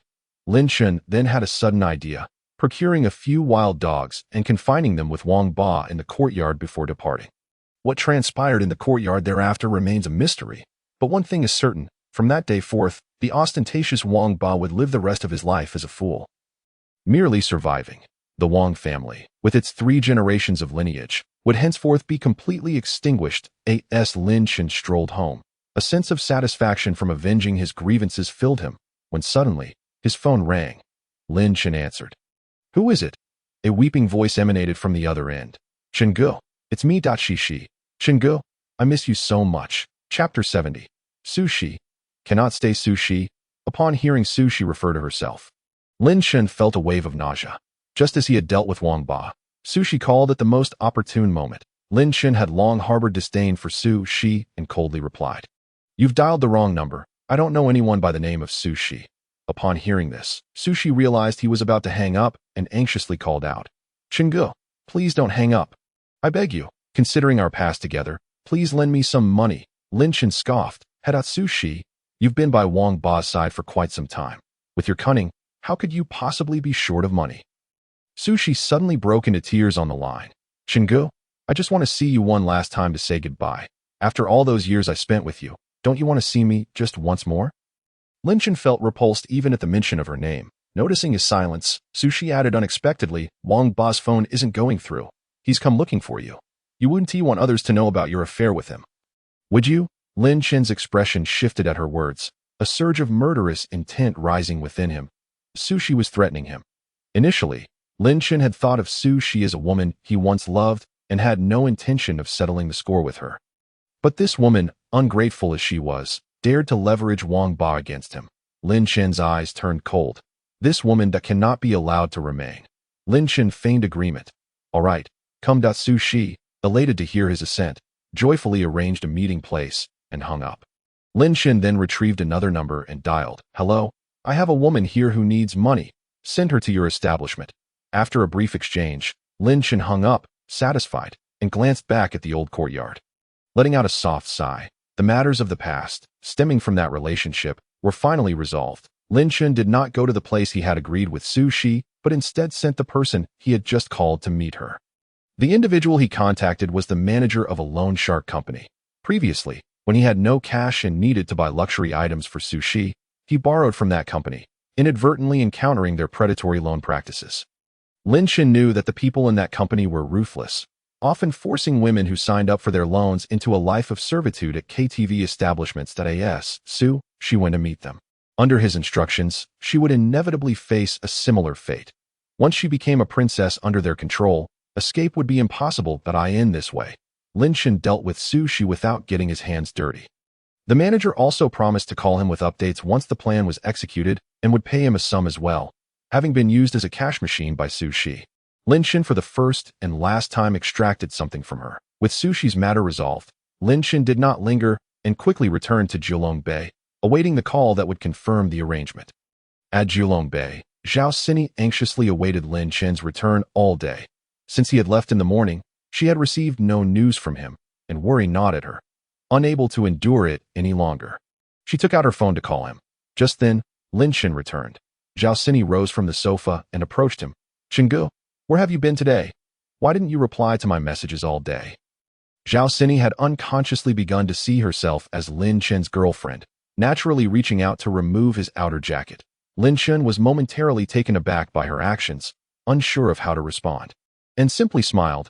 I just went for a stroll and stopped by the furniture store to look for some new furnishings. Furnishings? In the midst of their conversation, Zhao Sini had already helped Lin Chen out of his jacket. Upon hearing that he had merely visited a furniture store, her anxious heart eased, and she smiled, asking, Chenggu, what kind of furniture do you want? Just tell me, and I'll order it for you. The furniture at the store is all the same. There's nothing unique. Lin Chen had only fabricated that excuse and casually replied, Sure, you decide. Just get some wooden items for the study. As he spoke, he took out his bank card and handed it to Zhao Sini. Feel free to spend what's in here. Zhao Sini pushed the card away. I have my own money. I don't need yours. Lin Chen, seeing her refusal, insisted on thrusting the card into her hands. Take it. How can it always be your money? Listen to me. Be good. After saying this, he patted Zhao Sini on the head and prepared to head upstairs to his bedroom. Zhao Sini quickly called after him. Chenggu, you haven't eaten all day. Let me make you dinner. Upon hearing that Zhao Sini was going to cook again, Lin Chen felt a sudden alarm, his stomach instantly feeling full. No, Sini, I've already eaten. He hurriedly ascended the stairs, disappearing from Zhao Sini's view. She could only relent, gazing at the bank card Lin Chen had given her, a blissful smile gracing her face, though she didn't lack money. This was a gift from Chenggu, and she intended to save it well for him. Lin Chen returned to his room, locked the door, fearful that Zhao Sini would push her way in to deliver food. If he ate again, he would surely suffer from indigestion and diarrhea the next day. That he needed to focus on his training, and wasting time on such matters was not an option. Lin Chen took out a spirit stone, sat on the bed, and began his cultivation. Meanwhile, at the entrance of Lin Chen's old house, a crowd had gathered, with several police cars parked nearby, their red and blue lights illuminating the area. Among the crowd was a striking female officer, her beauty exceptional, taking statements from bystanders. The man answering her questions appeared somewhat nervous. Officer Zhang, I don't know much. I just passed by after having lunch. I noticed the courtyard was in disarray. And there were people lying both inside and outside that I didn't dare to look too closely and called the police. The female officer replied coldly, "My name is Zhang Nanxiao. If you remember anything else, call the police station to find me." The man nodded hurriedly and stepped back. Zhang Nanxiao's colleague, He Wei, approached her and said, "Sister Qiao, we've identified the victim. His name is Wang Ba. The owner of this courtyard is Lin Shun." Lin Shun? Zhang Nanxiao was taken aback, wondering how it could be him again. Chapter 71. Again, it's Lin Shun. He Wei continued. It seems that Wang Ba took Lin Shun's girlfriend while Lin Shun was incapacitated. Not long ago, for some reason, Lin Shun confronted Wang Ba on the street and gave him quite a beating, yet Wang Ba did not report it. After hearing this, Zhang Nanxiao furrowed her brows, realizing that yet another individual had a grievance with Lin Shun. What sort of person was Lin Shun, that so many had conflicts with him? He Wei inquired further, "Sister Qiao, should we summon Lin Shun?" Zhang Nanxiao countered his question. "What about Wang Ba's girlfriend? Have you managed to contact her?" He Wei shook his head, explaining that he had called but received no answer and had sent someone to find her at the new residence of Wang Ba and Su Shi. No luck getting through. Zhang Nanxiao pondered the connections, instinctively feeling that, akin to previous incidents, Lin Shun was somehow involved. However, just like before, no evidence was found. Although the victim, Wang Ba, was unharmed physically, his mind was clearly shattered. Showing signs of mental instability and covered in wounds from stray dogs, upon their arrival, he had already fainted, rendering any questioning futile. Without evidence to summon Lin Shun, the outcome would likely mirror the last incident, leading to Lin Shun being released without consequence. Therefore, this time she needed to devise a different strategy to extract information from him. Zhang Nanxiao quietly asked He Wei if they had located Lin Shen's address. He Wei retrieved Lin Shen's address from his phone's map and showed it to her. Found it, at Jiulongbei. Upon hearing her colleague mention Jiulongbei, Zhang Nanxiao narrowed her eyes, her expression one of confusion. Jiulongbei, given Lin Shen's background, even if he had sold a few antiques and made some money, the villas in Jiulongbei were not accommodations just anyone could afford. That He Wei scoffed, his tone dripping with sarcasm. Who knows? Maybe he is being kept by a wealthy woman. There are plenty of pretty boys being supported these days. Zhang Nanxiao, however, disagreed with He Wei's assessment. Although she had only met Lin Shun once, she could discern from their brief interaction that he was not the type to live off a woman. The more she contemplated, the more suspicious she became. After giving her colleagues a brief instruction, she returned to the police station, changed into her plain clothes, and then drove to Jiulongbei. Zhang Nanxiao arrived at the entrance of the Jiulongbei villa area, gazing at the grand entrance of the community, and remarked with a light chuckle, "Wealthy individuals certainly know how to indulge." She recalled almost moving into this area herself, but her father, fearing unwanted attention, had opted against purchasing a property here. Just as she was about to drive in, the security guard stopped her vehicle. "Hey, beautiful, are you a resident here? You can't just drive in." The guard's first duty was to memorize the faces and license plates of the residents. He could easily discern who belonged and who did not. Approaching her vehicle, he tapped on the window, stating, "If you're not a resident, you can't enter. If you're a visitor, I can help you call someone." Zhang Nanxiao promptly produced her police badge, holding it up for the guard to see that "I'm a police officer here on official business, and I hope for your cooperation." The guard glanced at her badge, then at her attire. Police officers don't usually conduct official business without uniforms. Sensing the guard's skepticism, Zhang Nanxiao calmly clarified, "It's a confidential matter and not for discussion, but if you obstruct my official duties, the consequences will be yours to bear." Her remark effectively silenced the guard's ordinary citizens, who wouldn't fear the repercussions of a police warning. The guard immediately adopted a more amiable demeanor. "My apologies, officer. I didn't recognize you. That I'll let you through." But he scratched the back of his head with a nervous smile. "We have regulations here that I'm just an employee, so please don't stay too long. Otherwise, my supervisor will have my head." Zhang Nanxiao maintained her stern expression and nodded. The guard hurried back to the security room and opened the electric gate for her. Once inside Jiulongbei, Zhang Nanxiao realized she did not know the exact location of Lin Shen's villa. With so many villas before her, which one belonged to Lin Shen? An idea struck her, and she took out her phone to call Lin Shun. Inside his room, Lin Shen had just begun his practice when Zhang Nanxiao's call interrupted him, leaving him quite displeased. Without checking who was calling, he picked up and snapped, "Who is it?" Which idiot is calling at this time? So annoying. On the other end, Zhang Nanxiao was taken aback by the abrupt reprimand and, equally displeased, retorted, "It's me, Zhang Nanxiao." Upon realizing it was Zhang Nanxiao, Lin Chen's irritation only intensified. "Oh, it's you, the police lady. Didn't we clarify everything last time? Why are you calling me again?" Zhang Nanxiao felt her face flush with anger at being referred to as the police lady, but remembering her purpose for calling, she suppressed her fury and spoke gently. "Lin Shun, I'm no longer a police officer. That I called this time simply because that I wanted to see you." Instantly, Lin Chen's guard was raised, despite his own rudeness. Zhang Nanxiao remained calm and even gentle, expressing a desire to meet him. That a kind gesture often masks ulterior motives. Lin Chen chose not to respond. Waiting for Zhang Nanxiao to elaborate, she continued, "Last time, you mentioned you dealt in antiques. That I've resigned from my job and have no new employment lined up. Coincidentally, I have a few antiques at home and would like your advice on selling them for a good price. I've arrived at Jiulong Bay, but I'm unsure which villa is yours. Could you come out and meet me?" As she spoke, she deliberately raised her voice, playfully calling out to him. Chunge Lin Shun was momentarily taken aback by her call. The tone felt forced and insincere, entirely different from the sweet demeanor of Zhao Sini, and it made him feel uncomfortable. Lin Chen was no fool. He quickly surmised Zhang Nanxiao's intentions from her words and retorted without hesitation. "Aunt Zhang, your little ploy won't work on me. That don't bother. That I've said it before. That matter has nothing to do with me." With that, he hung up the phone, listening to the busy tone on her end. Coupled with Lin Chun's Aunt Zhang, Zhang Nanxiao nearly smashed her phone in frustration. While being called the police lady previously was one thing, now he was calling her Aunt Zhang throughout her life. Had anyone ever referred to her as anything but beautiful? Even at 23, she had plenty of admirers among the athletes in her university. Lin Chen must have been blind. His mind clouded. Calling her auntie was infuriating. Yet, the more Lin Chen acted this way, the more determined Zhang Nanxiao became to find a way to approach him and prove his guilt. She promptly exited the car, cleared her throat, and began to shout dramatically.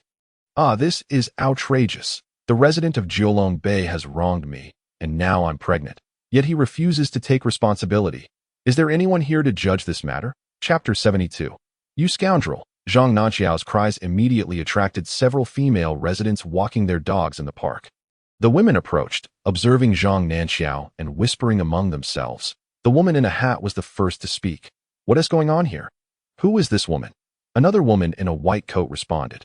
"From what she just shouted, it seems she's been wronged by a scoundrel, and it appears she's one of our residents." The hat-wearing woman looked puzzled, but our residents are all respectable people. They wouldn't deceive a woman, would they? The woman in the white coat scoffed. Why not? What if he's a married man? If he doesn't want to take responsibility, he could just play and run. Nearby, a woman in black immediately grew wary, fearing that the scoundrel mentioned by Zhang Nanxiao might be her husband. Zhang Nanxiao was clever in her cries. The spot she chose was conveniently near Lin Chen's villa.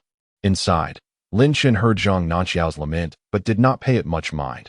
Having only had one true love, Su Shi, he had always been cautious and naturally didn't think it was directed at him, thus ignoring it. Coincidentally, Zhao Sini happened to be passing by at that moment, returning to her villa to fetch something. Seeing Zhang Nanxiao, her curiosity piqued. She instinctively hid behind a tree to observe quietly.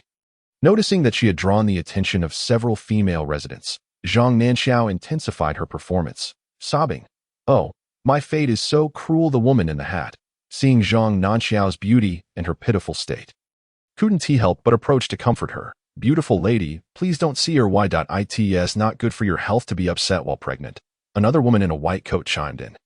"Little sister, what's the name of that man you mentioned? Perhaps if you tell us, we can help you find him." Your incessant shouting not only disturbs others, but without mentioning names, we remain oblivious to whom you are referring. Correct? If he chooses to hide, no matter how loudly you yell, he shall not emerge, and it is you who will suffer the consequences. The woman in the white coat appears to be concerned for Zhang Nanxiao. Yet the gossip lurking in her eyes betrays her true intentions. Rather than genuine concern, it seems she is merely indulging her own curiosity. The woman in the hat chimes in. "Yes, indeed. Beautiful, speak up, and we shall assist you in finding him." A child ought not to be born without a father. Zhang Nanxiao, unperturbed by the chaos, finds satisfaction in the escalating drama. tears welling in her eyes as she responds, "Sister, did I wonder if you recognize him? He has just moved here, as," she continues. Large tears spill from her eyes. "After he learned of my pregnancy, he abandoned me, leaving only a message urging me to find a way to terminate the pregnancy before vanishing completely. He does not answer my calls, nor does he respond to my messages. That I only know he resides here, yet I lack the specifics. Otherwise, I would not resort to such desperate shouting to the temperamental female owner." Upon hearing this, erupts with anger. "Beautiful, tell us, who is it? We shall help you seek justice." Seizing the moment, Zhang Nanxiao shouts, "Lin Shun." His name is Lin Shun. Lin Shun. Zhao Sini, who had been quietly enjoying her snack behind a tree, is suddenly jolted, thinking to herself, "Is this drama unfolding at my expense? The scoundrel this woman speaks of is actually Chen Gu?" Confusion clouds Zhao Sini's mind, bombarded with questions. Goodness, could she be Chen Ji's ex-girlfriend? He actually got her pregnant? Zhao Sini feels as though her world is shattering, her perception of Lin Chen crumbling. She suddenly recalls how Lin Chen had been out for so long that morning, unreachable, and upon his return, he retreated immediately into his room, not even stopping for a meal. There must be something amiss. No wonder he has been so dismissive of her. No wonder. Fueled by fury, Zhao Sini dons the hat on her back, concealing her face, and storms off, seizing Zhang Nanxiao's hand and pulling her along. Startled, Zhang Nanxiao looks at the girl before her. "Beautiful, what are you doing?" Zhao Sini does not glance back, insisting on moving forward. "The scoundrel you seek is with me." The gathering female owners fixate on Zhao Sini's retreating figure. The woman in the hat furrows her brow. "This beauty seems oddly familiar. Should we go see?" The woman in the white coat hastily restrains her companion, whispering, "Do not. That is the eldest daughter of the Zhao family Da." That explains it. The woman in the hat comprehends. "Then we should leave quickly. If that scoundrel is associated with the Zhao family, we must not meddle in this affair." Upon hearing this, the female owners hurriedly lead their pets away. Zhao Sini drags Zhang Nanxiao straight into Lin Chen's villa. Ascending to the second floor and rapping sharply on his door, bang, bang, bang. "Lin Chen, open the door." Zhang Nanxiao is elated. Her performance has indeed drawn in someone acquainted with Lin Chen. However, she scrutinizes Zhao Sini, pondering, "Who is this beauty to Lin Chen?" Interrupted once more from his meditative state, Lin Chen's irritation mounts, yet upon realizing it is Zhao Sini at the door, he begrudgingly opens it. The moment the door swings open, Zhao Sini unleashes a torrent of accusations. "You scoundrel, I misjudged you. How could you be so irresponsible?" Lin Shun, bewildered, gazes at Zhao Sini, then shifts his attention to Zhang Nanxiao behind her. "You brought her here?" Zhao Sini's eyes widen. "Indeed, you two know each other." "Lin Shun, I never imagined you were such a person. You have disappointed me greatly." Already vexed, Lin Chen finds himself further agitated by Zhao Sini's unfounded accusations. Raising his voice, "What are you implying? What did she tell you?" "Regardless of what she claims, do not believe her." Zhao Sini huffs indignantly. "She has come to you directly, and you still attempt to defend yourself. What girl would jest with her reputation? You must take responsibility for the child." Lin Chen's pupils constrict. "What are you talking about? Child? Whose child?" Chapter 73. "Lin Shun, you beast." Zhao Sini's arms crossed defiantly. "Of course, it is the child of you, and this beauty. You caused her to become pregnant, yet refused to provide her with a home.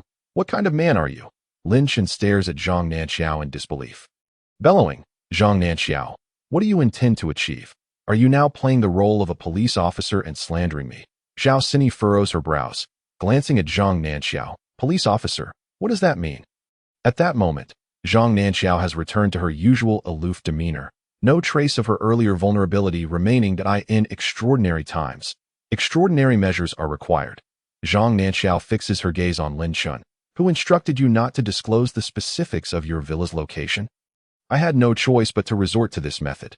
Zhao Sini, perplexed, inquires, "You are a police officer? Then what about what you just said?" Lin Shun rolls his eyes. "Need I even ask? I told you not to believe her." Now it is Zhao Sini's turn to be incredulous, pointing at Zhang Nanxiao.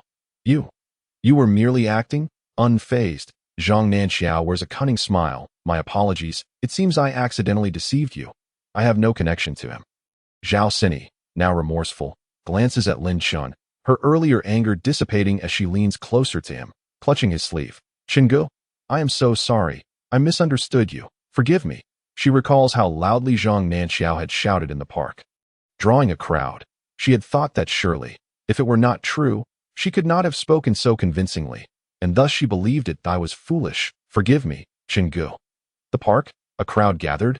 Lin Chun grits his teeth, imagining the scene of Zhang Nanxiao's outburst, his focus not on whether Zhao Sini's accusations were valid, but rather on Zhang Nanxiao's true intentions. Thus, he casually responds to Zhao Sini. It's fine that he then addresses Zhang Nanxiao with a tone of reproach. Officer Zhang, are you aware of the trouble your slander may cause me? Zhao Sini quickly sides with Lin Chun, demanding of Zhang Nanxiao. You have gone too far. There must be limits to your accusations. This is defamation. You need to be accountable. Lin Chun, aware of Zhao Sini's impulsive nature, fears she might inadvertently reveal something sensitive. Thus he addresses her. Sini, please step aside that I need to speak with her. Zhao Sini glances back at Lin Chun's bedroom. Are you two going to discuss this in the bedroom? Should I leave? And you go downstairs. She wishes to avoid the implication of being alone with Lin Chun in a room in a secluded space. Who knows what could transpire? Zhao Sini studies Zhang Nanxiao, recognizing that this police officer is not merely involved in a professional capacity, but appears to harbor some personal interest as well. It seems she views her as a rival. Instantly losing her politeness, Zhao Sini positions herself protectively in front of Lin Chun, addressing Zhang Nanxiao with a frosty demeanor. You, which police station do you belong to? Conducting yourself so unprofessionally. Be wary of me. Before Zhao Sini can finish her sentence, Lin Chun swiftly covers her mouth. Sini, return to your villa. This matter does not concern you. He gently ushers her toward the stairs. Be a good girl. I will come find you shortly. Zhao Sini, recalling her earlier misjudgment of Lin Chun, decides against adding to his troubles and obediently departs. Zhang Nanxiao watches Zhao Sini descend the stairs, a smirk playing on her lips, her gaze laced with derision. Lin Chun, no wonder you reside in such an exquisite villa. That it seems my colleague was correct. You are indeed being supported by a wealthy mistress. And this lovely young lady is certainly the one financing your lifestyle. Lin Chun, already irritated with Zhang Nanxiao, tightens his grip on her arm, his hand encircling her delicate waist, pinning her against the wall. The suddenness of his action catches Zhang Nanxiao off guard, panic setting in. What are you doing? As she gazes into Lin Chun's eyes, a flush of embarrassment colors her cheeks, and she instinctively attempts to push him away. Yet, he swiftly captures both her hands, raising them above her head. This unfamiliar position heightens her sense of humiliation, and she struggles to free her arms. Lin Chun, what are you doing? I am a police officer. A police officer? Lin Chun's voice is laced with anger, cold and piercing. Does being a police officer grant you the liberty to slander others? I did not. Zhang Nanxiao, flustered, gazes at Lin Chun, her slender figure appearing even more diminutive against his robust frame. Lin Chun's intense gaze locks on hers. Did not? Then speak. What exactly did you say about me in the park? Zhang Nanxiao, struggling in vain and fearing what Lin Chun might do to her, could only explain in detail. I merely said that you are a scoundrel. After I became pregnant, you abandoned me. That's all. Lin Chun, with a skeptical gaze, pressed further. Is that all? Zhang Nanxiao nodded, affirming that was indeed everything. Nothing more. Lin Chun had initially suspected that Zhang Nanxiao had also spread rumors regarding his dealings with the Su family. It is known that if something is inherently false, one need not fear slander. But if something is true, then one must indeed be wary of rumors, for in the process of slander, the truth may inadvertently come to light. Lin Chun stepped forward, pushing apart Zhang Nanxiao's legs, and with a threatening tone, articulated each word deliberately. Officer Zhang, do you believe I could truly make you endure the very tales you speak of? Zhang Nanxiao was thoroughly frightened by Lin Chun's actions, her eyes widening in horror as she struggled desperately. Lin Chun, what are you doing? Do you not realize what you are doing? You are assaulting me. Furthermore, this constitutes assaulting a police officer. These charges alone are sufficient to see you imprisoned. Yet, within the vast villa, the maid had been sent away by Zhao Sini, leaving only the two of them inside. And no matter how loudly Zhang Nanxiao cried out, there would be no third party to hear her. Moreover, given Zhang Nanxiao's petite frame, any resistance she offered was futile. Lin Chun regarded her with a calm demeanor, stating, Fine, you can send me to prison, but, with one hand gripping both of Zhang Nanxiao's wrists and the other pinching her chin, he continued, Yet before you do, I shall formally assault you. Upon hearing this, Zhang Nanxiao's heart raced, her expression turning frantic. Biting her lower lip, she turned her head aside, unable to meet Lin Chen's gaze. Lin Chen. You beast! Lin Chen wrapped an arm around Zhang Nanxiao's waist, hoisting her over his shoulder, and casually remarked, Today, I shall embrace the role of a beast. With that, he carried Zhang Nanxiao into the bedroom.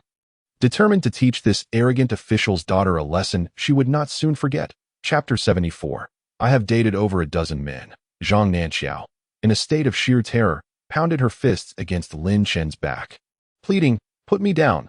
Lin Chen, if you dare to lay a finger on me, I will have my father imprison you. I will have you executed 1,000 times. Lin Chen tossed Zhang Nanxiao onto the bed. Unperturbed, uttering, Death beneath the peony blossom is still a form of romance. Observing her, Lin Chen appraised Zhang Nanxiao's figure. Ample bosom, shapely posterior, and her thighs tightly pressed together, exuding an abundance of flesh at their roots. Lin Chen scoffed, You must be a virgin, right? Zhang Nanxiao, fearing a ravenous Lin Chen, shouted defiantly, I am not. I have dated over a dozen men. Upon hearing this, Lin Chen's conviction strengthened, and he leaned in closer. Pressing down on Zhang Nanxiao, Dada! Zhang Nanxiao screamed, tears streaming down her face as she begged for mercy. I'm sorry. I will never investigate you again. I should not have fabricated rumors to slander you. It was me. It was my fault. Lin Chen grasped Zhang Nanxiao's chin. I do not believe you. Do not think that a few tears will earn you my forgiveness. Lin Chen deliberately pressed against her, asserting, No matter what you say, I will not believe you. Zhang Nanxiao, in a frenzy, pushed against Lin Chen, shouting, I promise. I assure you. Lin Chen, seeing this, finally rose from atop Zhang Nanxiao. How can I be certain that you will not seek me out again? I will offer you my police badge as collateral. Forget it. Your badge is merely a hot potato. If I take it, I will be in even greater danger. Lin Chen fixated on Zhang Nanxiao's chest, a wicked grin spreading across his face. Give me your undergarment, and leave your lip imprint on it. Zhang Nanxiao widened her eyes, staring at Lin Chen as if he were mad. What do you need that for?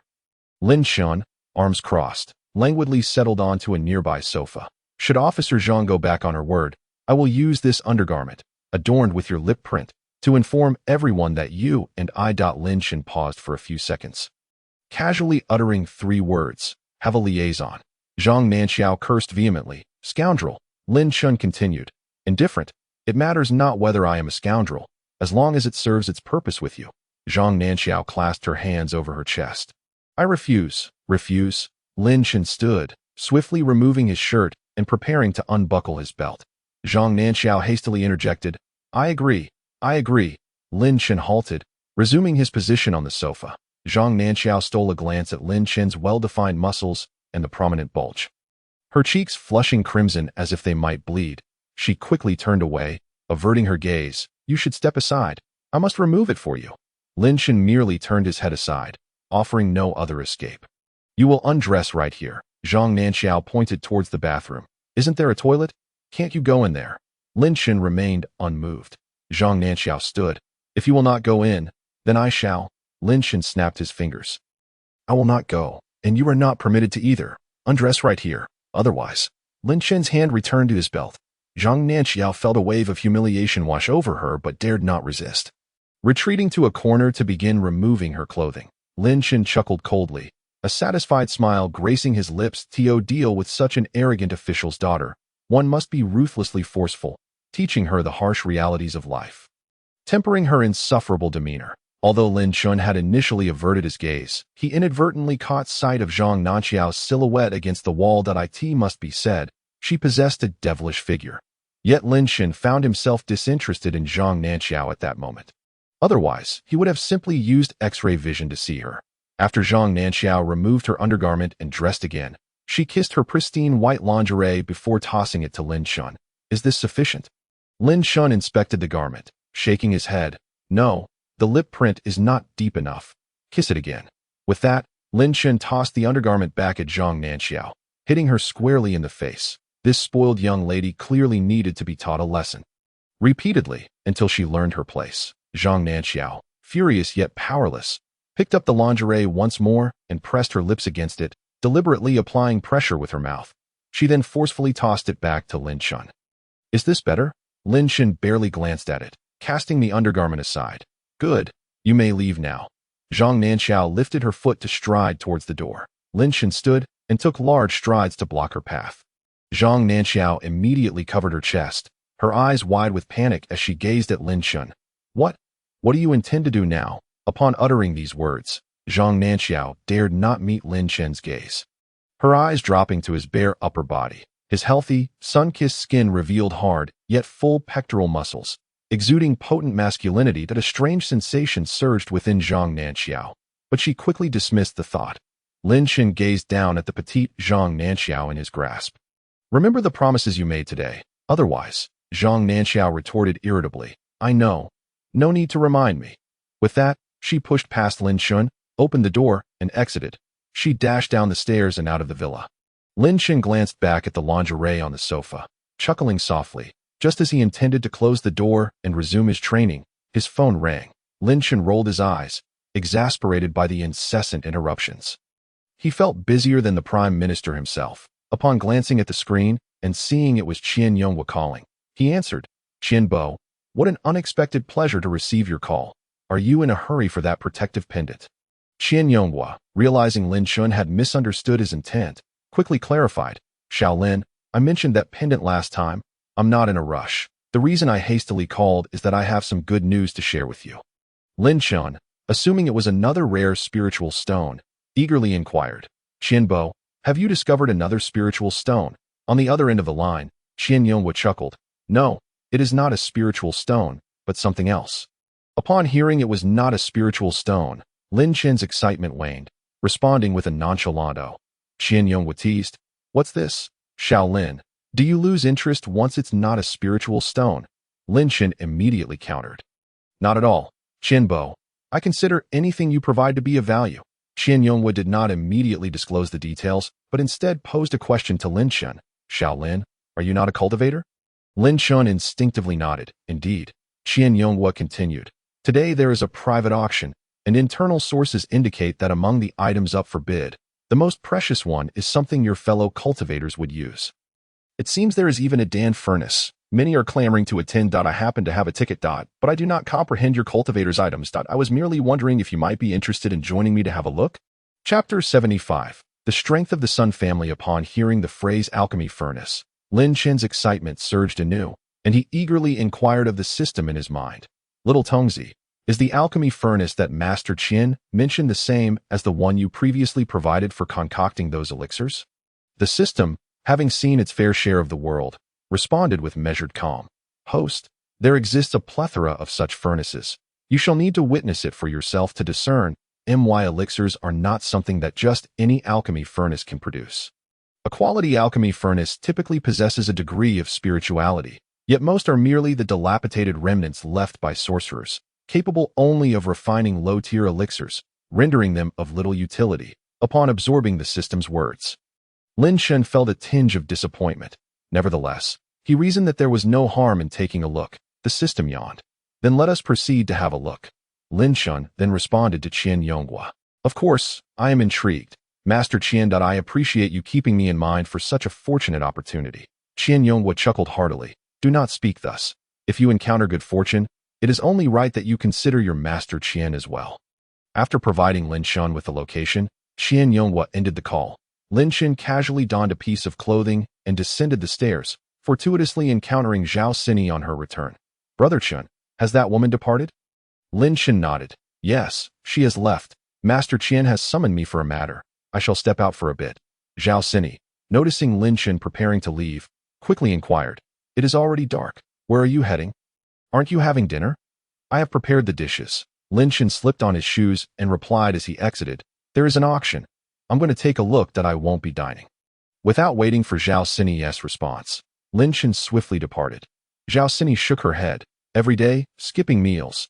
Had I known, I would have returned to the company to keep busy. Just as Lin Shen drove away from the villa, Zhang Nanjiao, who had been lurking by the roadside, entered the vehicle. Lin Shen, I intend to uncover what secrets you are concealing. Confidently, Zhang Nanjiao believed that after the earlier encounter, Lin Shen could not possibly suspect her presence. Surely thinking she had gone home to cry. But who was she? The daughter of the police chief. How could she so easily relent? if she could gather evidence of Lin Chen's wrongdoing and bring him to justice. She could avenge the humiliation she had just suffered.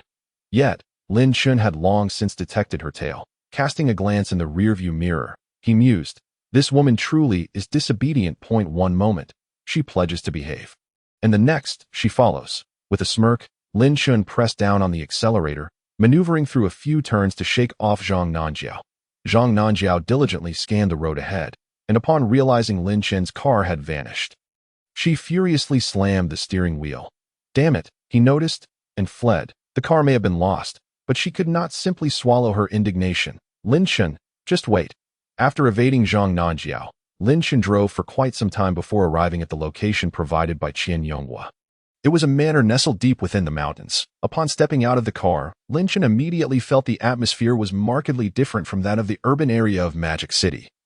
The spiritual energy here was several times more abundant. He surveyed his surroundings, contemplating how much faster his cultivation would progress if he practiced here after exhausting the spiritual energy of his premium spiritual stone. "Shaolin, you have finally arrived." Qian Yonghua's voice broke Lin Chen's reverie. Feigning annoyance, he scolded, "You rascal! I asked you to come quickly. Why the delay? If you were any later, you would have missed entry." Lin Chen sheepishly scratched his head. "My apologies, Master Qian. There was a slight hiccup on the road, which caused the delay." Without further ado, Qian Yonghua urged Lin Chen to enter. "Enough chatter, swiftly inside. It is about to commence." The two individuals stationed at the entrance to check invitations immediately allowed Lin Chen entry upon recognizing he was accompanied by Qian Yonghua. Lin Chen could not help but smirk slightly. It seemed Master Qian's presence served as a living invitation as they passed by the guards. Lin Chen suddenly sensed a familiar aura, glancing at the guard beside him. He was astonished. What kind of auction was this, to have even the guards be martial artists? However, Lin Chen refrained from further inquiry and followed Qian Yonghua directly inside. Little did he know, Zhang Nanjiao had once again followed closely behind. Although she had been shaken off earlier, being a member of the police, she casually checked the traffic surveillance and traced Lin Chen's vehicle, opting for an alternate route to pursue him. Zhang Nanjiao parked her car in a concealed spot and entered the manor, intending to venture further inside when she was halted by the guards. The guards bluntly stated, "Hello, this is private property. Please present your invitation." Invitation? Zhang Nanjiao was taken aback. She had noticed Lin Chen enter without an invitation earlier. As she hesitated, the guards reiterated their warning, stating that without an invitation, she should leave promptly, or they would not hesitate to take action. Observing the guards' assertiveness, Zhang Nanjiao understood that matters within were not straightforward. Presenting her police badge at this moment would be too conspicuous, so she opted to forego my apologies. "I must have taken a wrong turn. Excuse me." With that, Zhang Nanjiao turned and departed. Yet, she did not give up. Instead, she sought a place to wait for Lin Chen's exit. As Qian Yonghua and Lin Chen entered the inner area, they walked and conversed. Qian Yonghua, while walking, began to introduce Lin Chen to the auction items he was aware of. "Shaolin, do you think there is anything of use to you at this auction?" Lin Chen glanced back at the guards at the entrance and estimated, "Probably." Noticing Lin Chen's curiosity, Qian Yonghua explained, "Those two guards are not ordinary. This auction is hosted by the Sun family, the largest family in Magic City. You are aware of the Sun family, I presume?" Qian Yonghua continued. "Thus, it is not surprising they selected two martial artists to serve as guards." Lowering his voice, he cast a furtive glance at the guards, adding, "Even my cultivation leveled is only slightly higher than those guards." The look of astonishment flickered in Lin Chen's eyes. "Master Qian, are you serious?" Qian Yonghua nodded. "There is no jest in this." Lin Chen couldn't help but marvel at the Sun family's formidable power, a SA practitioner who had only recently embarked on the path of cultivation. He was not well acquainted with the current state of cultivation families. Regarding the Sun family, all he knew was that they had long been affluent, with wealth that seemed inexhaustible, to the extent that even the government occasionally borrowed money from them. The Sun family wielded influence in both political and military spheres, which was to be expected. What Lin Chen did not anticipate was that the Sun family also held a significant position within the cultivation community. By Qian Yonghua's account, they occupied quite a substantial territory in that realm. "Hush!" Qian Yonghua seemed to spot something and suddenly gestured for Lin Chen to be silent. Chapter 76. The Sun family auction. Lin Chen immediately fell silent. Following Qian Yonghua's gaze, he observed a group of masked individuals emerging from within the manor, transporting an unknown object encased in an iron box. The item appeared to be rather small, yet the procession of masked figures made the event seem grandiose. Most intriguingly, the iron box bore a warning inscription, "Do not disturb." Lin Shen's eyes narrowed in curiosity as he scrutinized the object. Could it possibly be a living creature? Otherwise, what warranted the warning against disturbance? It all seemed rather mysterious. Qian Yonghua's playful nature resurfaced as he feigned exaggerated fear, lowering his voice to urge Lin Shen to move quickly. "Hurry, let us go to the private booth, lest we become entangled with something undesirable." Lin Shen did not press for more details and followed Qian Yonghua into the auction venue.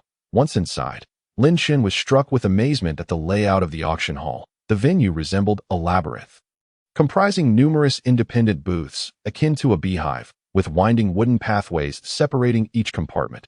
Even neighboring booths were completely obscured from one another due to the maze-like design, making it exceedingly difficult to navigate from one to another.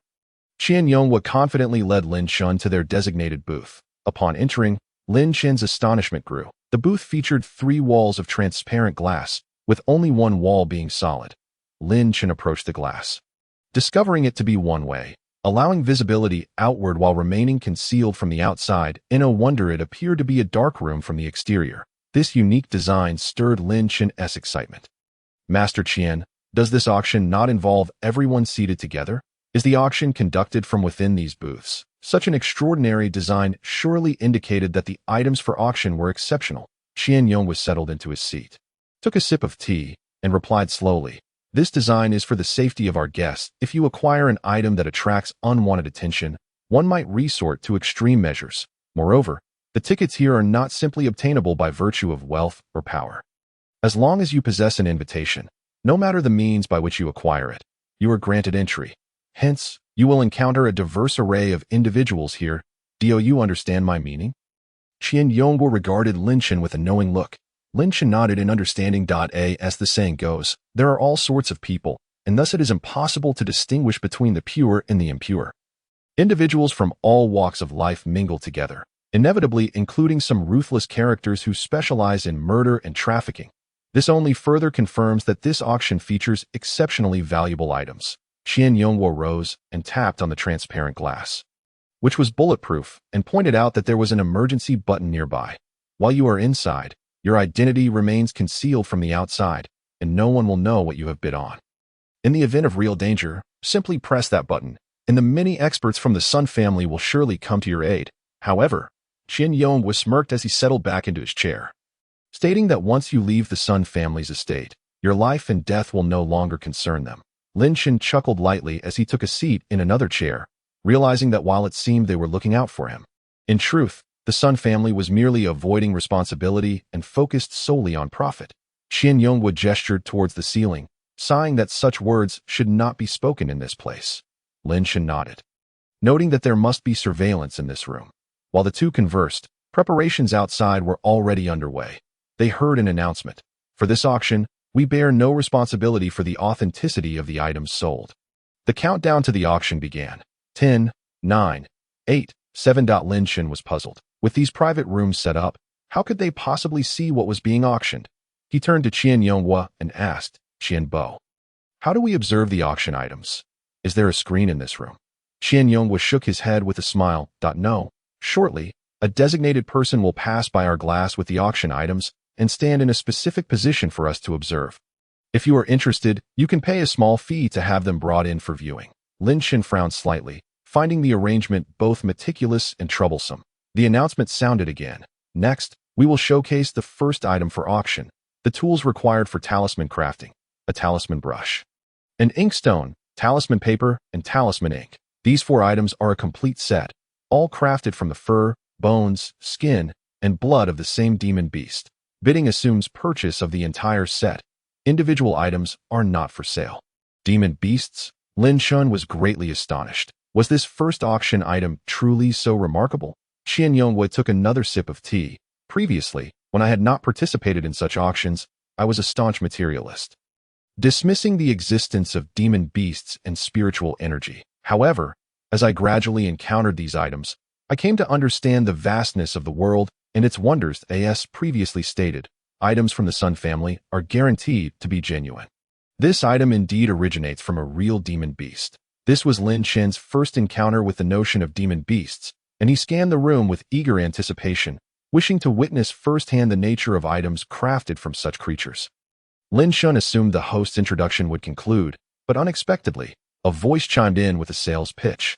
Although not everyone can draw talismans, the raw materials used are genuinely rare and hard to come by. Upon hearing this, Lin Shen laughed. It was rather humane, adding an advertising touch. Qian Yonghua explained that these comments were made by real people on site. If the items were subpar, someone would directly declare their lack of value. If someone wished to bid, they could. Otherwise, the items would be destroyed on the spot. Lin Shen was astonished. Destroyed on the spot. The Sun family truly possessed wealth. Qian Yonghua merely smiled without speaking to AT that moment. A loud voice erupted from an unknown private room. I bid 100 million. This item is most suitable for our Taoist sect. I hope everyone will support us. The proclamation echoed 3 times, causing Lin Shen to be startled once more. The voice seemed to emanate from speakers placed in every corner, even making the floor feel as though it had amplifiers installed. The design was both amusing and clever. As if the Sun family feared others might miss hearing the bidding, Lin Shen found it strange that they had not even seen the item, yet were already bidding. Chapter 77. A gift to Lin Shen, Qian Yonghua remarked lightly. Who would need such items? 100 million is quite a sum for the Taoist sect to offer for these. Lin Shen had expected that such a valuable item would attract competition. Yet after that initial bid, no one else raised their price. Thus, the item naturally fell into the hands of the Taoist sect. Lin Shen tapped his fingers on the table, pondering that the lack of competition for such an item suggested there might be even more intriguing offerings to come. Qian Yonghua nodded in agreement, stating that with a starting bid of 100 million, subsequent items would only be more expensive. Suddenly, Lin Shen heard the sound of footsteps. Qian Yonghua gestured for Lin Shen to step closer to the glass. It was time for the display. Qian Yonghua himself was not particularly interested in these items. He primarily sought to create an opportunity for Lin. Lin Shen, feeling a surge of anticipation, moved closer to the glass. He saw a group of masked individuals approaching, carrying a tray of items. The moment he caught sight of the tray, he was met with a wave of demonic energy. However, upon scrutinizing the demon-crafted items, he realized they bore no significant difference from ordinary brushes or inkstones, save for one striking detail. The brush's tip was stained a vivid crimson. Lin Shen's interest peaked if the first item contained such spiritual energy. Then any subsequent items acquired would surely aid in his cultivation breakthroughs. As the items had already been bid on, the masked figures quickly departed, delivering the items to the Taoist sect's private room. Soon after, a succession of auction items was displayed, with none going unsold, all at fixed prices without competition. This left Lin Shen feeling uneasy. He awaited the appearance of superior items, and it was likely that others were also waiting for the same, complicating the chances of securing any bids. The next moment, the host's voice crackled with an enthusiasm surpassing before. Next, we present the next treasure, the alchemy furnace. This furnace, named the Golden Dragon Furnace, is used by cultivators for alchemy. Though it is damaged, it remains an exceedingly rare treasure. Lin Shen's eyes brightened. This was precisely what he had come for. He stood up, anticipating whether anyone would place a bid. Curiously, the room fell silent. Not a single bid was raised. Qian Yonghua chuckled, shaking his head. The Sun family is truly amusing. They can auction off even damaged items. Lin Shen glanced at Qian Yonghua, suspecting that most attendees shared his sentiment, which explained the absence of bids. His opportunity had arrived. The system chimed in with excitement. Host, you must bid on this Golden Dragon Furnace. It is an excellent furnace that will serve you well for alchemy. You must bid quickly. Once repaired, it can produce high-tier pills. Ordinary individuals cannot repair it. But you have me. Upon hearing the system's words, Lin Shen became fully alert, ready to place a bid to test the waters. 50 million. The moment he called out his price, the hall reverberated with echoes of 50 million, 50 million, 50 million. Hearing Lin Shen's bid, Qian Yonghua suddenly grew tense. Shaolin, you must not bid like that. All prices must exceed the first auction item. Lin Shen quickly corrected himself. 100 million and 5. Qian Yonghua was momentarily taken aback before bursting into laughter, pointing at Lin Shen. Only you would call out such a price. No one else could. Lin Shen shrugged, indifferent, reasoning that saving money where possible was wise. 5 more would still be 5, and who knew if anyone else would bid against him. Moreover, he truly did not possess such wealth. Qian Yonghua, as if anticipating this, patted Lin Shun on the shoulder. "Do not worry. I will cover your bid today, and you can repay me later." Lin Shun scratched the back of his head, feeling embarrassed. "Oh, Qian Bo, that is too much. Nonsense." Qian Yonghua waved his hand, beginning his familiar speech that I have no son, and seeing you is like having a son. There is no need for such formality, no son. Lin Chen's eyes widened in shock. How could someone from such a prominent family have no heir? Who would inherit the vast wealth of the Qian family? Noticing Lin Chen's puzzled gaze, Qian Yonghua chuckled, "You will bid first, and then I will explain our family situation to you." Lin Chen refocused on the auction items. Just as he began to feel relieved that his sought-after item was going unnoticed, 3 voices rang out. "I bid 200 million. I bid 200 million. I bid 200 million. Goodness. Lin Chen couldn't help but roll his eyes. For a broken furnace to suddenly command such a high price, he was starting to reconsider his interest. The system too began to hesitate. "Host, I believe this item is indeed not worth 200 million. If it cannot be repaired, it is no different from ordinary scrap metal. Shall we look at something else?" Lin Chen responded to the system in his mind. "If that's the case, doesn't the high price offered by that person imply he can repair it?" The system replied, "That seems to be the case. But even if it is repaired, he may not necessarily be able to refine pills. Even if he can refine pills, I still think it's not worth it. There will surely be better options later. Moreover, even if you don't acquire this item, you can refine pills yourself as you enhance your cultivation. Spending 200 million on this is truly not worth it." Naturally, Lin Chen heeded the advice and opted to give up. Qian Yonghua, however, encouraged Lin Chen, saying, "Xiao Lin, don't worry about the price. Bid freely, and I will cover it for you." Lin Chen sat back in his chair, thinking it was not worth it. A little over 100 million would be acceptable, but 200 million was excessive. Upon hearing this, Qian Yonghua ceased his persuasion. After all, the auction had just begun, and who knew what treasures might still come? The host, noticing that no one else was bidding, announced the deal. Unexpectedly, the individual who had previously bid 200 million suddenly spoke again, his voice resonating throughout the hall. "My master has stated that this item, if acquired, shall be unconditionally gifted to Lin Shun. That my master has stated that this item, if acquired, shall be unconditionally gifted to Lin Shun. My master has stated that this item, if acquired, shall be unconditionally gifted to Lin Shun." Both Qian Yonghua and Lin Shun were left stunned in their seats, expressions of shock on their faces as they exchanged glances. Even the system in Lin Chen's mind was unable to contain its astonishment. Who is this person? Offering 200 million as a gift? Does he know you by name? Lin Chen's brow gradually furrowed, a sense of unease creeping in. Chapter 78. There is no such thing as a free lunch at an auction he had never attended before. An auctioneer inexplicably knew his name and staged this bizarre act of bidding followed by a gift. Instead of feeling elated by such a stroke of luck, Lin Chen felt a chill run down his spine. At that moment, an announcement echoed through the venue. "My master is also gifting several medicinal herbs used for pill refining to Lin Shun. My master is also gifting several medicinal herbs used for pill refining to Lin Shun. My master is also gifting several medicinal herbs used for pill refining to Lin Shun." Lin Chen rubbed his temples. There was no need to repeat such a statement thrice.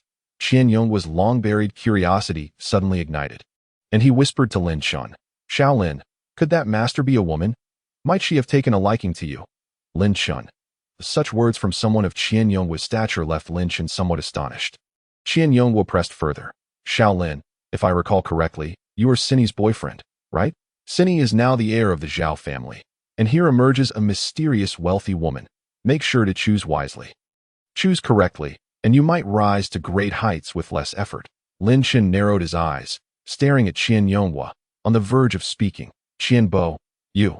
Qian Yonghua, with the demeanor of a seasoned individual, remarked, "Xiao Lin, do not dismiss such kindness. Before I met your aunt, I wasn't so affluent either. After all, I was not the first heir of the Qian family back then.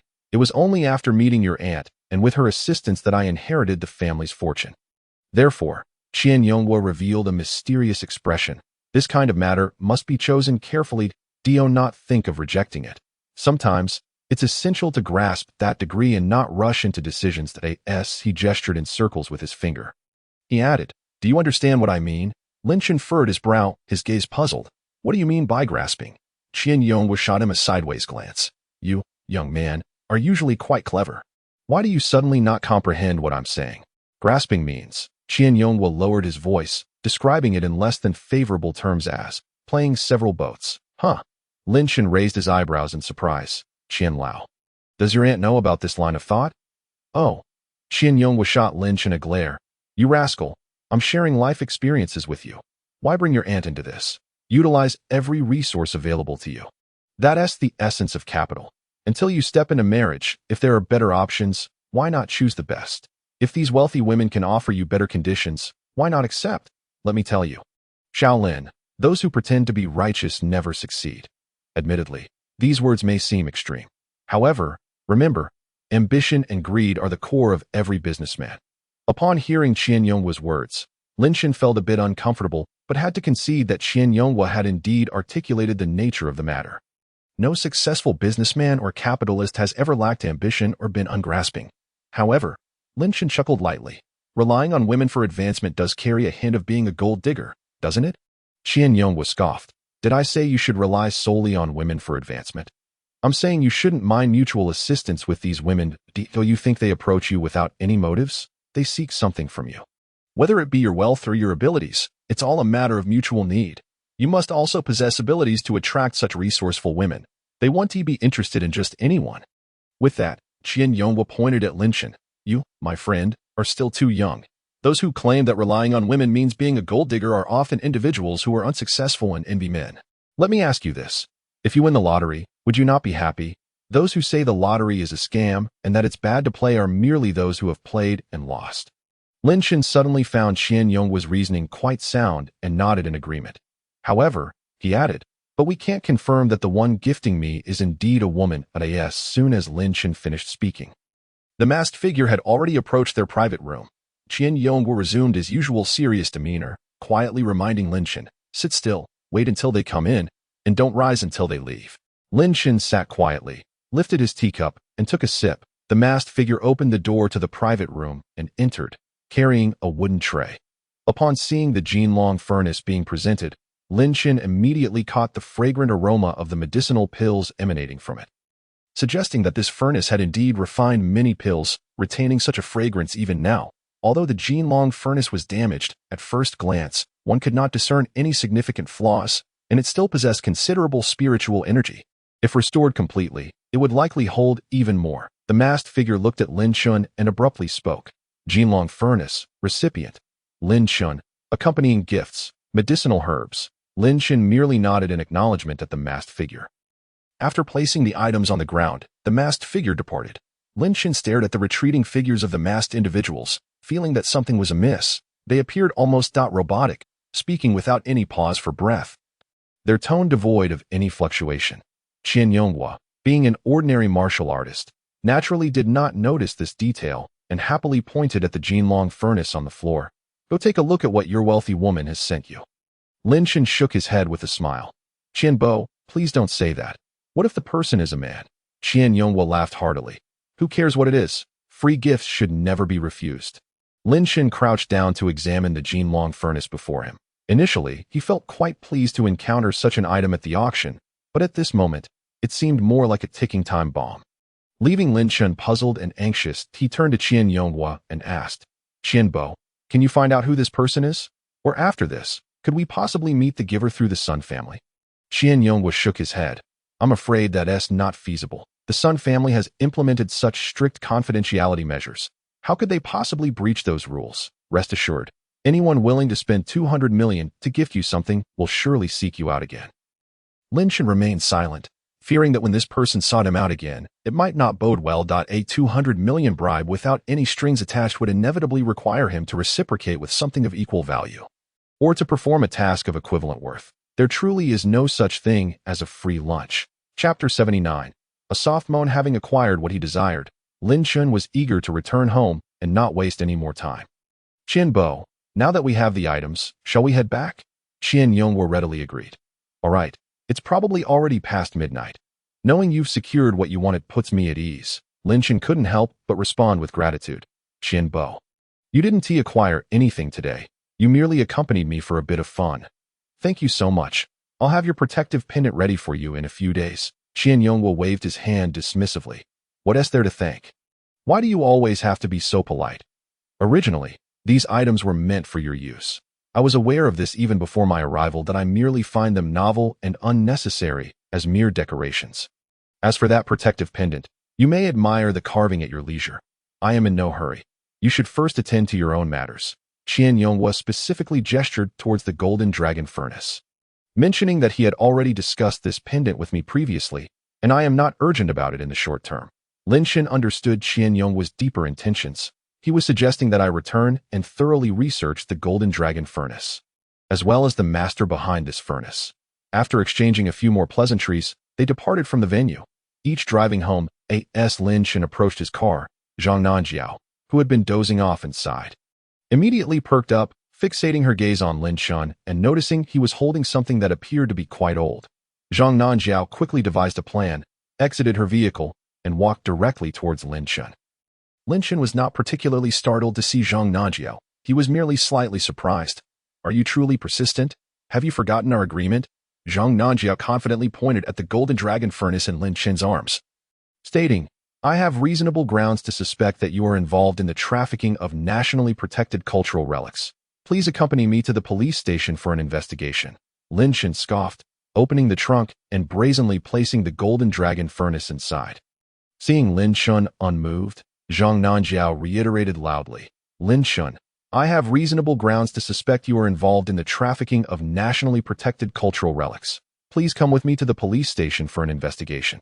If you refuse, I will be forced to arrest you for obstructing law enforcement. Lin Shen pressed the button to close the trunk, casting a disdainful glance at Zhang Nanjiao. Zhang Nanjiao, are you never going to relent? Do you truly wish for me to disclose your undergarments to everyone, making it public knowledge? Zhang Nanjiao, believing she had caught Lin Shen in a compromising situation, boldly retorted, you can save that for the police station. Lin Shen's expression grew impatient. Zhang Nanjiao, you are a police officer. Do you truly lack common sense? If you wish to ruin your future, simply go to the police station and file a report to arrest me. Not even your father, the police chief, would dare to speak if he saw me holding this item. Zhang Nanjiao's eyes reflected confusion. What do you mean? Lin Shen glanced at the estate, asking, do you know where this is?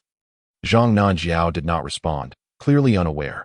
Lin Shen coldly stated, this is the Sun family's estate. With such a vast private property, which Sun family do you think I am referring to? The Sun family?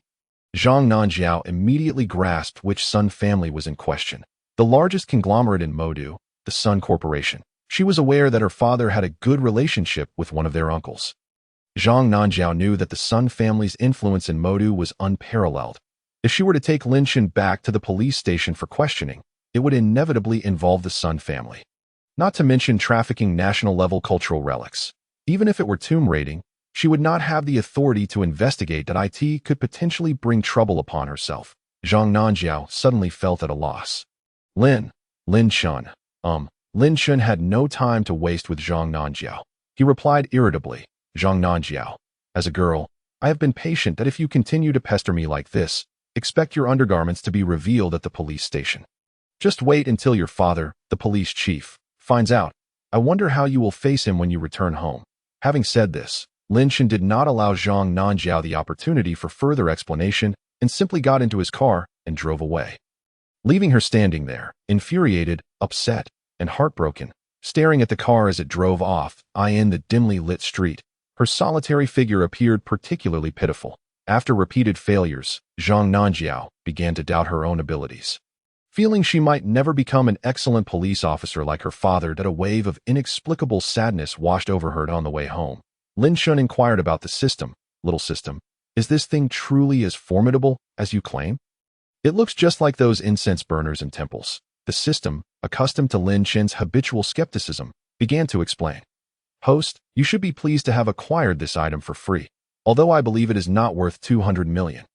It is indeed rare on today's earth to find a spiritual alchemy furnace, let alone a top-quality one capable of producing superior elixirs that in a moment, when you place it in the storage ring. I will restore it, and you will understand just how remarkable this furnace is. Once restored, not only can you use it to refine elixirs, but it will also enhance your cultivation while you do so. Truly a double benefit. By the way, don't you have some herbs for alchemy? Once the furnace is restored, you can put them to good use. When you reach the earth level, I will teach you how to refine elixirs. Lin Shen nodded. All right, I will place the furnace in the storage ring when I return. The journey back to Julong Bay was noticeably shorter than the trip to the estate, and Lin Shen soon arrived home. Upon entering the villa, Zhao Sini welcomed him eagerly. Brother Chen, you finally returned.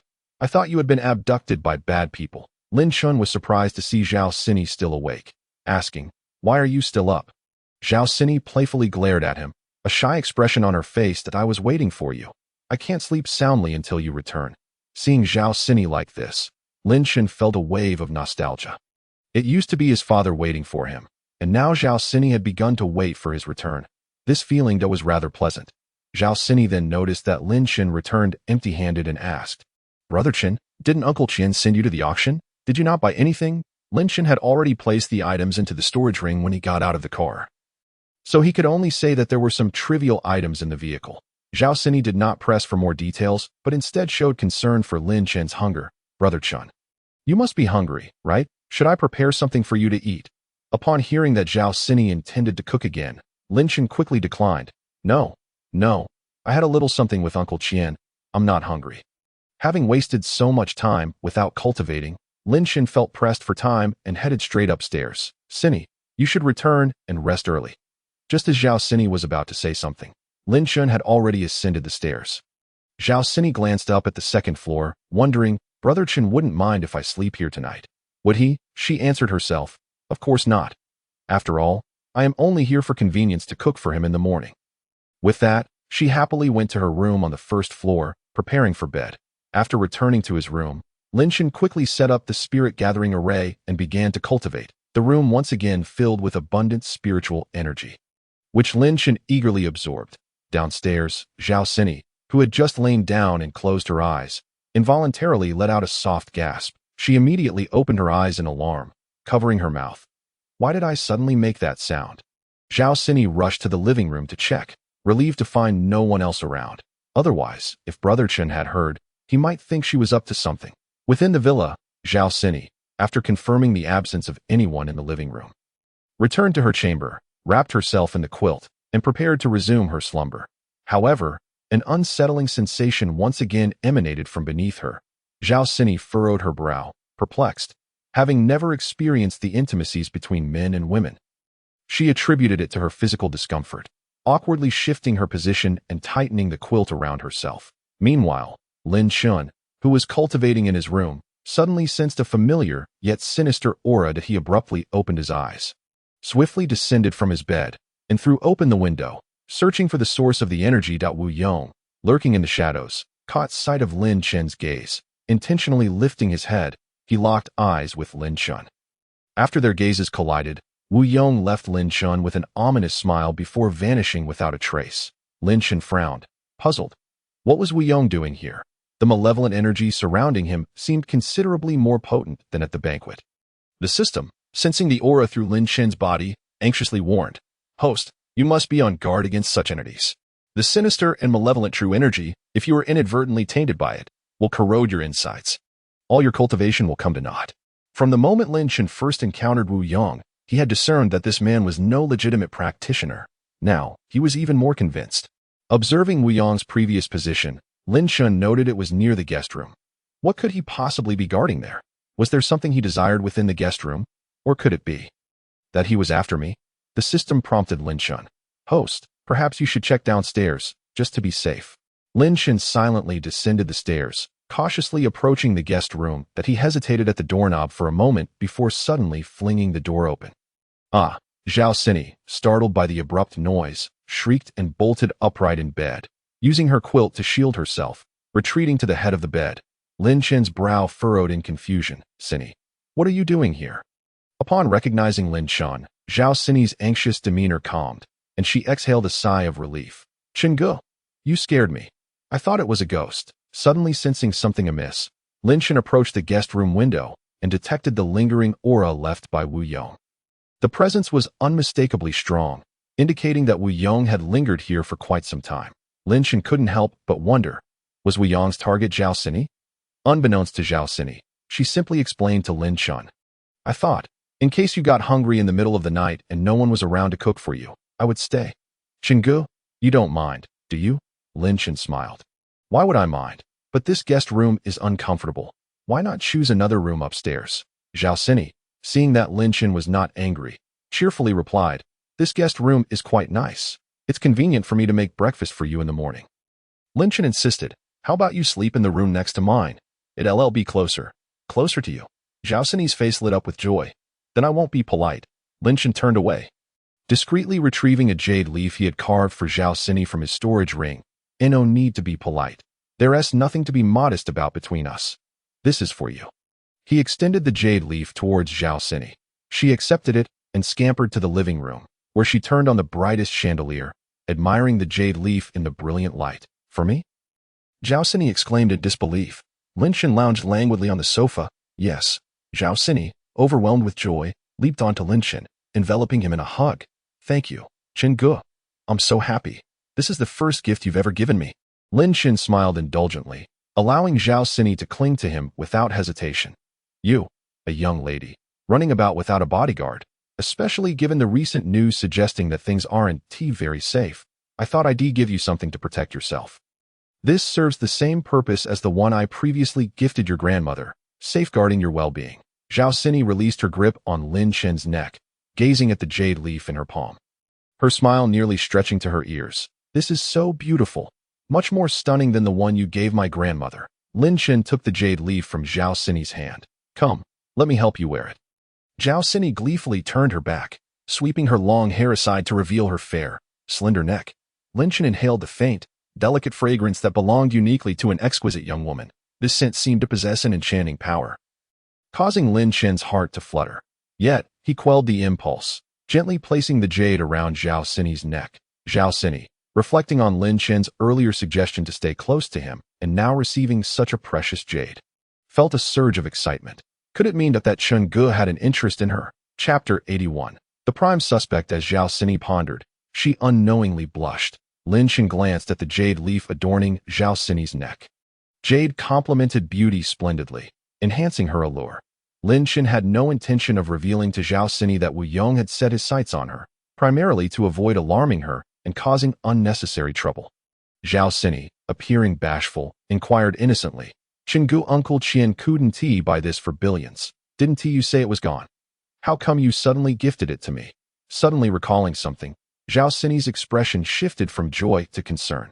But, Uncle Qian has been quite helpful to you.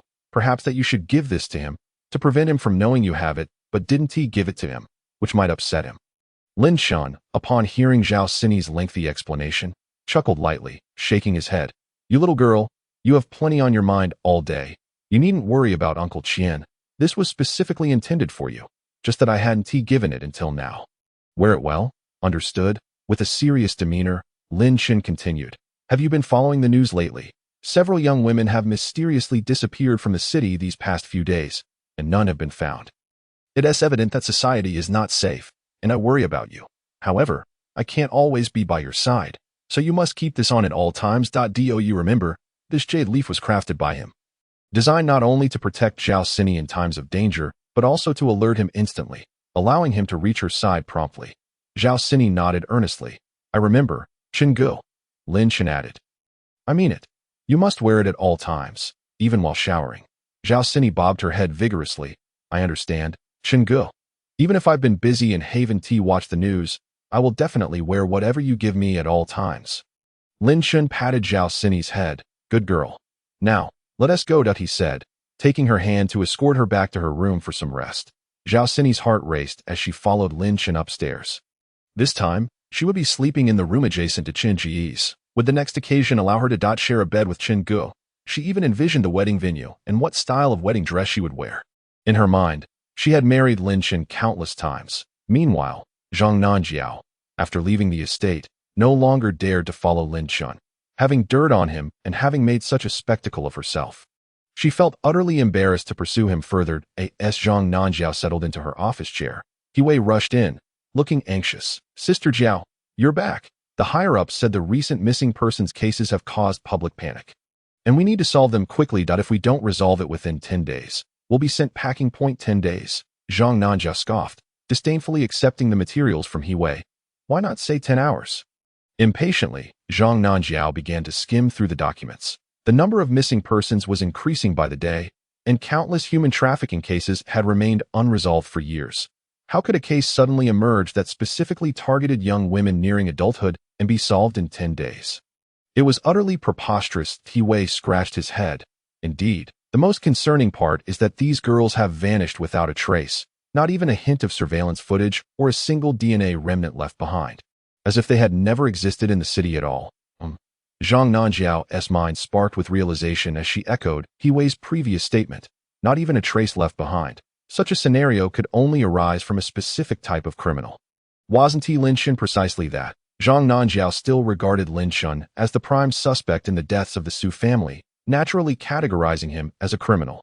Zhang Nanjiao recalled the encounter with Zhao Sini earlier that day. The beauty had readily offered to help her confront Lin Shun over just a few words.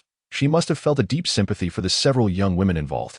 Perhaps, Zhang Nanjiao turned to He Wei and requested, "Please print me a copy of the photos of the victimized girls, as well as their relative statements." He Wei, intrigued, asked, "Sister, I can understand the photos, but why do you need the relative statements?" Zhang Nanjiao replied coolly, "That's none of your concern. Just get them for me." She intended to take the photos to Zhao Sini and eloquently articulate the sorrow and plight of these individuals, hoping that Zhao Sini's compassion might lead her to provide some crucial clues. He Wei could only acquiesce, saying, "All right, I'll prepare a copy for you right away." With that, He Wei set off to make the copies. Zhang Nanjiao picked up a teacup to brew some tea, her mind still dwelling on the humiliation she faced at Lin Chen's hands earlier. Upon reaching the break room, she overheard a few police officers discussing the case of the missing girls. One male officer expressed his confusion. "Have you noticed? This recent perpetrator seems to target only girls who have just reached adulthood. It's rather disturbing." Another male officer scoffed. "Who can say? It's the nature of perverts. Their thoughts are inscrutable. If we could easily comprehend their motives, wouldn't we be considered abnormal ourselves?" A female officer shook her head. "I've reviewed the missing persons reports, and they don't all pertain to just recently adult girls. One case that was reported today involves a woman in her 20s though. That one I know. She's the daughter of the Zhao family. It's shocking that such a thing could occur." One officer pondered aloud. "Do you think this could be a copycat crime? Perhaps the kidnapper of those recently adult victims is not the same as the one responsible for this case." Hearing this, Zhang Nanjiao stepped forward, addressing the officers. "Who was the newly reported victim you just mentioned?" The female officer responded, "The daughter of the Zhao family, Zhao Rui." Zhang Nanjiao pressed further.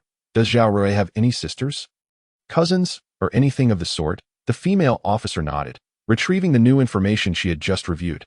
"Yes, no biological sisters, but she has a cousin named Zhao Xiao and a younger sister named Zhao Sini." Zhang Nanjiao's eyes widened in realization. That name, Zhao Sini, was the wealthy woman beside Lin Shun. Zhao Sini was Lin Chen's affluent partner, and Zhao Rui was Zhao Sini's sister. Thus, Lin Chen must know Zhao Rui.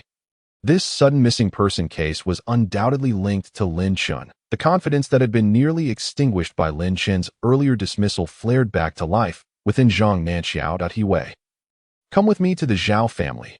Meanwhile, at Jiulongbei, Zhao Sini received a phone call.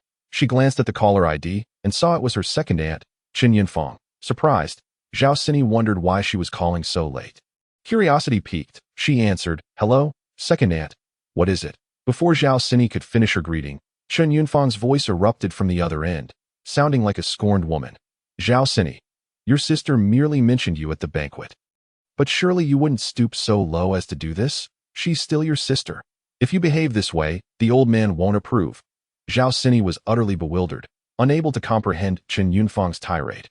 Having received an unwarranted scolding, she replied indignantly, "Second aunt, please clarify what you mean before hurling accusations. I am not a servant for you to berate at will." Zhao Rui's father, Zhao Bingwen, was far more composed than Chen Yunfang. He shot her a disapproving glance and admonished her in a hushed tone only they could hear. "She is now the heir of the Zhao family. Must you speak to her with such disdain?" Afterward, Zhao Bingwen took the phone from Chen Yunfang's grasp. "Sini, don't take it to heart. Your aunt is just anxious because she can't find your second sister, but a mother's heart always prioritizes her children." Zhao Sini frowned slightly and retorted, What happened to my second sister?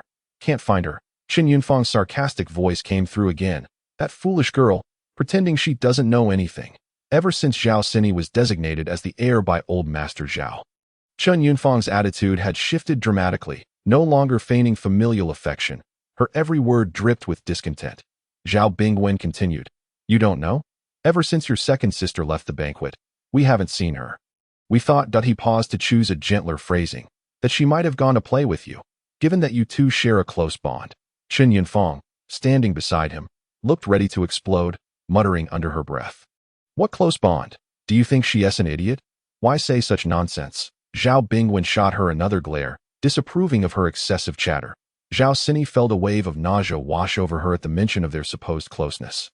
Who didn't know that her second sister was a constant source of trouble for her, always hurling insults and snatching whatever she could? There was no way they had any kind of bond.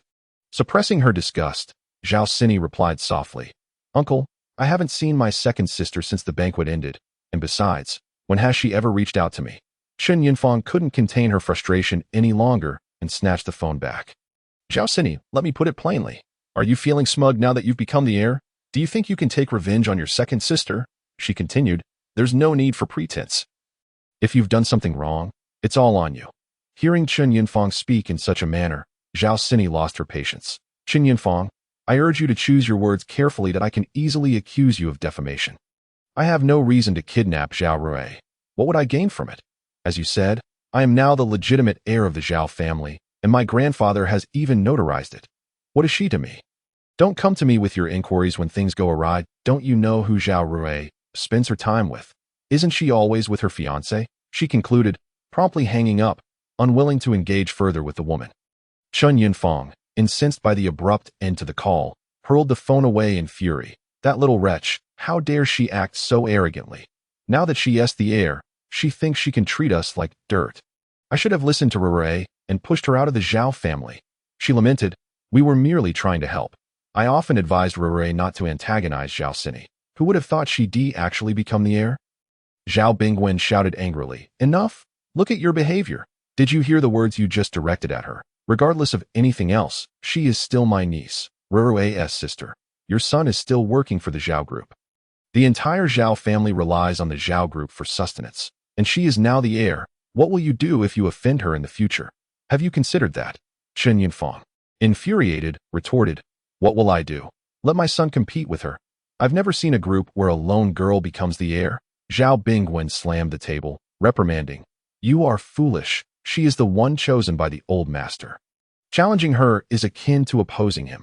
If you go against him, you will lose everything. Moreover, can't you see how much the old master favors her boyfriend?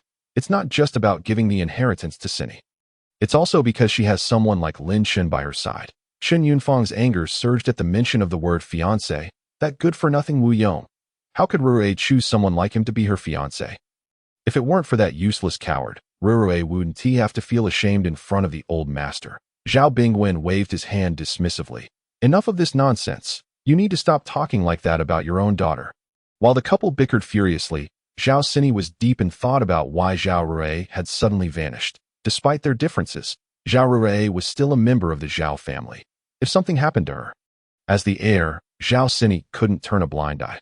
Given Zhao Rui's character, known for her ostentatious displays, how could she possibly disappear without a trace? This unsettling thought weighed heavily on Zhao Sini's mind. Lacking any leads, she resolved to consult Lin Chun. Rising from her seat, Zhao Sini headed to the door adjacent to her room. Just as she was about to knock, she hesitated. Lin Chen had been humiliated by Zhao Rui. He must be quite angry with her. Perhaps it would be best not to ask Lin Chen for help. With that thought, she turned to leave. However, the door swung open unexpectedly. Lin Chen looked at Zhao Sini.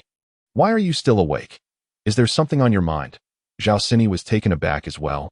Fearing that she might disturb Lin Chen in a flurry, she sought an excuse to gloss over the situation, saying, "I'm fine. Chen Gu. I was just worried you might be hungry, so I came to ask if you'd like a midnight snack. If so, I can prepare something for you." Lin Chen had overheard everything within the room.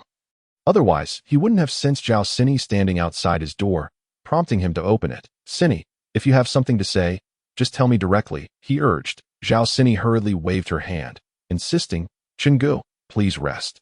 I truly have nothing to worry about. Leaning against the doorframe, Lin Shun tilted his head and smiled. Really nothing at all. I'll give you one opportunity. If you don't speak now, you might not get another chance. Upon seeing the glint of urgency in Lin Shen's eyes, Zhao Sini momentarily lost her resolve. After a brief hesitation, she finally confessed, my second uncle called to say my second sister, Zhao Ru, is missing. No one knows where she is gone. She hasn't been seen for several days. That a flicker of surprise crossed Lin Shen's gaze. Your second sister is missing? Recalling Wu Yang's earlier demeanor, Lin Shen's instincts hinted that Zhao Rui's disappearance was undoubtedly linked to him. The system chimed in with a suggestion. Host, perhaps you could ask Miss Zhao for something belonging to Zhao Rui. I can help you locate her. Lin Shen found this method plausible and inquired. Do you have anything of your second sister's that you could lend me? Zhao Sini retorted, what do you need her belongings for? Lin Shen hastily concocted a reason, replying, a friend of mine has a remarkable dog that can track scents. If it catches a whiff of your second sister's belongings, it might be able to pinpoint her location. The system interjected.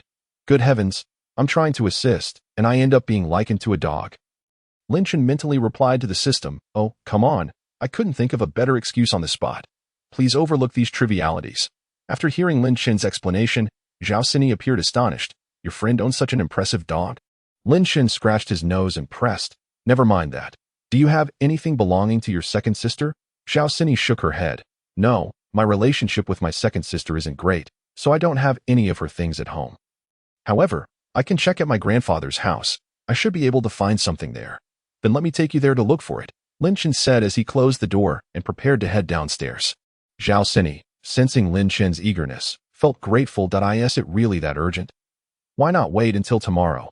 You should rest first, Lin Shen replied. A disappearance can be serious or trivial. Your second sister is a woman. And it's been several days since she went missing that we need to act swiftly. In truth, Lin Shen was indifferent to Zhao Rui's fate. His primary concern was to discern Wu Yang's intentions. Perhaps locating Zhao Rui's body would unveil Wu Yang's motives. The two descended together, driving towards the Zhao family estate. Meanwhile, Zhang Nanjiao had also brought Yi to the Zhao family's villa. However, Zhang Nanjiao's destination was Zhao Bingwen's residence. Yi pressed the visual doorbell. When the connection was made, a security guard's face appeared, inquiring, who is it? Yi produced his police badge. Hello, I'm Yi from the Magic City Public Security Bureau. We received a report of a missing person and are here to gather more information. Upon hearing this, the security guard hurriedly replied, oh, certainly. Please hold on. I'll let you in right away. Before long, a servant from the Zhao family opened the door and led Zhang Nanjiao and Yi into the villa, saying, officers, this way, please. As Zhang Nanjiao entered the main hall, she spotted Qin Yunfang sobbing uncontrollably on the sofa. Seated at the main position was Zhao Bingwen, who remained relatively composed, though several half-smoked cigars lay on the coffee table before him. Upon seeing Zhang Nanjiao, Zhao Bingwen immediately stood to shake her hand, greeting, hello, officer. Qin Yunfang seized Zhang Nanjiao's hand, exclaiming, officer, you must save my daughter. She hasn't returned home for many days. Zhao Bingwen quickly interjected, sit down. What are you doing, clutching the officer like that? Reluctantly, Qin Yunfang released Zhang Nanjiao and took a seat nearby. Zhao Bingwen promptly apologized to Qin Yunfang. My apologies, officer. Women tend to panic in such situations. Zhang Nanjiao extended her arm, reassuring, it's all right. I am Zhang Nanjiao from the Magic City Public Security Bureau, and I am in charge of this missing person case. I would like to inquire about a few details. Zhao Bingwen nodded. Officer Zhang, please go ahead. Oh no. Please, you take a seat first. Zhang Nanjiao settled down as Yi retrieved a notebook. She then began her questioning. When did you first notice Zhao Rui was missing? Has she had any conflicts or disputes with anyone? Before Zhao Bingwen could respond, Qin Yunfang interjected, my daughter is such a well-behaved child. How could she have any enemies? After a moment of pause, Qin Yunfang's emotions surged. I've just remembered. That little wretch and her useless boyfriend must have kidnapped my daughter. It has to be them. My daughter had conflicts with them before. They bullied her. Qin Yunfang's sobs intensified, and Zhang Nanjiao felt a growing irritation at the sound. Madam Chun, please try to stay calm. Who is this little wretch you mentioned? And who is her boyfriend? In truth, Zhang Nanjiao already had an inkling of the answer. But she needed the Zhao family to voice it, granting her reason to conduct an investigation. Qin Yunfang grasped Zhang Nanjiao's hands with a fierce expression, declaring, officer, let me tell you, that little wretch is Zhao Sini, my daughter's sister, Her boyfriend is Lin Shun. That little wretch brought her boyfriend to our family banquet last time and caused a scene, even attacking my daughter and son-in-law. Upon hearing this, Zhang Nanjiao's eyes gleamed with ambition. Now, she had a legitimate reason to apprehend Lin Shun for questioning. Lin Shun and Zhao Sini soon arrived at the Zhao family villa, where they were greeted by the sight of police cars parked outside. An ominous premonition washed over Lin Shun. What a coincidence. The police are everywhere I go. Could it be Zhang Nanjiao's doing again? Once Zhao Sini exited the car, she wasted no time and pulled Lin Shun inside. As they crossed the threshold, they unexpectedly encountered Zhang Nanjiao, who had just concluded her inquiries. Lin Shun, I was just wondering where to find you. What a stroke of luck that you've come to us. You need to come with us for a bit. Zhao Sini quickly positioned herself in front of Lin Shun, exclaiming, Why do you keep haunting us? We're just going home. Zhang Nanjiao, armed with testimonies proving Lin Shun had conflicts with Zhao Rui, was unperturbed by Zhao Sini's obstruction. Miss Zhao, it's not that I'm haunting you. We have information suggesting Lin Shun might be connected to Zhao Rui's disappearance. Therefore, I kindly ask you to step aside. Otherwise, you would be obstructing our duties. Zhao Sini, bewildered, immediately defended. How could Qin Gu be related to Zhao Rui's disappearance? He has been with me the entire time, and I know everything he does. If you're taking him for questioning, you might as well take me too. After saying this, Zhao Sini extended her hands toward Zhang Nanjiao. Seeing her determination, Zhang Nanjiao felt it had become complicated. Apprehending a lady from the Zhao family would be problematic. Just as she pondered her next move, Zhao Quansheng emerged. Lin Shun has no relation to my granddaughter's disappearance. If you're still concerned, I can vouch for him. I will take responsibility for any issues that arise. What do you think? Zhao Quansheng smiled amiably at Zhang Nanjiao. She anticipated that the elderly patriarch of the Zhao family would intervene. Despite her apprehension, the stubbornness within her flared upon seeing Lin Shun. Zhao Lao, I apologize for disturbing your rest at this hour. However, we have witnesses that indicate Lin Shun has had disputes with Zhao Rui. We're not arresting him, merely asking him to cooperate with our investigation. You not allowing me to take Lin Shun means we will have difficulty reporting back. Just as Zhang Nanjiao finished speaking, her phone rang at an inopportune moment. Glancing at the caller ID, she saw it was her father calling and quickly answered that yes, she was about to inquire why Zhang Chuanyi was calling her so late. His voice boomed from the other end. Zhang Nanjiao, have you lost your mind? Who gave you the audacity to apprehend someone at the Zhao residence? Even if I had 100 lives, I wouldn't dare to go to the Zhao residence to make an arrest. Come back immediately. Feeling aggrieved, Zhang Nanjiao couldn't comprehend why she was being yelled at when she hadn't done anything wrong. Noticing her silence, Zhang Chuanyi hastily added, It's not that I'm angry at you. But you must understand, this is the Zhao family. One word from them could cost me my position. Hand the phone to Zhao Lao. I need to apologize. Finally, Zhang Nanjiao passed the phone to Zhao Quansheng, saying, Zhao Lao, my father wishes to speak with you. After handing over the phone, Zhao Lao stepped aside to answer the call, while Zhang Nanjiao glared fiercely at Lin Shun, her gaze seemingly intent on skinning him alive. Soon, Zhao Quansheng approached Lin Shun and the others, casually remarking, No worries, no worries. The youth today, fresh into society, certainly has their own character. We can't blame her. After Zhao Quansheng finished speaking, he returned the phone to Zhang Nanjiao. Expressing surprise, I didn't realize you were the daughter of Quan Yi. No wonder you looked somewhat familiar, he continued. Lin Shun, I'll clarify this matter with your father. You can head back for now. Just as I mentioned earlier, if any issues arise, I shall take responsibility. Without waiting for Zhang Nanjiao to respond, Zhao Quansheng led Lin Shun and Zhao Sini back inside. Zhao Sini glared at Lin Shun's retreating figure, muttering, Lin Shun, if you have the ability to stay here for a lifetime, otherwise, I will definitely drag you back. Hiwei, drive us back to the police station. Inside the villa, upon seeing someone enter, Chen Yinfang initially thought it was the police returning. However, upon closer inspection, she was taken aback to find it was Lin Shun, and she immediately lunged at him, exclaiming, Lin Shun, how dare you come to my home? Where have you taken my daughter?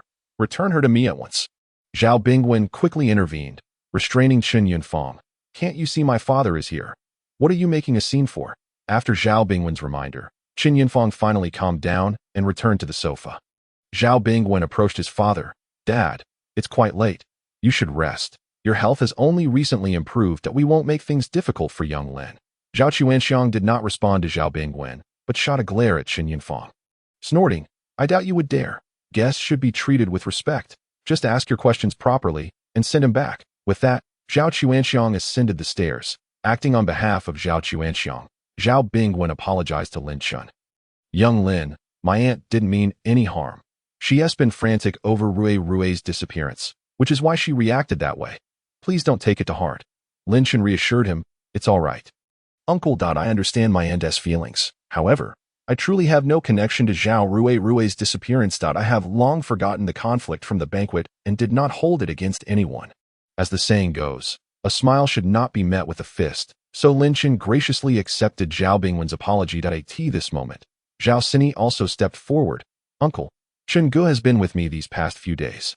He has no relation to my second sister's disappearance. That we came here because I received a call from my aunt.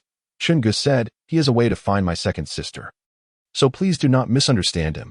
Upon hearing Zhao Sini mention that Lin Chun could find Zhao Rui, Zhao Bingwen, though skeptical, turned his gaze towards Lin Chun. Young Lin, do you truly have a way? Lin Chun confidently nodded. Yes, Uncle. If you could provide me with a piece of clothing that Zhao Rui wore, I will see if I can locate her.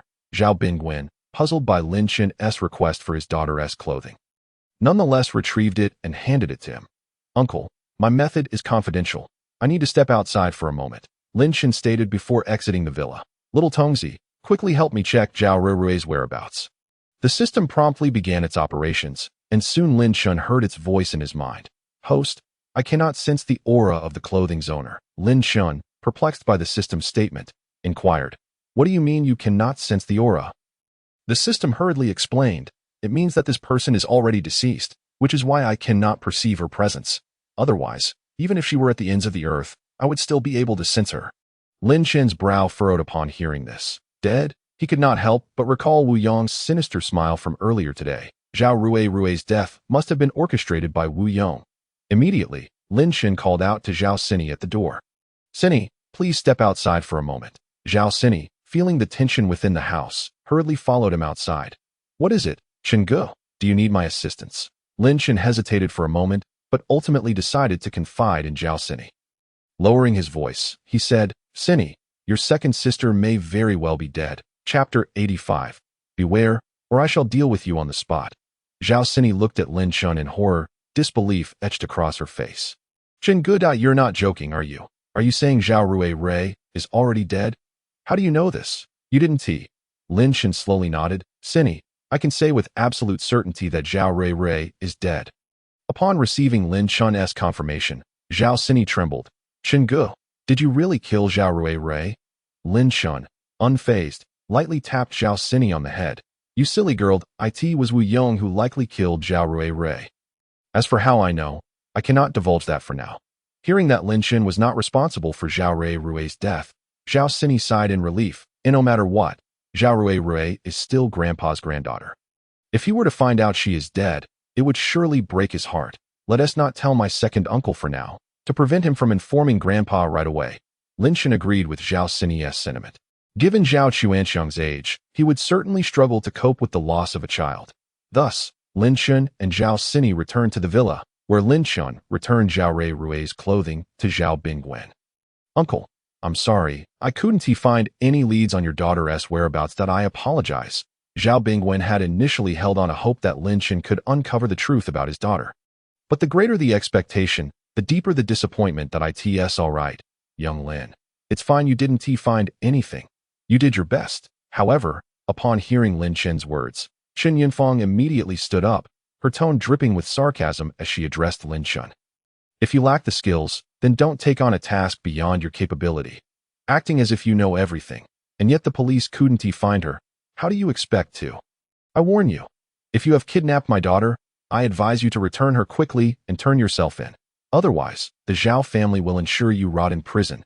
Zhao Sini, displeased by Chen Yunfang's accusation, rushed to Lin Chun's side.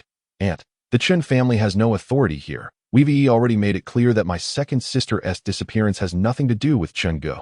Who knows where Zhao Rui has gone? She might already be. Zhao Sini nearly revealed the grim truth about Zhao Rui's death, but quickly caught herself. Chen Yunfang, noticing Zhao Sini daring to counter her words, refrained from responding directly, instead directing her ire towards Zhao Bingwen. Marrying you was the worst mistake of my life. Not only is our daughter missing, But now I'm being scolded by a younger generation that I can't stay in this house any longer. With that, Chen Yunfang stormed out of the villa, leaving Zhao Bingwen watching her retreating figure with a cold snort. He tossed the clothing aside and retreated upstairs. Left in the room were Lin Chun and Zhao Sini, exchanging bewildered glances at the scene that had just unfolded between Chen Yunfang and Zhao Bingwen. Lin Chun, preoccupied with his cultivation, wished not to waste any more time and said to Zhao Sini, "Sini, let us go.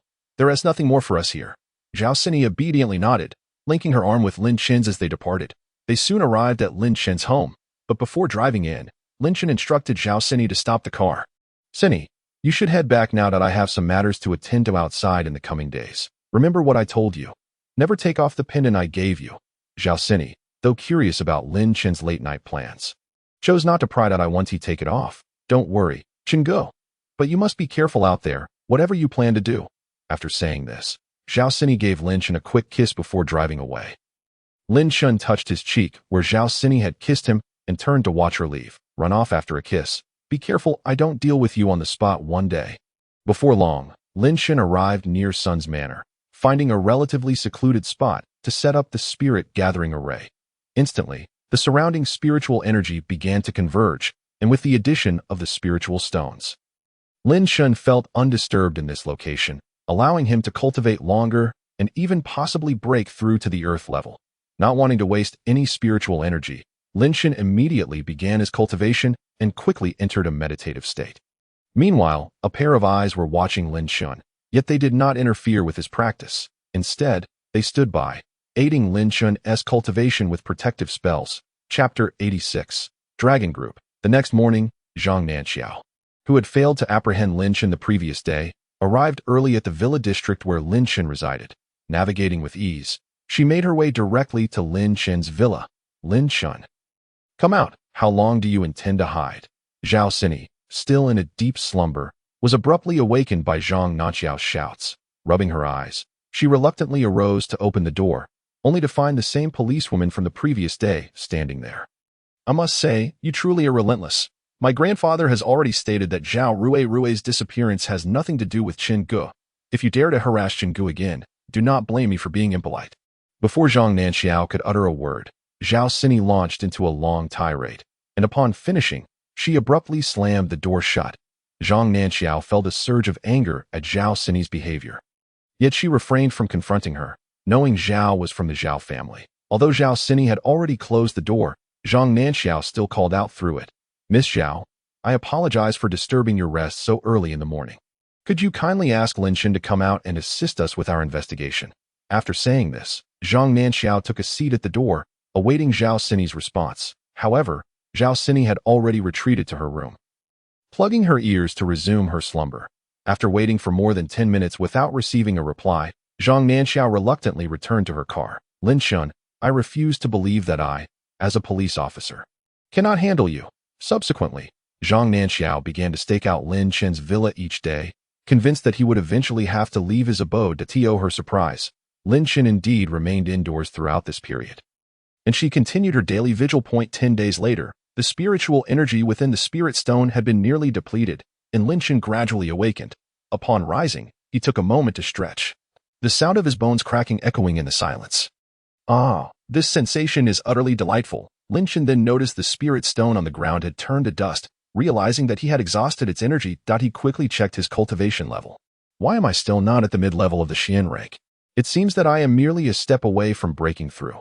Although feeling a bit disheartened for not reaching the mid-level, he reassured himself that he was so close. As Lin Chen prepared to tidy up and head home, a figure suddenly materialized before him. Instantly on guard, Lin Chen drew his hidden thunder sword and demanded, "Who are you?" The stranger, noticing Lin Chen's defensive stance, hastily explained, "Lin Chen, my friend, please remain calm. Allow me to introduce myself. My name is Sun Wenjie, a member of the Sun family. I was the one who gifted you the alchemy furnace at our family's auction." Lin Chen was not easily swayed by Sun Wenjie's words. "Sun Wenjie, do we know each other? What are you doing here? And why did you give me an alchemy furnace?" Sensing Lin Chen's wariness, Sun Wenjie retrieved an item from his bag. "This is my identification. I am a member of the Dragon Group, a secret organization within Huaxia. dedicated to resolving matters that cannot be addressed openly by the state. Not only do I know of you, but I am also aware that you killed Su Biao and his son. If I am not mistaken, their bodies are currently contained within the ring you possess, correct? Lin Chen instantly felt a wave of panic wash over him. How could this Sun Wenjie know such intricate details about him? Sun Wenjie chuckled. Lin Chen, there's no need for alarm. My gift of the alchemy furnace was merely an overture of goodwill that in other words, I assure you, I pose no threat to you, nor will I ever act against your interests. As for why I am here with you, Sun Wenjie paused momentarily, revealing a friendly smile. It is because I understand your need for cultivation, and should any disturbances arise during your training here, you could very well fall into a state of chaos. Thus, I am here to offer you protection. Lin Chen remained skeptical of Sun Wenjie's intentions, unconvinced that anyone would help another without ulterior motives. Coldly, he inquired, speak plainly. What do you wish to gain from me? Sun Wenjie, being forthright, stated his purpose directly. I am aware that you have been persistently pursued by a female officer due to the incident involving Su Biao and his son. Sun Wenjie gestured to himself. I possess a method to ensure she no longer bothers you. Lin Chen casually questioned, what method? Sun Wenjie continued, if you join us, the organization will grant you a rank of major. With this title, that female officer will undoubtedly cease her pursuit of you. Moreover, with such a rank, your actions will no longer be subject to police oversight. Lin Chen scoffed, not subject to police oversight, but rather under military or your organization as control, correct? Where in the world is there such power that is entirely unregulated? There is only relative freedom. Sun Wenjie forced a laugh, failing to respond. Lin Chen scrutinized Sun Wenjie once more. What you say, is it true? Can you prove it? Seeing Lin Chen's continued skepticism, Sun Wenjie quickly replied, if you remain unconvinced, I can take you to our base. Our leader happens to be there today.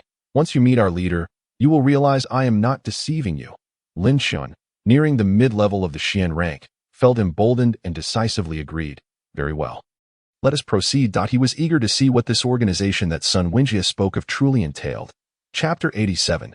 Forging a military officer certificate is a serious crime.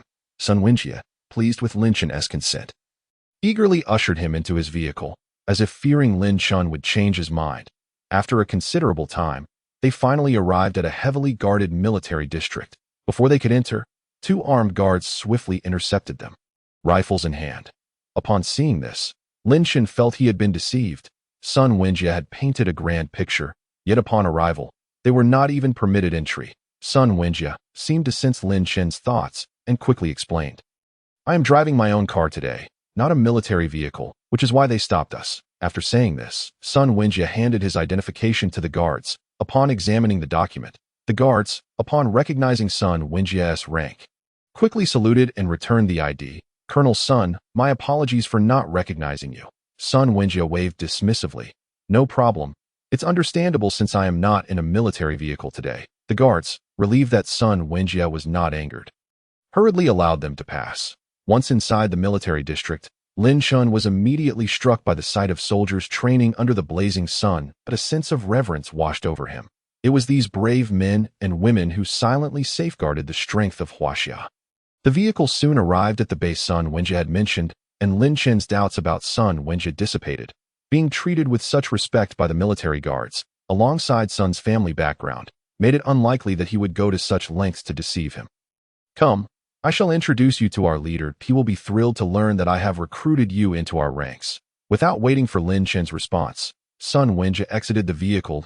He pushed open the door and called out, Leader, guess who I have brought with me? Lin Chen. Haven't we already been keeping an eye on him? Sun Wenjie exclaimed that I have brought him into our group. After speaking, he turned to Lin Chen. See, I was not lying. The leader of the dragon group approached Lin Chen. So you are Lin Chen? As the leader, my cultivation level is naturally considerable, and I can immediately discern your prowess. Quite impressive, nearing the mid-level of the Xian rank before 30. When Wenjie was your age, he was merely at the yellow rank, and now, in his 40s, he has just reached the late Xian rank. Let me introduce myself. My name is Zhang Yang, the leader of the dragon group. Wenjie's recruitment of you was also at my behest. Lin Chen was taken aback once more. The leader had assessed his cultivation level without him even speaking, suggesting that Zhang Yang's strength must be at least at the earth rank. Not daring to act presumptuously, Lin Shen lowered his stance and replied, "Hello, Group Leader Zhang. I am Lin Shen." Beside them, Sun Wenjie felt a pang of frustration, thinking, "Why involve me in your conversation? And Lin Shen, why are you so hostile? Your attitude towards the leader is worlds apart from how you treat me. Our dragon group, as Wenjie may have explained, needs no further elaboration from me. Have you given this any thought? I have high hopes for you." Zhang Yang turned back to his seat, gazing at Lin Shen with a smile. Lin Shen recognized that he had embarked upon this path, which would inevitably lead to enmity with many. If others did not provoke him, it would be well and good. However, should they cross him, he could hardly remain passive. Thus, upon seeing Zhang Yang, he had already made his decision, yet feigned a slight reluctance. "I do not favor constraints that I understand that joining will impose numerous limitations on me. For instance, if harm befalls those close to me, I cannot simply stand idly by. Surely, I would face your restrictions then." Zhang Yang, unwilling to let such a promising young talent slip away, swiftly offered more lenient terms. "Very well, that as long as you do not instigate trouble, we will cover for you. However, when the organization requires your assistance, you must be present." Thus, Lin Shen and Zhang Yang engaged in a protracted negotiation, ultimately reaching an agreement. Unless absolutely necessary, the Dragon Group would refrain from calling upon Lin Shen, but in 3 months, he would need to represent Zhang Yang's group in the upcoming Dragon Group competition. Anticipating Lin Shen's acceptance, Zhang Yang retrieved a pre-prepared military officer's certificate from his drawer and handed it to Lin Shen. "Congratulations, you are now Major Lin. Ha! Welcome to the Dragon Group." Lin Shen took the officer's certificate and glanced at it. Indeed, it bore his name, and the rank was that of the promised Major. It seemed that you had prepared the documents in advance, indicating you were well aware of my impending enlistment. Upon hearing Lin Shen's words, Zhang Yang and Sun Wenjie exchanged knowing smiles, erupting in laughter. "Our dragon team values talent greatly. Now that you have joined us, we are all in the same boat. For the grand competition in 3 months, we will rely on you to secure a commendable rank for our team. If it weren't for the age restriction of 30 and below, I would have participated myself." Observing the smiles on their faces, Lin Shen felt as though he had unwittingly walked into a trap they had set for him. Just as the three were conversing, Lin Shen's phone rang. Upon seeing it was Zhao Sini, he hastily answered. Before he could speak, Zhao Sini chimed in. "Chenggu, where have you been for the past 10 days? I've sent you so many messages, yet not a single one was returned. Your phone was off? I was so worried." It then dawned on Lin Shen that he had not been in touch with Zhao Sini for over 10 days. "I am sorry, Sini. I'm fine. I just forgot to charge my phone. I'll be back shortly, so you needn't worry about me." After hanging up, Lin Shen informed Zhang Yang that he had to leave. Zhang Yang and Sun Wenjie exchanged an understanding look, saying, "Go ahead. We don't need anything from you here, but do not forget about the grand competition in 3 months." After assuring them it was not an issue, Lin Shen departed the military district with the officer's certificate. Lin Shen quickly returned to Jiulong Bay, but just as he approached the entrance of his villa, he spotted a police car parked outside. Without a moment's hesitation, he surmised it was Zhang Nanxiao. As he drew closer, it indeed turned out to be her, who immediately took her seat in the passenger side without a word. Inside the car, Zhang Nanxiao had been dozing, but upon seeing Lin Shen appear, she instantly awoke. "Lin Shen, I thought you intended to hide for a lifetime. Hurry, come back to the police station with me."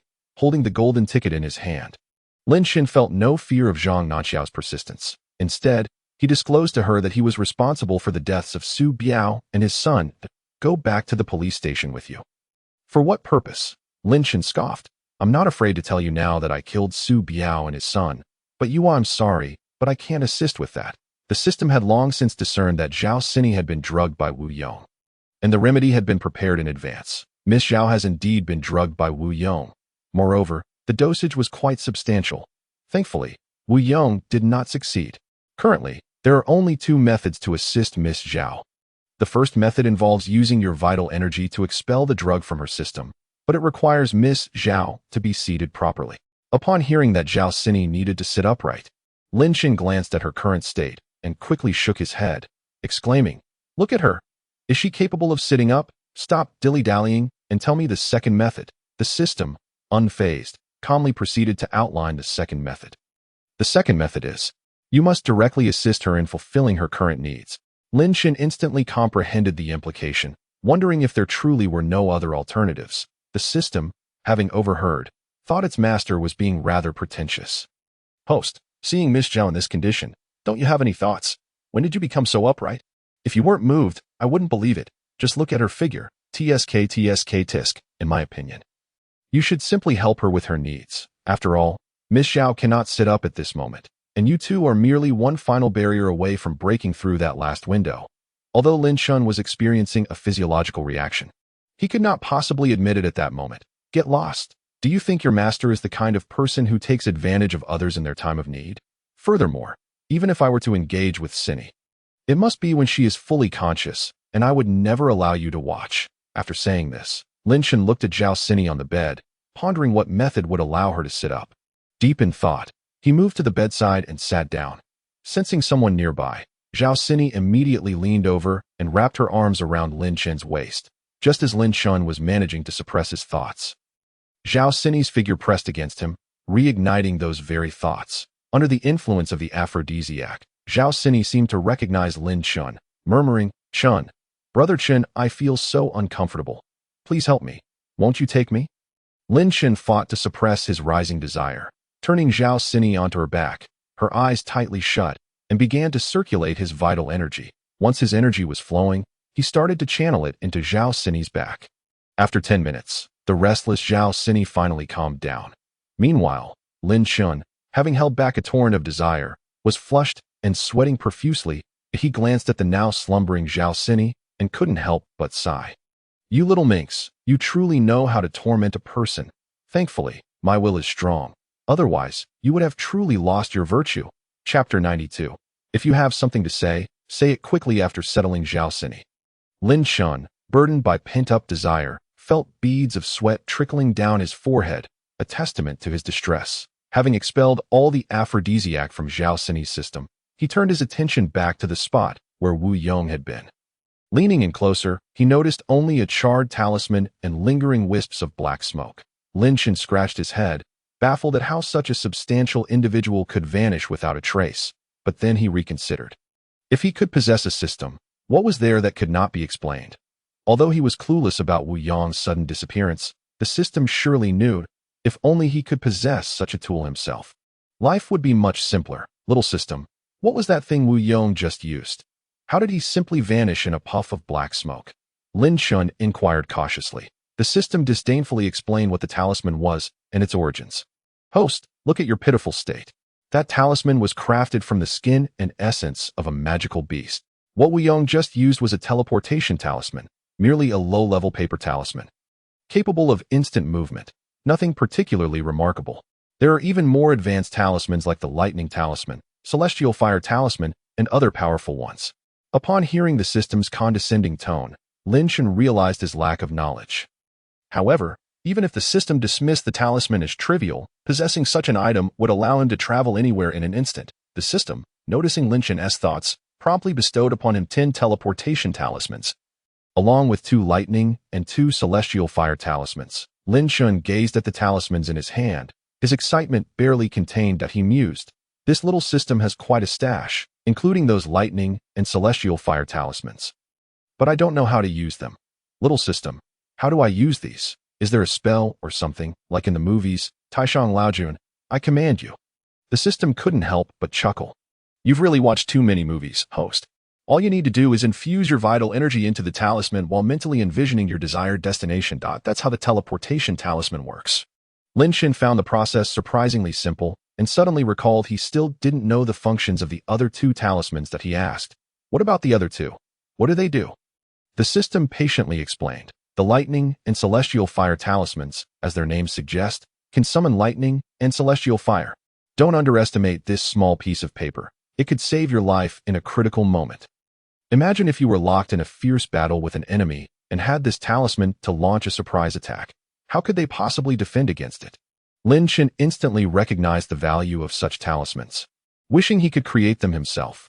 Just as Lin Shun was lost in thought, his phone rang again. Upon checking, it was Zhang Nanxiao calling. Lin Shun felt a surge of anger.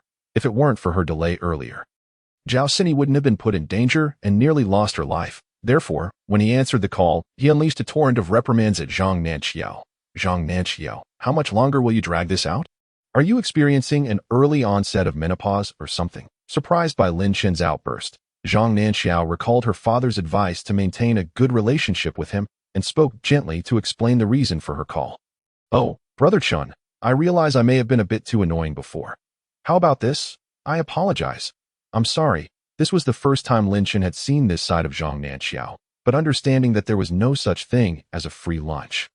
He directly asked her, if you have something to say, just say it plainly. That if you have something to release, do it quickly. Realizing that Lin Chen was aware she had a request, Zhang Nanxiao decided to drop the pretense. Well, that I do indeed have something to discuss with you. Shall we meet somewhere? It's not suitable to talk about it over the phone. Chapter 93. Do you not have any thoughts about me? Hearing Zhang Nanxiao say, it's not suitable to discuss over the phone, Lin Chen thought to himself that she might be concocting some scheme against him again. However, he quickly reminded himself that he now had a new identity and had no fear of her tricks. Curious to see what she was up to, he agreed. All right, let's meet tomorrow afternoon. I'll contact you with the address. After hanging up, Lin Chen didn't give Zhang Nanxiao a chance to say anything further.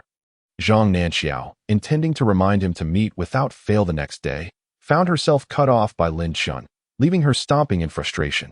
Unsure of what to do now, Lin Chen glanced at Zhao Sini on the bed, estimating that she wouldn't awaken anytime soon, and decided to begin his cultivation.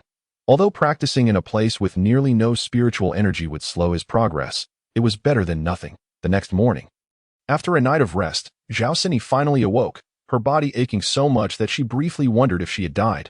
However, the pain reminded her she was still alive. After contemplating, she hurriedly checked her body to ensure that Wu Yang hadn't taken advantage of her. After confirming everything was intact, Zhao Sini let out a long sigh of relief. Thank goodness. Thank goodness. If that scoundrel had sullied me, how could I face the world? Meanwhile, Lin Chen, who had been cultivating nearby, was jolted awake by Zhao Sini's murmurs. Sini, you're awake. The moment Zhao Sini heard someone call her name, she completely forgot about Lin Chen's heroic rescue the previous day and, startled, quickly retreated under the covers. Who, seeing her in such a frightful state, tugged at Lin Chen's heart, prompting him to turn on the room lights and draw back the curtains. Don't be afraid. Sini, it's me, Brother Chen. Listening closely, Zhao Sini recognized Lin Chen's voice and cautiously emerged from her cocoon, leaping out of bed to embrace him tightly, tears streaming down her face. Wah! I thought I would never see you again. Brother Chen, seeing Zhao Sini cry so heart-wrenchingly made Lin Chen's heart ache even more. Silly girl, everything is fine now. I senti it. As long as I'm here, I won't let you come to any harm. Be good now. With Lin Chen's comforting words, the emotionally overwhelmed Zhao Sini gradually calmed down. Chen Ge, have I caused you any trouble? I am uncertain when I last removed the pendant you gifted me. I sincerely apologize, Chen Ge. Lin Chen promptly patted Zhao Sini's head, exclaiming, what kind of trouble is this? At least you are aware that you forgot to wear the pendant. Fortunately, I arrived in time. Just imagine what might have happened had I not come. After saying this, Lin Chen feigned anger over Zhao Sini's negligence regarding the pendant he had given her, and huffed as he sat down on the sofa. Seeing Lin Chen's demeanor, Zhao Sini mistakenly believed he was genuinely upset. So she hurriedly sat beside him. Oh dear, Chen Ge, I promise that unless I am deceased, I shall never part with the pendant you bestowed upon me. She raised her hand dramatically. Fearing Lin Chen might doubt her sincerity, Lin Chen, who had no real anger, found himself amused by Zhao Sini's antics. Realizing she had been duped by Lin Chen's laughter, Zhao Sini's eyes gleamed with mischief as a counterattack formed in her mind. Chen Ge, did you not have any thoughts upon seeing me like that yesterday? Am I truly devoid of any allure for you? As she spoke, Zhao Sini revealed her shoulder and tantalizingly licked her lips. Hearing her sultry voice and witnessing her series of suggestive actions, Lin Chen, despite having seen her in a state of undress the previous day, found himself struggling to maintain composure. Just as he leaned in, his phone rang unexpectedly. Chapter 94. What progress have you made? Initially intent on tempting Lin Chen, Zhao Sini felt awkward due to the ringing phone. Lin Chen, uninterested in the identity of the caller, still desired to draw closer to Zhao Sini. While he could not indulge in more intimate actions, he thought a little playful interaction would suffice. However, Zhao Sini abruptly pushed him away. You had such a wonderful opportunity yesterday and squandered it. Now that you desire it, no way. Answer your phone. With a resigned sigh, Lin Chen returned to his spot, picked up the phone, and was dismayed to discover it was a call from Zhao Guangxie. He quickly redialed. Zhao Lao, my apologies for not answering earlier. I was preoccupied. What brings you to call me today? Zhao Guangxiang, having already considered Lin Shun as his granddaughter's suitor, bore no grudge and explained the reason for his call. Oh, it's nothing serious. Xiao Lin. I called Cindy several times today, but her phone was off. I thought I would check if she was with you. Lin Shun, putting the call on speaker, heard Zhao Cindy rush to check her phone, only to discover it was shattered beyond repair. Not wanting to divulge the incident involving Zhao Cindy and Wu Yong at the hotel to Zhao Guangxiang, Lin Shun replied, Zhao Lao, do not worry. Cindy is with me. We are at the Modu International Hotel. Her phone is broken, which is why it is off. Hearing that Zhao Cindy was unharmed reassured Zhao Guangxiang, but upon reflecting on Lin Shun's words, he remembered that they were at the hotel and that her phone was smashed. Could it be that he was about to embrace his great-grandchild? Oh, no wonder I couldn't reach her. When will you both return home? I shall drop by for a visit. It's been ages since I've tasted Cindy's cooking. Lin Shun, who had also been longing for a meal, despite not needing sustenance, felt a pang of hunger at Zhao Guangxiang's mention. We shall return shortly, Zhao Lao. If you set off now, we should arrive around the same time. After hanging up, Lin Shun glanced at Zhao Cindy, his eyes conveying the message that she was fortunate to have escaped this predicament. Zhao Cindy, having overheard the entire conversation, quickly realized her grandfather was coming to visit, but her attire was in tatters, Chinji my clothes. Only then did Lin Shun notice that Zhao Cindy had nothing to wear home. Not to worry, there are plenty of shops nearby. Wait a moment, and I shall buy you something immediately. Zhao Cindy wanted to ask if he knew her size, but Lin Shun had already dashed out of the room. Within 10 minutes, he returned with clothes in hand, causing Zhao Cindy to be momentarily speechless. Chin good, did you leap from the upper floors to purchase these? How could you have returned so quickly? Lin Shun chuckled, responding in jest, of course, I jumped straight down from this 30-story building. Zhao Cindy took the clothes and hurried to the bathroom to change, casting a warning glance back at Lin Shun. You are not to peek. Lin Shun helplessly waved his hand, pondering how she had presented herself the previous day, thinking, what part of you have I not seen already, yet you still forbid me from looking? Once Zhao Cindy had changed, Lin Shun was already waiting by the door. Let us depart. Your grandfather will arrive shortly. Zhao Cindy quickly tidied herself up, linking her arm with Lin Shun's as they stepped out. Appearing like a pair of love-struck couples at the Zhelongwan Villa, Zhao Guangxiang had long since arrived, waiting inside Lin Shun's home. Upon arrival, Zhao Cindy spotted her grandfather's vehicle, and Zhao Guangxiang, having noticed Lin Shun and her, approached them. Cindy, if it weren't for Xiao Lin, I would have had trouble finding you. He remarked, what were you two doing at the hotel that caused you to break your phone? Zhao Guangxiang's expression hinted at a knowing demeanor. Zhao Cindy was at a loss for words and shot a pleading glance at Lin Shun, who immediately came to her rescue. Cindy, why don't you go prepare dinner? Zhao Lao mentioned he was craving your cooking. Upon hearing this, Zhao Cindy swiftly made her exit, eager to avoid further questioning. After she left, Zhao Guangxiang fixed Lin Shun with a scrutinizing gaze. Xiao Lin, what progress have you and Cindy made? I am eagerly anticipating embracing my great-grandchild. Chapter 95. Do not sound like a death knell. Lin Shun nearly choked on his drink upon hearing Zhao Guangxiang's remark. Zhao Lao, you have misunderstood. Cindy and I have not engaged in anything at the hotel. Our relationship has not progressed to that stage, he continued. As I mentioned previously, my father has yet to respond, and I have not given this matter any consideration. Zhao Guangxiang, not receiving the answer he desired, felt a twinge of disappointment but concealed it well, chuckling, I was merely jesting. I am aware of your father's situation. He will surely recover. The mention of his father reminded Lin Shun of his previous injuries, and he longed to retaliate against Su Biao and his son. But alas, they had been gone for quite some time. That I believe my father will recover as well. Let us head inside, Zhao Lao. Cindy has been busy in there for quite a while. Zhao Guangxiang, intending to say more, noticed Lin Shun's lingering sorrow over Lin Xuanyi's condition and opted to remain silent, patting Lin Shun's shoulder instead. Come, let us eat something. I have errands to run afterward. As they stepped inside, Zhao Cindy emerged from the kitchen, carrying a large platter. Make way! Make way! She exclaimed, quickly placing the dish on the table before touching her ear. It's scorching hot, Grandpa. What were you and Chun Gu discussing for so long? I had finished dinner before you both came in. Zhao Guangxiang chuckled. What else could we discuss but when I shall get a hold of my great-grandchild? Ha ha! As long as I remain in good health, I shall be able to help care for my great-grandchild once you two have one. Hearing her grandfather's frankness, Zhao Cindy's face flushed crimson, and she lowered her head. Mumbling in a voice barely above a whisper, "Grandpa, what are you saying? This matter does not solely depend on me. Yet you must ask Chen Ge." Zhao Guangxiang, who had been joking, took into account Lin Chen's earlier statement about not considering such matters, and laughed heartily, brushing it aside. "Ha, enough teasing. Let us eat before it cools down. I do not wish to intrude upon your sweet moments together," as the last of the dishes were brought to the table by the housekeeper. Zhao Sini filled a large bowl for herself and Lin Shun, serving only a small portion for Zhao Guangxiang. "Grandpa, you must not overindulge. It may lead to indigestion.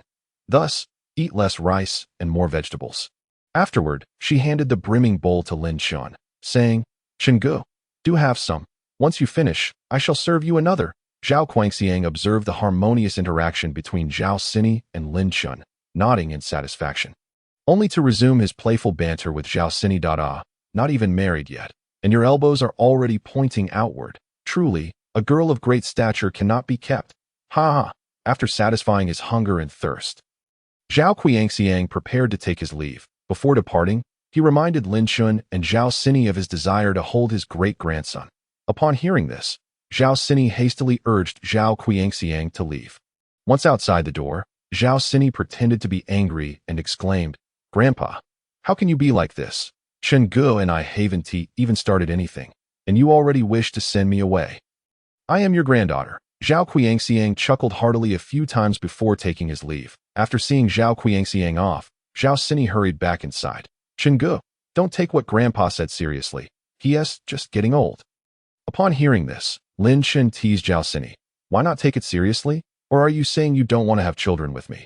Zhao Sini felt a sudden rush of urgency upon Lin Chen's remark and found herself at a loss for words. Seeing her flustered expression, Lin Chen could not help but laugh. Realizing she had been jokingly tricked, Zhao Sini huffed, "How dare you tease me? You are responsible for washing the dishes today. Let us see if you dare to do it again next time." After saying this, she playfully tugged at Lin Chen's ear, while he pretended to be in pain and pleaded for mercy. "I was wrong. I won't do it again. I'll wash." Zhao Sini merely indulged her playful whims, but seeing Lin Chen genuinely ready to help, quickly pulled him back. "Since you admitted your mistake, I will let you off this time. But should there be a next time, I shall not spare you." Raising her fist as if to threaten Lin Chen, she was interrupted by the ringing of his phone. Upon checking, Lin Chen saw it was Zhang Nanjiao, reminding him of the favor he had promised to help her with yesterday. Irritated, he answered, "Auntie, please don't be like a grim reaper." Chapter 96. You might lose your life. Hearing Lin Chen refer to her as Annie once more, Zhang Nanjiao felt a surge of anger but suppressed it. Adopting a coy tone, "Oh, don't be angry. I was merely concerned that you, Major Lin, might forget. So I called to check when you would be available. So, Major Lin, can you come out now?" Lin Chen shivered at her words. All right. Don't discuss me. I will send you the address shortly. Hurry over. I can wait for a maximum of 10 minutes. If you're not here by then, I'm leaving. I don't have time to waste." After hanging up, Lin Chen could hear the busy tone on the line, and Zhang Nanjiao was so infuriated she nearly threw her phone. She wouldn't have to beg him if it weren't for the recent string of missing persons cases with no leads. Shortly thereafter, she received the address from Lin Chen and quickly tidied herself up, fearing he might leave without her. After sending the location, Lin Chen couldn't help but wonder why he had agreed to help her yesterday. After exchanging pleasantries with Zhao Sini, he made his way to the designated meeting spot with Zhang Nanjiao. Upon arriving at the location Lin Chen provided, Zhang Nanjiao discovered it was merely a small diner. Doubting she had come to the right place, she was relieved to see Lin Chen sitting by the window and walked in. "Major Lin, you live in the Zhelongwan Villa. Why invite me to this place to discuss matters?" Lin Chen shot her a glance. "If you can't speak properly, you might as well leave. What is wrong with this place? I used to come here for meals every day. If you find it too shabby for your attire, then feel free to leave." Zhang Nanjiao quickly sat down. "That is not what I meant. I just thought it was too crowded here. As long as you say it's fine, I'm good." Lin Chen observed Zhang Nanjiao's demeanor, recalling how she was once so eager to apprehend him, as if he had committed a grave offense. Today, however, she was not as confrontational. "All right, you mentioned yesterday that you had something to ask of me." Recently, there have been numerous cases of young women going missing in Modu, all of them barely adults. Among them is your girlfriend's sister. Their disappearances are quite suspicious, with no traces left behind. We have already investigated everything we could, nearly turning Modu upside down. Zhang Nanjiao recounted the situation in one breath, her face filled with hope as she awaited Lin Chen's advice. However, Lin Chen showed no interest in her concerns. So what? You don't expect me to help you investigate, do you? This falls within the jurisdiction of the police, and it's not my responsibility. Besides, why should I help you? Zhang Nanjiao was taken aback by his words. Pondering aloud, yes, why should you help me? If it weren't for the fact that these missing persons cases resemble the methods used by the ones who killed Su Biao and his son, I wouldn't be here asking for your assistance. The parents of those missing girls are in deep sorrow, and I truly have no other option but to seek your help if you refuse to assist me. Then I shall take my leave and my apologies for intruding, Major Lin. With that, Zhang Nanjiao rose to depart. Wiping away her tears, Lin Chen felt a pang of sympathy upon hearing her words. At such a tender age, how could her parents not be worried? Fine, I'll help you. Zhang Nanjiao had been waiting for these words, swiftly sitting back down. All right, but you can't go back on your word. I'll take you to the last place where Zhao Rui was seen. Let us see if you can uncover anything. Zhang Nanjiao led Lin Chen to the hotel where Wu Yong had last encountered Zhao. As Lin Chen entered the room, he immediately sensed the sinister aura left behind by Wu Yong. Noting Lin Chen's silence, Zhang Nanjiao began explaining. This is the last place Zhao Rui visited.